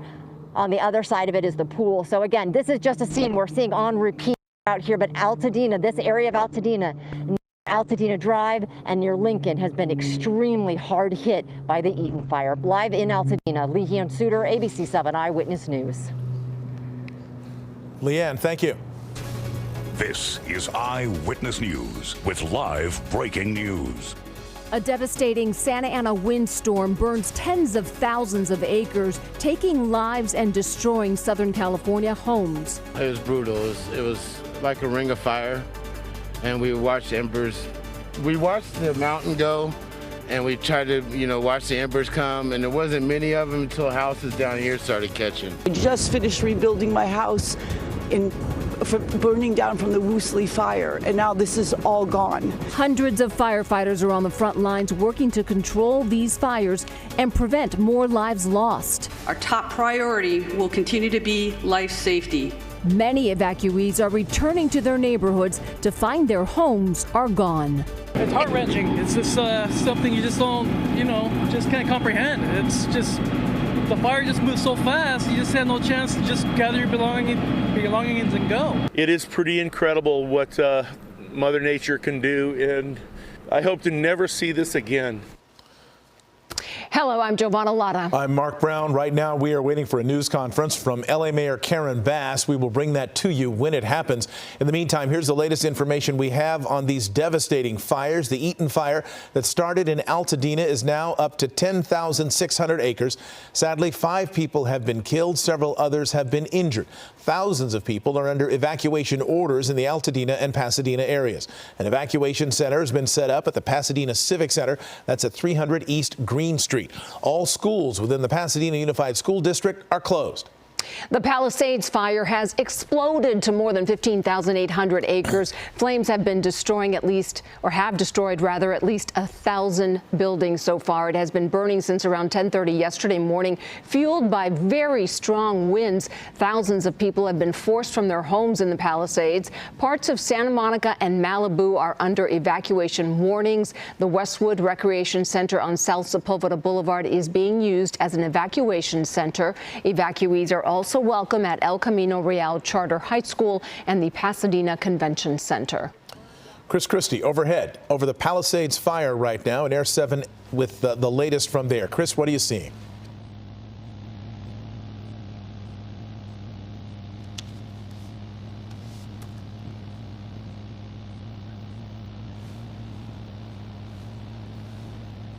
Up, guys, is my mic up? Is my mic up? Okay, guys, can you hear me? Can now, thank you. Hey there, guys. Just moments ago, they have just amended the flight restriction around this fire, and we have now, for the very first time, been able to fly around. We're actually over Santa Monica right now, getting our very first glimpse from the air of the southern perimeter of this fire. The fire essentially extends all the way to the border between Santa Monica and Pacific Palisades. You can see structures burning right now along Toyopa Drive. As we pan over to the left, that's going to be PCH right along the left-hand side of your screen. You'll excuse the smoke that we're trying to peer through here. But as we push up here, you can see the landscape all across Pacific Palisades, dotted with structures, houses mostly, that are burning at this hour. That's a home just off of Palisades Drive at the end of Dolce Inez Lane, a large house right there. If we pull back out and pan back over to the left, straight up PCH, it appears that there is more active flame either on PCH or just off of PCH. If you push in there, we might get an accurate reading from SkyMap here. Emergency services, the sirens going off on the cell phones up here. That's going to be the cause of that interference. You can see an active fire right there, right along PCH, a very large building. I can't tell. That might be a condominium. I am not exactly sure which building that is. We've all driven up and down PCH a million times, but it is really, literally unrecognizable right now. But that appears to be at PCH and Montegrigio Drive, that structure that is really going up right now. But essentially, that is right along the coast here in Pacific Palisades, guys. Oh, all right. Tough to see. Chris Christie, thank you. And from the Palisades fire to the Eaton fire now, Sophie Flay joining us live from the ground there. We just got word earlier today that 5 people have died in this fire. Tragic. So tragic, Giovanna. We know that 10,600 acres have burned in the Eaton fire. It's at 0% containment. And we just heard from the Pasadena fire chief saying that there are 750 firefighters working on this fire. We know that somewhere between 200 and 500 structures have been damaged or lost. And there are also mandatory evacuation orders in place right now. We are at Lake and Topeka here in Altadena, and you can see that law enforcement are really trying to make sure people are heeding these evacuation orders and staying out of the roads so that officials, firefighters can get to the fires as quickly as possible, trying to keep these roads clear for them. Winds are expected to slow down tonight, and they're hoping to get aircrafts back up to continue the firefight. There are evacuation shelters at the Pasadena Civic Center and Arcadia Community Center. We also heard from Pasadena Humane Society in that press conference. They've taken in more than 250 animals, providing food and pet supplies for those who need it. And they're actually asking people to reach out to them if they are willing to foster a dog or a cat for at least a week. We also heard from the Pasadena Unified School District Superintendent saying Pasadena schools will be closed for the rest of the week. At least 5 school campuses have been impacted. The school district is planning for recovery, and they are serving meals to Pasadena Unified families at Pasadena City College.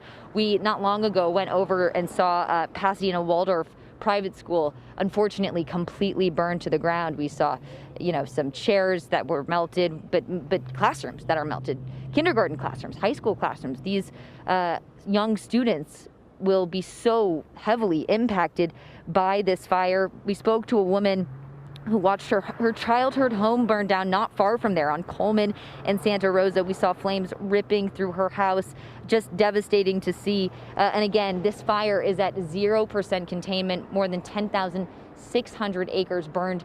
And the Pasadena fire chief also mentioned, as we've heard throughout the day too, that they are calling on mutual aid. They are calling on firefighters up and down the state, from other states, Nevada, Oregon, Washington, to come in and help them with this firefight. It is a difficult thing, and we are watching people deal with it as best they can. Thank you very much, Sophie Flay. We're going to check in now with Jory Rand. He has been in the Palisades area. You started there yesterday. You're there today. A lot of what you saw yesterday was shrouded by darkness and smoke. The daylight has revealed something completely different, Jory. Yeah, we were actually a block away from this spot here on Chautauqua Boulevard about 4 o'clock yesterday, and we could see up in the hills here that things were turning really pretty scary, and so we booked it out of here, and daylight has revealed what has been left behind. This is row upon row of homes lost. This is basically an entire neighborhood burned to the ground. Street after street, we just see nothing left. There are just frames, foundations. The signs of what was here before have just been crumpled into ash as it's left in smoldering ruins here on Chautauqua. We can see here as we look up the hill, this is up looking basically north into the wilderness where we saw that fire was raging, and that's basically where it came from the north, blowing south. It's brought the power line down, made it treacherous to go up Chautauqua to see the rest of the damage. There's a reservoir up at the top of that hill. We have seen sporadic residents coming through, a few on bicycles, one on a motorbike. We've seen an occasional car, but this is a wasteland and a ghost town. As we continue further around, you can see the burnt out husks of cars in driveways. It's really a 360 panorama of nothing left. Lives that have been torn apart here by this fire. And again, it's hard to overstate the devastation.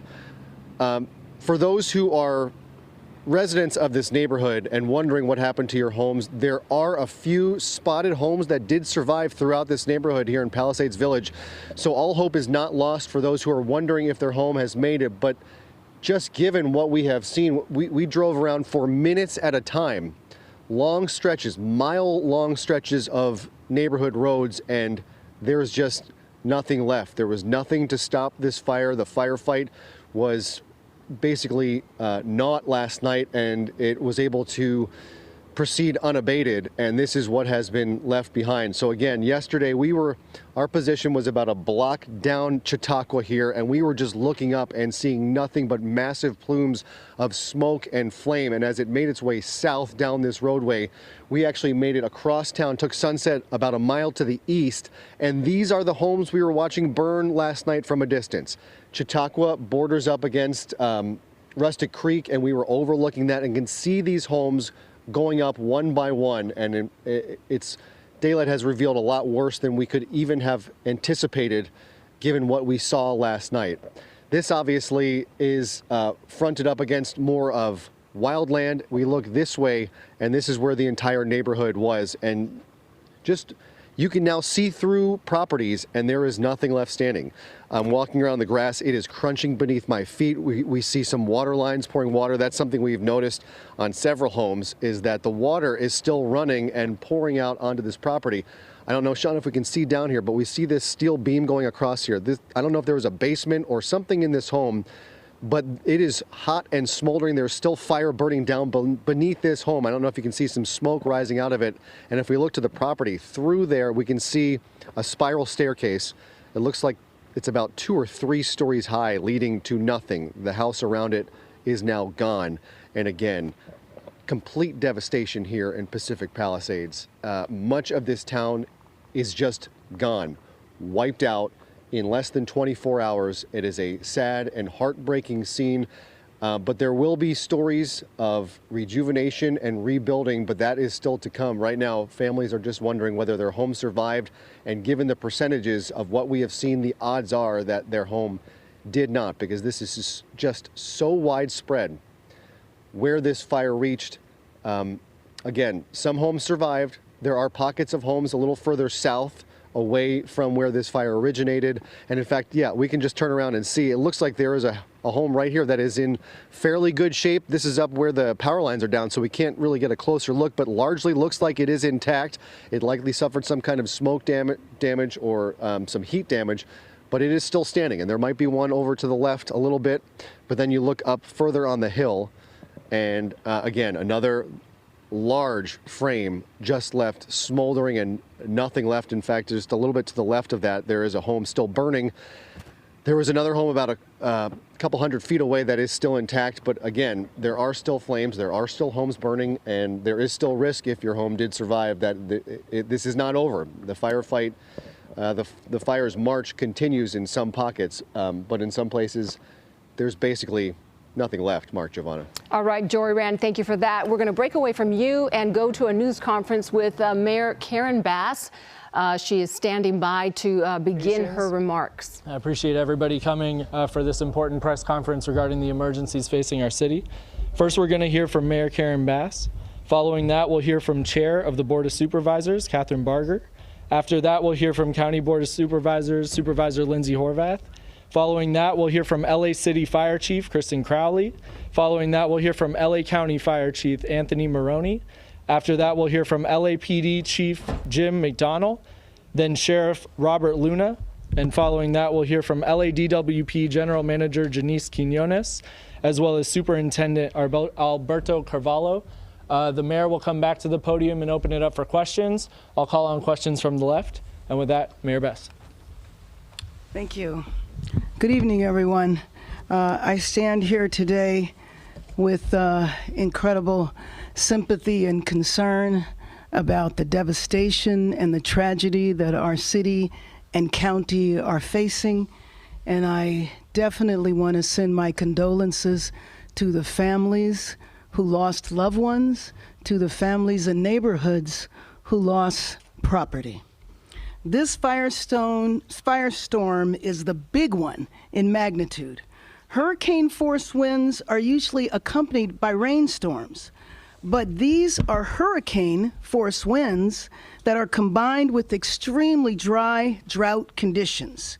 To provide context, at 10:20 a.m. yesterday, the Palisades fire was at 10 acres. 12 minutes later, it was at 200 acres. To those who fled their homes, especially those who have lost your homes, our hearts are breaking for you, and we stand with you. I know the world is looking at images of our city's devastation. I have seen the front lines of the Palisades fire, and it is staggering. I've been in constant contact with our fire commanders, with county, state, and federal officials. I took the fastest route back, which included being on a military plane, which facilitated our communications. So I was able to be on the phone the entire time of the flight. We are fighting for you and everyone in Los Angeles. Thank you to our first responders who waded into flames, pulled people from cars, and got them to safety no matter how dangerous. And thank you to everyone who heeded our warnings to evacuate. Tonight, more people may get evacuation orders, and if they do, please leave immediately. If you have an evacuation warning, get ready to go. Protect yourself and each other, and support our firefighters on the front lines. Our strategy included preparations and pre-deployment, and it now includes fire crews from around the state and from our federal partners. We are also adapting in real time. These winds continue to blow. So let me be clear. I am making sure that we leave no resource untapped. Firefighters are now on scene from across the state and across the country. I spoke with President Biden today and Governor Newsom earlier today, and they assured me of full federal and state support. As we head into tonight, we are still facing strong and erratic winds. In Palisades and in Sylmar, we are very much in an active firefight. I can report to you that the Woodley fire, however, in the Sepulveda Basin is under control. I can also report that finally air operations have resumed, and that is a big deal, but it is up to the winds as to how long the air support can continue. But these conditions are highly volatile. We've seen a devastating fire in the Pasadena area. Fires have sparked up in Simi Valley and on the LA and Ventura County line. And as our firefighters do battle on the front lines, all of us must be vigilant. So if you receive an evacuation order, please leave immediately. If you receive a warning, get ready, protect yourself and protect each other, and don't divert firefighters from our strategy. Signals are out and the roads have debris, so stay off the roads unless you are evacuating or have another emergency. Be prepared, food, water, medicine, a bag packed and ready. Again, this is an active situation. And conserve water to the extent that you can. We want to make sure that we are ready if we need more water. But make no mistake, Los Angeles will rebuild stronger than ever. Right now, if you need help, emergency information, resources, and shelter is available. All of this can be found at URL. Los Angeles, together is how we will get through this. Through the heroism of our firefighters, the vigilance of Angelenos, and the spirit of our city. This is a big moment. It is a big moment for all of us to come together, for Angelenos to be united, for Angelenos to be prepared to help each other. This is who we are. LA will rise, and make no mistake, I am confident that we will rebuild. And with that, I would like to introduce LA County Board of Supervisor Chair, Catherine Barger. Thank you, Mayor, and I want to thank you for your leadership. I know when this first hit, we were in constant contact, so thank you for being a true leader to this great city of Los Angeles. Obviously, as someone who represents the 5th District, we are prone to wildfires, but nothing like what I witnessed today. The Eaton Canyon fire is ripping through a community like I have never seen. It is like a third world country out there. I would ask anyone listening, if you do not need to be in the area and you've been evacuated, please heed the evacuation warning. And if you don't live in the area, please stay away. I was shocked to see people walking around that don't live up there that are just taking a look at what's going on. We have firefighter and first responders that are trying to do their job, and it's important for us to all support them and make sure that we provide space so that they can get it done. The county has lost many facilities. Our parks, our Eaton Canyon Nature Center, our senior center. I'm sure the sheriff will talk about the fact that we almost lost our sheriff's station, but it's been evacuated. We are going to rebuild. And when we met with the governor and the president, the resources and the promises have been made. And it's going to be our job to deliver. And I am confident, given the resiliency of this great county, working with all of our partners, we will rebuild. And to my friends out there that I have talked to today that have lost their homes up in Eaton Canyon, I am a phone call away, and you are not alone. And to those of you that have lost homes, please reach out for help. You are not alone. It's important for us to recognize that these people have lost everything. In many cases, their entire life savings. So as we move forward, we're going to make sure the Department of Mental Health has resources on the ground. But if you need someone to talk to, reach out. Reach out. Love thy neighbor. So with that, I would like to invite Supervisor Lindsay Horvath up, my colleague who represents the 3rd District, the Palisades Fire.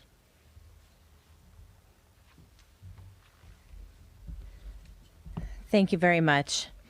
Earlier today, I visited the Westwood Recreation Center, where I was able to listen, to grieve, and to be with evacuees in this time of crisis. to also thank the volunteers, but most importantly, to let each person know in this time of crisis that they're not alone. To everyone feeling the anguish of this tragedy, the county will be here for you no matter what as we recover from these fires. But we're not out of this yet, and we need to continue to follow all guidance from our emergency personnel. I want to thank you for evacuating, for letting our first responders do their job, and for keeping your loved ones safe. Here are the updates from the 3rd District. Since our last press conference, evacuation orders have expanded into Santa Monica to San Vicente, and evacuation warnings now include Montana to Wilshire, Ocean to 11th. Gas shutoffs are affecting more than 15,000 people in Malibu, from Brentwood Country Club to Pepperdine. A boil water advisory is now in effect for LA County Waterworks District 29. This is the Sunset Mesa community from Topanga Beach and Coastline Drive on the south to Shore Heights Drive on the north, and from Topanga Canyon Road to Carbon Canyon Road in Malibu, including communities of Big Rock and Carbon Mesa. For more information about water, you can call 800-675-4357. Barry J. Nydorf Juvenile Hall remains in an evacuation warning area. Should the warning become an order, the chief has developed a plan for safe evacuation. Our young people's safety remains my top priority. Today, we also received agreement from the President of the United States to approve a major disaster declaration, which will include individual assistance and public assistance programs. President Biden, we are so grateful.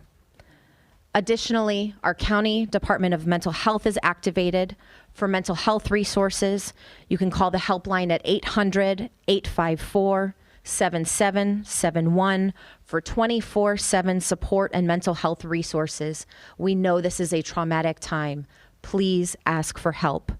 The county has also invested additional funding into our 211 system to increase capacity. LASA has activated the Augmented Winter Shelter Program to provide shelter to our unhoused community during this time. LA County Assessor Jeffrey Prang has shared property tax installment deferral applications, misfortune calamity damage reassessment applications, and a disaster relief FAQ for property owners affected by the fires. You can go to assessor.lacounty.gov.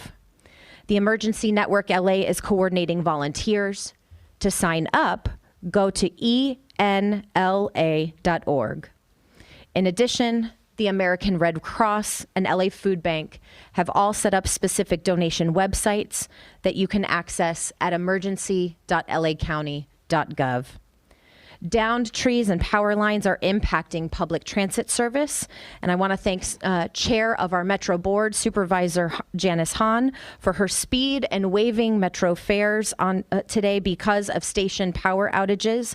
But please, if you are in a safe place and you don't need to travel, stay put and stay safe. For those evacuating, Uber is providing rides for free up to $40 to get to active shelters.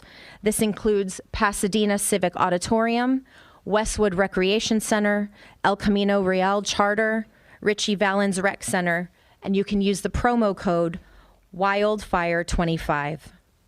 Tonight, the winds will remain strong, but our resolve is stronger. This emergency will continue. Let's keep each other safe, heed emergency instruction, and pray for the success of our frontline and first responders. Thank you. And now I'd like to introduce LA City Fire Chief Kristen Crowley. Good evening, everyone. As Southern California is continuing to endure some of the most historic fire conditions on record, extreme fire weather driven by strong and erratic winds and low humidity have ignited multiple fires across our region. The LAFD is fully committed to continuously monitoring and adapting to the evolving nature of this weather event and stands ready to respond to any additional incidents that may arise. Now, how did we prepare?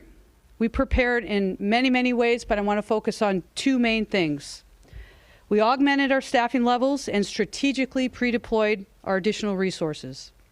In addition, we have recalled off-duty LAFD firefighters to augment our response across the entire city. I'll be providing a brief on a few of the incidents within the city. As we know, the Palisades fire continues to demand significant local, regional, state, and federal resources. Currently, the fire is over 15,800 acres and is growing, with 1,792 personnel who are currently assigned. And as we know, I want to be very, very clear that this incident is very, very dynamic as we speak. The good news, the winds have subsided a bit, enough to allow our fixed wing and rotor wing aircraft to provide critical air support to this fire. Next up is the Hearst fire. The Hearst fire has grown to over 700 acres with 260 personnel assigned to this specific incident. There are evacuation orders in place with multiple structures that are threatened. We continue to focus on fire and life safety. The Woodley incident. It is controlled and approximately has burned 30 acres.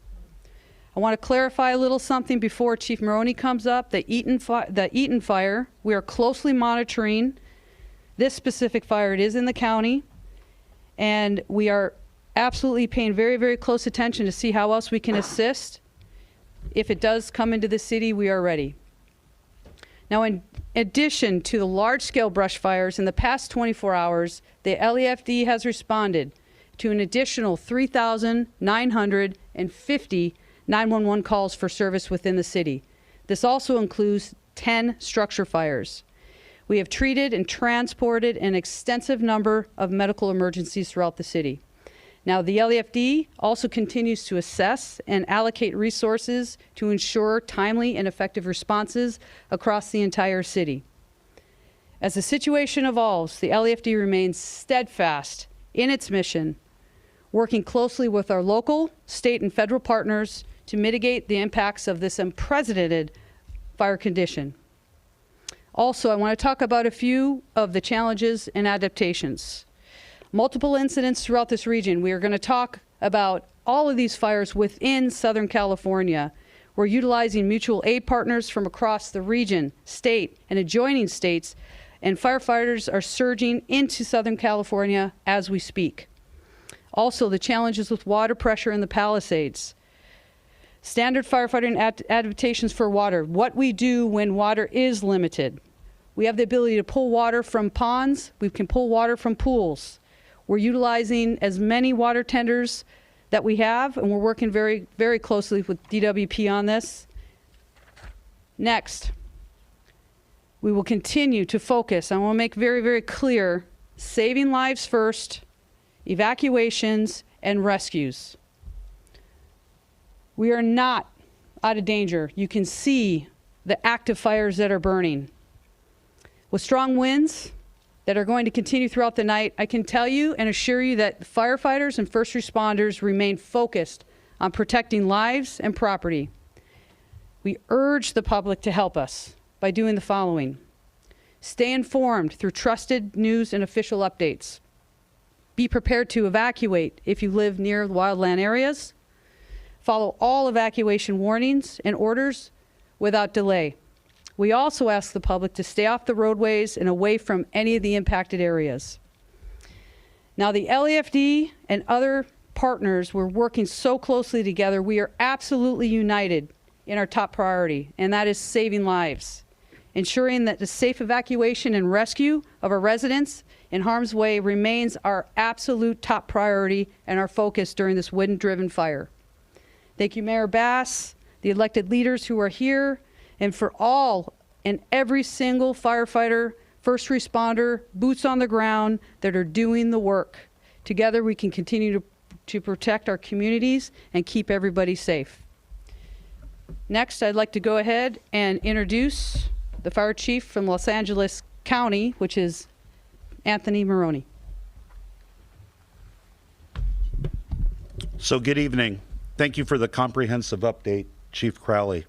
My name is Anthony Maroney. I'm the County of Los Angeles Fire Chief, and I'm going to give an LA County update in addition to a Region 1 update. For the Eaton Fire in Los Angeles County, Altadena, Pasadena, and Sierra Madre, the LA County Fire Department continues to be in unified command with the U.S. Forest Service and the Pasadena and Sierra Madre Fire Departments, in addition to our law enforcement partners. The fire has been mapped this afternoon at 10,600 acres, and it is still growing. We have 0% containment. We have over 750 firefighting personnel assigned on the line, and mutual aid resources from out of state, including Arizona, have arrived to assist us with this firefight. Unfortunately, we have 5 reported civilian fatalities, a number of injuries, and over 1,000 structures damaged or destroyed. The cause of the fire is unknown and under active investigation by both the Los Angeles County Fire Department, Los Angeles County Sheriff's Department, and the U.S. Forest Service arson investigators. And the moment we learn the cause of this fire, we will advise the media. We also have a new fire start in the Acton area of Los Angeles County, the Lydia Fire, estimated to be between 80 and 100 acres, 30% contained, and thankfully, forward progress has been stopped. As the Region 1 coordinator, I did request mutual aid from the 5 counties of Los Angeles, Orange County, Ventura, Santa Barbara, and San Luis Obispo counties yesterday. Additionally, last night, I contacted the State Office of Emergency Services and requested 250 additional engine companies from Northern California, staffed with over 1,000 personnel. At this time, the state of California is exercising their emergency compacts with the western states of Arizona, Nevada, Utah, Oregon, and Washington for additional firefighting resources and personnel to come to Los Angeles County to assist us with this widespread fire emergency. One data point is that we have 60 units responding from Oregon, 45 units responding from Washington, 10 units responding from New Mexico, 15 units responding from Utah, and numerous units responding from Arizona. Currently, the National Weather Service has predicted that this red flag warning will remain in effect for Los Angeles County and much of Ventura County through Friday. Thank you, and I would now like to invite up to the podium Los Angeles Police Chief Jim McDonald. Thank you very much, Chief. I just want to say a few things and not to repeat what's already been said any more than needs to be stressed, but a sincere thank you to everybody who's out there in the impacted area for your patience and your support, to our first responders and support departments who have been out there from the very beginning, doing the very best they can to protect everybody. The word resilience was used, and that's what it's going to be. We're going to be an example of resilience in the very best sense of the word. We're going to bounce back from this, and it's going to be a challenging week ahead, but we're going to be able to get through it by working together. These have been unprecedented conditions, as you've heard over and over again, and the fire has been very unpredictable. That is why the need for vigilance is I can't stress enough how much we got to pay attention to our neighbors, to our own yards and property, and be able to catch something quickly if we get something sparking off. I think that is critical. This is not over, long from over. Our job primarily is to assist in a support capacity our fire partners with evacuation, with traffic control, and with crime suppression. And on the crime suppression front, you've heard also about the potential for looting, people going in and taking advantage of the worst possible circumstances to be able to enrich themselves. That will not be tolerated at all. And my ask is that everybody stay out of the impacted areas unless you live there, unless you have a real reason to be there. Our officers will be out there. They'll be watching for this, and we're taking this very, very seriously. So I want to thank you again for your work with us, to our media partners, for all that you've been able to do to get the message out there and keep people safe. It's now my honor to introduce Los Angeles County Sheriff Robert Luna. Thank you, Chief, and thank you all for covering this very important story. So as I stand here before you with my partners around me, please know that I have several hundred LA County deputy sheriffs along with other police officers who are working all the impacted areas out there. They're involved in evacuations. They're involved in traffic control, ingress and egress into the area. They're involved in security, which the chief talked about, and I talked about it earlier. We're up to 3 arrests with looting. That is 100% unacceptable. I'm going to repeat it. If you do not belong in these areas, do not go there. We have additional people that we've brought in just to make sure that people's property are left alone. These people have gone through so much. Don't put them through more than they have to go through. And then we're on humanitarian missions. I have deputies dropping off food, blankets, and other things to people who have either been evacuated or who just need somebody to talk to and frankly just give a hug to. Those are the kind of things that we're doing out there. I do want to talk about evacuations. Regarding the Eaton fire, we have over 70,000 of our community members who have been impacted by either evacuation orders and or warnings. The Palisades fire, approximately 60,000 who have been impacted by evacuation orders or warnings. As I said earlier, we have called in additional resources, not only for what's in front of us, but looking around the corner, what's next. Both fire chiefs have made it very clear we are not out of danger. There's a lot of work to be done. For me, in my other role as mutual aid coordinator, just to give you an example, as we are not only calling in our resources, we check with other departments, both in the county and outside the county. And we've provided Pasadena Police Department with additional resources, one from the Long Beach Police Department in a mutual aid capacity, and from the Orange County Sheriff's Department. So I'd like to thank those two departments.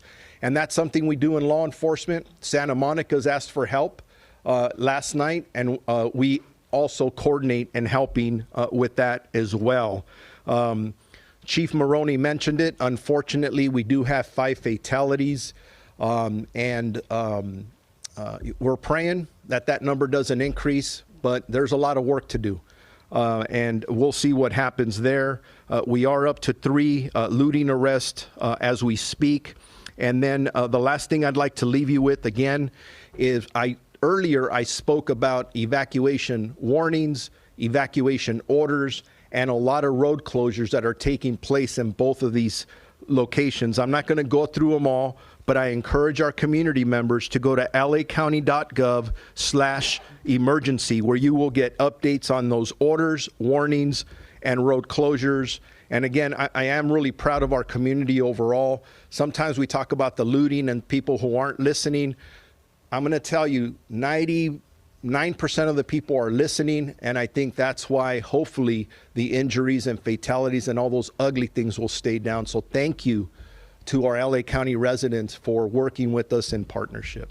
And now I'd like to introduce LADWP. All right, that was Sheriff Robert Luna. We have new video. That picture on your right is a new fire. This is the Hollywood Hills. This is the location that we were given 2350 North Solar Drive. That's between Nichols Canyon and Runyon Canyon in the Hollywood Hills. There are a number of homes surrounding that. Chris Christie, are you available to give us some information about this? Mark, very concerning sight here in the Hollywood Hills. We're just west of Nichols Canyon, just north of Hollywood Boulevard, where a major fire has just sparked in the last 5 minutes. We were over the Pacific Palisades. We saw the glow coming from over the hill, and just in the last couple of minutes that it took us to get over here to Hollywood, this thing has exploded in size. You can see northerly winds coming through the canyon here, just west of Nichols, just east of Runyon Canyon, and you can see this is all very thick fuel that is fueling this brush fire. LA City Fire is aware of this fire. They have immediately called for the 20 closest trucks to respond out here. However, accessing this fire is going to require more than trucks. They're going to have to get a quick reaction force over here as soon as possible, or more likely LA City Fire choppers over here as soon as possible, depending on what resources are available. But this thing is blowing up before our eyes. It is a very sizable fire that is spreading rapidly. I'm going to try and get some more exact streets here. If you bear with me 1 second, Lucas. Pan over to the right. So that's Runyon Canyon Road to the right there. And if we pull out all the way so we can just put this into a frame of reference. It's just south of Mulholland Drive. And if we come all the way out, you can see due north of Bonita Avenue and Vista Street off of Hollywood Boulevard. So we're talking about 1.5 miles north of Hollywood Boulevard that is now on fire. It appears to be all brush at this point. Do not see the closest structure just yet. However, I think there's a house or a group of homes on the north side, on the other side of this fire towards Mulholland. We can't see it through the smoke right now, but this appears to be majority brush that is fueling this right now. Chris, I've hiked Runyon Canyon so many times. I know Mark surely has as well. And you mentioned the streets, Bonita and Vista. Those are all the streets that, I take to get to Runyon Canyon. I'm concerned there's a lot of homes there, a lot of apartments, and our fire resources are already stretched so thin. Are you seeing any evidence of any response yet? I know it is dark, and I know we're just starting to follow it. This just broke out, but it doesn't look like it, does it? I got to tell you, we saw this fire, I think before LA City Fire got the call. They have been dispatched out here, and that's Fire 3, that helicopter flying right through the shot right there. That's Fire 3 that has just responded out here to get its first eyes on the fire. They're putting their eyes on this fire for the first time right now, as we are doing so at the same time, trying to get a lay of the land here and trying to wrap their heads around this one, because as you mentioned, their resources are just stretched so thin. I think it goes without saying at this point, it is a dire situation in the city of Los Angeles right now. And to see a fire this size exploding the way it is, ripping through Nichols Canyon here, or at least adjacent to Nichols Canyon, is just the most ominous thing I can think of at this moment. But I fear that this thing is going to grow and head, at least if the way it's going with the terrain, I think it's going to head up towards Mulholland, but hopefully they can start dropping water in the next couple of minutes. Well, that's the question. If the wind drives it, Mulholland is north of there, right? But Hollywood is south. So if the wind drives it, it's going to push it south. But if it's terrain driven uphill, it would go north toward Mulholland. It's another one of these situations like we were talking about in Topanga Canyon earlier this afternoon, where the wind is blowing one way. All the smoke that you see in the foreground of this shot right here, that smoke is coming towards Air 7. It is coming in our direction, in the southerly direction. Those are Santa Ana winds blowing the smoke towards us. But if you push in on the flames, those flames are moving in the opposite direction, climbing uphill, up towards the ridge lines, and just ripping through the canyon. So you have fire basically spreading in multiple directions based on the wind and the terrain. It's a paradoxical kind of thing to wrap your head around, but it's just being fueled by a ton of thick brush and climbing up these hills.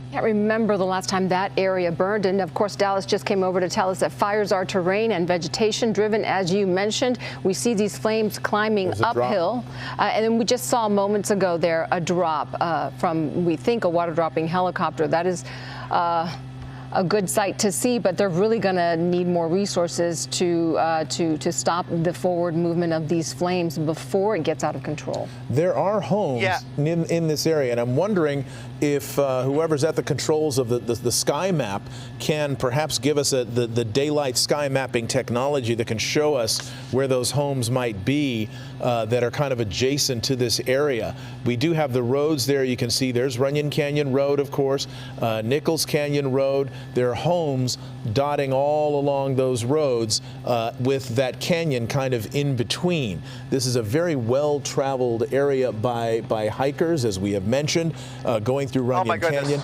Go ahead. Look at this. It's already spotting. I'm sorry, Mark. Go ahead. This fire's already spotting as the wind is blowing the flames downhill. Take a look. Guys, we have to open up, Lucas, open up, widen out, open up to the left.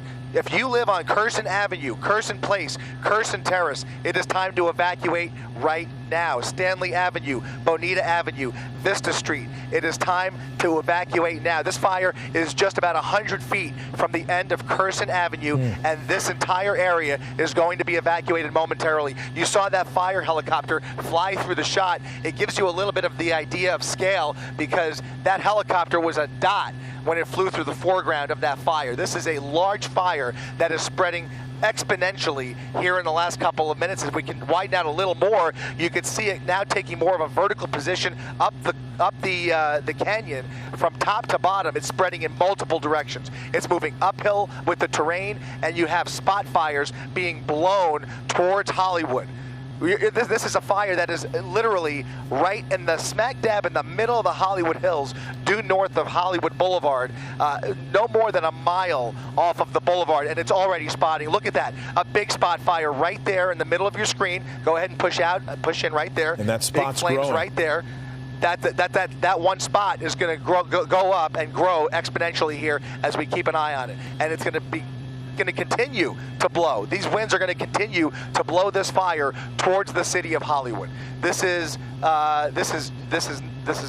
something we have to really watch closely here, because you've got Waddles Drive there. Go ahead, let's start getting some more of the streets, Lucas. We need to get people out of this neighborhood.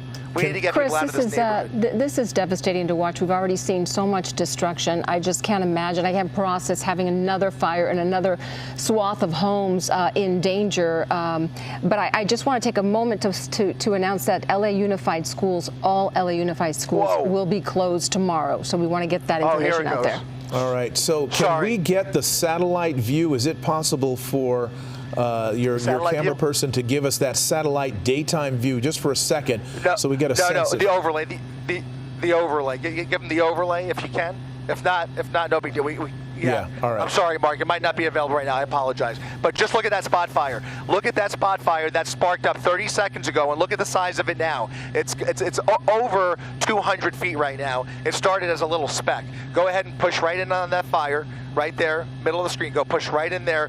That spot fire is already exponentially growing. Wow. Yeah, it started as a pretty small spot. We all saw it erupt there, and it is growing. Let's give the street names again, if we could. Curson was one of them. Widen now, Lucas. And again, Waddles Drive, Curson Avenue, Curson Place, Curson Terrace, Bonita Avenue, Hillside Avenue, Vista Street. Go ahead and push down a little bit. Just tilt down slightly. You mentioned Bonita Street too. Yeah, Bonita. Sierra Bonita, yeah. Franklin Avenue, Gardner Street, which is where the fire department is responding right now. Almost certainly they'll have LAPD going door to door here to start evacuating this neighborhood. Stanley Avenue and Nichols Canyon Road. This whole section here between Vista Street and Nichols Canyon is under the gun right now. And so heavily populated, so many apartments and homes very close together. We are in the heart of Hollywood, guys. This thing is spotting and growing by the second. I can't emphasize it enough. There is no way to dramatize this. This is real and happening in real time, and it's happening fast, just in the last 10 minutes. Excuse myself so we can go ahead and start to strategize and move towards mitigating this additional major emergency in the city. Thank you. All right, that was Fire Chief Kristen Crowley, I think, excusing herself. It's what I believe is happening. Wow. so that she could address this fire that we're watching The here. reason she knows about it is because Chris Christie spotted the glow in the sky. He was over, right? You were over the Palisades fire. You saw the glow from this one, came over to investigate, and discovered the fire. That's exactly right. It started as a speck in the distance. We weren't even sure. I couldn't even believe what I was looking at, to be quite honest. And as we got closer, it became very apparent because it was growing and flaring up right before our eyes. And it only took us a couple of minutes to get over here. And just in the last few minutes that we've been on the air, I can tell you it has at least quadrupled in size.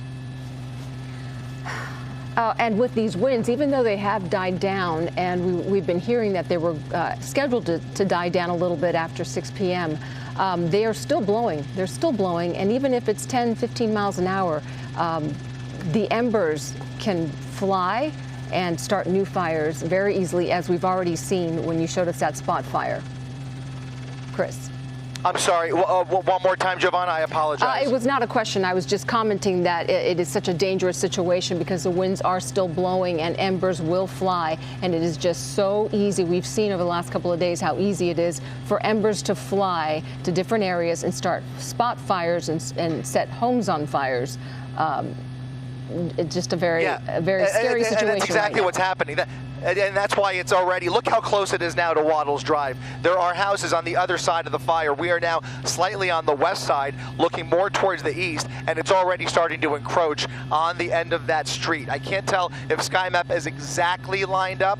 I'm trying to match those lines up with the lights in the neighborhood. I'm not sure if the power is out down there, but you can see there's a few house lights near the bottom left of the screen, but that neighborhood extends all the way up, and this fire is continuing to spot in the southerly direction towards Hollywood.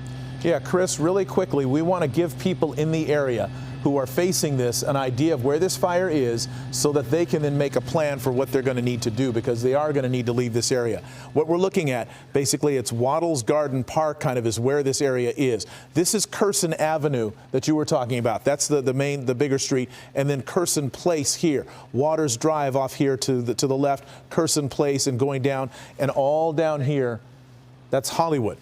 What we're seeing, essentially, from your position, I got to widen it out, I think I lost it, is that it is heading now or blowing in the direction of Hollywood. When you look due south of where those flames are, of course, that's Hollywood. You're talking about a lot of apartments, as we've been saying, a lot of residences, a lot of homes, and they are all kind of in the path of this fire right now. The chief of the fire department, Kristen Crowley, having had to excuse herself from that press conference she was dealing with in order to deal with this new fire. And we saw one drop, right? Are you seeing other resources that are arriving on scene?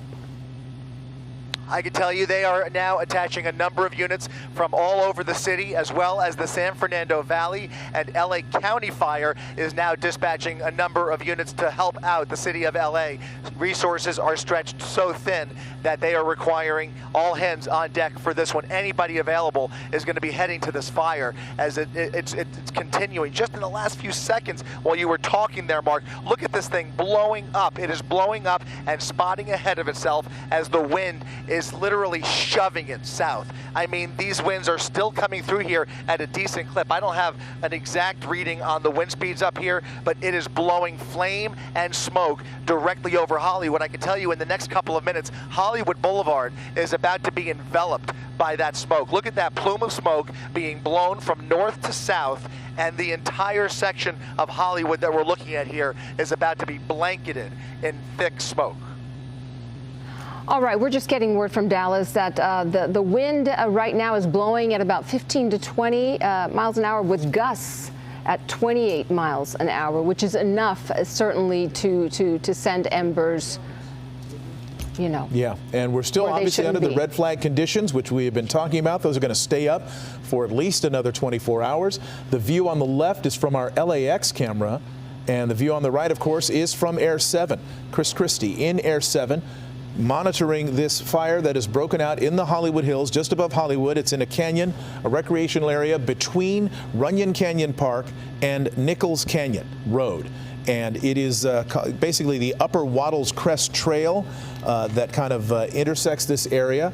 It is burning south toward Hollywood. It's burning both north toward Mulholland, driven by the terrain, and pushed by the wind south toward Hollywood. You're looking at the streets there. Sky Map is showing you the streets that are in the direct path of this fire. Curson Avenue, Curson Terrace, North Vista Street, Runyon Canyon Road, Hillside Avenue, and then down as you get into Hollywood, Franklin Avenue. Chris, what are you seeing in terms of, we saw that one helicopter from the LA, we believe it was LA City Fire, that actually made a drop earlier. What are you seeing in terms of other resources? Are you seeing police officers? Are you seeing vehicles leaving? Mark, I can tell you, I'm going to jump in here, Chris. I can tell you County Fire was asked to join this firefight. They're sending mutual aid now. We understand Fire 1, 3, and 4 are now over the fire. Oh, no. I'm sorry, guys. Jovan, I've got to interrupt you. Go ahead, widen out, Lucas. You've got police on Runyon Canyon Road. Go ahead, tilt over to the left, and now a new spot fire. A new spot fire starting at the end of Vista Street right there. A small little speck right now. Let's see what it does. I do not know what kind of fuel is around that fire, but we can only assume the worst at this point. Look at that. Look at that. That little fire right there is shooting up embers at the end of Vista Street with the winds blowing in the southerly direction. That spot fire is about 100 yards away from the initial fire, 100 yards south, 100 yards closer to this neighborhood. Now only about well under a mile from Hollywood Boulevard. So basically what we're seeing in real time right now is how a small fire can become a big fire. This is how all of these fires that we've been dealing with that are now thousands of acres in size and thousands of structures have burned. This is how they grow. Driven by the winds, pushed along, the front line of the fire moves along with the wind, and then embers get pushed even farther. So literally, as we have watched now, 2 spots that have grown into their own larger areas of fire.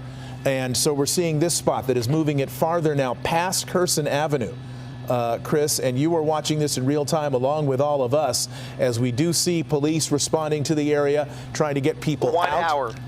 Go ahead. Sorry, go ahead, Chris.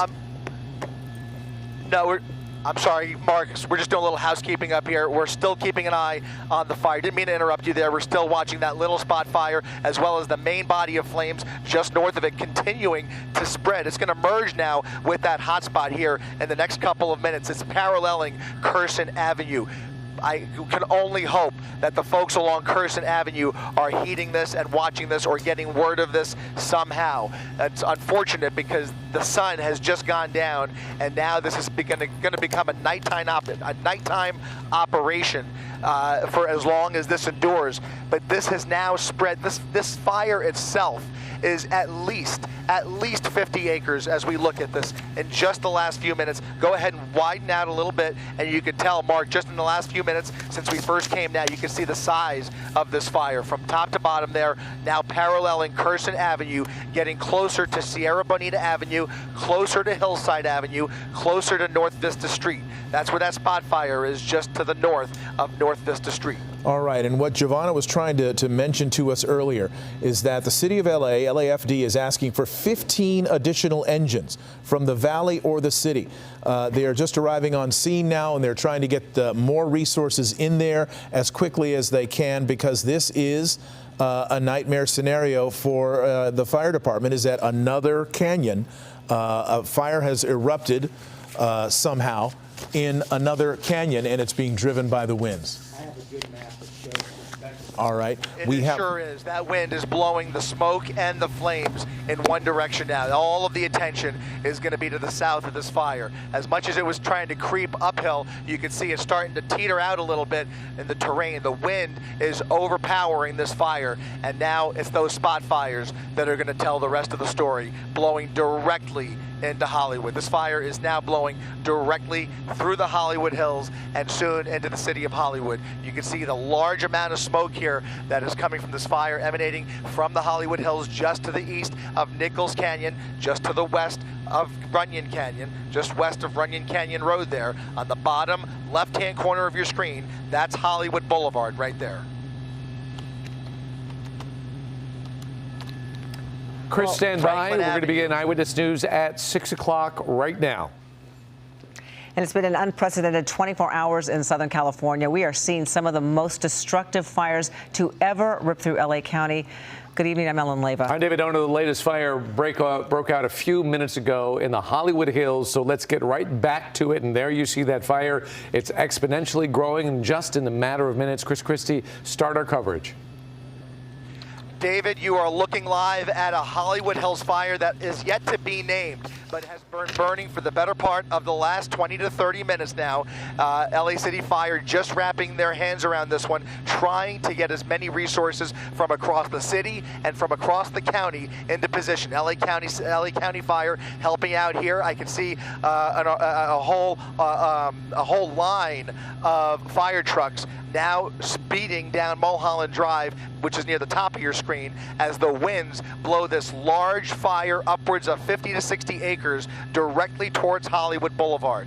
You're looking at several of the neighborhoods that extend into the hills here, just west of Runyon Canyon Road. We're talking about Franklin, Vista Street, Curson Avenue, Waddles Drive, Curson Terrace. All of those streets must be evacuated as soon as possible, and we can only hope that LAPD is able to get in there as soon as possible before it's too late to start going door to door. It might already be too late, because look at this fire as it's continuing to spread south. Just in the last, it's literally second by second, David. That spot fire near the left of the fire is already growing by the minute there, right there. That little candle started as a little spark and is already ripping. It's going to merge with the main fire here as this whole fire extends and parallels Curson Avenue. The way the wind blows through those canyons, it's really a travesty to watch this, because it's just a matter of seconds as we've been watching. This fire has exploded in size, and the topography of this mountain and the hillsides, it's going to be really difficult for those people to all evacuate in an orderly manner, which is it's always a tough time. And just to let you know, Chris, Philip in our weather department is working on a map. We're going to try to put that up as soon as it is ready. But we're going to show you the proximity of this fire and these communities that you've been talking about that could be in danger right now and may need an evacuation order. But go ahead, continue your coverage while we prepare that map. Yeah, I'm just looking for any sign of traffic, anybody who's self-evacuating at this point, looking for any sign of that. Right now, you don't see a lot. It's actually somewhat of a quiet night over here for the most part. As I look up Hollywood Boulevard, traffic is pretty light. I would love to see more people coming down and out of that neighborhood, but right now we don't see a lot of car lights or headlights coming out of there just yet. Hard to see. It's very difficult with the sun going down, but just trying to decipher any signs of movement that we can, because as you can tell, the smoke is already starting to obscure our view over this section of Hollywood. Earlier, we had a perfectly clear nighttime view of the area north of Hollywood Boulevard. You can see those house lights very clearly. Now, you can see a large plume of smoke enveloping a large portion of Hollywood. Again, this is all happening between, I would say, Stanley Avenue and Runyon Canyon Road, or more precisely Fuller Avenue. Let's say between Stanley and Fuller. This whole section needs to be evacuated, and LA City Fire is pouring everything at this fire. But as much as they are trying to get into place, right now we have seen a total of 1 water drop, maybe 2 or 3 that we didn't catch, but very limited firefighting going on yet. They are just now getting into position. Just now getting a handle on this. We're going to set that map up now. It is ready, and we popped it up just a second ago, but let's explain it a little bit more. There it is on the left-hand side. That is the fire. You can see it burning. That is what Air 7 has been showing you, but it's burning down the hill, and look how enormous that community is. And we'll put this up on the touchscreen map as well eventually to show you the tremendous amount of property that we're talking about, all the homes and businesses. But Hollywood and Highland is there. If anybody has been through Hollywood and Highland, which is most of you, you know how congested and populous that area is. That's how close this fire is, and it's moving really quickly. So the concern is what's going to happen if this fire continues to burn down the hill and reach that very populated area of Hollywood. And this is exactly, Philip is kind of showing us the direction of the fire and who is in danger. And there are a number of different neighborhoods, homes, and streets that could be in harm's way right now. Chris?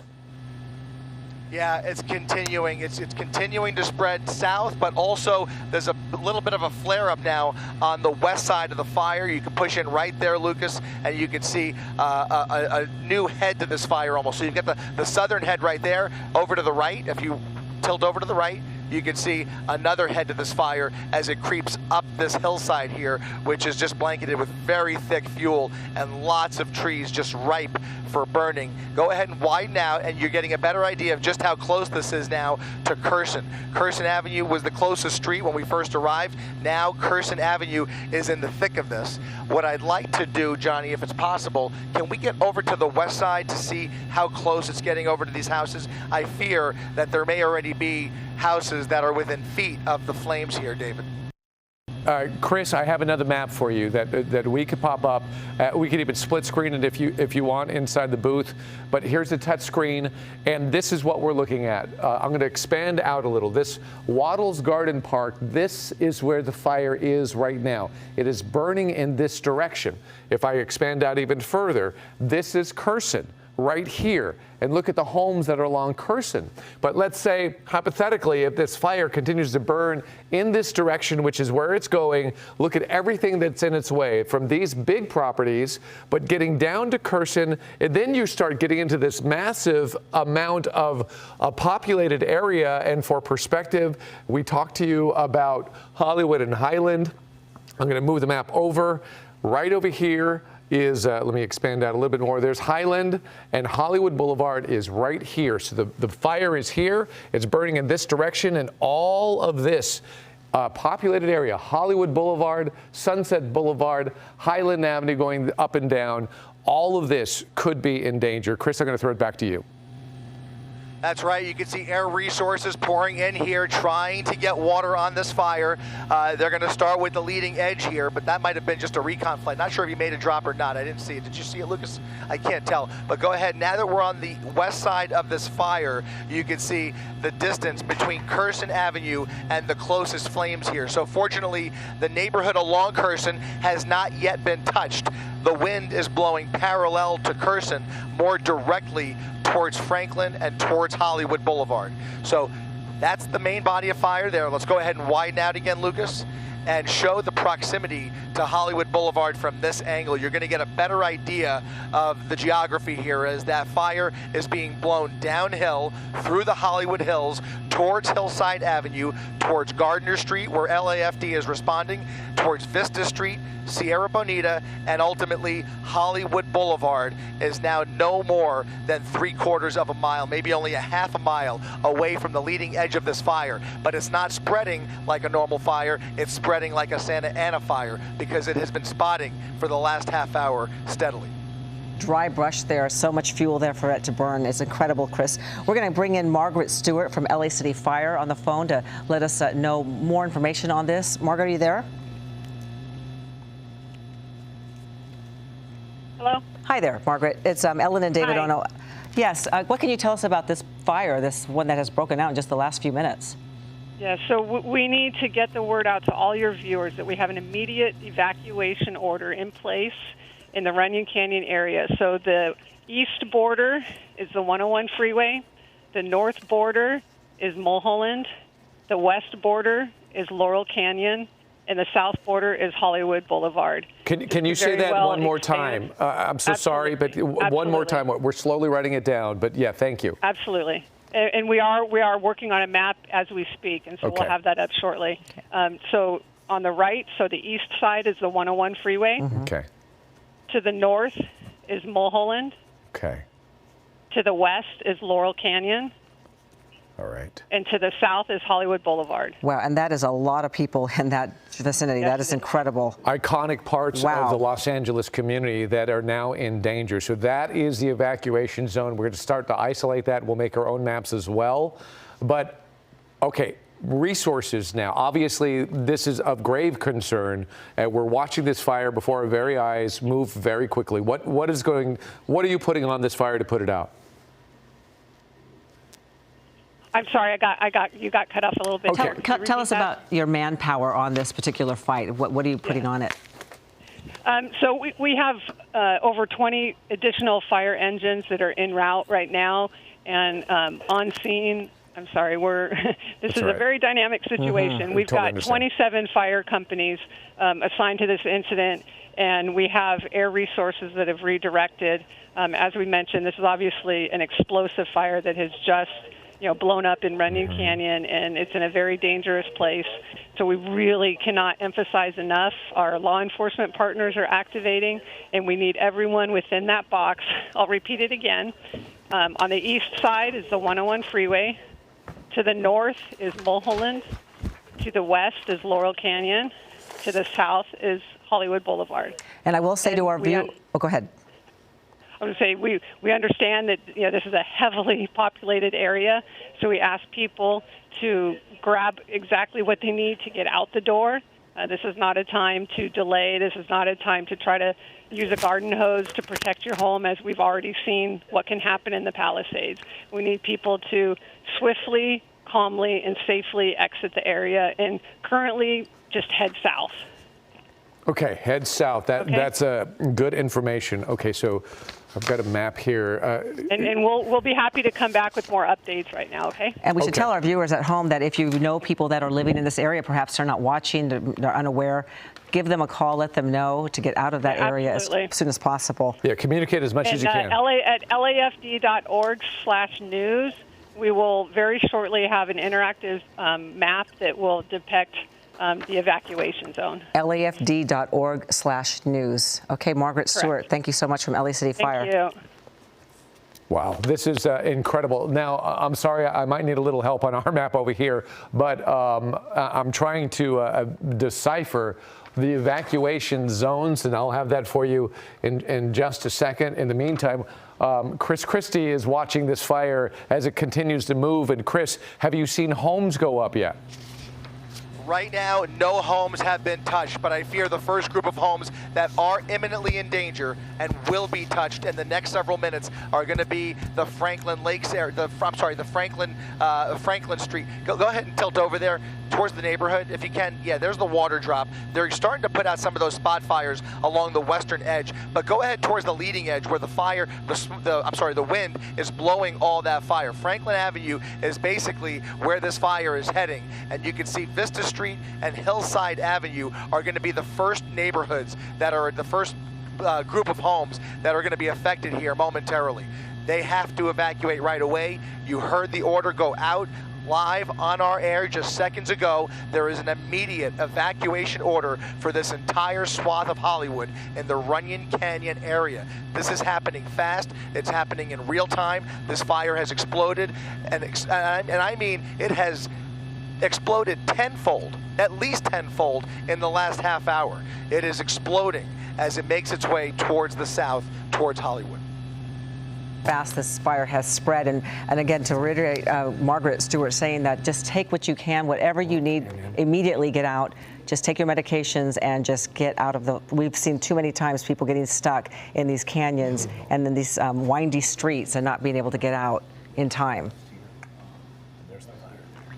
Just a devastating sight. It is a devastating sight to think of the insult to injury when the city is dealing with so much right now, and the county is dealing with so much right now, and now being put in the position to redirect those resources to the center of the city in Hollywood, just north of Hollywood Boulevard, between Mulholland and Hollywood Boulevard. This fire started in a canyon just west of Nichols and east, or just east of Nichols and west of Runyon, and had a lot of room to grow really fast. And unfortunately, it's a north-south canyon with the winds blowing directly from the north due south and blowing that fire directly into this neighborhood. The smoke is already covering up the neighborhood. The flames are not far behind it. Push in on Vista Street, the end of Vista Street, right there at the end of Vista Street, which ends right there.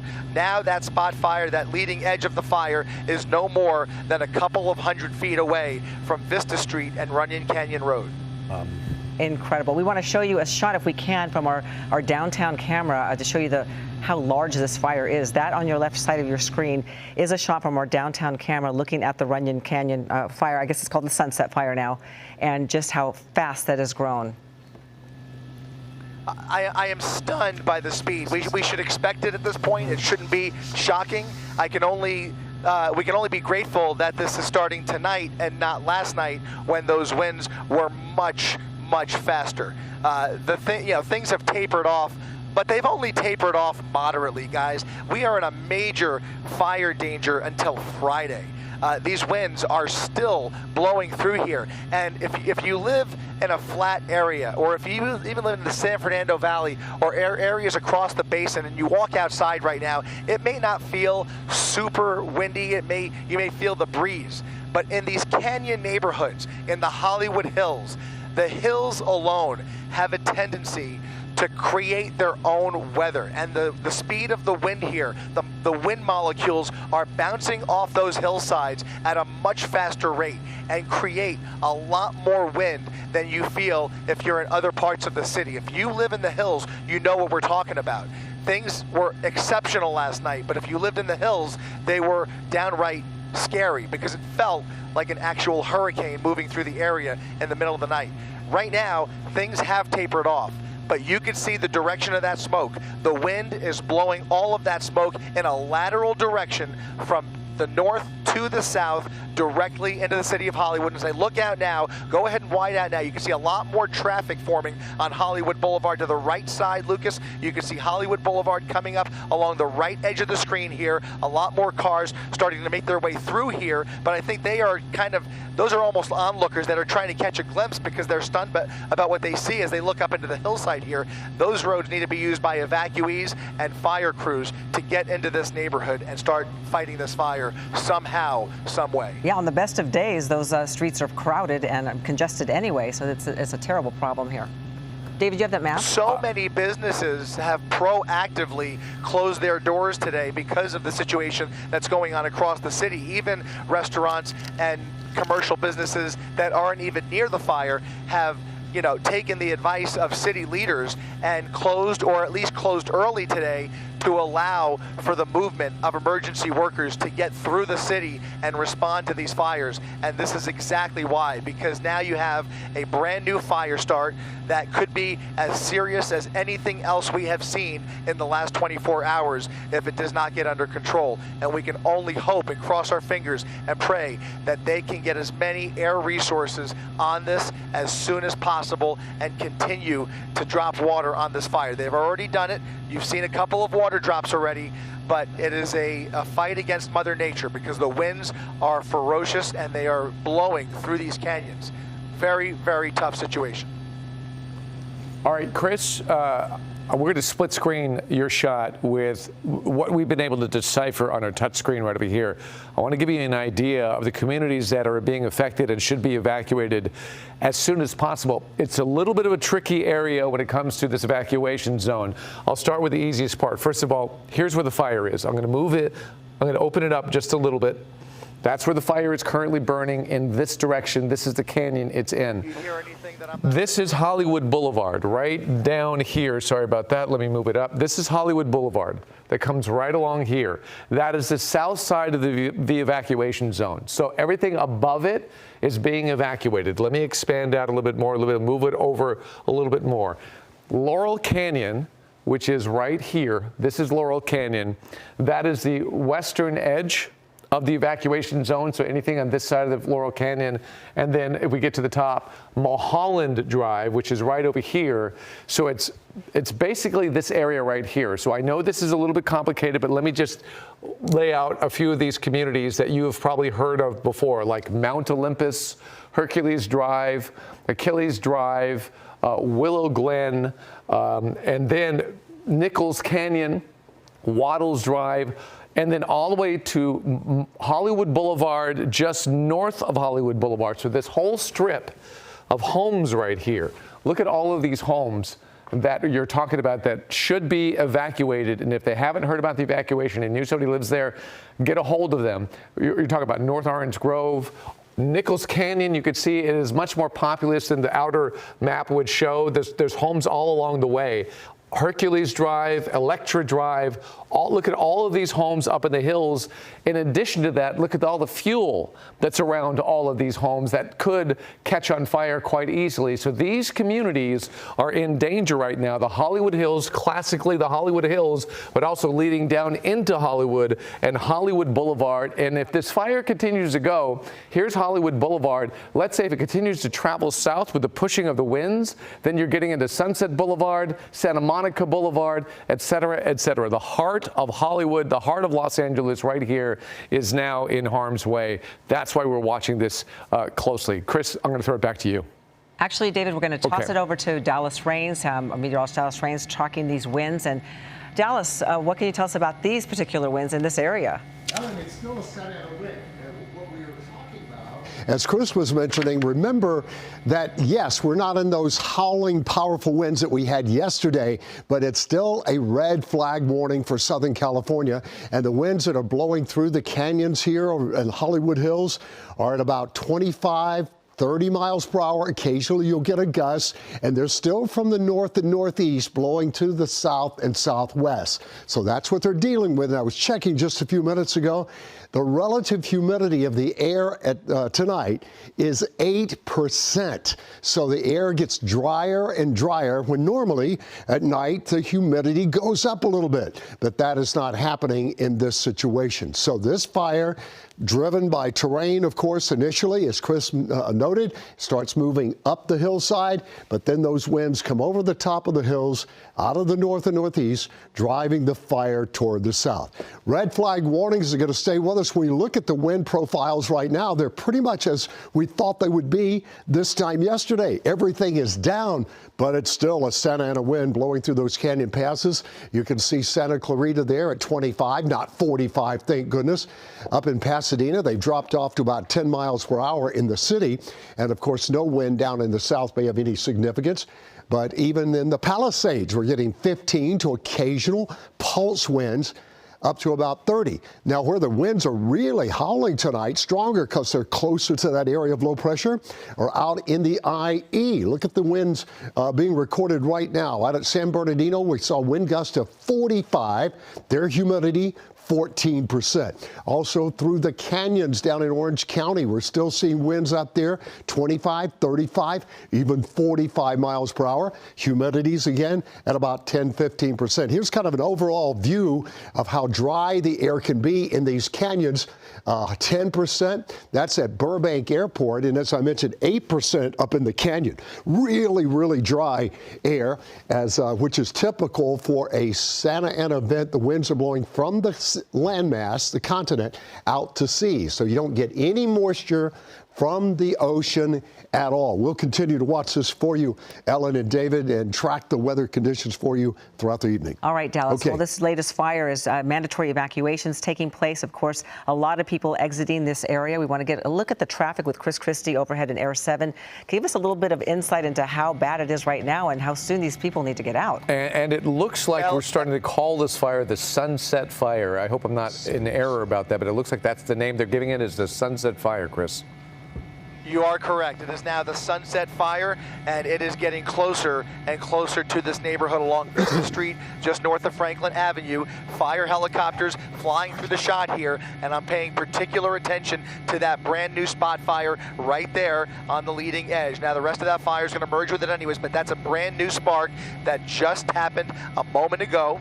That means those embers are indeed flying through the canyon in the southerly direction towards Hollywood Boulevard, and the fire is starting to kind of leapfrog itself closer and closer to these homes. Fortunately, at this juncture, we have not seen any homes or structures touched, but we are mere minutes away unless they can put out that spot fire and kill the leading edge of this fire. And even that will only delay things because you have large flare-ups like the one near the top of your screen right there. See that big flare-up right there, guys? That is creating a huge amount of embers that are continuing to blow through here and continue to creep south towards Hollywood Boulevard. And you can see how fast that wind is going. As you can see that smoke just going south very quickly. I know it's difficult to see because it's dark there, but how close to homes are you right now, Chris, when it comes to the flames? no more than 100 feet. No more than 100 feet there, less than 100 feet if you live along Vista Street. If you live along Vista Street there are house lights in the shot, and there is fire practically in the backyard. Okay. Right there, that's a new spot fire, literally in somebody's backyard, I think, as it continues to spot ahead of itself. 2 spot fires. You see that tree on the left and a new tree or shrub or whatever on fire now on the right. Again, the embers are continuing to create new fires little by little by little. In fact, is there a flame on Vista? Is that a headlight or is that a city? That might be a house light. Okay, that's just a house light. But you can get an idea of the proximity to those houses now that this fire is getting closer and closer. Chris, traffic-wise, are you seeing any kind of strings of cars trying to get out of there, or I worry the word is not getting out that they need to leave? I worry about the same thing, David. I don't see any traffic coming from this neighborhood. Hollywood Boulevard is now suddenly coming to a standstill, and you can see why, because basically people are catching wind of what's going on here. They're driving through Hollywood, and all of a sudden they're in a cloud of smoke and catching a glimpse of the bright fire up on the hillside here. So that's Hollywood Boulevard on the right-hand side of your screen. Lots of brake lights, lots of headlights as fire crews try and make their way through here. The one good thing here is that we're seeing more helicopters arrive on scene, and we are seeing more water drops. But look at all those flashing lights. Those are all fire trucks making their way into the neighborhood and hopefully getting into position. I presume, even though it's dark and we can't see this very clearly, I presume they're already in the process of trying to set up for structure protection in the neighborhood just north of Hollywood Boulevard. Now, the evacuation order, as I understand it, extends to the south up to Hollywood Boulevard. That's for now.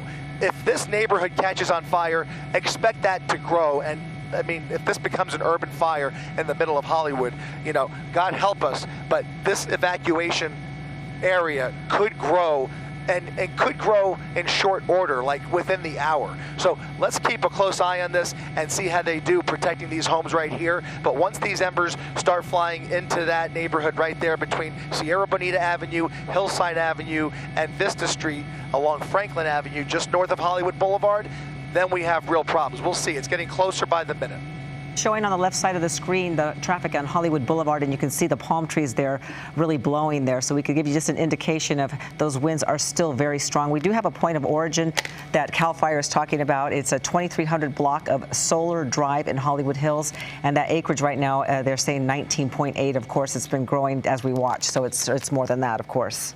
And Ellen, I have actually a new spot fire right there in the middle of your screen. A new spot fire getting closer to Runyon Canyon, where fire crews are now manning Runyon Canyon Road. There's a new fire right there that's grown pretty quickly and is now getting closer to Runyon Canyon. What I'm looking for, guys, is for that fire to jump Runyon Canyon Road based on the direction of the winds here. The winds are blowing that smoke and fire in this direction towards our shot here, and we will see if they can keep this fire from jumping Runyon Canyon Road. But it's going to be very difficult with those embers flying through the air. Right. Okay, so we know where this fire at least was reported. This is Solar Drive right here. This one street, I'm going to expand it out a little bit further.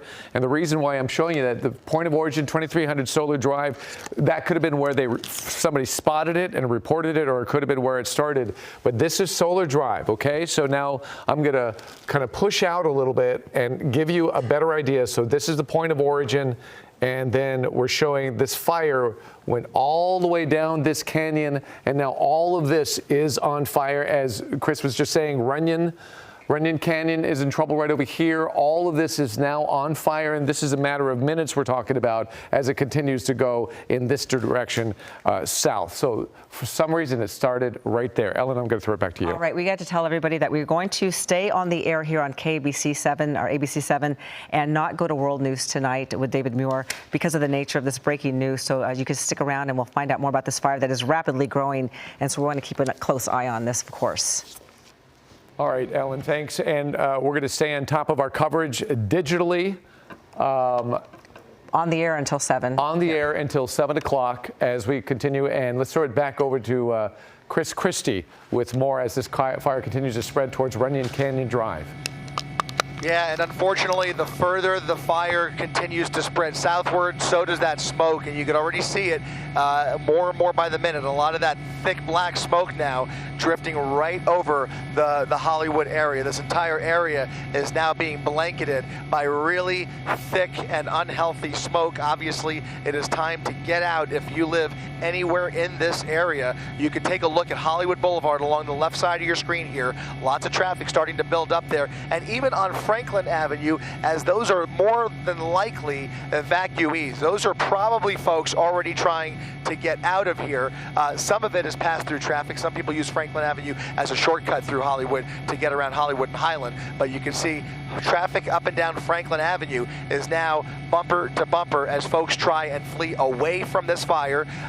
Camino Palmero Street and Franklin Avenue is the closest major intersection to this fire. Vista Street is the closest known residential street to this fire, and I actually see a little bit of a flare-up on the other side as well. Go ahead and widen out for me, Lucas. Widen out and push into the top right-hand corner now of the fire. That's going to be the end of Carson Avenue, where I want to focus just for a second to see if there's any structures that are being threatened here. We're going to come around here. You can see some of the houses at the end of the neighborhood we've been talking about here. We're going to get a better glimpse as we come around the north side. So now we're on the north side of the fire, on the San Fernando Valley side, over Mulholland Drive, looking south with the fire and wind blowing away from Air 7. And right along the right side, as we come around this ridgeline, you're going to see Carson Avenue, and we'll see if there's any sign whatsoever. It looks like the wind is actually helping these folks. It's reaching the top of the ridge line right there,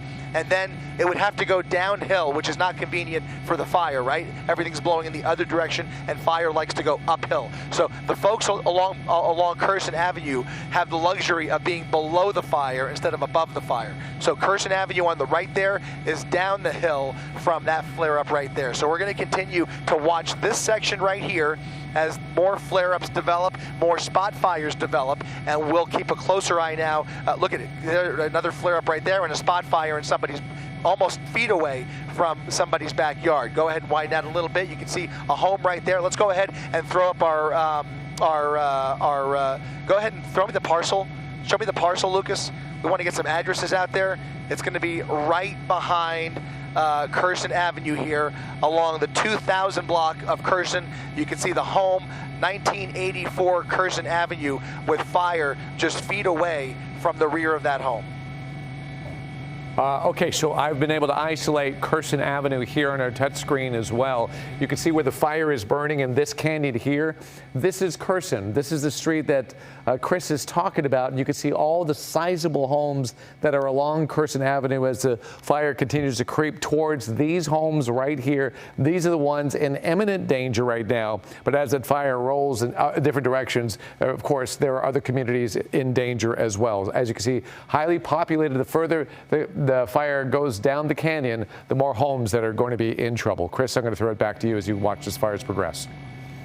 Yeah, we're going to continue to kind of wrap ourselves around this, watching it spot not only to the south now, but also spotting a little bit over towards the west. So we're going to keep an eye on Carson Avenue, but I think the focus here still remains on Hillside Avenue, Vista Street, and Franklin Avenue right there. That neighborhood on the right is now under threat by that fire on the left because the wind is blowing directly towards Franklin Avenue right along Vista Street. Thankfully, up until now, we have not seen any structures on fire, and even if it is imminent, at least they have the luxury of getting more water on it sooner rather than later, and hopefully do something to impede the forward progress of this fire. But it is continuing to grow, continuing to spread, and continuing to spot ahead of itself based on these winds. And there's another water drop right there. LA City Fire, again, smothering this area with as many resources as possible.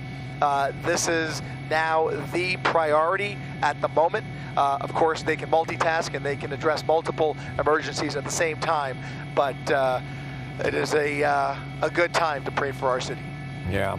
incredible chain of events that have occurred, because we do want to eventually get back to the other fires, which homes are still going up in flames, Colleen, and a dire situation over there as well. But this is highly important because we're dealing with a highly populous area and a fire that is on the move very, very quickly, a brand new fire, and they're trying to get as many resources on that as possible. Yeah, this is one of those areas that we know would be prone during these kind of storm events. But again, this area is so highly populated. I'm curious to see when we're going to start seeing that mass exodus trying to get down Laurel Canyon or in the Cahuenga neighborhood area where they have to get down, because there's really only two arteries outside of this area.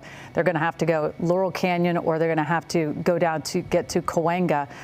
But again, this is one of those areas that there are so many homes dotted along this area. This is exactly what none of these homeowners want to see. But again, at least it's right now in the brush. And we do know that LA County Fire, they've also been asked to join in this firefight. But again, you can see this.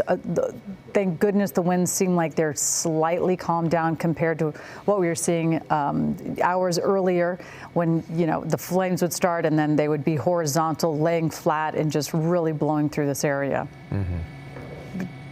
But Chris Christie, you're overhead as well. I'm not sure. Again, I know you noticed earlier to see if we saw a lot of cars making their way through this area. I'm just curious, because we know how heavily populated this area is. I don't see a huge amount of traffic, or maybe we're just so high up. Well, go ahead. We can actually show you Hollywood Boulevard. We're keeping an eye on the traffic, and in the time that we've been here, we've watched things come to a practical standstill, partially due to the fact that LA City Fire has so many trucks now blocking Hollywood Boulevard. So it's really difficult, if not impossible, to get through here. And if they don't already, I would imagine there's somebody down there directing traffic. But essentially, the yellow tape is going to start going up and prevent access to the neighborhood. I encountered that last night when I was driving up to the Hearst fire in Sylmar, but right now it looks like you see some traffic now. That's a good sign right there. Those are folks along Camino Palmero Street that are now fleeing the neighborhood. Those are evacuees coming down Camino Palmero Street from left to right there towards Hollywood Boulevard. Those are all folks. That street dead ends, and those folks are now coming away from the fire. So folks are definitely heeding the warnings. They're getting word of this, and they're getting out fast. All right, Chris, we have, I hope we're prepared to do this, but we have isolated the evacuation zone and the area that we believe is in trouble right now. This is what the city fire department just told us when it comes to the evacuation zone. I'm going to leave it small right now just to show you the area. This is Hollywood Boulevard right here. Here are the canyons. What we're talking about now, I'm going to expand out. The color's going to go away so you can more clearly see the homes that are in trouble. And as we expand out, this is where the fire is.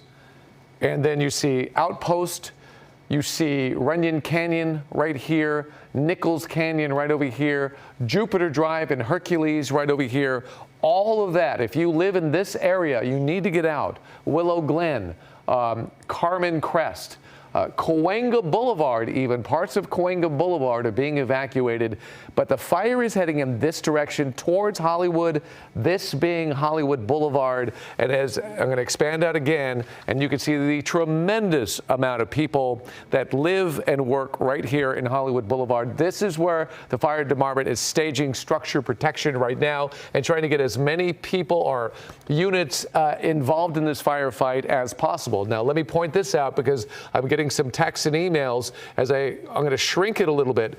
This is the fire area we're talking about. Now, if you live north, like towards the valley here, towards Toluca Lake, towards Burbank, you're okay, because the fire is going in this direction. It's not going north. It's this area south of the fire that is in trouble. The hills right now of Hollywood and just south of the hills, that's the area that we're most concerned with right now as this firefight is well underway.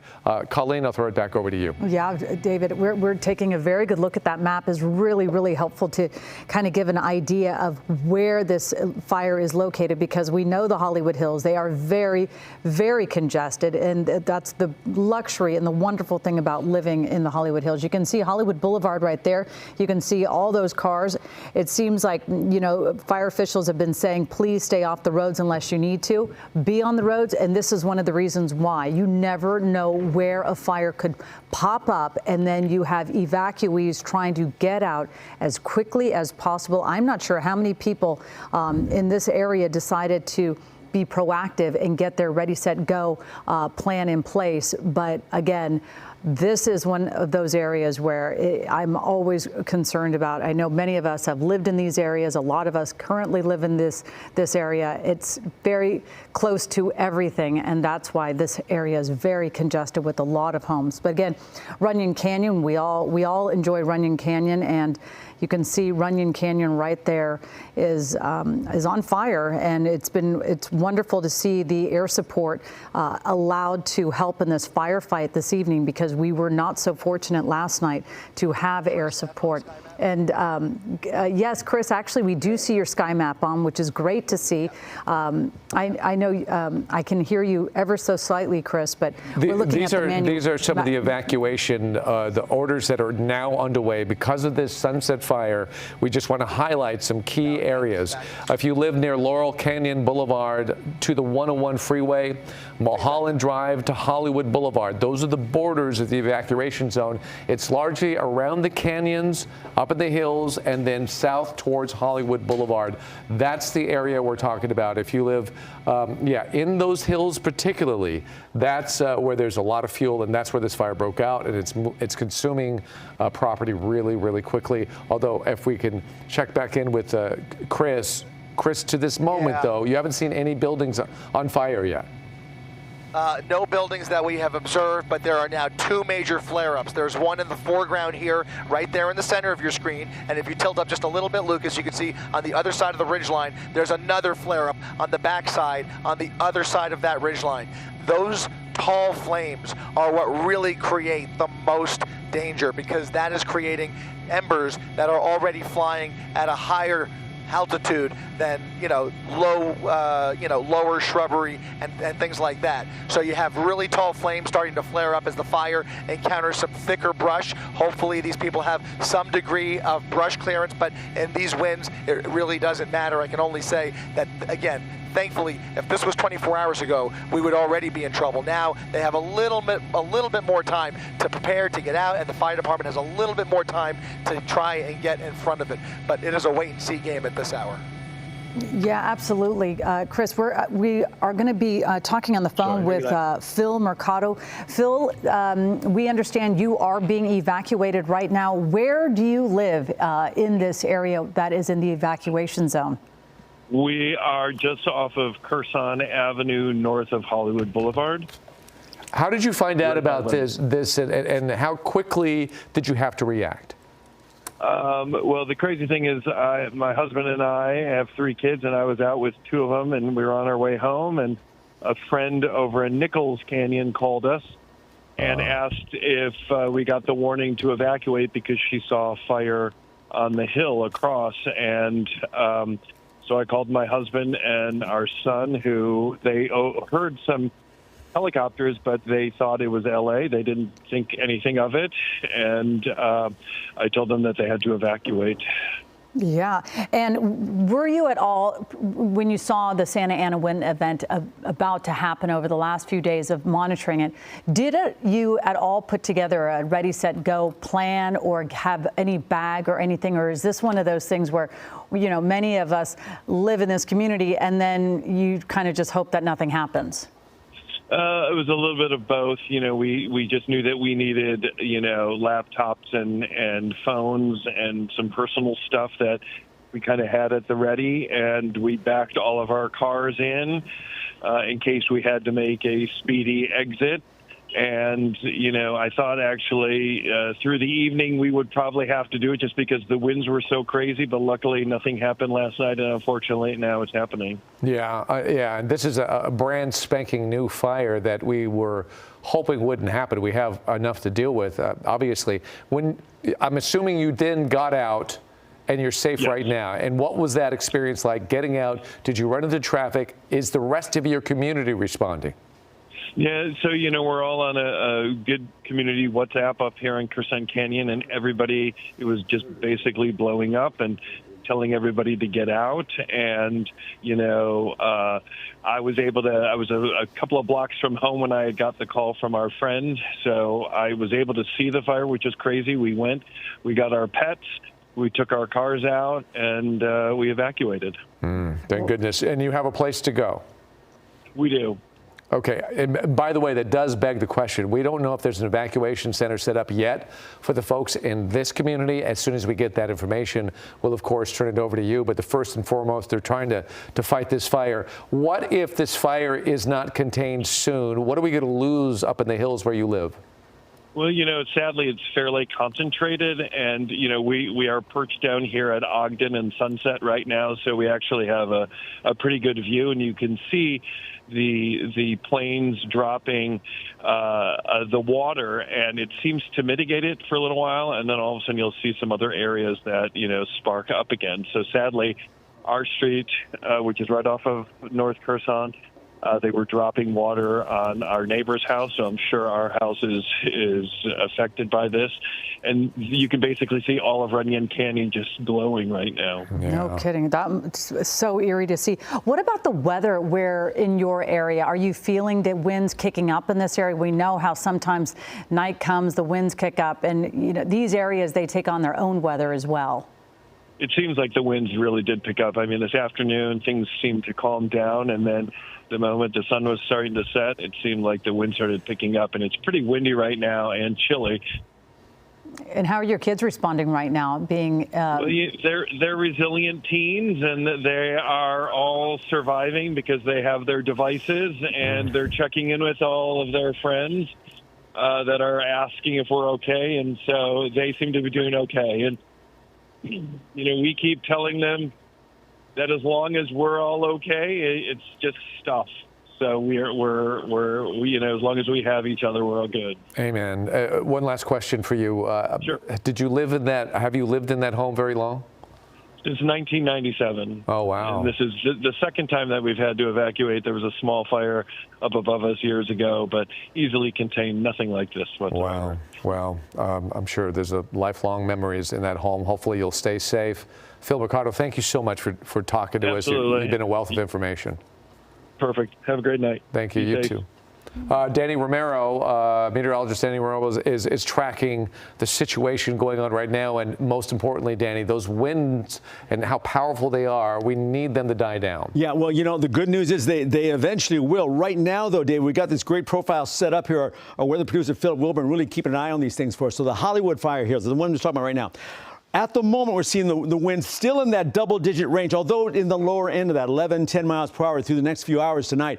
We head towards midnight. Now we're knocking it down to single digits, 4, 2 miles per hour. These are those winds that kind of come through, but those gusts that come up, those are the ones you really worry about. As Chrissy's been showing us, that fire can move very quickly because those winds, the gusts pick up, grab those embers and move them to other spots and start yet another fire. These spot fires that go. So we're seeing that going on that way. So, for example, we're showing you the wind showing up right here around that area. We're seeing the northeast winds, 15 miles per hour. Again, that double-digit range I told you. And then the gusts that show up in that 25 mile per hour range. And you can see right there's that Hollywood Highland area, the much populated Hollywood area. So that's going to be an area of concern to watch out for. So there's that fire zone as we've been showing you. There's those winds going from that northeast profile and that true Santa Ana look that pushes everything towards the south and southwest, right towards that very, very populated area here. So we're seeing that's why the major concern is this thing is essentially doubled in size. When Chris first found it, it was like 10 acres or so. Now I think we're pushing around that 20-acre range. So we're still seeing that. And then there again, the Palisades fire. Same kind of idea. Again, those winds come out of the northeast, blowing towards the south. There, too, the winds are quite strong. The Hearst fire also 20-mile-per-hour winds with those heavier gusts as well. So we're seeing those fires all still very active and still very concerned. Hence, that red flag warning in effect now until Friday in most spots. So, David, Colleen, we're seeing more of this, and we're tracking it continuously throughout the nighttime, of course. Absolutely. Thank you very much, Danny. Let's talk about our team of eyewitness news reporters. They are fanning out following these fires. Let's go to Tim Caputo. Tim, you are in Hollywood. Where exactly are you located? And obviously, we see a lot of cars behind you. By the way, there is an 8-second delay for Tim, so bear with us while we throw to him, and he'll kick it in just a few seconds. Go ahead, Tim. Yes.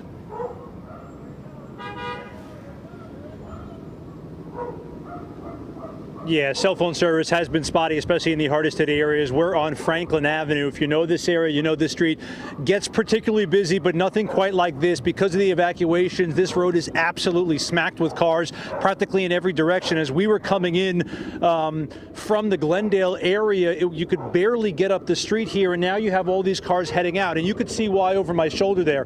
We're obviously on the ground level and looking up into Runyon Canyon. You could see the smoke, obviously, and the fire glow in the night sky right now. And obviously from this vantage point, a whole lot of people are seeing that and figuring out where to go from here. We actually spoke with a young man just maybe 2 minutes ago coming down the stairs of this apartment building here on Franklin with 2 suitcases and a couple backpacks, and he said, I got the evacuation and I just had to get out of here. He didn't even really have a plan from this point. He just figured he needed to get away from here. Obviously, folks who have been watching for the last 2 days or so, seeing the Palisades, seeing Altadena, Pasadena, not really thinking, oh, we're in harm's way. Everything changed in an instant in the last 20, 30 minutes, hour or so. As you see behind me, that seems to be coming down the canyon. Now, the wind is obviously blowing it away from where we are right now. We're at Outpost, kind of near Sycamore. Outpost goes all the way up to Mulholland, and you can get to kind of where that fire is, but it seems to be moving in a more kind of west direction. So this particular area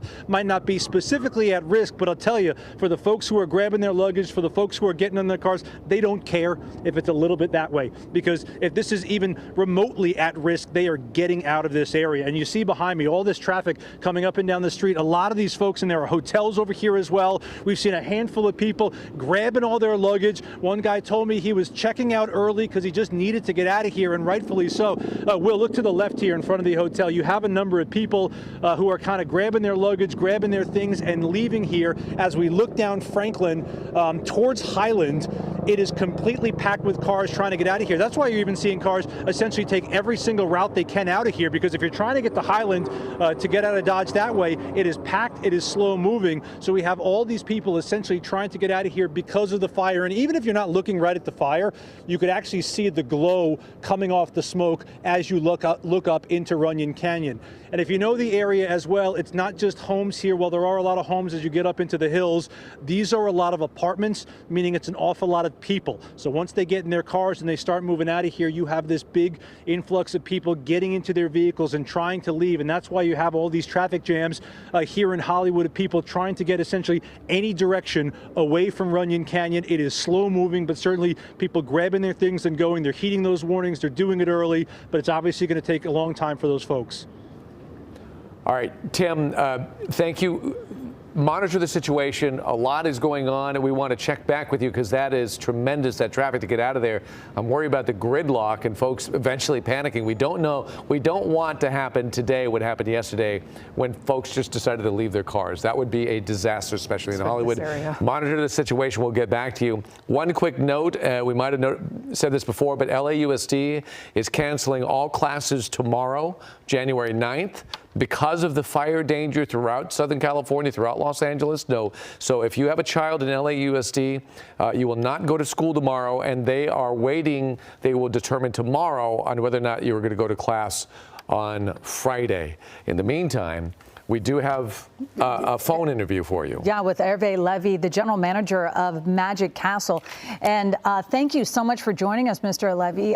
Let's talk about it. You're really right in the area where the evacuation zone is happening, and you are right on Franklin. What are you seeing from your vantage point? So it is a very scary situation here. We have been prepared to evacuate, for the last hour or two. And we also have a couple of people to try to water down the roof of the castle. The fire is definitely a fast-moving fire, and we are very worried that it's going all direction. We can tell that it's very close, maybe like a mile or so, if I believe what I see right here. Were you having any shows taking place tonight? This is a really beloved landmark of Los Angeles. Everybody wants to go and see all the magicians there. Did you have a show and a dinner scheduled for this evening? Well, luckily, because of the fires on the west side and in the Altadena, we decided to close the castle earlier today. Make sure everyone, the staff specifically, to be safe. And So we closed down, and we left the castle sometime this afternoon, and we found out later on that we had a new fire popping by. So it was definitely unfortunate, but it was definitely fortunate that the castle was already closed. I'm amazed that you guys already closed it. So you have people there right now trying to put some water on the castle. What's the status of that situation right now from people who you know who are at the castle? So we had a few security officers and a director of facility that is on site right now. I know it's trying to give a few directions to the security guards and make sure that we get enough moisture on the roof, but also on the greenery around the castle. Obviously, with the evacuation process, we don't want to stay too long, and I'm going to be asking the staff to move very soon, but we wanted to make sure that at least, we try to do something to save the castle if the fire goes this way. Yeah, absolutely. And David Ono, you have the Magic Castle right there on that touchscreen to give people an idea of exactly where this iconic LA landmark is. Yeah, if we have 2 seconds, I did isolate the Magic Castle. It is right here on Franklin Boulevard. And well, let's first go to Chris Christie. Oh, here we go. So here's the Magic Castle right here, Franklin Boulevard. This is what he's talking about. And if I expand out a little bit, then you can see this is right in the center of the evacuation zone. Here's where the fire is right over here. So as he said, it's very, very close. This is the spot of Magic Castle. This is where the fire is burning down the canyon right now. So yeah, very much this iconic landmark is in danger right now. And let's go over to Chris Christie, who is continuing to watch the progress of this fire. Chris? Yeah, you're a firefighter. Yeah, David, we're just, I'm sorry, we're doing a couple things at once here. You got a whole bunch of fire trucks now making their way up Curson Avenue, a welcome sight for the residents who live in this neighborhood. Hopefully they have evacuated or were not home, but now these firefighters can start protecting those structures if this fire continues to spread to the west. In the meantime, we're more focused at the moment to the south as the fire, the leading edge of this fire, is continuing to create spot fires, albeit not at the same pace as it was about an hour ago. I'm losing track of time, but you can see that the forward progress is slowing. It has not stopped. There are new fires starting as we speak. In fact, that patch of trees right there near the bottom of your screen, that's a brand new fire, and it is even closer to Vista Street and closer to Franklin Avenue. However, if you look at this shot, the winds have slowed down ever so slightly. You can see the smoke blowing, but not exactly at the same clip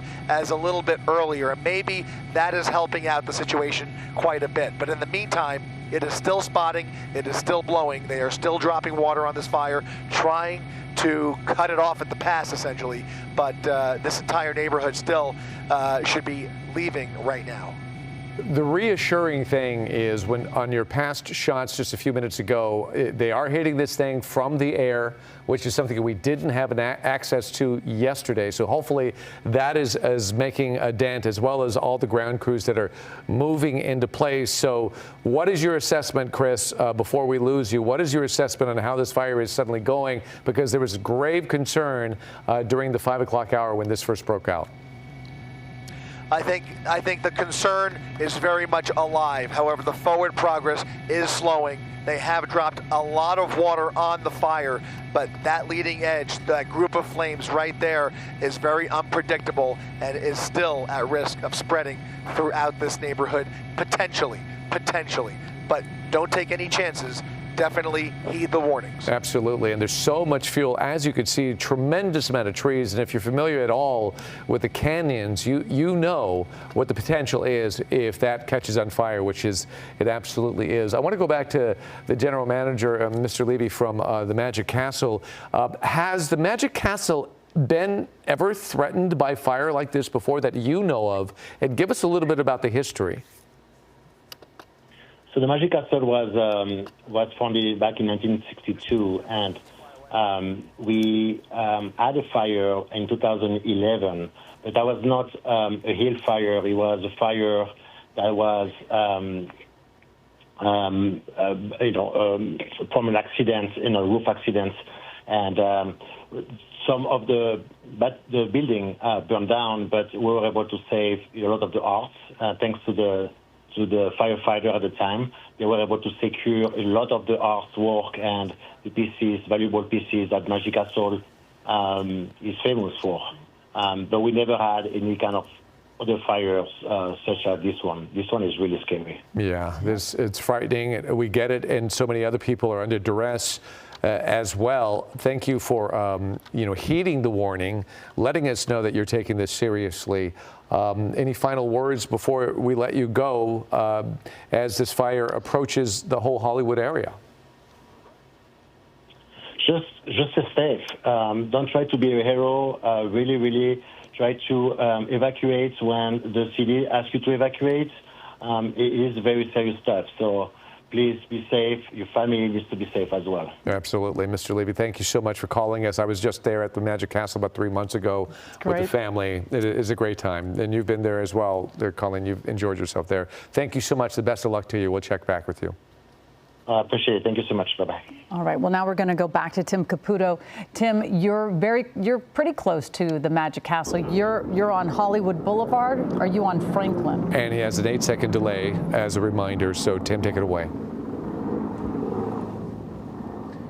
Yeah, so we're on Franklin, actually right at La Brea right now. We walked up the street to get a little bit closer. You actually can't see the fire as well. As we go up the hill a little bit, you see a little bit of the glow, but I wanted to move to this spot specifically to show you the traffic jam and issues that are happening right now. In fact, LAPD, about 4 different cars just pulled up about 5 minutes ago to try to alleviate some of this gridlock coming down from the Hollywood Hills and from Runyon Canyon out into La Brea and on Franklin over to Highland, because the issue is right now, as people are evacuating, there's not enough room for all these cars to go. You see it behind me going up the street here. That's why we got a couple police officers really just trying to direct traffic to get them to come down the street. We're standing safely in the street right now because no one is moving. And we turn around here, Will, this is Franklin right now, and you're looking right down La Brea with all the red lights. Those are people trying to get away from the fire as far away as possible.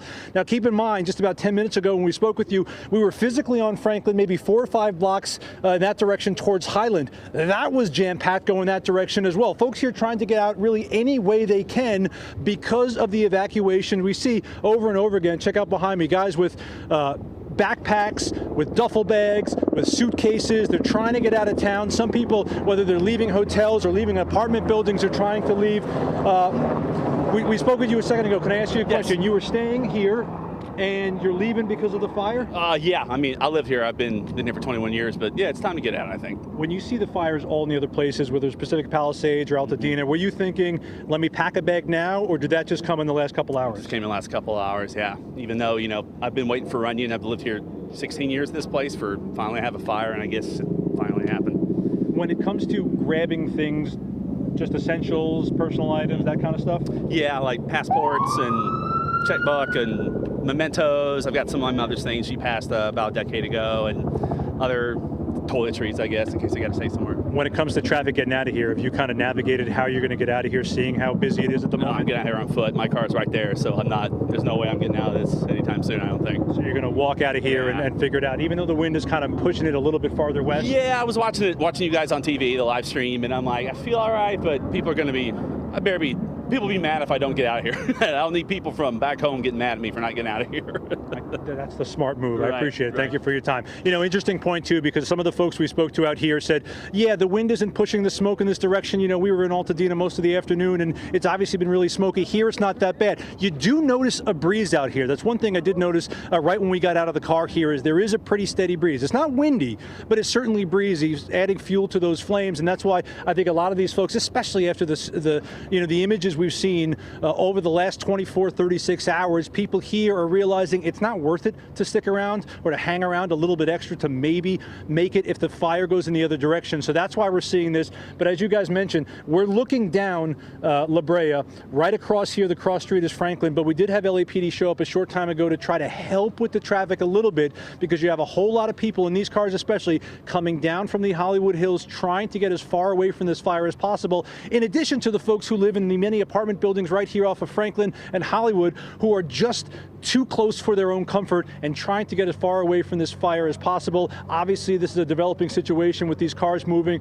We're going to keep an eye as we see another police officer come up behind me to try to get the traffic flowing. The intersection behind me, and this is the problem, and I just want to leave on this note because, yes, there are a lot of cars. Yes, the roads are absolutely packed. This intersection is dumb because everyone is in the intersection, so no one can move. So the problem is everyone in every single direction is just jam-packed in the middle of the intersection, so no one's moving in any direction. There's no flow of traffic, and I think that's why the police just showed up a little while ago to try to get things moving. As we were coming up Franklin, the same thing was happening. No one can move in any direction if everyone's blocking at every intersection. It used to be one direction, then the next direction. At the moment, no directions are moving, and that's why you have this gridlock here behind me. I'll send it back to you guys in the studio as we look around for more folks who are leaving town. Yeah, that is the absolute definition of gridlock that you are witnessing right now. It's what a mess, but we don't know what to tell people right now. Monitor it. We're going to get back to you, Tim, because at any given time, getting through Hollywood is tough. Yes. I mean, I dread it when I have to drive through that area, but boy, with the stress of this going on right now, that is a big, big problem. And by the way, the TCL Chinese Theater, we got a statement from them. They said, we have closed the theater tonight, sent employees home because they're right in the thick of it as well. If you had tickets for tonight, please reach out tomorrow and we will issue a full refund. So that you're probably not going to go to the TCL Chinese Theater, but just in case, everything's been canceled. Let's go to Sophie Flay, who is standing by in Hollywood as well. Sophie?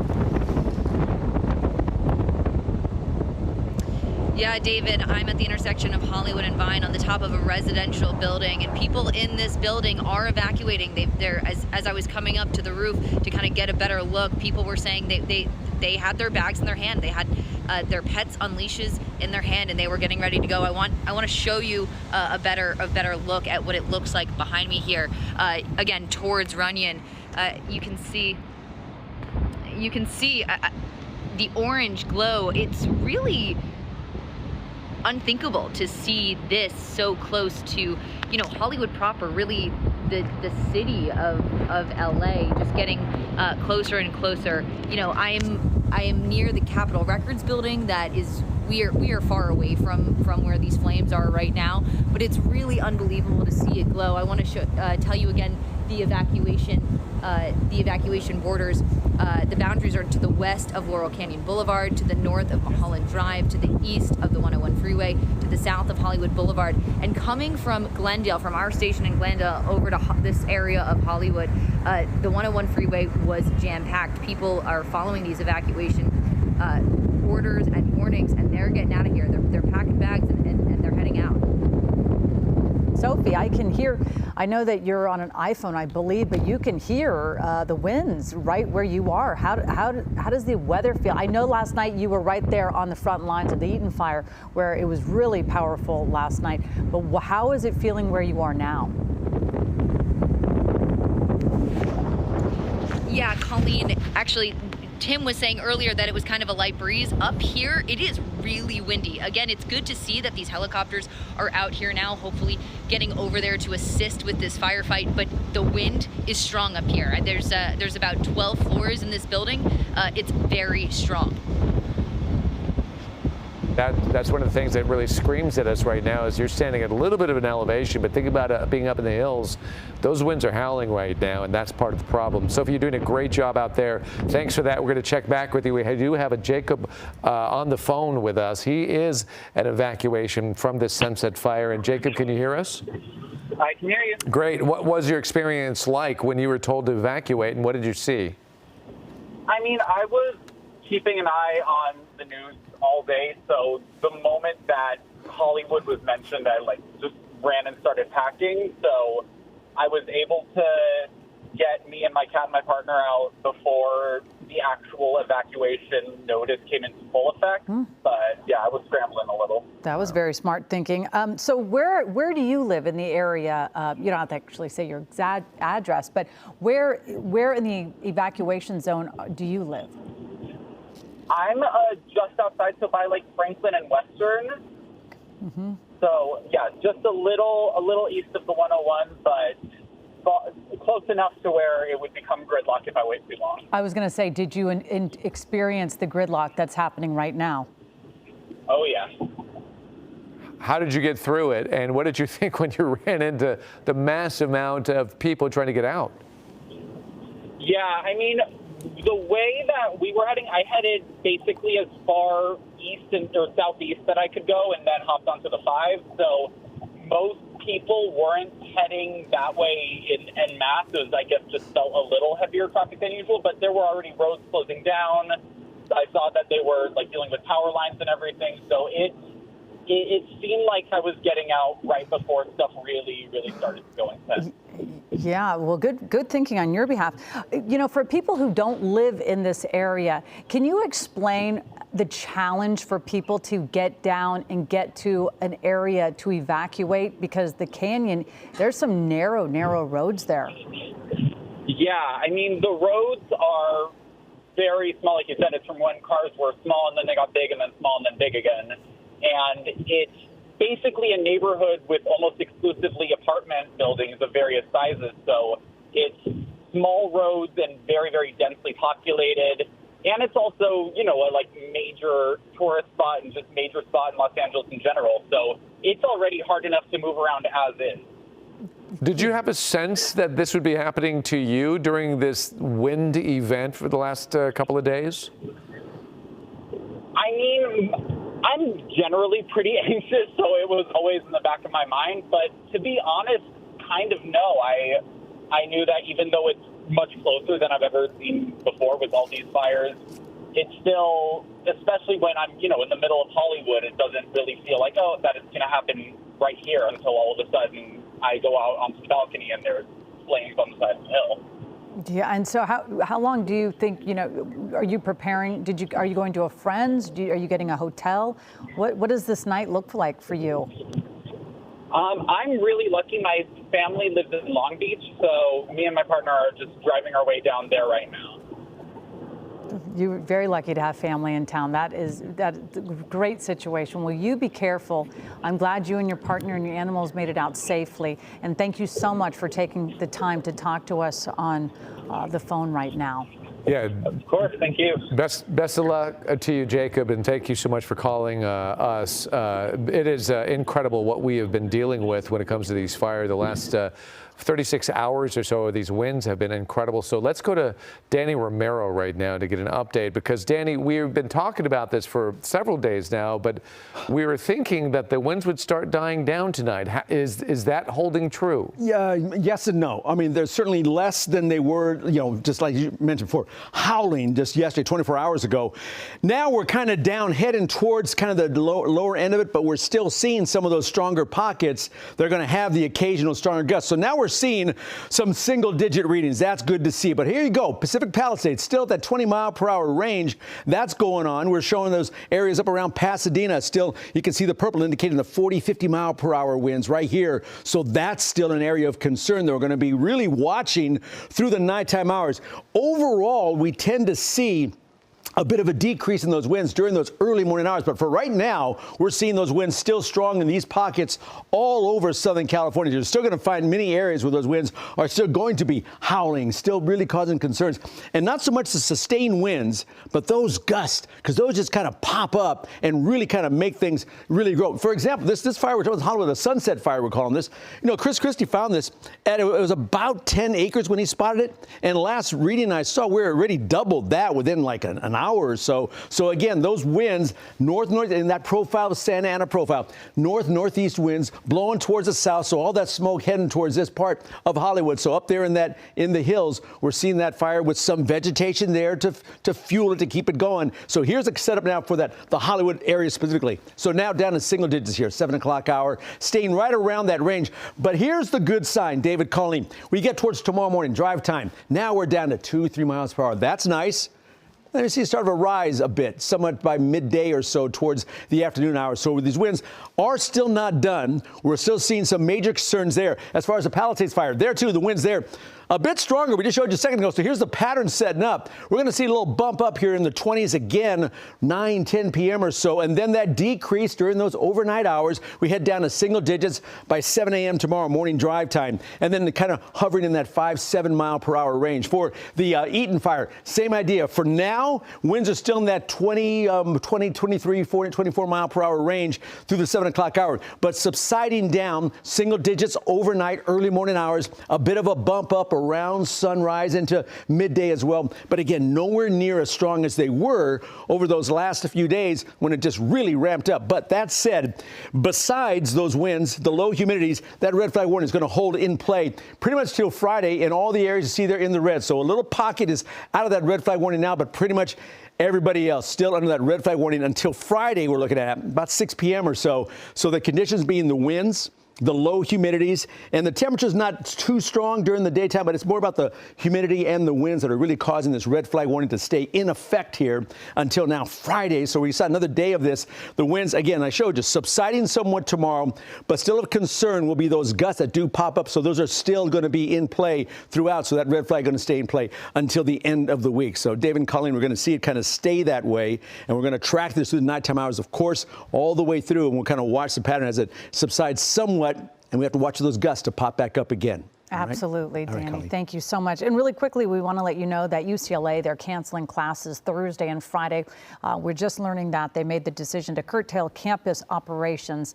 And if you're a graduate student, courses are going to be remote for the next 2 days. Let's go over to the Palisades fire and Michelle Fisher for the latest there. Michelle, you are sort of on the border of Malibu, Pacific Palisades, I believe. Yeah, Colleen, well, one of the aspects of these fires as we're covering them is just some of the iconic venues and landmarks that are being threatened. Yesterday, covering the Palisades fire, we were keeping an eye on the Getty Villa, which we know now is okay today. Also, we just heard from the people with the Magic Castle for the Sunset fire. So that is certainly an aspect of this. How is this fire impacting some of the staples in our community? One of those moon shadows here along Pacific Coast Highway in Malibu, unfortunately, did not make it. I'm going to step out of the way so you can see what this iconic restaurant has now been reduced to, just a pile of smoldering rubble here. It once stood along Pacific Coast Highway. Now, the restaurant did post on its Instagram story today, sharing many messages from customers who shared their thoughts and their memories of the beloved beachfront restaurant. And it is just one here along Pacific Coast Highway that was lost to the Palisades fire. Also, the Real Inn and Rosenthal Wines, which was known for those oversized chairs and table that was out front of that restaurant. So Pacific Coast Highway, this coastline here with the restaurants and many homes just drastically changed forever in a very negative way as a result of the Palisades fire that we've been covering here in not only Pacific Palisades, but also in Malibu. As you mentioned, we're on the border right now.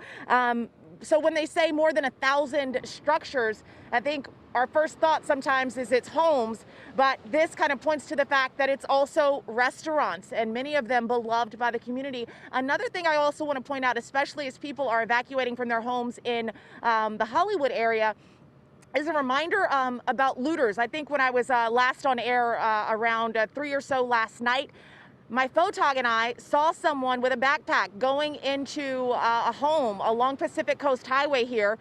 No one was at home at the time, obviously, because they had evacuated. The gentleman had a backpack on. He had a flashlight in his hands. And then after he left the home, he comes over and talks to us about how there were these vintage surfboards in the basement of the home that he was considering taking. He actually had the audacity to say that to us. My photog advised him that that was not a good idea to do that. And also, as I've been sitting in the news van here along Pacific Coast Highway, I got a notification from the Citizen app saying that the police had been called to a home in Pacific Palisades because someone had tried to enter a home there.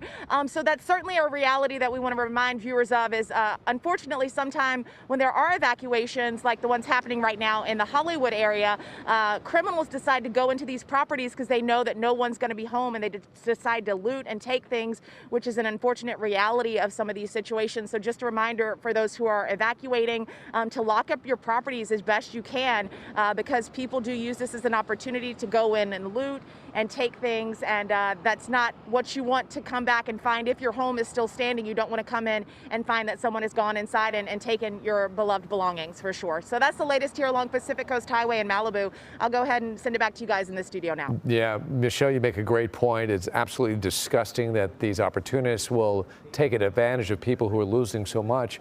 And part of the problem, and I'll just say this and we'll move on. At the press conference yesterday, you know, people are being told how to evacuate. Pack your bag, get out as soon as the word comes out, but leave your door unlocked. Right. That is because if your house is on fire, then authorities can get in there and probably save what they can, or at least fight the fire. So you're leaving your door unlocked as you leave your home vulnerable to a predator, basically, who can go in there and steal everything. And it goes against all your instincts to leave your home unlocked. I remember last night when I said unlocked. Oh gosh, I don't know. That would be the harder part. Leaving and evacuating is fine. Hoping that someone doesn't go and loot your home while you are evacuated is just horrible. Disgusting. But we do keep hearing law enforcement saying today, do not do that. And hopefully people are heeding those new words. DA of LA, Nathan Hochman, whose sister lost her home in the fire in the Palisades, he spoke this morning to us about how he's bringing every measure of the law against these looters, who they are catching, and they will be prosecuting them. Let's stay in the Palisades right now and go to Jory Ryan, who files this report.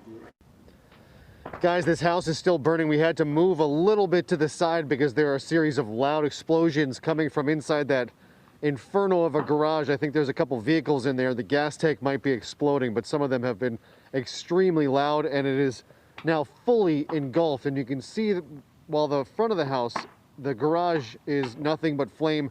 If, Sean, when you pan up a little bit, we can see coming from the back, there are some really large flames burning in the rear portion of this house. And again, the major concern is just how close this home is to the home right next door, and somehow it has still survived the trees between them. They have not gone up, and that would be catastrophe. That would be worst case scenario should those trees breaking these two houses go up in flames, because it wouldn't be long for the home that is still somehow intact after these 24 hours remain so. And down comes the eave off the front of that house. We've been waiting to see when that would happen. We could tell it was imminent. Some pieces had been falling. In fact, there's a large pile of the upper portions of this home already laying in the driveway, and another large portion has just come down, as this home is now a total loss. It's just nothing but flames, and we're actually curious whether the garage door itself is going to collapse. We think we saw it kind of come off of its frame and sit down on the driveway, and it is slowly being taken apart, and there it goes. Something inside of that caught, and it might have been some kind of gas, because we could hear it burning, see those flames explode, and that just did the last little job on the rest of that garage door. And so a lot of flame and smoke now coming out of that garage. It's just intensifying as we stand here, and you look inside, it is nothing but flame. Nothing but flame on all sides of that garage, and that's one of the explosions we were talking about. That just continues to pop inside of that garage. Just a horrific scene, and again, you know, this house is a loss, and it is heartbreaking to see this happen before our eyes. But again, there is concern, and we are focused on the house next door as well. So we've gone 24 hours since this fire decimated the Pacific Palisades community. So many homes lost, we're talking hundreds. And here you have this miracle that has stood here and fully withstood what we have seen play out here. This house is fully intact only for tonight. There was almost nothing else burning in this town actively except for this home right here, and the risk it is now imposing on the house next door, it is just almost too much to think about. But things look good. We've been watching the eaves, and they look like they're intact. Sparks and embers have been brushing up against the home, and nothing has caught as of yet. There you can see it just pushing, the force of the fire is just pushing these flames, these embers right towards that home. We had a good wind for a little bit, blowing kind of west to east away from that home, and at times it shifts and goes the other way and pushes it directly into that home there. And so it's just a waiting game at this point, hoping this fire dies down enough that this home survives. You know, it's made it this long, it is still looking good, and we just keep our fingers crossed that it stays that way, because, you know, this town has seen enough loss and devastation, we need to take some wins where we get it, and we still have one here. Hopefully that remains the case when all is said and done. But this house here added to the list of just a total loss, guys. Yeah, incredibly tragic. Jory, thank you for that. By the way, just to clarify, that is Bester Boulevard in Palisades. That was Jory on Bester Boulevard in the Palisades, one of many, many places that have suffered some tremendous loss out there. In the meantime, I know a lot of folks usually are watching Jeopardy or Wheel of Fortune right now. We want to let you know that Jeopardy will be on the air early in the morning at 2:06, followed by Wheel of Fortune at 2:36. So 2:06 and 2:36. Obviously, you can record it if you don't want to stay up that late. But we're sorry to interrupt your favorite programs, but obviously, I'm sure you understand. In the meantime, we do want to get to that weather forecast. It's very, very important at this point. We need some relief, Danny. Yeah, well, you know, we're getting there eventually. We're kind of heading that way in terms of wind velocities. They're starting to come down. But certainly when this thing was blowing, it was causing some serious concern. So here's kind of an idea. Here's the idea that we've been dealing with. Definitely a strong to extreme level at the peak of these winds yesterday when it was really, really strong. Even today, the early hours too. So that's what we're dealing with. 40, 60, some 60, 100 mile per hour winds. We showed you some peak areas up in some mountain areas. Saw some very strong 100 mile per hour winds. So this wind event has certainly been a strong to extreme wind event. That's coming our way. That's what we're dealing with here over the last few days. So now setting up for us, Hollywood. We just showed you Hollywood there a few minutes ago. Those winds, and here's the good news we talked about, starting to come down somewhat. Now keep in mind, we're going to go 9 miles per hour, so down to single digits here tonight, next few hours. And then even lower still, we get towards the morning hours too. And we stay in that single digit range throughout. But those gusts, what you have to be concerned about. Watching here now, give you an idea of the Hollywood fire, the Sunset Fire, they're calling this one, right there by the hills above Hollywood. Right now it winds at that northeast range, 15 miles per hour, gusts 25 miles per hour. And those gusts are the ones that really spread those embers that we showed you in Jory's shot a second ago. So we're seeing that, and we're seeing how it's kind of set up close to Hollywood Boulevard, close to Franklin Avenue. We showed you that was a major thoroughfare, especially this time of night. People trying to just move through town, very crowded. Because of that fire and evacuations near the hills around Hollywood, we're seeing now there too the traffic just really, really building up even more so. So the red indicates a real tough drive on that 101 freeway in that Hollywood area. And certainly the surface streets also, you can see all the red indicating there. We saw that absolute traffic jam, gridlock that Tim Caputo showed us a second ago in his live shot. So it's certainly there. Now, as far as the fires, Pacific Palisades fire, still a concern because those winds in that 15, 20 mile per hour range, those gusts 30, 35 mile per hour range. So that's still in play. Again, that Santa Ana profile out of the north, northeast blowing towards the southwest. The Hearst fire, that's still a concern too. Those winds also, 20 mile per hour winds, and those occasional stronger gusts can still cause some major concerns in this area too. Yes, more fires to watch. We talked about the Eaton fire a little while ago. That also a concern. So the red flag warning in effect because the winds are still a factor, not quite as strong, certainly as yesterday this time and into the morning hours, but certainly the winds are still there. Blowing, as we showed you a second ago. The humidities are really, really low. So things are very, very dry. Single digit readings there too. So the winds up around the Pacific Palisades fire. We're going to see this again. These winds still in that 19, 20 mile per hour range through the nighttime hours, finally coming down early morning, 3, 4, 5 a.m., staying there until it kind of ramps back up a little bit by midday. As far as the Eaton fire profile there too, the winds strongest right now, 20s, 15, and then we shop it down to single digits overnight, early morning hours. And we can see how it shows up on our map, how these winds are still strong in spots, but coming down somewhat. But we're going to watch for those purple and red areas. Those are your stronger winds. Again, you can see the motion. Again, that southeast, northeast profile of that Santa Ana wind condition still running through Pasadena. Stronger winds up there to the north of that, blowing towards Pasadena area. And we can see here towards Riverside, San Bernardino. Again, those winds, those pockets of 50, 40 mile per hour winds are still prevalent in the shots all over Southern California. That's why that red flag warning I showed you. Now, as far as the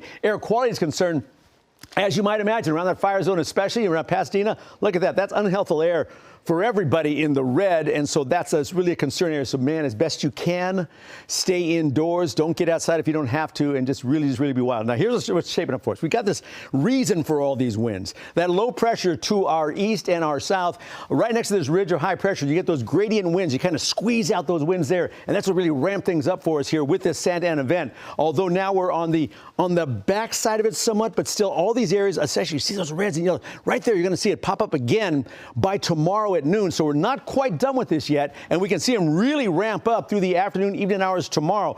So please do not get very comfortable here, because those spots, still the fire areas and all around, we can still see it being really, really strong. So here's how it's setting up now. Accurate the 7-day look. So still those winds, the fire danger there for LA Metro and Orange County through tomorrow. Temps in the 70s. We start cooling down for the weekend. A little more of an onshore flow as sea breeze comes back, so we see things kicking in. But next week, we're looking at another concern with winds and low humidities back in play. As far as our valleys, Inland Empire, same idea, where temps are seeing that 70s range for Thursday and Friday, cooling down for the weekend. So fire danger still a concern for a couple of days here.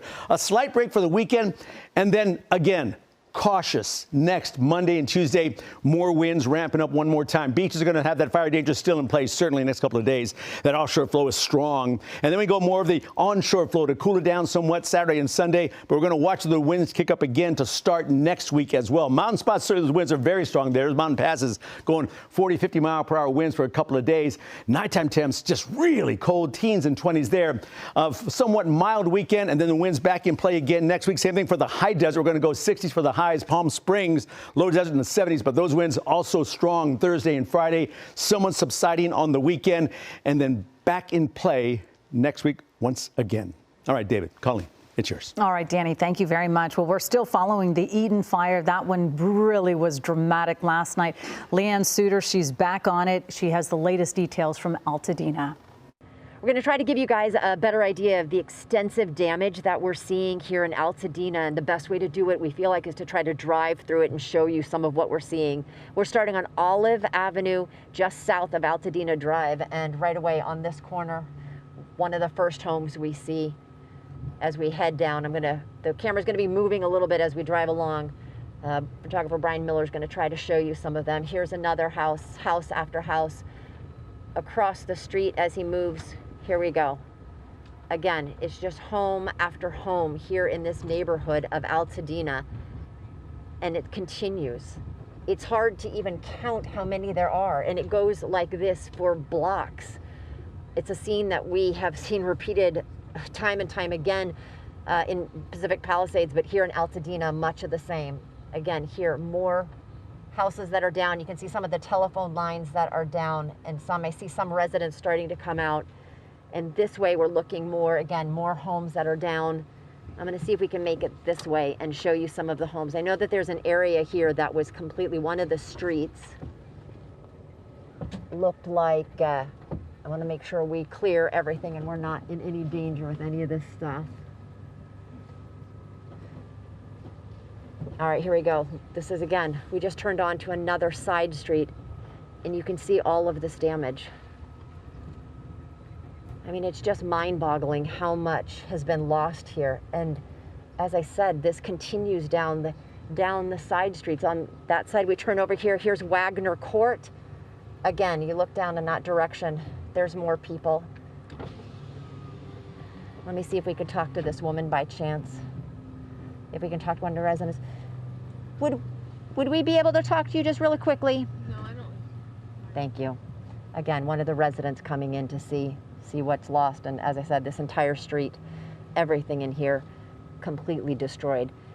And as we look straight ahead, there's more damage. Unfortunately, this shows you why we can't continue down this road. All the power lines that are down, too dangerous for us to drive through there. But if we circled around, we might be able to show you, but that's another street. That is Terrace. I believe that is Terrace Avenue. And we saw one side of the street there. Literally every home on that entire street has been wiped out. It's just, there is a lot of destruction, a lot of loss here in Altadena. In Altadena, Leanne Suter, ABC 7 Eyewitness News.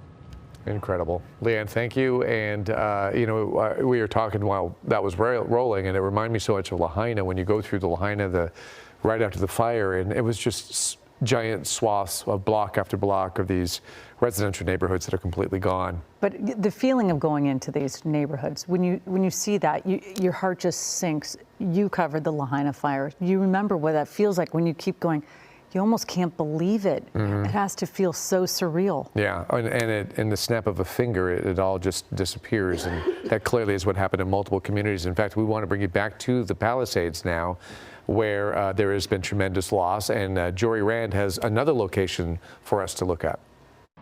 Guys, we've got some great news. A fire engine from Santa Monica Fire Department showed up, and they put out the flames of this home. Not only that, but they saved the home next door. So where this was fully engulfed just a short time ago, the flames are almost entirely put out, nothing but smoke and a few embers being put up. But the danger we saw of that imminent incendiary event here at the home next door is now cleared. The firefighters are now cleaning up, they're wrapping up their hoses, and you can see another firefighter coming out from between these two homes here. This is such great news, and what looked like it could have been yet another disaster has been averted. Great work, and this is something that we weren't really seeing much of last night. The firefighters showing up and seeing the ground fight. We saw nothing in the air last night, at least in this area. But tonight, a bit of a different story. Conditions have calmed enough, and things have calmed down in this area enough for one engine to get over here and save this home. So here we are with some kind of small victory to kind of hang our hat on in a city that has seen devastation, nearly wiped off the map. Here we have a home that made it. Some good news to one family.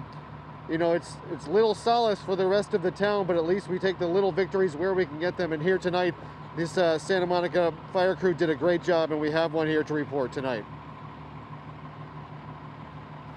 Jory, thank you so much for that report. At least we can get a little good news from Jory there as they have saved that house. So, we don't say it enough, but a tremendous amount of homes are being saved as we speak. In the meantime, we have somebody joining us who is a dear friend of us and a dear friend of George Pinocchio. Ruta Lee is joining us via the telephone. Unfortunately, the circumstances aren't great. Ruta, thank you for calling in and talking to us. I understand you had to evacuate. What was that like? Where were you living, and what was that evacuation like? I live in the middle of Laurel Canyon, my darling friend, and of course I have Channel 7 on as the last thing before I leave the house. And I have a wonderful living classic house once lived in by Rita Hayworth and Orson Welles. Wow. And I've always run around and rubbed my darling behind on the walls, assuming all the glamour would cut off. And so here we are now having to evacuate. And this is the second time in my now almost 90 years that there's an evacuation in Laurel Canyon. Once before, back in '59, our house basically saved the rest of the canyon because it was a tile roof. It's a great, big, huge Italian house. And leaving it is like living a nightmare. It's just awful. You can't believe that it's happening. And what do you take? I took pictures of my now deceased husband because God knows if I will ever find those again. And, I took a fur wrap in case it got cold.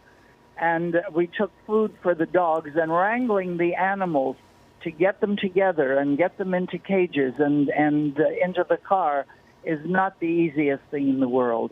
Last time in '59, we had a big white peacock.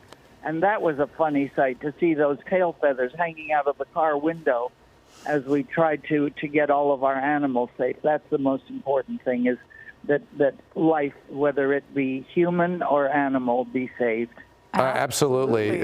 And Rita, the thing that we're showing right now, Rita, is it kind of involves a fire that you had to evacuate. So if you could hang on 1 second, I need to check in with Tim Caputo and see what this commotion is. And we want to go back to you. I'd love to talk to you more about your history and stuff. But Tim, go ahead, take it away. What's happening here? Yeah, I just want to update you guys real quick, because we're in a dire situation right now, because we are just about 10 homes north of Franklin at a home here on Vista where the palm tree above the home caught fire about 5 minutes ago. That itself is troubling and alarming. The concern is all these ashes are falling on top of this house and the house next door. To this point with this fire, we have not seen any houses go up in flames, but you know how it gets. One turns to two, turns to a dozen really quickly. So these are actually good Samaritan to talk to the homeowners on their Ring camera who evacuated already, who gave them access to try to get up on the roof. And you see the one guy right now as they're trying to throw the hose up on the roof so they could start to spray the palm tree itself. But as you see, pieces are falling down right here in the driveway, and also we'll come over here next door as well. I think the homeowners are home here. They've taken out their hose as well, but you see from this angle, some of the debris is coming off of the tree and down into the driveway here, which is fine at the moment, but obviously there are trees here, there are bushes on this side, and homes on either side. The obvious concern here is the fact that if one of these homes catches fire and really goes up, and fire crews haven't made it here just yet, there's always a concern the next one and this entire block goes up. We are a half a block from Franklin, maybe 6 homes up the street, and the Runyon Canyon fire is up there. You can't see it now because of the smoke, but some smart folks saw this fire at the top of the palm tree, quickly ran over, and now the one guy is on the roof. Come over here and show him real quick. And he's trying to spray it with that hose to try to get on top, to at least put out some of the flames, to get some of the debris to stop falling on top of the house. He sprayed the roof a little bit as well. He's obviously trying to make sure none of those flames or those embers come down on this roof or the roof next door. At the moment, a lot of the firefighters are up the street looking at the Runyon fire itself, so we don't have any right in front of us. We know a couple people did call 911 to try to get crews out here, but obviously a dire situation. Come back over here, look real quick. It went up real quick, and now all these embers are falling off, and looked onto the trees next door, into the house across the street, the house next door, and this house has already been evacuated, but at the moment, you see him up there, climbed up on top of the roof. He doesn't live here. This is not the homeowner. These folks don't live here. They started ringing the doorbell camera, the Ring camera, because they wanted to get whoever is inside potentially out. They had already left. They evacuated this home and gave them access to get a ladder from the backyard to get up on the roof. And actually, he's making pretty good work of it at the moment. Obviously, as you see from our perspective as well, plenty of those embers are coming down on top of us, on top of the neighbor's house next door, but he's spraying it pretty good with the hose at the moment, where it seems to be partially going out. Obviously, we've been talking about the big concern about this fire so close to all the tightly packed homes in the Hollywood Heights and the Hollywood area. If this catches a house on fire, who knows what happens next? So that's why it's a dire situation. I wanted you guys to come here real quick because they are working frantically. Strangers who came up here to try to help folks out, to knock out this fire, to make sure this house doesn't go on fire, the next one doesn't go on fire, and we got a whole mess in Hollywood. But I'll send it back to you guys and keep the camera up so you can see what's going on as we speak. But it seems to be the hose from the roof is making a little work, which is fantastic to see. Tim, I have a question for you. It might be an optical illusion, but it looks like there's a power line that is right next to this this tree that's on fire. Yep. So to be honest, I don't know the difference between like a cable line and a power line, but we'll come show up over here real quick. So there's the power pole, right? Yes. And so you have these 3 lines coming off the house to the power pole, the one kind of going in front. It's, you know, I would say 20 feet in the air. The palm tree is 25 feet in the air, so it's a pretty good distance. It's not that close, but obviously the embers falling on anything is cause for concern. At the moment, crisis potentially has been averted, but that's thanks to the quick thinking of these folks here. Jumped on the roof, climbed on with the ladder, got the hose up top, and now is spraying it down. This thing, you saw actual flames. At the moment, it's just embers, and we're starting to see, at the moment, still no firefighters, but obviously some folks are coming up the street now, and check it out, Will, down here, as they're spraying some of the trees and bushes next door to make sure those don't catch fire as these embers come down. But obviously precarious situation as you see some of these large pieces of the palm coming down and hitting the ground, but he's spraying everything pretty thoroughly at the moment to make sure those these pieces don't catch fire and then nothing catches fire on the street. As I said, we're on Vista, which is just north of Franklin, actually pretty far down Franklin. If you know it, there's only a couple points of egress out of Franklin. You have Highland all the way down La Brea and a couple streets that go down. You can't go this much further this way. So this is towards the end of the street, but Runyon Canyon is just up the road, and they're obviously trying to save this house. And to this point, it's tough, man. It's tough from that angle, but they seem to be making progress and dousing everything they can with these 2 garden hoses. Obviously, you'd normally say, don't do this in a normal situation, but this is a tree that's on fire that they're trying to get a handle on. Just everyday folks trying to help out, and they seem to be doing a decent job as these homeowners evacuated out of this home just a short time ago. They were on the Ring camera saying, get a ladder, do whatever you can, save my house. And so far they have, but obviously work to be done because it's still smoldering up there. That is incredible. And then real quickly, because we got to move on, but we're going to leave the shot up. Is the gridlock still really bad where you are? So LAPD showed up last time I spoke with you. They were able to kind of get that intersection moving so people can make a left turn onto Franklin, and that started moving smoothly. Obviously, as you mentioned, David, very astutely, that road's always kind of a mess. So it's still kind of busy, but it's not gridlocked to the point where people can't move like about an hour ago when we last spoke. Okay. Thank you, Tim. And we're gonna stay keep an eye on this situation with Tim Caputo, but we also have a great opportunity here to get some very important information. We have City Council member Nithya Raman along with Chief Crowley joining us via Zoom, and as soon as they get locked in here, we can ask them some very pointed questions here, but there you are. Thank you so much for joining us right now. First of all, Chief Crowley, I don't know if you're able to see that scene, but some folks are trying to put a fire out with a palm tree that's over a house. And this is really near that Runyon Canyon situation that's going on. When you watch that, what's your advice to those folks?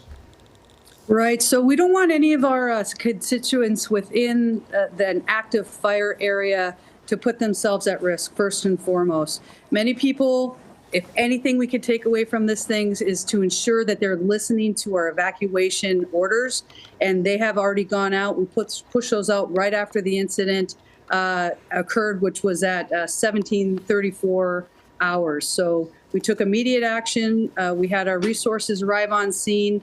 They're actively engaged in firefighting. We also have active air resources in the air that are assisting with the firefight. We have 210 personnel on the scene as we speak. So we want the community to make good decisions. We want them to stay safe. We also need them to evacuate now.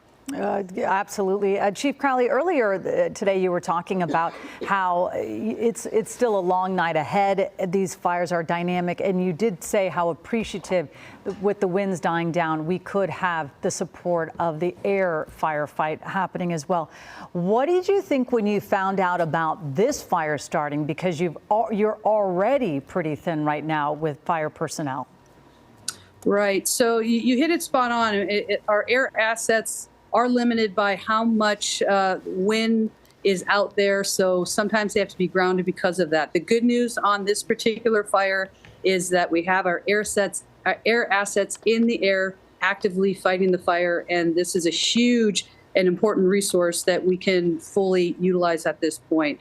To have multiple brush fires that are actively burning in the city at the same time is very, very challenging. We've been messaging since yesterday when the Palisades fire actually started, and we've been working very, very hard with our firefighters, our local agencies, regional, state, federal resources. This particular fire right now that we're looking at, we're watching, we're actively engaged in. Again, we've got 210 personnel that are on the scene protecting structures, but our number one priority will always be protecting life. And with that evacuation order went out very, very quickly. Again, we need the public to listen to the evacuation orders. The shelters are already open, yes, and we're ready to go there as well. And I wanted to just make sure, while we have the TV audience here watching this, that people understand where the evacuation order is currently. Right now, it is Laurel Canyon to the west, Mulholland Boulevard to the north, the 101 freeway to the east, and Hollywood Boulevard to the south. If people are evacuating the area and are looking for a place to go, the city and the Emergency Operations Center has opened an emergency shelter at the Pan Pacific Park Gymnasium at 7600 Beverly Boulevard. Staff are already there and waiting for people if they need support, and they are welcome to evacuate to the Pan Pacific Park Gymnasium if they need a place to go. And I really want to emphasize this evacuation order is very important, and I hope that people are heeding the calls to leave this area. Absolutely. Councilmember Raman, obviously these giant events take everybody's cooperation. Number one, What do you have to say to your constituents and to the citizens of Los Angeles as they deal with this, unfolding disaster? And secondly, what have you heard about water, our water usage? What should we do when it comes to that? I'm going to let Chief Crowley talk about water usage and water usage guidelines, because I think it varies very widely depending on where you are and how great the need is for water resources in that particular area. I know there's a region of the city where they have a boil water advisory. And so I want people to make sure that they're looking at instructions from DWP on how to manage water issues. But to my constituents at this time, I have, this is the fire I hoped would never happen during my time as council member. And it is happening. It is happening tonight. I want everyone to take it very seriously. I want people to follow orders. I want people to leave these sites. We want no one to get hurt as a result of this. And I want my constituents to know that the city of Los Angeles, along with its partners across the county, have pulled every resource possible to address this quickly and effectively and efficiently. The evacuation order went out minutes after we knew about the fire and were alerted to it. And we really hope that people heed these orders and stay safe. So well put. And then Chief Crowley, about the water thing, what should we tell our viewers about usage? Right. So just understand that when we have an active fire like this, especially as large as this is, our firefighters need every single ounce of water that's out there to help supply our fire hoses. So with that, we need the community to understand that when they're using water or overuse of water during active incident, that could hamper our ability to utilize the water resource that we need to put the fire out. So it is very, very important for the community to understand that. We want to maximize our efforts with the hydrants to get the water on the fire so that we can put it out. Absolutely. Chief Crowley, you saw some of the images from people trying to evacuate. I know people were evacuating when they heard the warning come out. We saw the gridlock as well. Would you say that the LAPD, how's everybody responding to try to get people out of these canyon locations? Right. So it's a coordinated effort for sure. Mind you, that's why the evacuation is very, very important. It has to be in an orderly fashion. As the constituents and our community members are coming down the hill, remember, we have our fire engines that are trying to get up the hill to get to the actual incident. So it's very, very important that we do that early and we have room for our emergency resources to get up to the incident so that we can mitigate that emergency as quickly as possible. So that's the key. We want to be very, very focused in our approach. We want to message it very early. We need the community to take this very seriously. Like we've been talking about for the last 2 days at this point, evacuation is where we are, number one, going to be saving lives and property second. Yeah. And I wanted to confirm that LAPD Hollywood Division has already been out there managing the evacuation. They have additional support coming in, many of whom who are already there helping to manage that traffic. The gridlock south of the evacuation area, I think as people move through that area, I hope that they will continue to follow orders and interact with LAPD and follow their guidance as they move through this evacuation. We know that you two have to go. You have a tremendous amount of work, but just one last question for both of you. We're dealing with this tragedy as it unfolds, and obviously so many things are happening as we speak, but pretty soon this will be behind us, but there's going to be a huge recovery period. What should we keep in mind as we evaluate the damage, the lives lost, and what needs to be happening next and as a community? I want to tell you that the part of the work of the EOC, the Emergency Operations Center, through an incident like this is actually to help take the first steps through recovery. We will have a Department of Building and Safety available as early as this weekend to be able to start looking and assessing damage. And further information about that will be available on my socials, on my council office socials, CD4 Los Angeles, and on through the official channels of the city. So please take a look out for those instructions. Make sure that you're documenting all of the challenges that you're facing and anything related to payments and insurance. There's already guidance coming from the insurance commissioner that was shared at the press conference earlier today, and just make sure that you're paying attention to it and keeping a close watch on next steps. Yeah, we certainly don't want to see anyone fall victim to anyone scamming or crimes of opportunity. We just heard, by the way, I don't know if you heard our reporter, Michelle Fisher, talking about seeing somebody who did not belong to the property go inside in the Palisades fire, go in with the backpack and a flashlight, possibly take some things, and then remark to her and her photographer, they had some pretty nice vintage surfboards. I wish I would have taken those. And I guess they advised them that's not a good idea. But that is also the apprehension for people who do have to evacuate. That's the stress. And I know the LAPD is certainly, and the LA County Sheriff's Department, really trying to protect property in that regard. Absolutely. And people should absolutely stay vigilant. And the law enforcement is out there doing their jobs. I will say that mostly what I have heard from constituents is, how can I help? How can I help other people who are impacted? What can I do to help my city at this time? And that outpouring of support for other Angelenos has been remarkable to witness. Right. Councilmember Rahman, Chief Crowley, thank you so much for spending some time with us. We know that you are super busy. We appreciate the free line of communication and the information that you've been able to give us today. Thank you for sharing the information. Yeah, best of luck to you.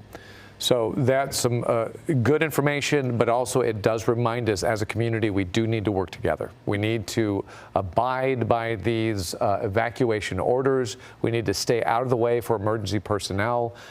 We need to abide by the law, and we need to be prepared. Have a plan. That is certainly what a lot of people are coming up with. Chris Christie, you're live overhead in Air 7. Give us an idea. It looks like it's getting, the firefighters are getting a pretty good handle on this fire as of right now. Visually, Colleen, things are looking much better than they were just an hour ago. You can see in this shot right here, the same neighborhood we've been keeping an eye on with those smoldering trees, that fuel smoldering just feet away from the homes along Sierra Bonita Avenue and Hillside Avenue. There have been reports of occasional palm trees in that neighborhood catching on fire, but there are fire crews on those streets ready for those sparks. And so they can put those fires out right away. They can engage in structure protection and really make a big difference in the forward progress of this fire. Now, all of that quick response earlier has really paid off, because as you mentioned, the profile of this fire is much less ominous than it was earlier. However, the winds are still blowing, and there is still a lot of active fire in this neighborhood. And so they are enforcing those evacuation orders now, and even expanding them, believe it or not,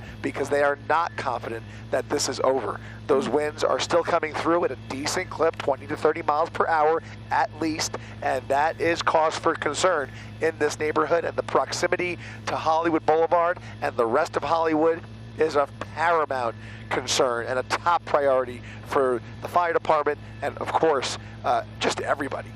So you're seeing those results right here, but still, this neighborhood is far from out of the woods, something that we're going to continue to keep an eye on here just north of Franklin Avenue, guys. Yeah. Have you seen any homes at all up in flames, or because so far, even though it was frightening to watch this for the first hour and a half or so, it seems like most of the news is good. Most of the news is good. There have been no homes that have been touched that we are aware of. The fire department has basically flooded the zone. The one thing I will say is that the fire did at one point jump Runyon Canyon Road, but those flames have been extinguished, and you're seeing occasional flare-ups now on different sides of where this fire started. But it's slow enough and manageable for the resources they have here. I'm watching a number of helicopters, at least 4 that I can count, literally circling this fire. They have drenched the fire itself. What they can't control is the wind. You can't contain the wind, and if you can't contain the wind, you can't contain the fire. And so the risk and the threat level remains until these winds die down, and then you can actually paint around the fire and dig lines around the fire and drench the fire until it's out. That's how you contain the fire. But with the winds, you know, all it takes is one tall tree to send an ember flying in, down one of these streets, and it's a whole different ballgame. Yeah, I know we saw, I don't know if you saw Tim Caputo's live shot, where that is exactly what happened. It hit a palm tree, and then there was a lot of good Samaritans who were there to put it out, really use the hoses and jump on the roof. So again, you're absolutely right, Chris. All you do need is one ember to hit one tree or slide into one eave, and that's right. it. Yep, and the location, I think, is one of the more precarious aspects of this particular fire. I mean, the pictures that we saw when we first got here were nothing less than frightening. Let's be honest. I mean, that was a frightening image of these tall flames blowing directly towards Hollywood. And while it's still not over, and the resources thankfully are now in place, and we're in place pretty quick. This neighborhood appears, for the time being, to be somewhat spared. But you don't want to speak too soon. Absolutely. And it was frightening, too, because that fire was moving quickly. When you were on Eyewitness News at 5 o'clock, that thing was moving rapidly, and we were watching it before our very eyes kind of go down the canyon. So it was a scary moment. And plus, and Tim was showing this in real time, the gridlock in Hollywood to get people out of the way. That was equally challenging. If the fire didn't slow down, then we would have had a major problem. Exactly right. And this fire was blowing up. I mean, it was really spreading rapidly, as you mentioned, exponentially, literally going from a little candle to a full-blown brush fire that was ripping through this canyon, with the winds that were really guiding it and blowing it straight towards Hollywood Boulevard. And so, to see it take on this kind of a profile is much more encouraging, but definitely not the time to let your guard down. It is a time to evacuate. A friend of mine lives right down there. He's on his way to my place to evacuate and play it safe. And that's what everybody should be doing down there.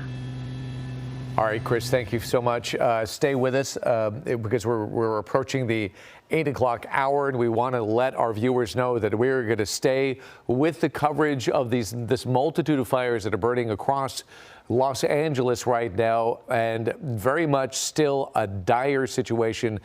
We thank you for joining us as we continue our live fire coverage. Absolutely. A very special edition of Eyewitness News. We know, again, we're talking about the winds. You're looking at the Sunset Fire that broke out around 6 o'clock. At least that's when we got word of it.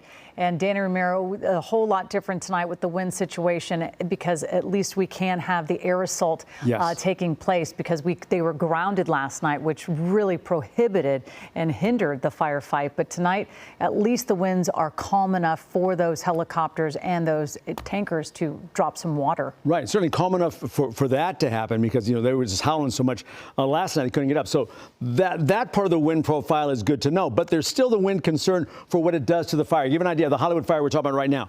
Here we're seeing those readings right around 10 miles per hour for another couple of hours or so, and then really kind of getting down very low in the overnight, early morning hours tomorrow. But then you can see kind of a bit of a ramp up after that. So at the moment, we're seeing those winds in that northeast, again, Santa Ana profile, 15 miles per hour. Those gusts, 25, 30 miles per hour. So we'll see that's still a concern. And we can see as that smoke blows to the south, that's kind of the direction of that Santa Ana from the northeast to the southwest. So blowing everything right towards Hollywood as we speak. So we're seeing that too. Part of the traffic picture, all those streets in Hollywood are so narrow streets, and now people are evacuating the areas. So we'll see a lot of areas in red showing up. That 101 freeway is really, really tough. Right there by the fire around Franklin Avenue, always a tough drive. It's like 2 lanes going there anyway. Then you add pretty much the whole neighborhood trying to get out. So you can see right here, right along Hollywood Boulevard, around Franklin Boulevard, the red indicates just pretty much a gridlock that we showed earlier in a live shot with Tim Caputo, showing us just how that traffic was affected. So for us here now, we're getting a look at the Palisades fire. This one, still a concern because winds are still in that 15,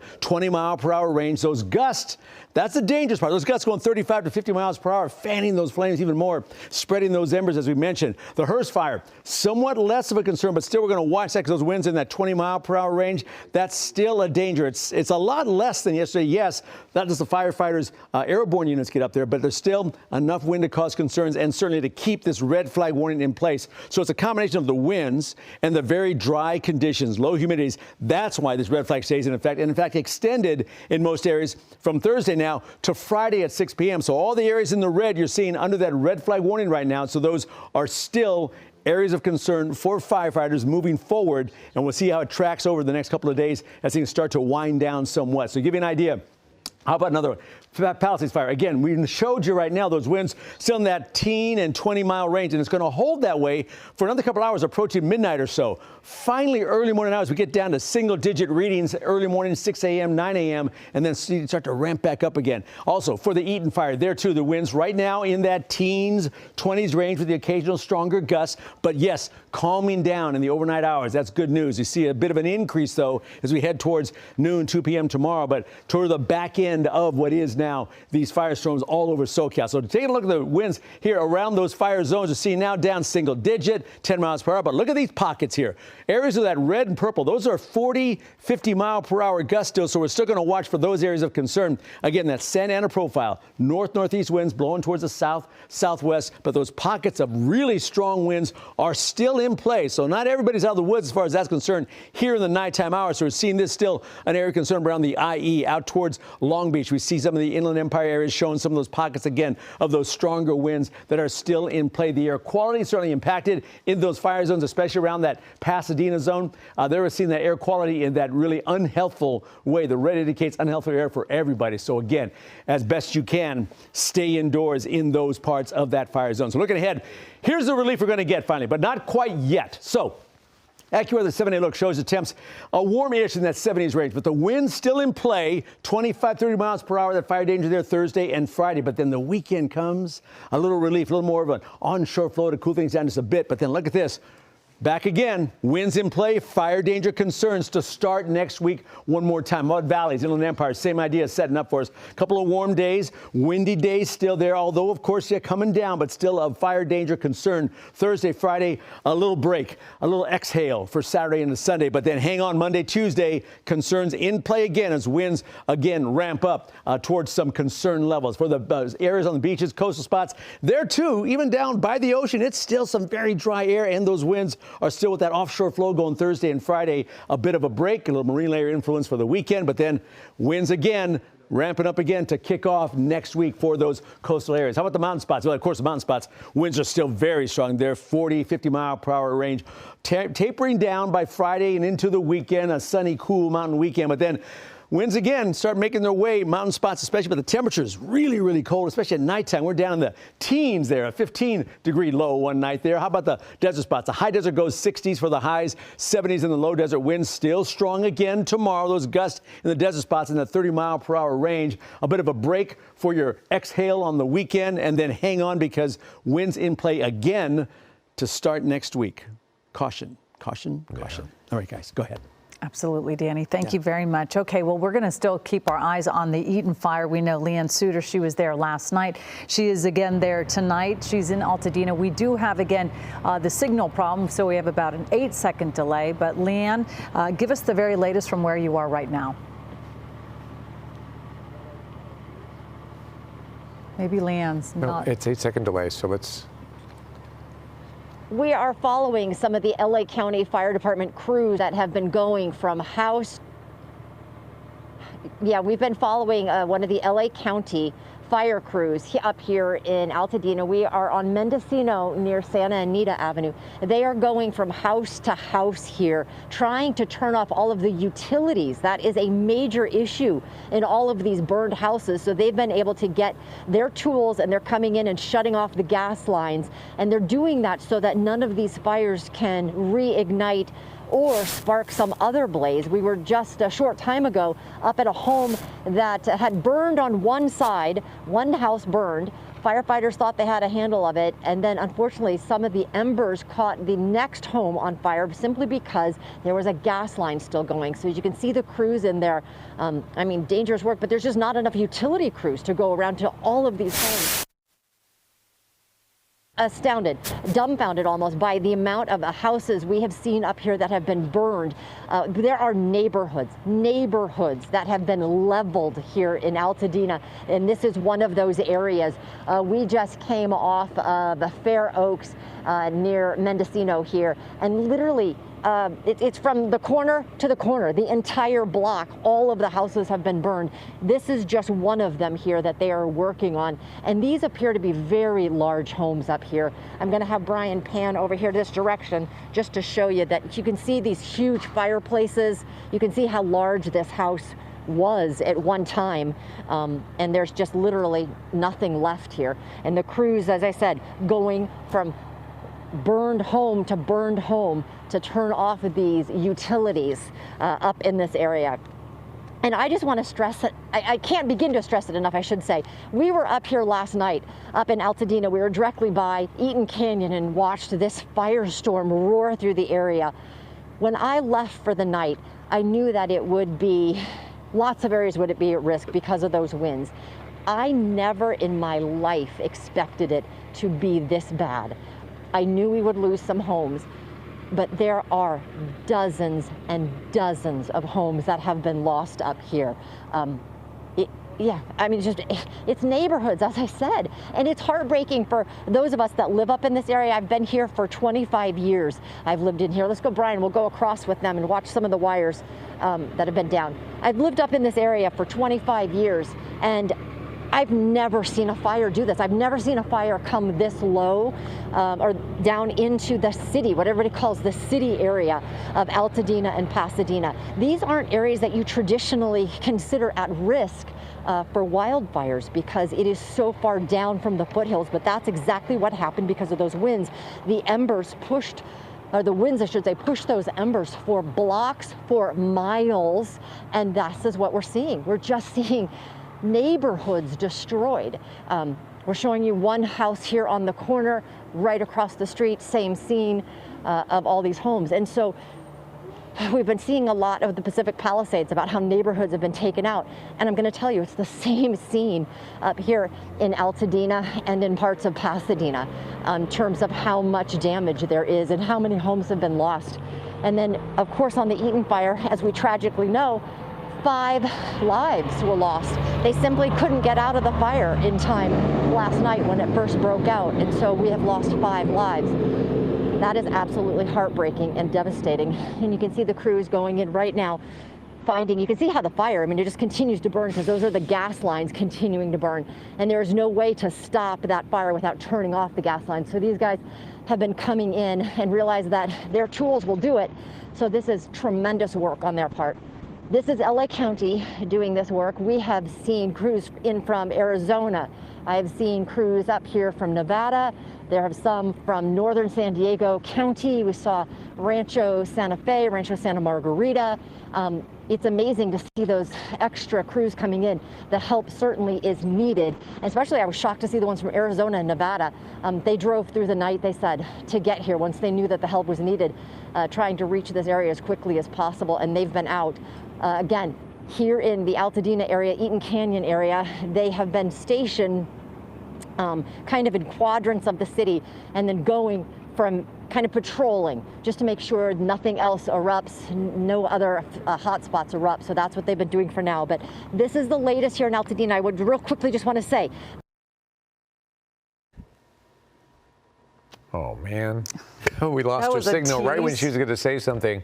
We're so sorry. Okay, we might need to break away from her. We'll try to get her to say that. The winds in our area right here in Altadena, very calm. Literally no wind. That is great news. It does appear that the fire, at least on the west side of the Eaton fire, this looks great. It looks like that they are.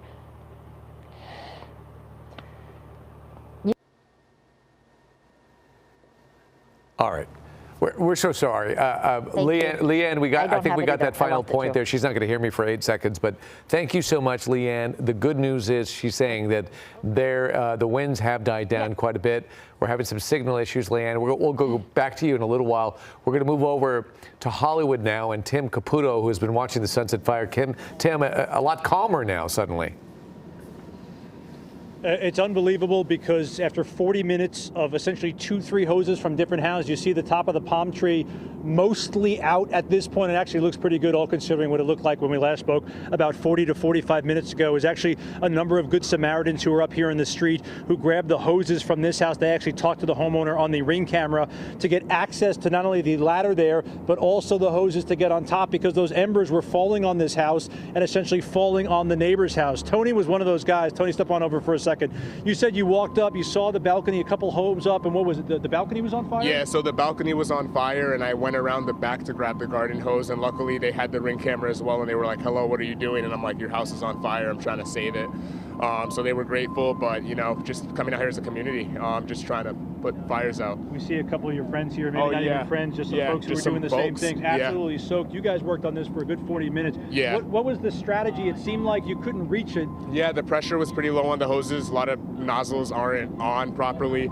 So we just got the ladder, and then we tried to get as close to it, and then we were on the roof as well, trying to just get a better vantage point of the whole situation. Did you talk to the homeowners on the Ring camera afterwards? Did they say anything to you? Me personally, no, but I heard firsthand because I wasn't immediately on the scene. But when I got here, they gave me a rundown of the situation. They had talked to the homeowners, and they were aware of the situation going on. When you walk away from this street, I know you don't live on this street, or like. Yeah, I live close. Yeah. Okay. So maybe not right here. What does it feel like walking away knowing you potentially saved this home and a neighbor's home? Folks you've never met, you've never.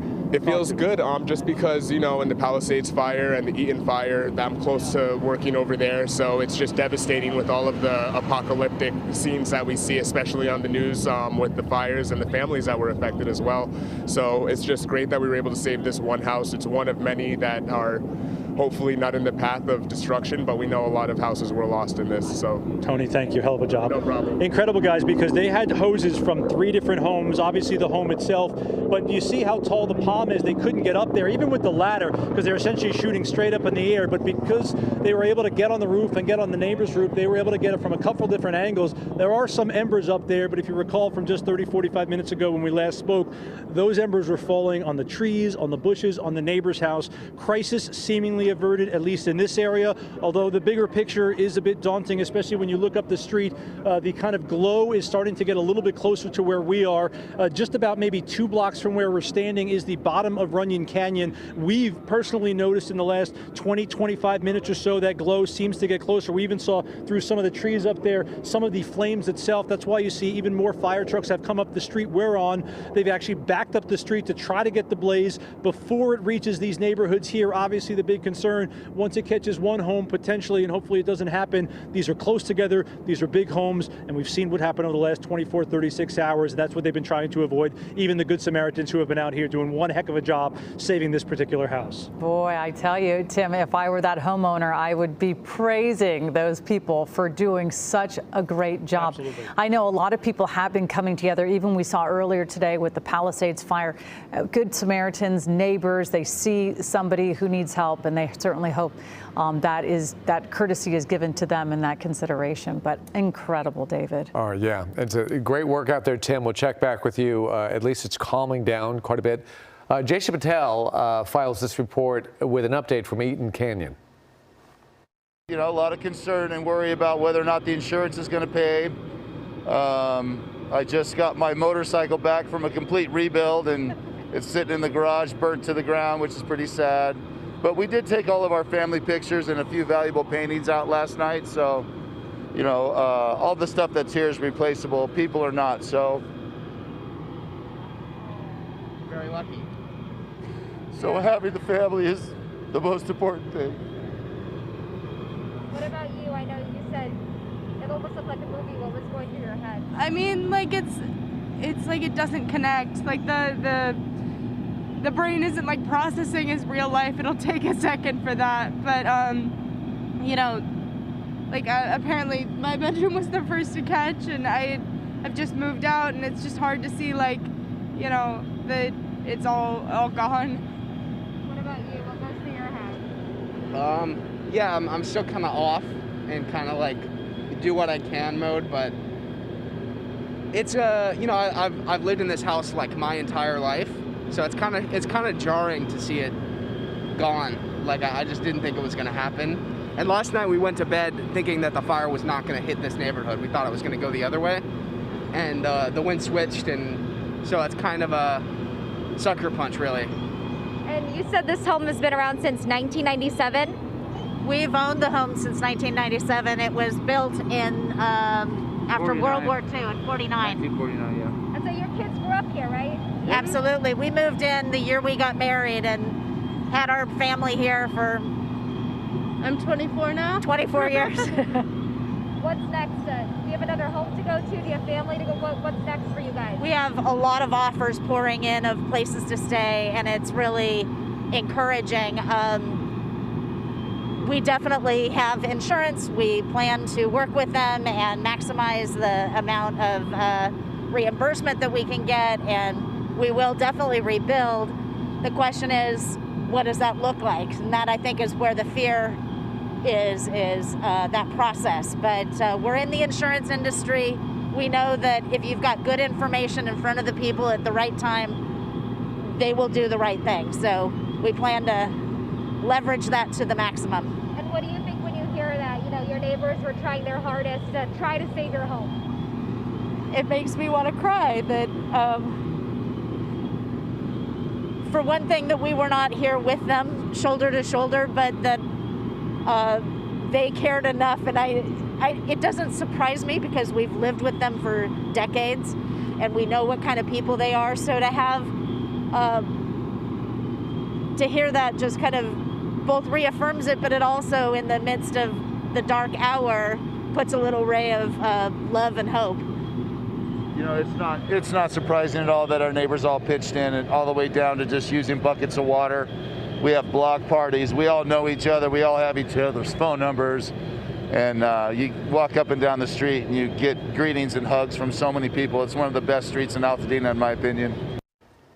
Jaysha Patel reporting what a wonderful family that she ran into over there, and they have great perspective for all of us. The family is most important. I know, but of course, when you see your dad get choked up, it just gets everybody. But well, it's tough stuff, but he has perspective on life, and he shared it with the rest of us. Dallas Raines joins us right now as we contemplate all that we've been through and are still going through, Dallas. And what concerns us, I think, is the fact that this has been an exceptionally dry, warm winter.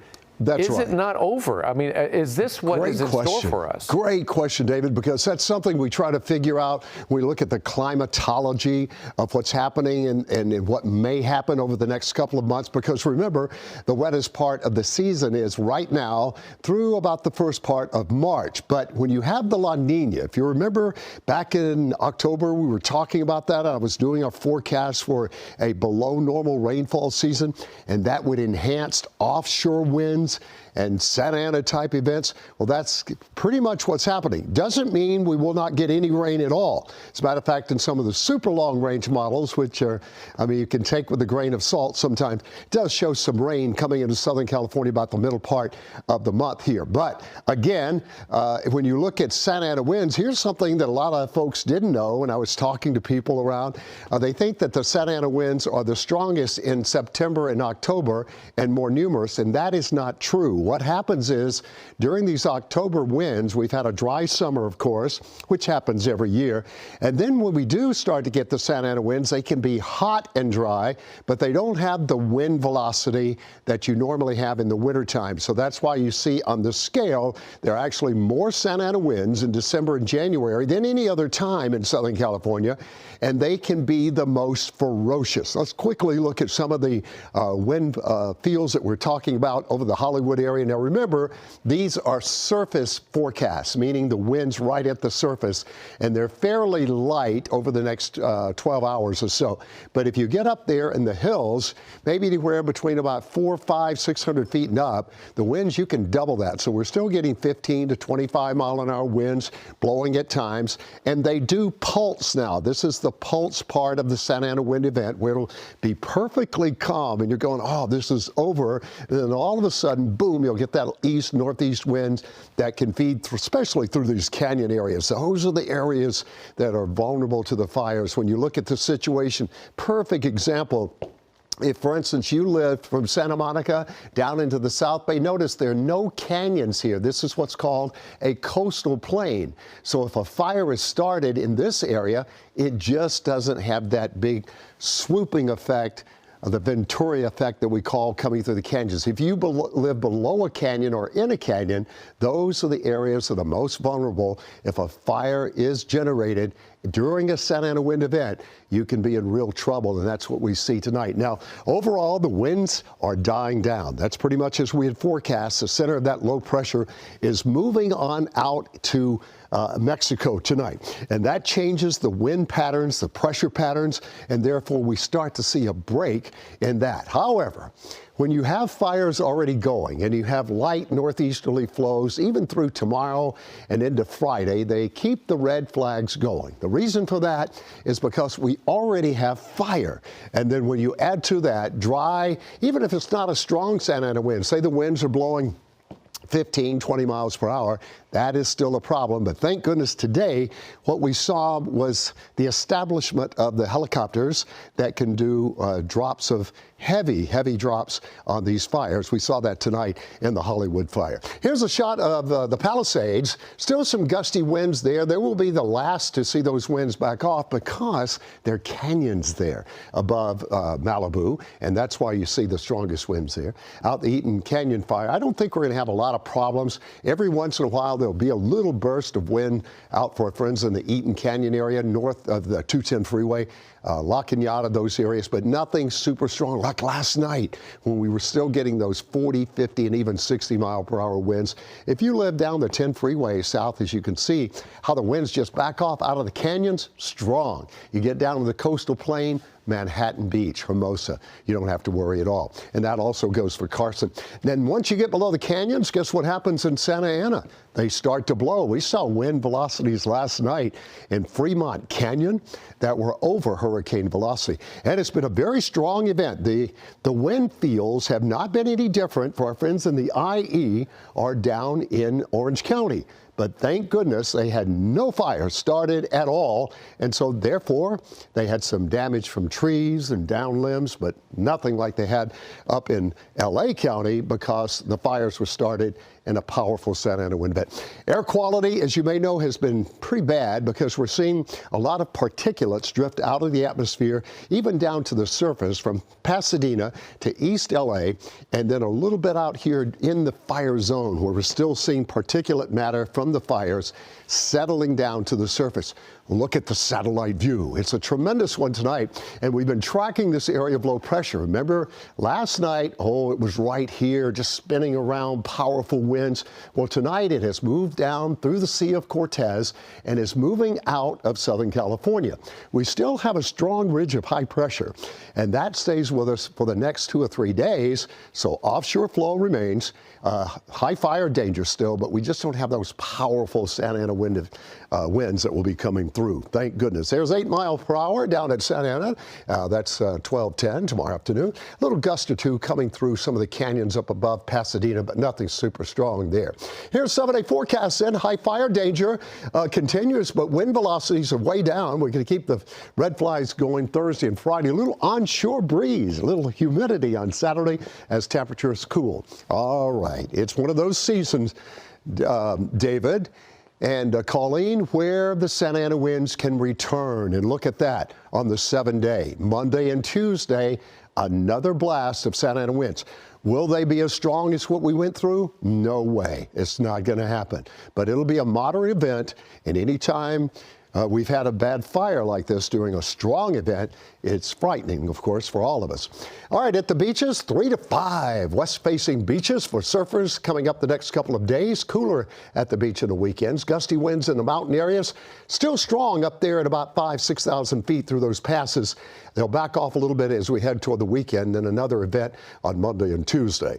If you're headed to the deserts, come on this weekend out to Palm Springs, 75, 71, and in the high desert, 64, 65. Overnight low temperatures are quite cold. David and Colleen, so it's great to see the winds starting to back down a little bit. But with fires still going, you know, we have to be very alert, that's for sure. Absolutely. Well, I was interested when you were saying why the red flags were extended. Yes. I was thinking, oh no, we're going to be having this continuous these wind. flags are scary, no doubt about it. It's still a red flag, but we're not going to see powerful winds blowing 40, 50, and 60 miles an hour. So I think we'll see at that time, like we did today, when we're able to engage the helicopters, boy, they can make a huge, huge difference. So I don't think we're going to see that type of situation at all. This event is winding slowly down. And that's the positive news tonight. That's a big win. All right, Dallas, thank you very much. Thank you. Okay, well, let's talk about the Sunset Fire. We're getting some new details on the acreage. Chris Christie, you're there with the new details.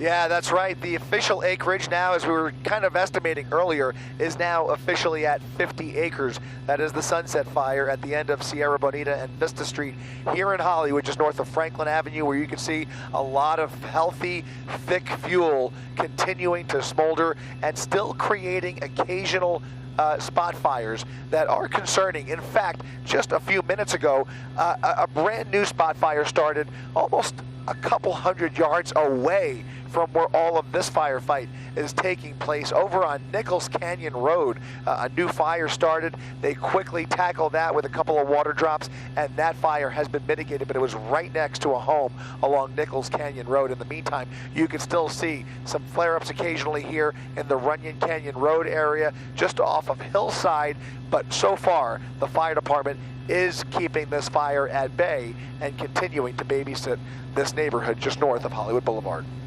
Yeah, that image right there says a lot because it looks like things are going up in the air. So we are relieved to see that. But nevertheless, they're not giving up on this. They're still hitting this from the air, and they still have crews on the ground, right? Yeah, they are battering it. There is a handful of helicopters continuing to pick up water and continue these water drops. And as long as you see tall trees like that shooting embers into the air, they're going to continue to do that all night long. Right. Okay. And then as for traffic, and from what you've been able to see, all these thoroughfares leading out of this community, how does that look for you? Have things settled down there? Because I know a lot of folks are running into some major issues trying to just evacuate. It's true, although I should say that in the last hour, downtown Hollywood has really turned into a ghost town. Hollywood and Highland is pretty much deserted. You can see Hollywood Boulevard near the bottom of your screen there. Very little traffic to speak of. The heaviest traffic that I see happens to be along the 101 freeway, whether that's just normal traffic or maybe some people heading away from Hollywood. It's hard to say, but there are fire trucks crisscrossing the city of Los Angeles. In almost every direction that you look, you can see lines of fire trucks coming in from across the county and, in fact, across the state. There are still fire crews making their way into our area from Northern California, Central California, from along the coast, the Sierras, I mean, you name it, San Diego. They are all sending help in this direction. And so as you look across the horizon here in the city, you see nonstop flashing lights making their way in caravans over here towards our city, which is in desperate need of a lot of help. Absolutely. Okay, so that is the hottest spot that you can see right now, which is so much better than what it was. Nevertheless, there are many hot spots, as you could see, and any one of those could put out some embers and create a new fire. So that's why we have to stay vigilant and stay on top of these things. And I see all the emergency vehicles on the left-hand side of your shot there. So they are clearly set up doing some sort of protection in that area. Yeah, they are doing structure protection along these streets. They're kind of sitting and standing by, waiting just in case any of these homes or potentially some of the landscaping in the front yards or palm trees happen to catch on fire. It's as positive of a situation as it appears from this angle. There are still new spot fires and trees catching on fire, but so far they have all been a decent distance from these properties, and we just hope that it stays that way, obviously. Yeah. There is a big flare-up, I should say, as we sit over Hollywood. and look across over to the Palisades fire. I have to tell you, fire crews really have their hands full out there and are launching a massive attack on a major flare-up. It's lighting up the night sky and bordering on Brentwood. As we pan across the city here, you're looking just over the 405 freeway, past Mandeville Road and out towards the Getty. Past the Getty, you can see a large flare up there at the on top of those ridge lines in the Palisades area. We're going to go take a look at that and bring those pictures to you in a little while, but a lot of activity seems to be increasing over there in the Palisades. Right, now that things are, I hate to say this term, but cooling off a little bit on the Sunset Fire in Hollywood, we do need to start redirecting our attention to some of these more dire issues that seem to be developing this evening, because this is far from being over. So, Chris, we'll talk to you soon. In the meantime, we do have something startling to show you, and that is some before and after satellite imagery. This is Fair Oaks neighborhood in the Eaton fire.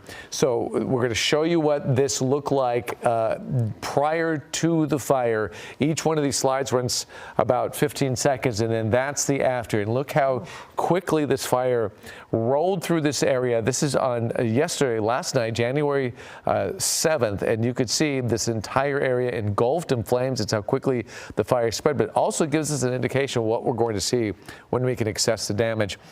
East Altadena Drive, that's what you're looking at right now. This is, again, part of the Eaton fire and the East Altadena fire. This is the before photo, and in a few seconds it shifts, and look at almost every building is on fire. Not every building, but a large swath of this community on fire in these different glimpses from this. This is, again, East Altadena Drive. We move on now to Marathon Road. This is still the Eaton fire. Marathon Road, you can see there's a number of trees, a tremendous amount of homes in this one particular neighborhood just prior to the Eaton fire rolling through the area. And then now we wipe and look at that. That's sobering. It almost looks like every home is burned to the ground. It's hard to see, but you can see the damage, and we've seen it before. What tremendous loss in this one area. And finally, we did bring it down to the Palisades fire. Pacific Coast Highway, where we've been talking about this line of beachfront property. We're all seen it well. Pacific Coast Highway, as you roll down, and David Garcia was reporting from this line, and look at it now. Almost every single one is gone.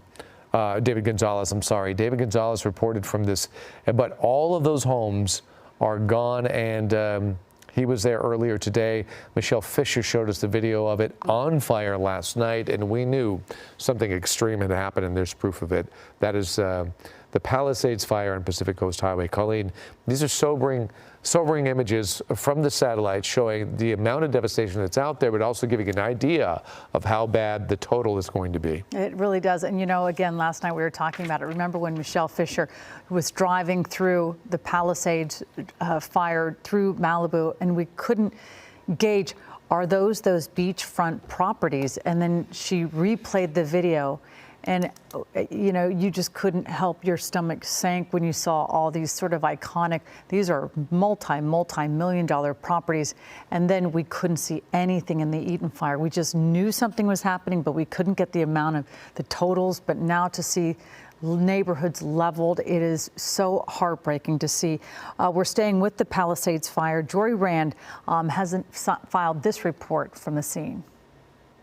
Guys, we are on Via de la Paz, a little bit south of Sunset and about a mile from where we came to at our last location. This is United Methodist Community Church, and it is burned to the ground. All that's left is the structure that is still standing barely, but these are large wooden beams that are still burning, and you can see in the background some of the structure of what stood here at this community church. Via de la Paz has been decimated, as has much of this town, but fortunately right across the street is Palisades Elementary, and it is entirely untouched, which is great news. Again, we're looking for these small victories in this town that has been almost burned to the ground entirely. More than half of the structures in town, from what we've seen, are gone, if not more than that. We've driven down long stretches of roadways here where house after house, nothing was spared.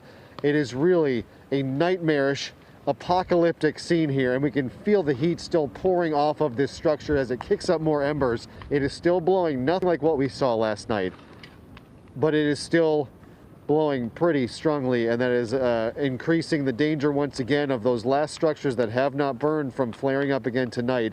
And it's only a matter of time before this structure comes down. It's just basically the foundational wooden beams and pillars and columns here that are still left standing, but it is total ruination. And for a community where a church serves as such a focal point for people to come and gather and pray, it's just another scene that is heartbreaking to watch. So sad to see this, another loss here in Pacific Palisades. It's going to take a long time to rebuild this town.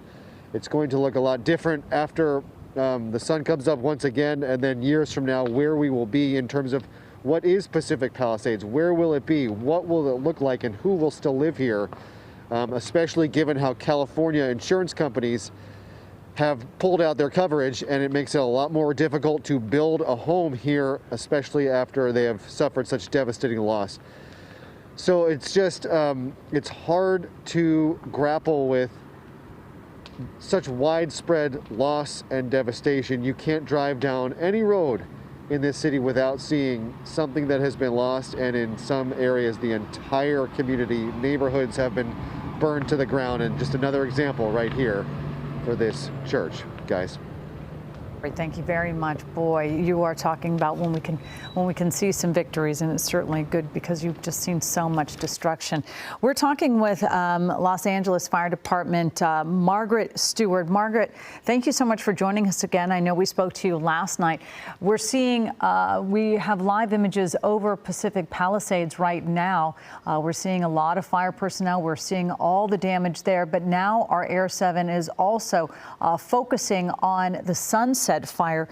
Can you give us some details on, we don't want to have a false sense of security because we seem to think it lies down, but then it flares up. So can you give us what you guys are thinking about and how you're assessing the Sunset fire?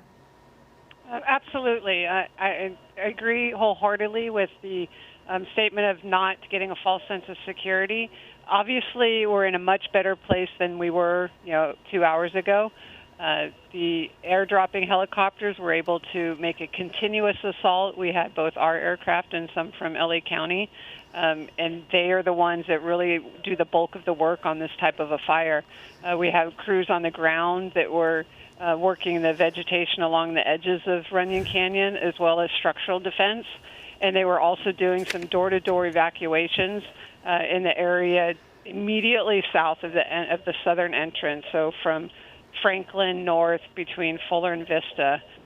They went door to door in that area because that was the most immediate threat. Our evacuation zone remains in effect. That has not been lifted. As you said, we still have active fire. We do have winds. Obviously, they're not what we've been dealing with the last 2 nights, but it is not safe to return, and we ask people to still mind the evacuation orders, stay out, and once it's safe to lift it and repopulate, we'll do so. Good advice there, and we want to reiterate that point. At this point, though, clearly it's not as dire as it was a couple of hours ago. What is your biggest concern at this point? We still need to be able to fully extinguish this fire. So we have a lot of water dropping that's still going to take place. We don't want people to, start heading back in because they could also jeopardize our ability to move our apparatus where we need to. So to stay out, and we have work to continue through the night to get this fully extinguished so that it doesn't flare up. I know that Chief Crowley said that there were quite a few fire personnel, I think somewhere around 210 fire personnel help battling this fire. But with the air assault, it has made such a huge difference tonight. Yeah, we can't underemphasize the power of the helicopter. As we've said, we can't fight this kind of a fire from the ground. It's just not possible. In that steep and rugged terrain, we just can't do it. So we have an air-to-ground attack, and you've seen what happens when we're not able to do that, when you have that kind of a wind-driven fire. It's destructive. So our helicopters are an incredibly important part of our strategy, and our approach on these types of fires. So the winds seem to be behaving exactly the way we had forecast, and that is they're starting to at least slow down a bit. They're still challenging. What is in the near future now as we fight these fires overnight and go into the morning? What do you foresee, and what do we need to keep in mind? Well, we know that the winds aren't going to leave. They're not going to be completely gone until through Friday. So we are still going to have some winds, but they're going to be, significantly less than what we've experienced. As the Weather Service calls it, PDS, the particularly dangerous situation, has expired. We've passed that. So we will be able to continue flying our helicopters, which means we'll be able to make more progress and continue the fight and hopefully get a good upper hand sooner rather than later. Yeah. For the folks who, let's say, you can see the fire from where you live, but you're not in an evacuation zone, and I asked this because I've received multiple texts from people I know throughout Southern California who keep asking me whether they should leave or not because they could see the fire from a distance. What's your advice to them? Well, we have 3 pages on lafd.org/news. So we have a page for each of the fires with the evacuation maps. So as you said, if they'll look at the maps, understand where it is, if they're not near it, then we'll never tell someone to not leave if they're not comfortable. Perhaps the smoke is too much. If they're afraid, by all means, safely evacuate and go somewhere where you feel more comfortable. However, if your path is going to take you through the area where we have mandatory evacuation and you're adding to the congestion, then that's not beneficial. So if you're not near the evacuation zone, it's preferable to shelter in place. You don't have to be exposed to the smoke. And then just stay attuned to local news, to you guys, to our alerts, and to whatever agency is running the incident near them. Yeah, and earlier we heard Chief Crowley say that, talking about the fires last night, specifically the Eaton fire, but just saying that it was just so very dynamic.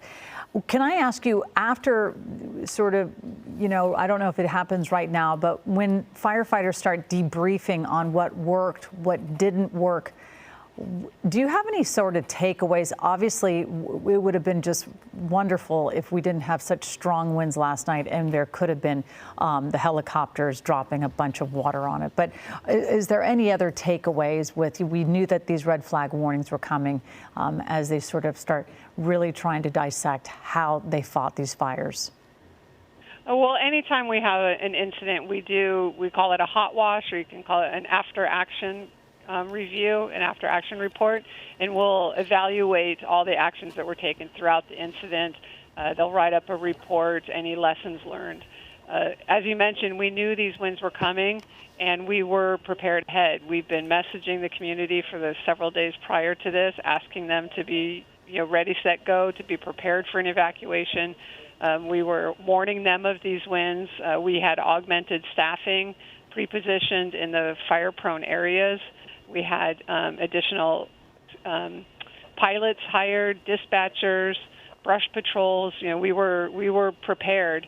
Unfortunately, just with the winds of that severity, there's only so much you can do. Absolutely, and boy, oh boy, last night was one of those nights where we just all watched with such intense attention. Thank you so much, Margaret Stewart. Thank you very much for making yourself available and talking to us about the fire, specifically the Sunset Fire right now that's gripping a lot of our attention. Let's take you over to the Palisades fire right now and talk to Michelle Fisher to see what she is covering. Michelle? Hi there. So we are covering the Palisades fire more so this evening on the Malibu portion of Pacific Coast Highway and how it's been impacting these beachfront properties. We showed you some of that last night and just the sheer devastation along Pacific Coast Highway, these beachfront properties, some of them that celebrities live in, some of them that are very iconic and very popular. So this is Pacific Coast Highway at Rambla Vista. If you take a look behind me, there's a hillside here that's pretty active tonight with flames flames and some spot fires. And what we've been noticing in terms of these winds, although they have died down this evening and they're not as strong and powerful as they were yesterday, they are still moving, and they're blowing this way in the direction of the beach, which is behind us, kind of west us as we drive along Pacific Coast Highway here, is that there are fire engines and fire crews kind of stationed along Pacific Coast Highway near some of the properties that are still standing. They're kind of taking that defensive posture with their fire hoses poised in case those embers blow down the hillside. And not only reach the properties that are on the ocean front, but also some of the properties that are still standing at the bottom of those hillsides on the other side of the street. Along Rambla Vista here, we did see a truck making its way, I believe a first responder or some type of fire personnel, making their way up that winding road and using a flashlight of some sort to kind of, I guess, maybe look for hot spots or identify any trouble areas that maybe were going to be problematic. And if so, I would imagine they would maybe get somebody up into that area to try to get a hand on that and get in front of it before it were to flare up. Now, even though we showed you that hill and it looks like those flames are small, perspective, right, and the depth of field, right, is one of the things that we've mentioned as we cover this fire. From our vantage point right here, it looks small, but really when you're up close on those flames, they're huge, they're massive, and they certainly are a threat to homes, not only on that side of the hillside, but also homes on this side, these oceanfront properties, as these winds bring those embers down this way.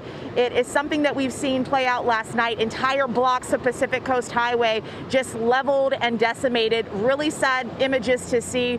We saw some of those, especially this morning as the sun came up, and it is hard to imagine what these people are coming back home to. And some of the people that live here who still have their homes standing, we can imagine they might feel lucky and they might be grateful that their home were spared. There's also sometimes guilt associated with that, mixed emotions that maybe your house is still standing, but your neighbor's house is just completely leveled and total loss. So a lot of emotions tonight, heavy hearts for the firefighters, the people that live in these communities, the journalists that are out covering these fires all across Southern California. It is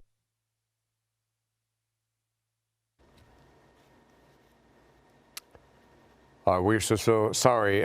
We just lost Michelle's audio, even though we can still see her. Michelle, if you can hear us, thank you so much for that report. We'll check back with you in a little while. Oh, and we're going to go to Chris Christie, though. He is live above the Palisades fire with the latest from his vantage point. Chris? Yeah, Colleen, take a look at this. A little bit of a concerning picture here. I want to tell you where we are. We're in Brentwood, actually, a little bit over to the east from the Pacific Palisades. What you're looking at up the center of your screen at the top, you see that big flare up there? That's Mandeville Canyon. But if you look in the foreground, there is a brand new fire start that is flaring up right up the hill from these hilltop mansions in Brentwood that was not there earlier. This whole area has been, the fire's been creeping up into this area throughout the day, and now you have a patch of flames right there that is no more than a couple hundred yards from the homes along Pescara Drive there. Go ahead and tilt down just a little bit there, Lucas. You've got Bayless Road, La Condesa Drive. This is eerily close to those homes that you're looking at right there, and this is the very top of Brentwood, I would say, just south of Mandeville Canyon. If you've got your map out, you can kind of get a picture of where we are. What I want to do is go ahead and transition to our Google Maps overlay where you can see what this looks like in daylight. So along that hilltop there, just below Sullivan Fire Road, is where that fire appears to be burning from our vantage point, somewhere between Sullivan Fire Road and Farmers Fire Road. But if you look at the end of Farmers Fire Road, there is a whole patch of very large homes right there on the very northern edge of Brentwood that are no doubt looking up in their backyards and wondering what is going on, what do they need to do, because it is certainly glowing, and certainly, you know, in this environment, anything can appear threatening. Now, I'm not saying this area is threatened right now, but I'm saying we're looking at this as a brand new fire start that was not here earlier and is real. Go ahead and bring it back, just back out live. Look at this, very tall flames now sending embers up that hillside approaching the ridgeline. It's kind of approaching the top of Sullivan Fire Road. So it's a wind and terrain-driven patch of fire here. And my concern is that the winds are actually blowing in this direction. That you can see some power lines possibly running through there, it looks like, and the wind is literally blowing all these embers in this direction where there are indeed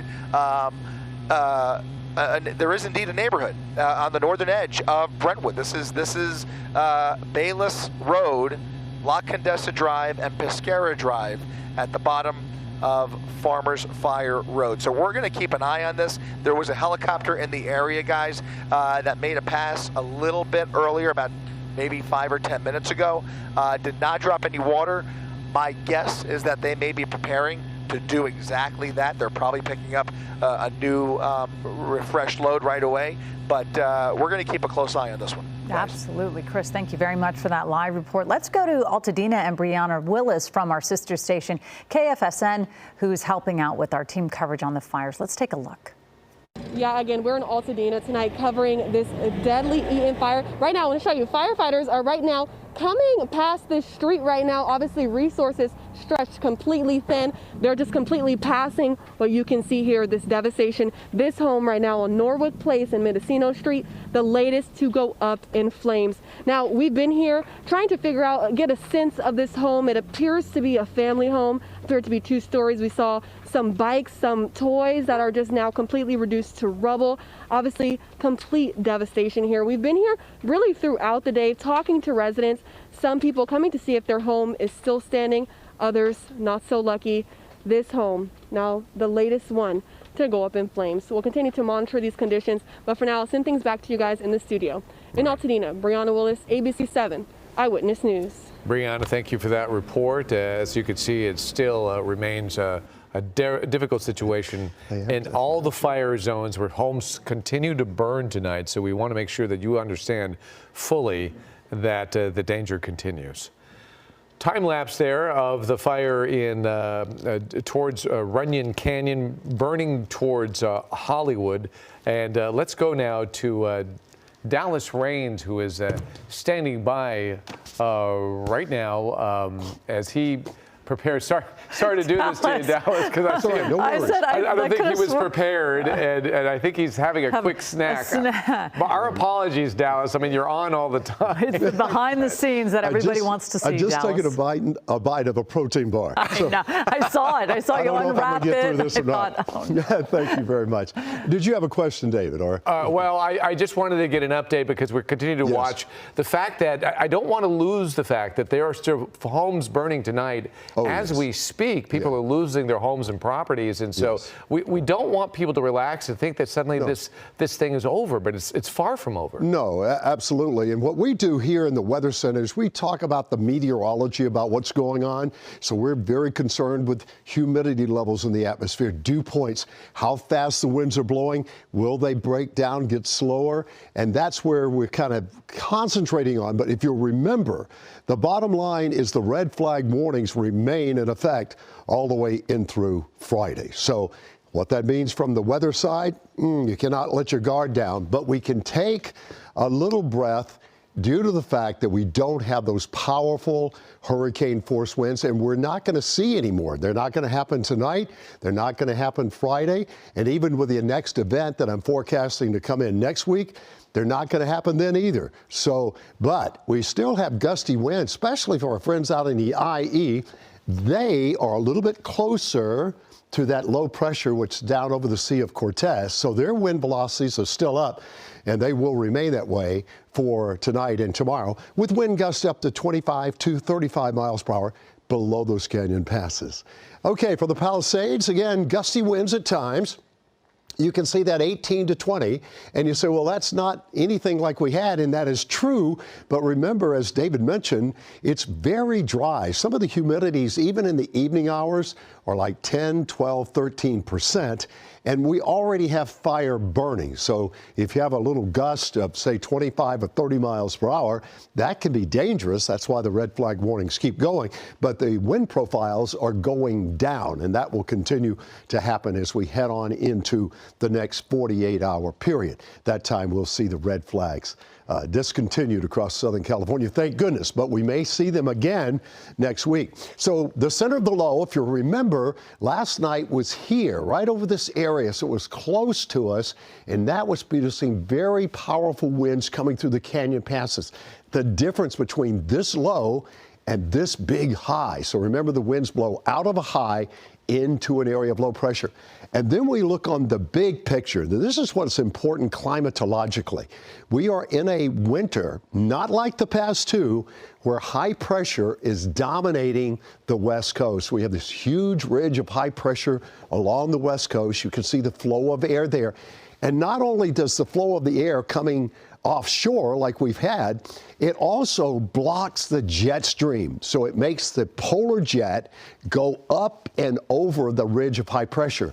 What does that do? That gives us a very dry situation. We do not get moisture coming in with cyclones. So it doesn't mean the rest of the winter will be that way. I think we'll be below normal, but I think probably starting the mid part of the month into February, we'll start to see at least a few weather systems come into California, even Southern California, which will really help us, because these types of patterns, when you have the Santa Ana winds, and then once about, David and Colleen, about once every decade, we get really super powerful winds. Sometimes during those powerful winds over the course of history, fires start, and they are very destructive. Sometimes fires are not started, and you can have a really strong wind, and it really doesn't do anything other than damage some tree limbs or things like that. Red flags tomorrow, again on Friday, so wind velocities are lower. And then over the weekend, we get kind of a sea breeze starts on Saturday, and that will increase the humidity. But one more time, we get into Monday night into Tuesday, another what we call an inside slider diving over the top of the ridge of high pressure. No moisture with it of any consequence. The mountains can get some snow, but dry and gusty winds come in as temperatures fall a little bit at that time. Now let's take a look at the overnight lows. They are cold. In the valley areas, we'll see temperatures really drop down in that dry air, all that radiation cooling at night. The winds will start to back off. We'll have low temperatures in the mid to upper 30s Saturday and Sunday night, and then more winds coming. As we go to the beaches, it's dry down at the coastline. Red flags are out there too. We're going to discontinue those red flags though down on the Orange County coastline. And then on Monday, some marine layer clouds as cooler temperatures come in for the weekend. Strong winds in the mountain areas. It's cool to cold at night. It will be warming a few degrees as we head to the weekend, but nothing of significance. And then here's a quick look then at the deserts before we get going. Red flags, 64, 65, 63, Palm Springs if you're headed out there to the deserts in the low to mid 70s. So again, overall, we are decreasing the winds. That is the main factor that we have to face as firefighters, and we know that. So if we take those winds down, that's good. But remember, the red flag's still going. Yeah, looking forward to a little bit of that humidity to move in wouldn't over that the feel weekend. good? Yes, it just will. a little moisture off the ocean. We need it. Okay, Dallas, thank you very much. We are approaching the 9 o'clock hour, and you're continuing to watch our special edition of Eyewitness News, our breaking news coverage of these wildfires from this wind event. Let's go back to Air 7 and Chris Christie over the Palisades fire. Chris? That's right. We're continuing to keep an eye on the Palisades fire, which has crept its way into the Brentwood area. Now you're looking at the southern tip of Mandeville Canyon, a new patch from the Palisades fire that has really flared up in the last half hour or so and is actually spotting as the winds blow more in an easterly or westerly direction, I should say, from the east out towards the west, kind of blowing parallel with this neighborhood near the bottom of your screen that we're keeping a close eye on. That is, a fire is burning along the top of that hillside where Sullivan Fire Road is.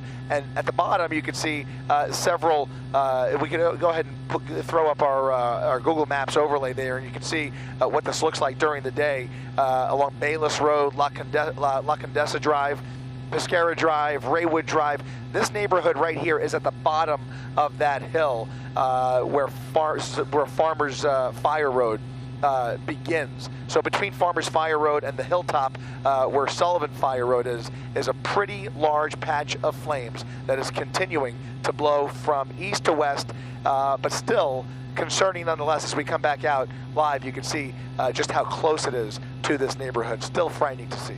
Guys, back to you. All right, thank you very much. Chris Christie in Air 7 as we watch that fire continuing to march now into the Brentwood area. Our Eyewitness News continues now. We are in the 9 o'clock hour here on ABC 7, covering the firestorm in Southern California, where we are not out of the woods. The worst of it is over, but the storm and the situation is definitely not over. No, absolutely not. And Leanne Suter, she is live covering the Eaton fire. Again, a whole lot different than it was last night. But again, Leanne, you have a fire right behind you. Yeah, Colleen and Mark, this is a much better picture, dare I say that, than last night when the fires were raging. The blaze you see behind me is one issue that we've had because of this. This is the gas lines. This is what you're finding at almost every home that is burned to the ground. The gas lines continue to burn because they have not been shut off. But I have run into one of the Good Samaritans out here that is doing his part to try to help. This is Eric Boucher. Eric, you are a resident up here. What did you think when you first arrived to the neighborhoods here? Yeah, it was, quite honestly, it was difficult to take in for the first few minutes, really emotional, but it looks like a war zone. It looks a lot like maybe Beirut when the Civil War was happening there. It's just cars are melted and the aluminum's running down the street and chimneys. So there's 4 or 5 houses maybe on a street and then that are standing, and there's 30 that are burnt to the ground. So it's pretty cataclysmic, I guess I would say. And you've been going around yourself. I know you got a bucket. You were trying to put out those gas lines. Talk to me about why. Why put yourself at risk doing this? Yeah, well, you know, our house is standing miraculously, and so we're very thankful. And my neighbors defended our house when we weren't there at that time. So I'm just finding pools and getting water. And if I see a standing house and there's a little fire next to it, I can just put that out because the firefighters ran out of water. And there's no one else around, so if it was my house, I would want someone to do this, so that's what I'm doing. I appreciate that very much. You kind of touched on it, that this looks like a war zone, and this really does. I don't think anybody really understands how hard Altadena has been hit and just how many homes have been lost. A couple of minutes ago, I was talking with a sheriff's deputy who's been on patrol, and they were said they'd been counting houses, and they stopped when they had gotten close to 1,000. Is that the sense you're kind of getting? Yeah, in fact, I was going to make a Google map of all of the houses that had burned, and I've decided to just make a map of any of the ones that are still standing. But I mean, I'll probably run out of energy before that happens. So yeah, it's probably 5% of the homes that are left, at least in this neighborhood, which is north of Washington, sort of right next to Altadena Drive, north and south of that, and then east of Lincoln and west of Lake. I've been walking that area for the last 3 hours, just putting things out that I could find, or shoveling dirt on stuff, or looking at the blocks. I know most of these people in all these areas because I was a resident for a long time. Eric, when you heard about the fire, you knew the fire was coming. There have been fires up on the hills before. Never expected it to come this low, I'm assuming. No. In a place like Los Angeles in Southern California, in a state like this that is this prosperous and has this many resources, we never expected that sort of thing. But these are different times, and so yeah, we went to bed, my wife and I, last night at 11 o'clock and thought, boy, those are high winds, and it's on the east side of Altadena. Let's hope that it doesn't really migrate. And we woke up at 6:45 and realized it had pushed all the way over here and just raced out here as fast as possible. So yeah, it's moved so quickly, and there just are not enough. The firefighters are doing an excellent job. There just aren't enough of them. And there's not enough water, so they're just doing the best they can.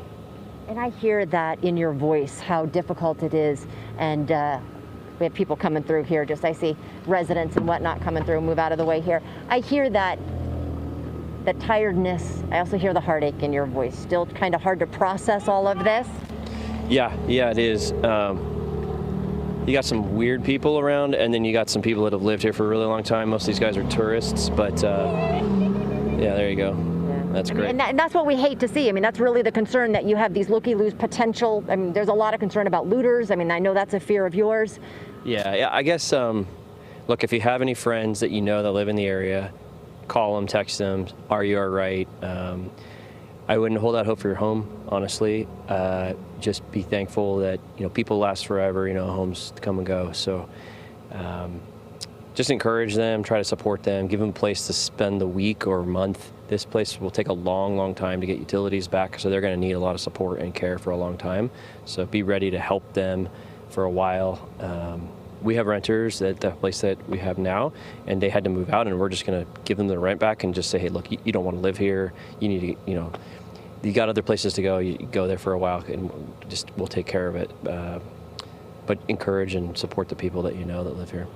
I appreciate your time very much, Eric. I'll let you get back to the work, and I'm glad that your home is standing, and I appreciate everything you're doing to help others. But yeah, this is really, again, I don't think people yet understand the devastation up here. Yeah, thank you for filming around here and letting people understand the depth. Been walking all night for 3 hours, every single block, and it's really severe. So do reach out to people that you know and try to help them. Thank you very much, Eric. I appreciate it very much. We are, just to give you guys a sense of where we are on Palm, and we are between Glen Rose, and I have to look up the street on that side myself, actually, to know exactly where we are. But between Glen Rose, we are just to the west of Glen Rose on Palm, and virtually all that, it's hard to see in the dark, but all the houses on the south side, or majority of them here, have been lost. I see one standing there, but then the next several here in the row have burned to the ground. On the north side of Palm here is a school I want to show you.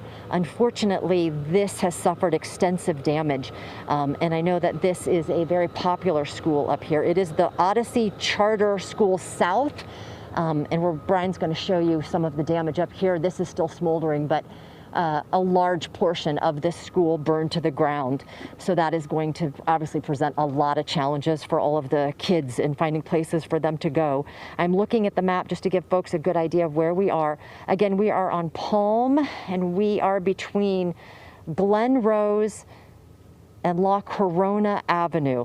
This is just one of the streets where we have seen extensive damage up here because of this fire. And as Eric was saying, you could hear it in his voice, just that ache, that heartache, because he has been walking around trying to put out some of these spot fires, help do what he can in this situation.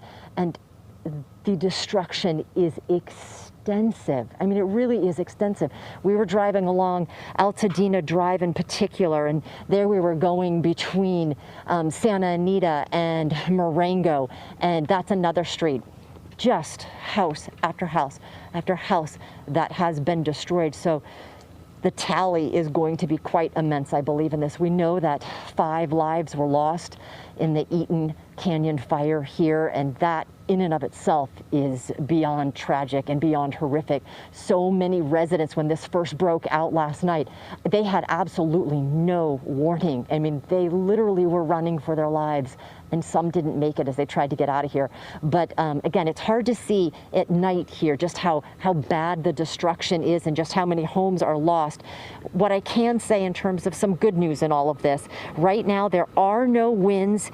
It's just a very, very faint breeze, much better than we saw last night. Last night we had gusts up to 80 miles an hour blowing this fire, blowing those embers. It literally was raining embers everywhere, and that is what caused this fire to spot forward so far. I mean, miles ahead. And that's what can happen with all of these fires, is that those embers, when the winds push them, they are just blown, you know, house after house, or can spot, fire officials will tell you, it can spot a fire more than a mile away.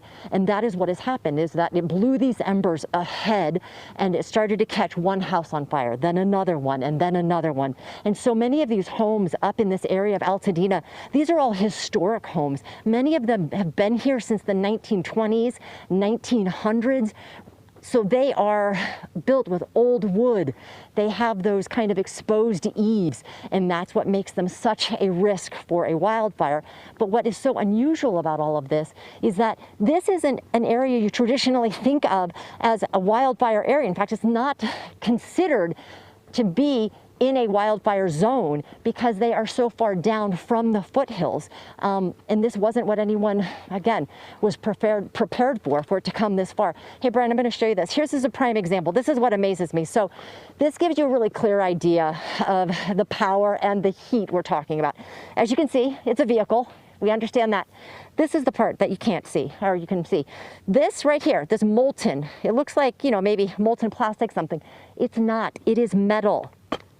Listen to that. It is metal. We can pick that up. It's just, it's so heavy, but that is metal. It melted off of this vehicle. The heat was so hot, so strong, that it turned metal into liquid.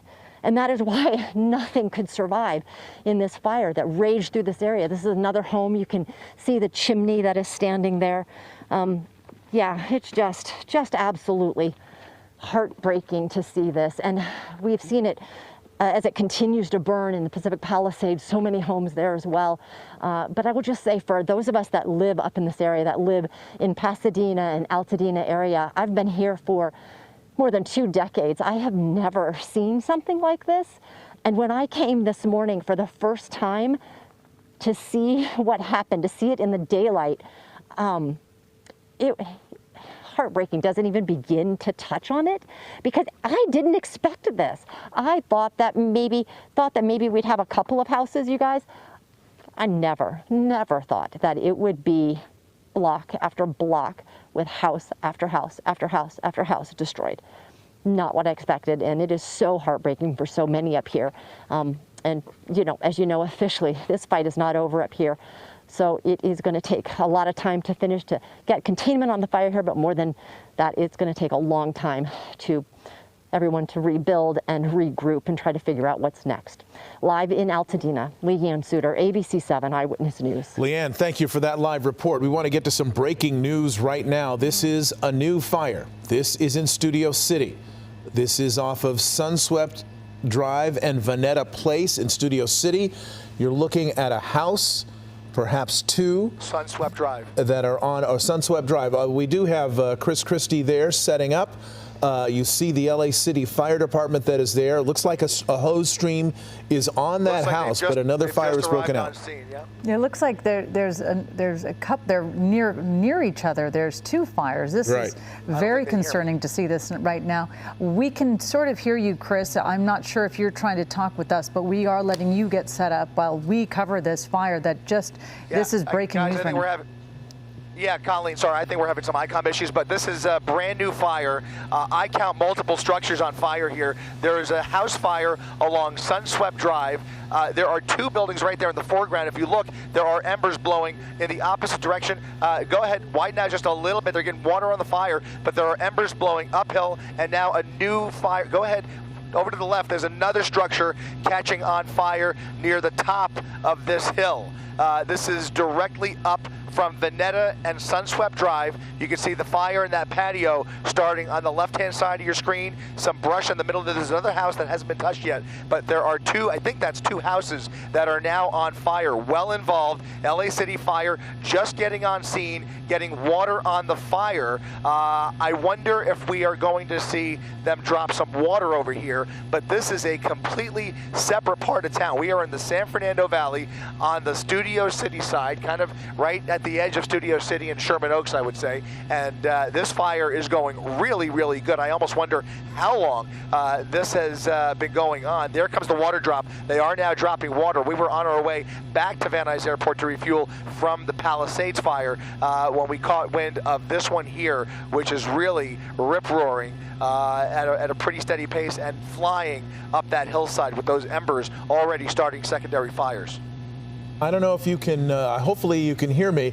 I'm wondering if you could zoom in on the house kind of on the upper left, because I thought I saw movement in there. Are there people in that house, and what are they doing at this point?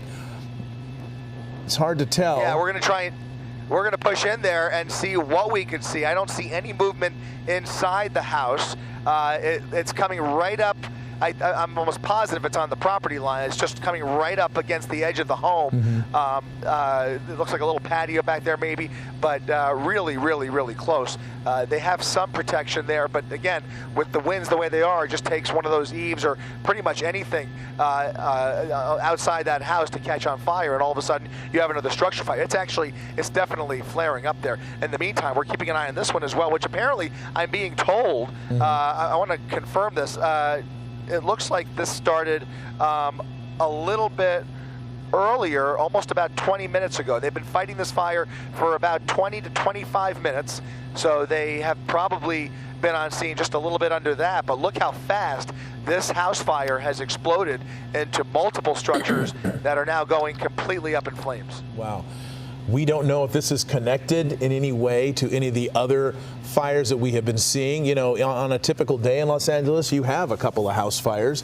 So we don't know if this is in some way part of this wildland situation we've been dealing with, but it's become that because it's dry and the wind is taking the embers into the other areas here, as you see. It looks like the backyard, the back deck of that house on the upper left. There's something there that's burning. There's an area in between where it looks like grass or brush or something there that is also on fire. This is at Goodland and Sunswept. Yeah, and just a quick little look. Chris, you were going to fuel up, so you were heading back to the Van Nuys Airport. I'm taking it because now I'm looking at seeing how close this is to the Runyon Canyon, the Sunset Fire. It's really not that close. It's just under 6 miles. This is nowhere. This is in the opposite direction, nowhere close to that fire. Yeah. This is a completely separate incident. Regardless of how it started, we could see how it's going, and you can see whether it was it looks like it very well could have just been a house fire, as Mark mentioned, but a house fire in this environment can tend to be so much more. Look at that, another spot fire starting up the hill, separate from those homes, and that is going to be a harder fire to get to. That's going to be up to the helicopter to spot that one, and another spot fire. This fire is well, that's just lights. That is not a fire. I'm sorry. That's just lights. But there's already a spot fire next to that third house, which is on fire. So we can count. Well, I should say the property's on fire. We have 2 structures on fire currently. Another property that is clearly threatened by flames in the backyard there, and already a spot fire just up the hill from that on the other side of Sunswept Drive. So it is going uphill, and the thing with this is that the wind and the terrain are both going in the same direction in this case. The uphill terrain here in Studio City heading up into the hills is the same direction that the wind is blowing these flames. Wow, it's just remarkable to see this, Mark. I know that you know this area very well. We've lived in Studio City, and this area there's a lot of homes in this area. There's a lot of homes in the hills. There's a lot of trees. Not a lot of brush kind of in this particular area, but there are just tons of trees, very narrow streets. That's why during these red flag days, by the way, people aren't allowed to park on the street, because you've got to be able to get the emergency equipment, the fire trucks, up into this neighborhood to fight the fires that do break out. If you could zoom out a little bit and give our viewers at home a little bit of a way to orient themselves on where this is in relation to, say, Ventura Boulevard, Ventura Boulevard, that area. Yeah, about a half mile up. We'll go ahead and widen out. Let's go ahead and widen out, Lucas. You'll see Ventura Boulevard come up on the left side of your screen.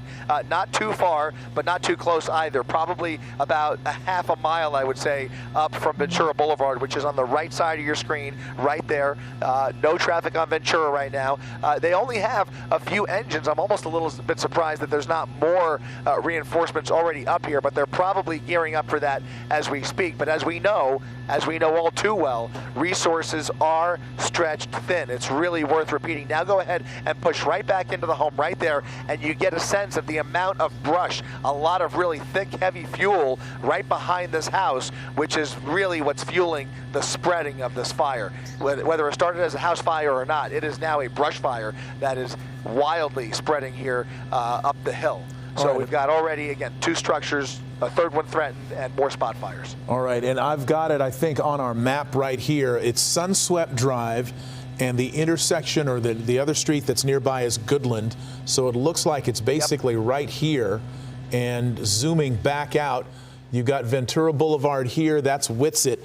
So as you say, it's about a half a mile or so as the crow flies from Ventura and Whitsett, which is, of course, a pretty busy intersection in the San Fernando Valley. Probably not very busy right now, given the hour and the situation that we find ourselves in. But you can see there's a hillside. You've got some brush and some vegetation here.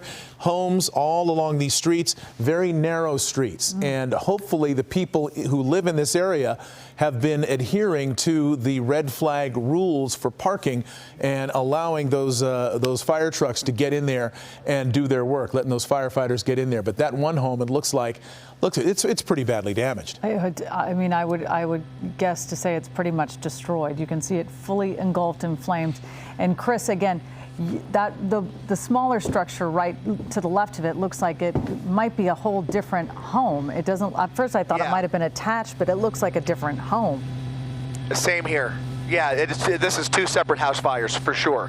And as visual as this is, I'm concerned because it is clear if you look behind the house, there goes the front of the facade, the front of the house, a complete collapse now. And now that's going to send embers flying straight up that hill. That is going to send a whole flurry of embers straight up that hill, flying up to the homes above these two houses. And now you have a real situation because already, as I was just about to say, you have a hillside that is on fire. Not just these houses. Obviously, those houses are creating quite a spectacle. But behind those houses, there is a hillside that is now firmly on fire. You can see the glow coming from those little fires behind it. And then if we come back out to the left, Lucas, we'll keep an eye out on that second property, which it does look like that other spot fire may have burned itself out unless somebody put it out. But we can focus back on these two house fires, which are going up right now as we speak in real time.